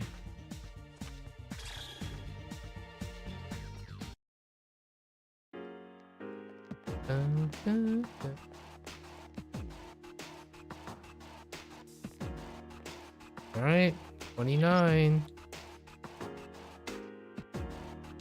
Yeah.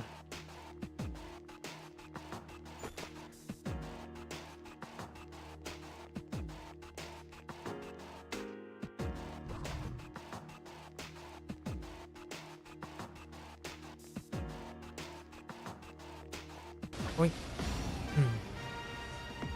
One enemy detected. Strike first. What? Yomotsushikame! The enemy Yeah. is vulnerable. Here's a Keep going. chance. Let's get him. Get back here, you son of a... Zio.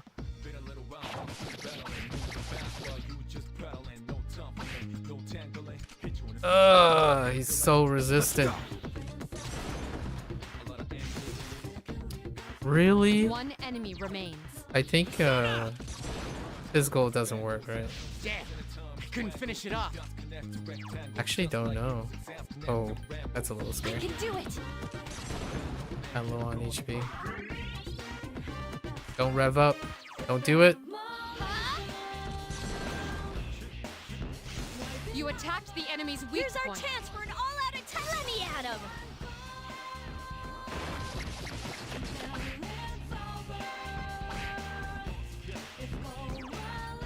Persona! That shock is good. I've been waiting for this. Okay, now!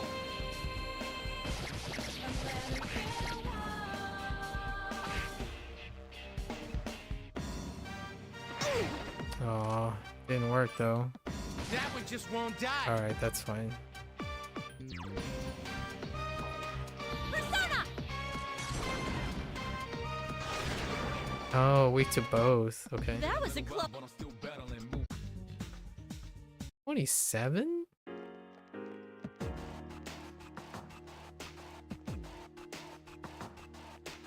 Not a lot of HP. I mean, not a lot of XP from that.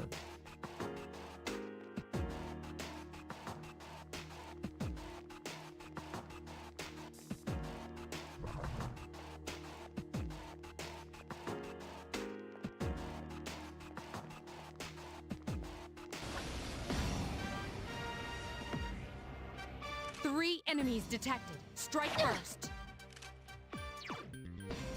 Persona! Keep it up. Let's go! And? And alright, we're running out of SP. Gotta get to Okay, now! 430. Or I gotta get to the Sentinel.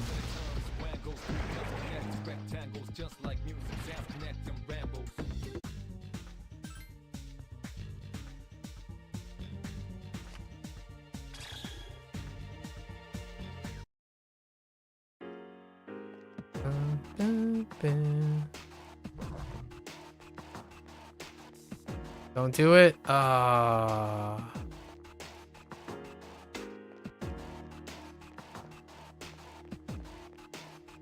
are you? Alright, so I'm pretty sure we've seen all the Persona! shadow comps, right? Do it again! So Let's go! pretty much everything's covered with the current setup. Oh boy. Damn, I couldn't finish Four it off. enemies remain. Stay cautious.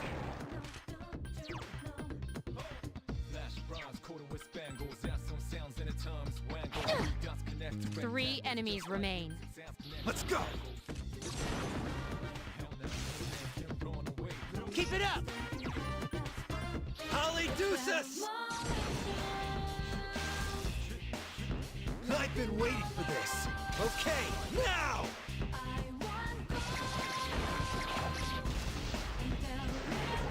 Out of SP.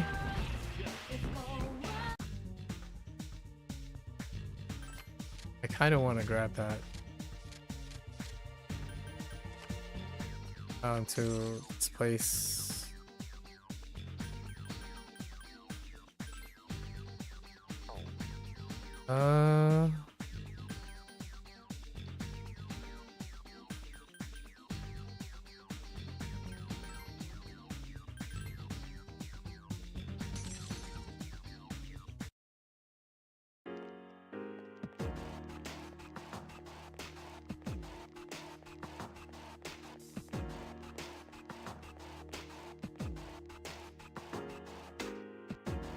Oh boy.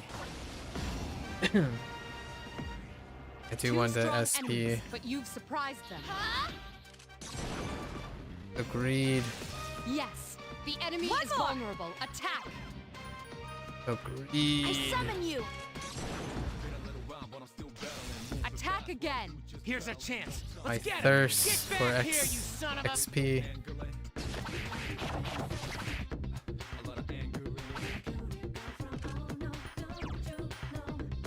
Persona! Here's our chance. Persona! I've been waiting for this. Okay, now!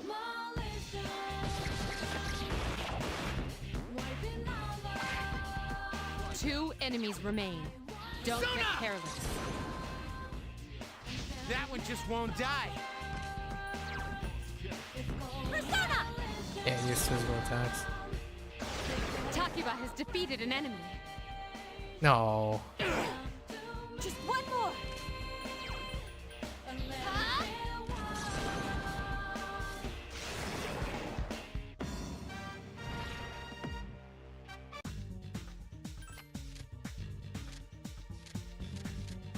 Honestly? Let's see what I can fuse from. Oh no, wait. I can't possess two of the same. Just kidding. Totally forgot about that.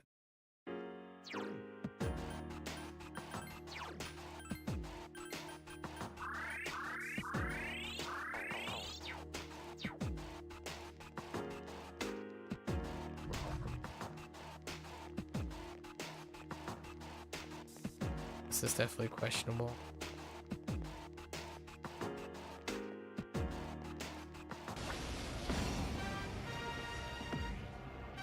Three enemies detected. Strike first.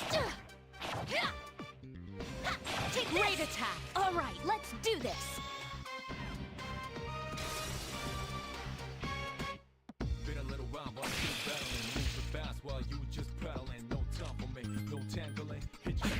Still Three alive. enemies remain. Two to go. Takiba has defeated an enemy. Okay.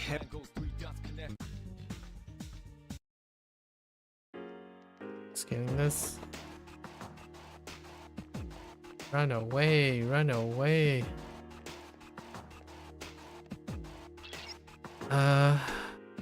No. Okay.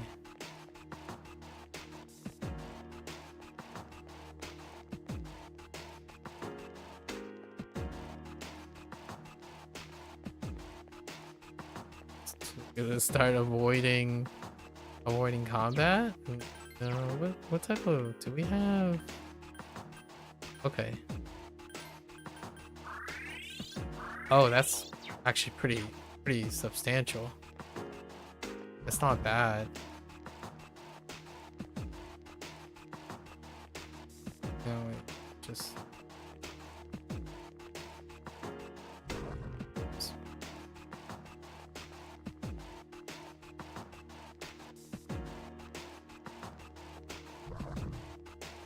I couldn't even see you.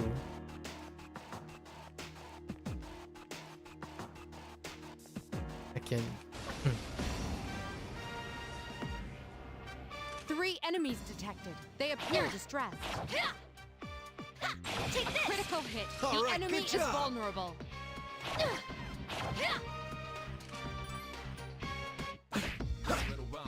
I couldn't finish it off. Three enemies remain.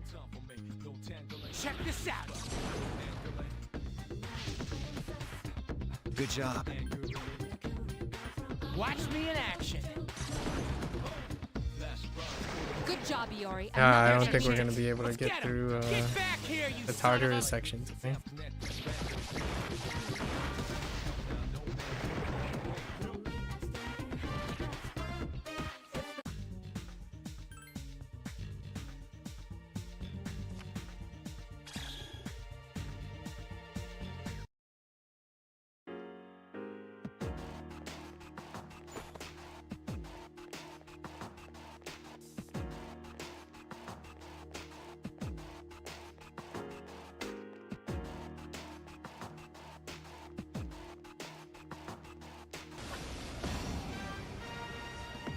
One enemy detected. Strike first. It's still alive. One enemy remains. That was easy. XP.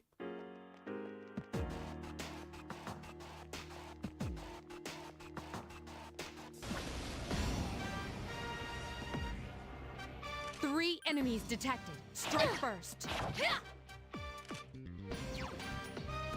Persona! Way to go, senpai! Oh, why does Zio cost one more SP than the other? And? The other skills? I've been waiting for this. Okay, now!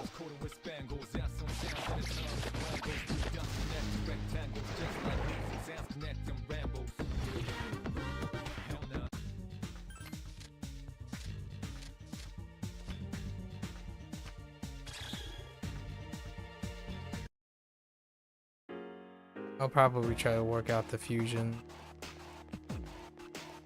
tomorrow.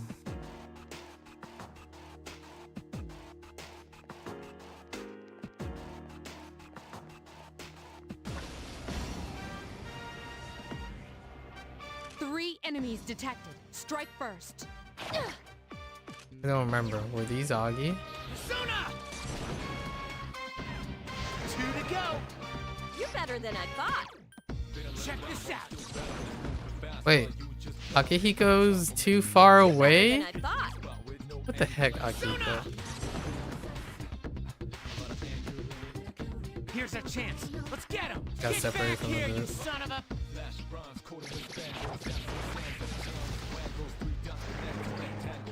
Probably got stuck in a corner.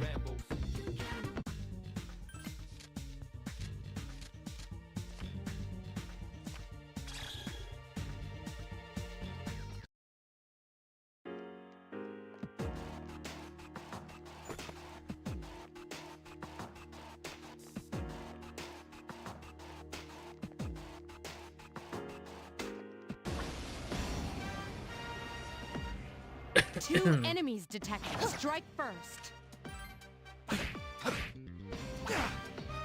Good night! Keep it up! It's still alive. Hermes! Only one more. Here's our chance. Let's get him! Get back here, you son of a...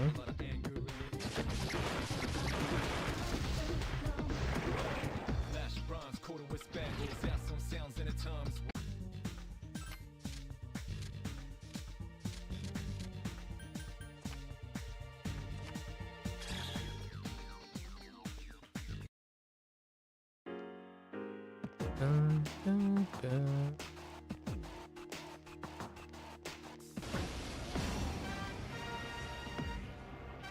Three enemies detected. Strike first. Persona! I couldn't finish it Oh, Three enemies remain. what are you? Oh, no, it's You're better than I thought. those. Check this out! I thought it was Zio. You're better than I thought. That one just won't die! That's probably Bufu. Persona! Do this still. Two remain. Only one left.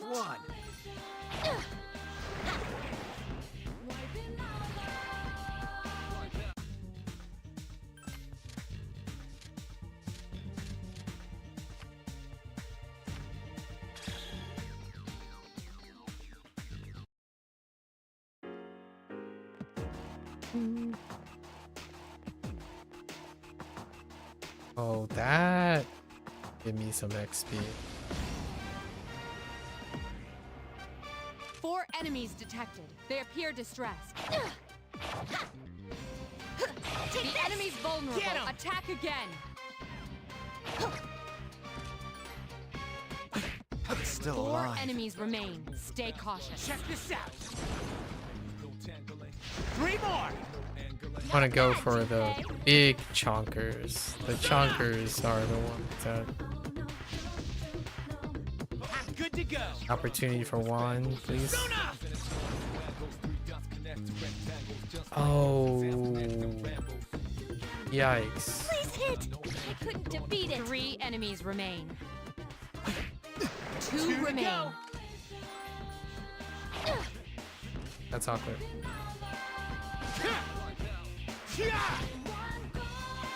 Only 1 more. Last one. Please hit! No shuffle time. Oh. Darn it.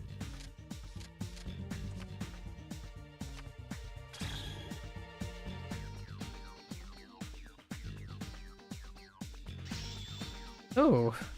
16. Alright. More levels to go. Then we're gonna try to get to floor 40 and then call it a day for today. We're gonna be way over time by the time we get. Might actually stop at the next sentinel. We're gonna stop at the next sentinel.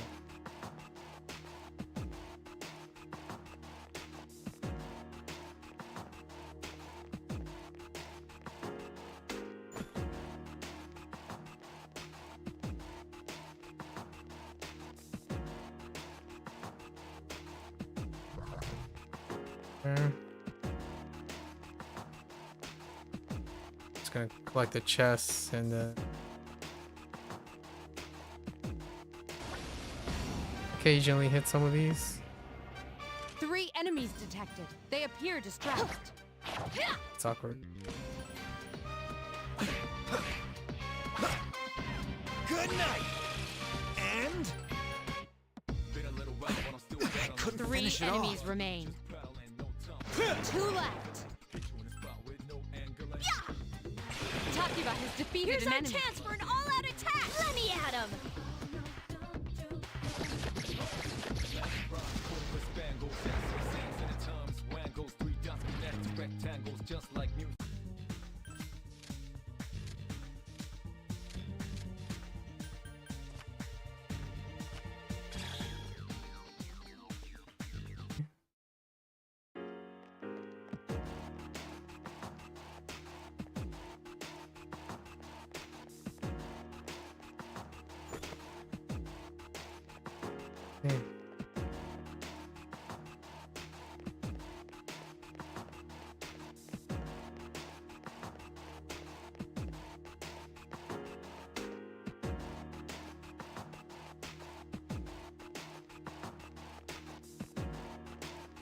Still no rare spawn.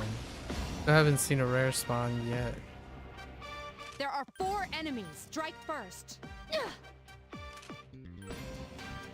I couldn't 4 finish it enemies all. remain.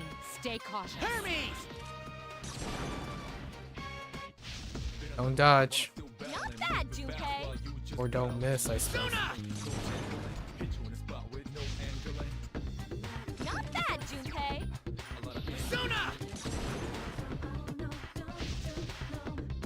Good job. Check this out. Here's our chance. Let's get him. Get back here, you son of a...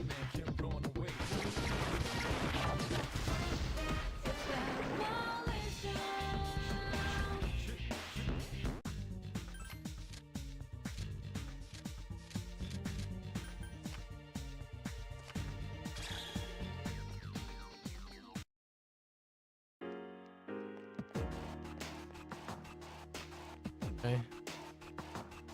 Head for the stairs. My time.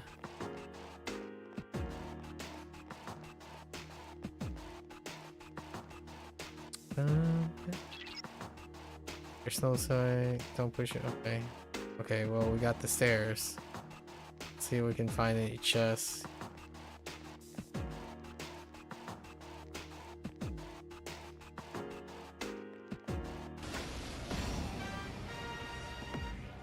Two enemies detected. Strike first.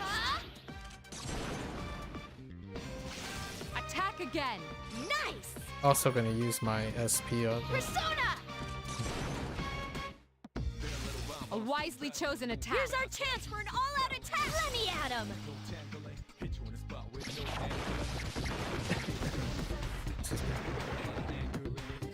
Okay.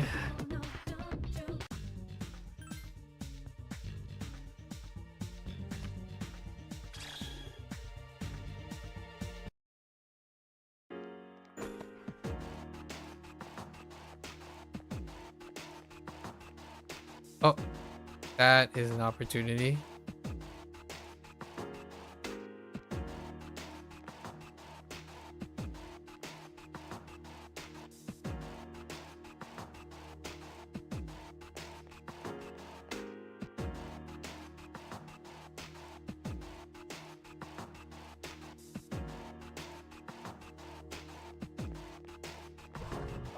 Dude, I wasn't even. Oh, that ticks me off so much. I'm so triggered. Oh goodness, that triggers me so much.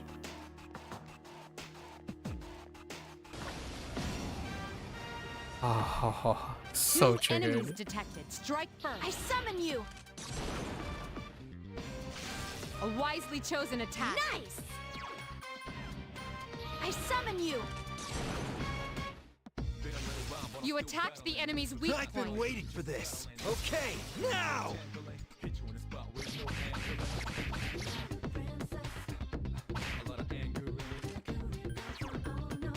Let's go! Here's our chance! Let's go! Give me that one. 1, 2, I've please. been waiting for this. Okay, now!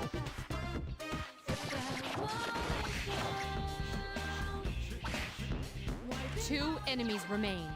Don't Check get this careless. out. That one just won't die. Persona! Takiba has defeated an enemy. Nope. Just one more! Halidusas! I've been waiting for this. Okay, now!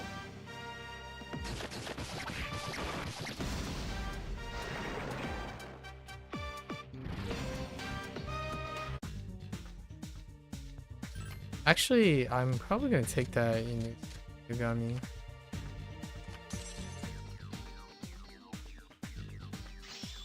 Wait, I already have an Yugami? Oh.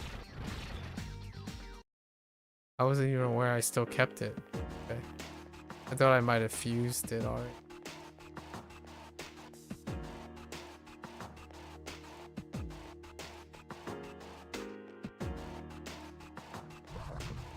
It's fine. Up we go. In close. Actually, there's 3 more. Oh. Okay. Well, we're just gonna pilfer the loot and head for the exit.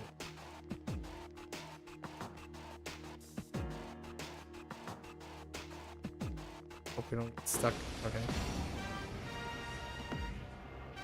3 enemies detected. They appear distressed.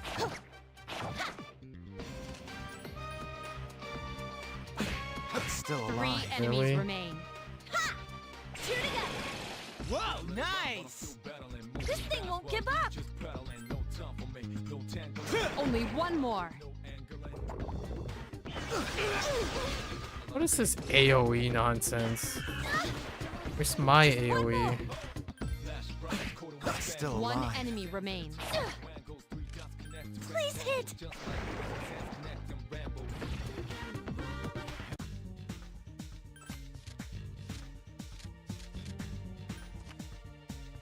Okay.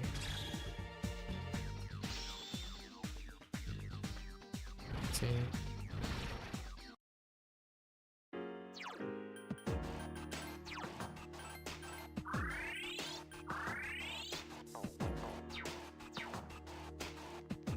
Alright, off we go. Out of time.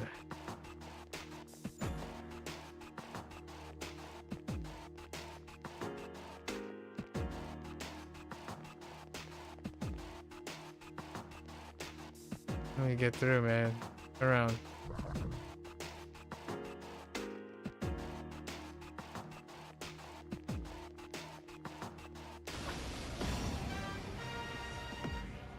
Two enemies detected. Strike first.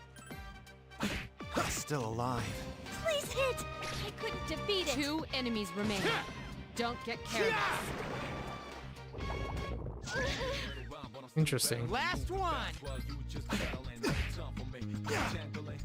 Good night. I've been waiting for this. Okay, now. What?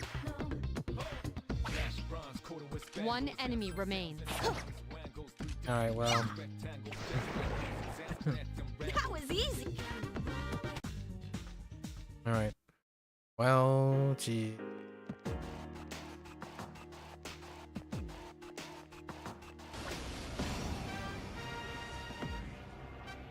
Four enemies detected. They appear distressed.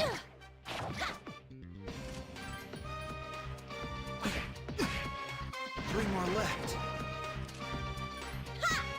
This thing won't give up. 3 enemies remain. Persona! Good job. Watch me in action. Wait, guarding doesn't You're better than I thought. restore SP, right? Yeah, I Here's have a to chance. check. Let's get him. Get back here, you No, son no, of no, a... no, it doesn't.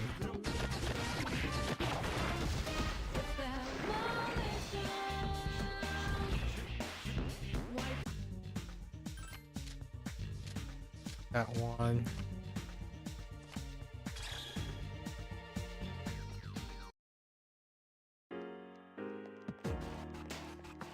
Oh.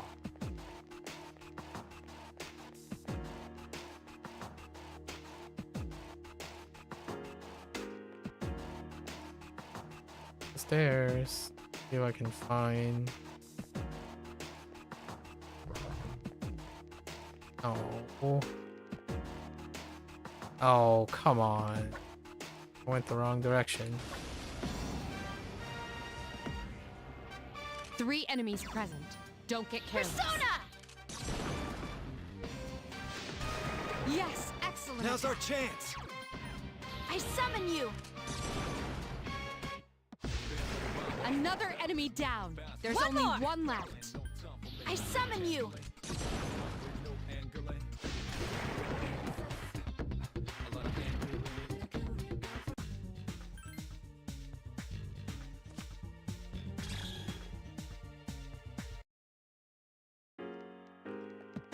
Alright, I guess we might as well look at what's down here. Oh, I see a sparkly. Ugh, it got me. What?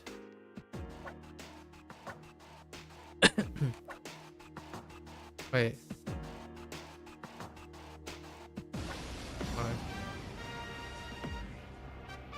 Be careful. There are 4 enemies. Persona! Wait. I've just, you know. All right. Check this out. Not bad, Junpei. Check this out. Good job. Persona! Hey? Here's a chance. Let's get him. Get back here, you son of a...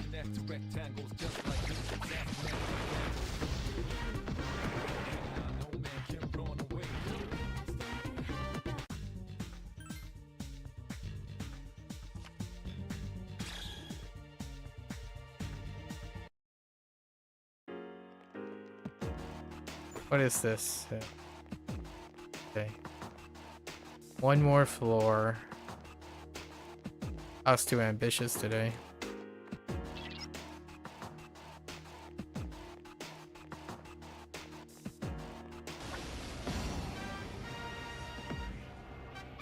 Four enemies detected. Don't They appear have distressed.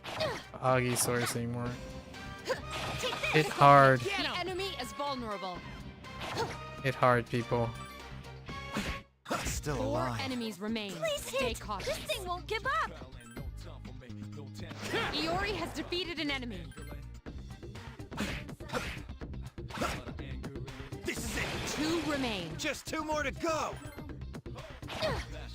2 enemies remain. This Don't thing get won't give careless. up. Only 1 more. No. Last one. It's still alive. 1 enemy remains. Please hit. Oh, I'll take it.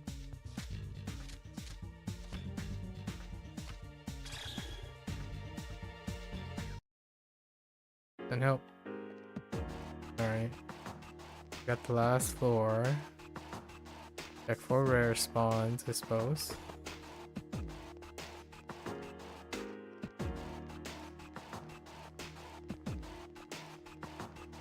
Fatigue.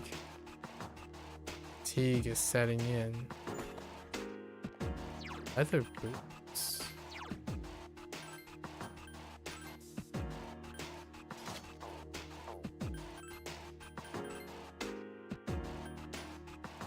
Wait, I had 2 leather boots?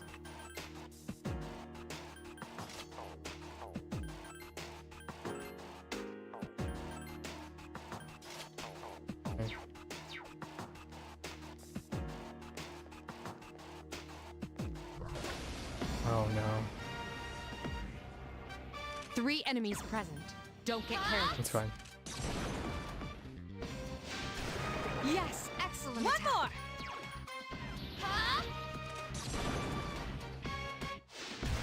Another enemy down. There's One only more. 1 left.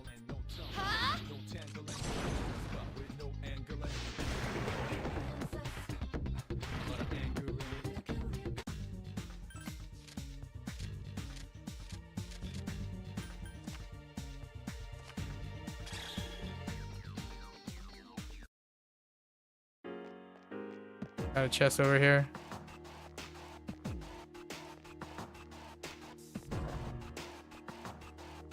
Sus.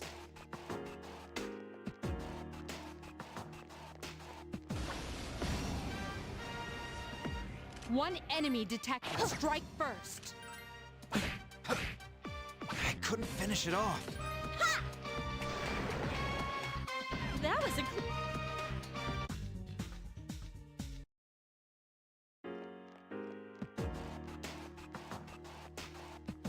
What? Come on.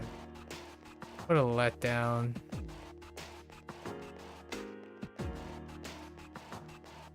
Over here.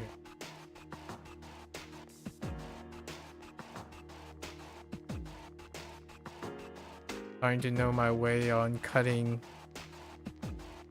the floors. Alright, so this is the Sentinel. We're just gonna chill for today.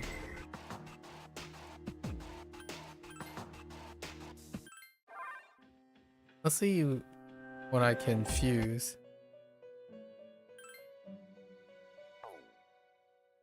Do you have any requests? I can. I still did not find that. And the old lantern was between floor 17 and 20. I forgot to accept it. Okay. Fair enough.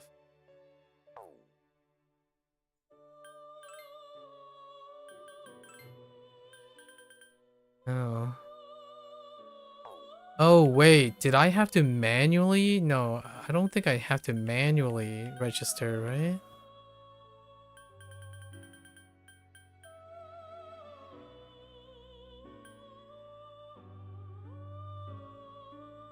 Hold.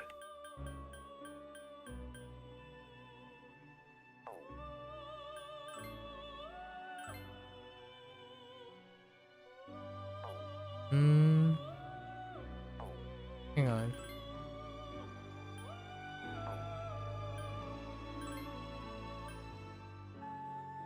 That's fine. I know I'm gonna override some of the things, but that's fine.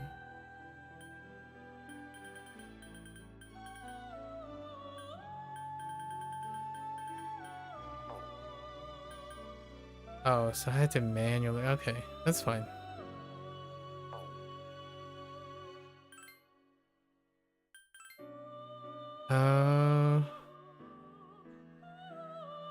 Echo Shogun.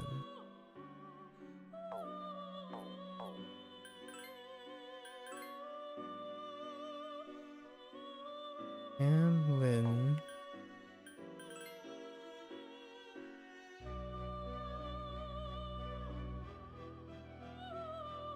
I do need an Oberon.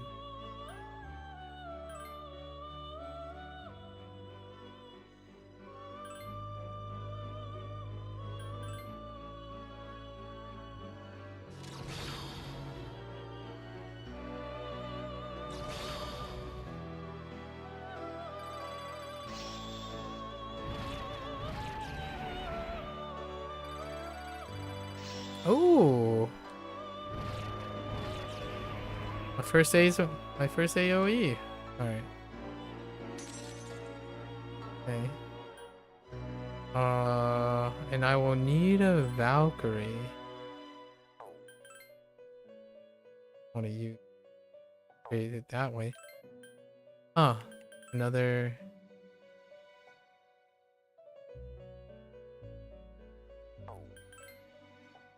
We're just winging it at this point. Valkyrie with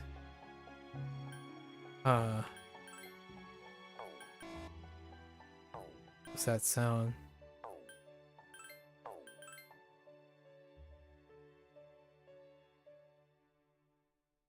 Oh, probably double actuation. Yeah, I do need a Valkyrie. So we're just gonna do Valkyrie.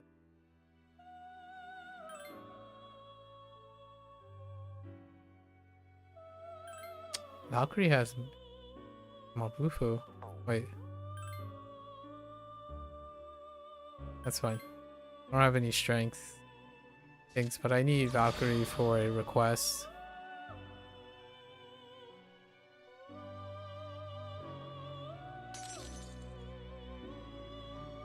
And I need a Jack Frost that has a Dia. I'll have to look next time. These are locked behind Jack Frost's request.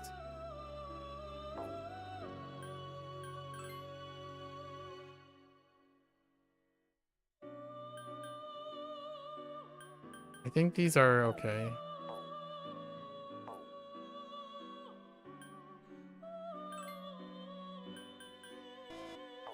What?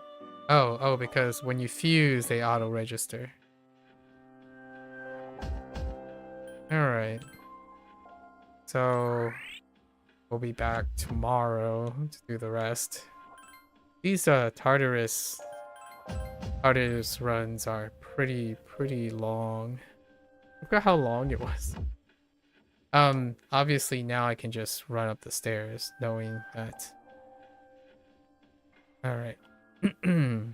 Yep, that's a wrap for today. What did we talk about today? Oh, we talked about books. I guess I'm gonna get to reading some non-pretentious, boring books, right? See what Beth is talking about. Learn about that. Yeah, that was probably one of the main discussions today. And then the thing about like gender roles, and talked a little bit about video game. All right. Oh, and obviously reviews, right? Steam reviews and DLC stuff. That discussion is going to be timeless in the future. I'm sure we'll see that discussion happen for P4 moving forward, more or less. P4R is going to have very similar things. I already saw that it has a digital edition, what have you. I've set my piece more or less. The games that I'm building legacies around, I'm going to buy the expensive version because of posterity and whatnot. Other than that, every other game would more or less buying when they're convenient. Maybe they'll come up. Alright folks, that's a wrap for today. if you're gonna watch this later. Arigatou gozaimasu. As always, feel free to follow along. Pick up P3P for yourself. I think it's heavily discounted. In fact, P3P, P4G, and P5R are bundled together at a discounted price. Right? I think Steam sale ends tomorrow or like within the day. You're always free to come on, join in, come on by, yap, discuss, I guess voice your discontents about or your hot takes about DLC and Persona series. That is the plan now. We're gonna play through the social links twice because Makoto Yuki has a new, like, different ones. I'm not sure if I'm gonna play through all of the social links because there are overlaps as well. Maybe we'll just do the social links that aren't overlaps in the second run through. Alright, so until next time, 皆さんまたね。見てくれてありがとう. Thanks for watching. I'll see you guys on the next one. Bye bye.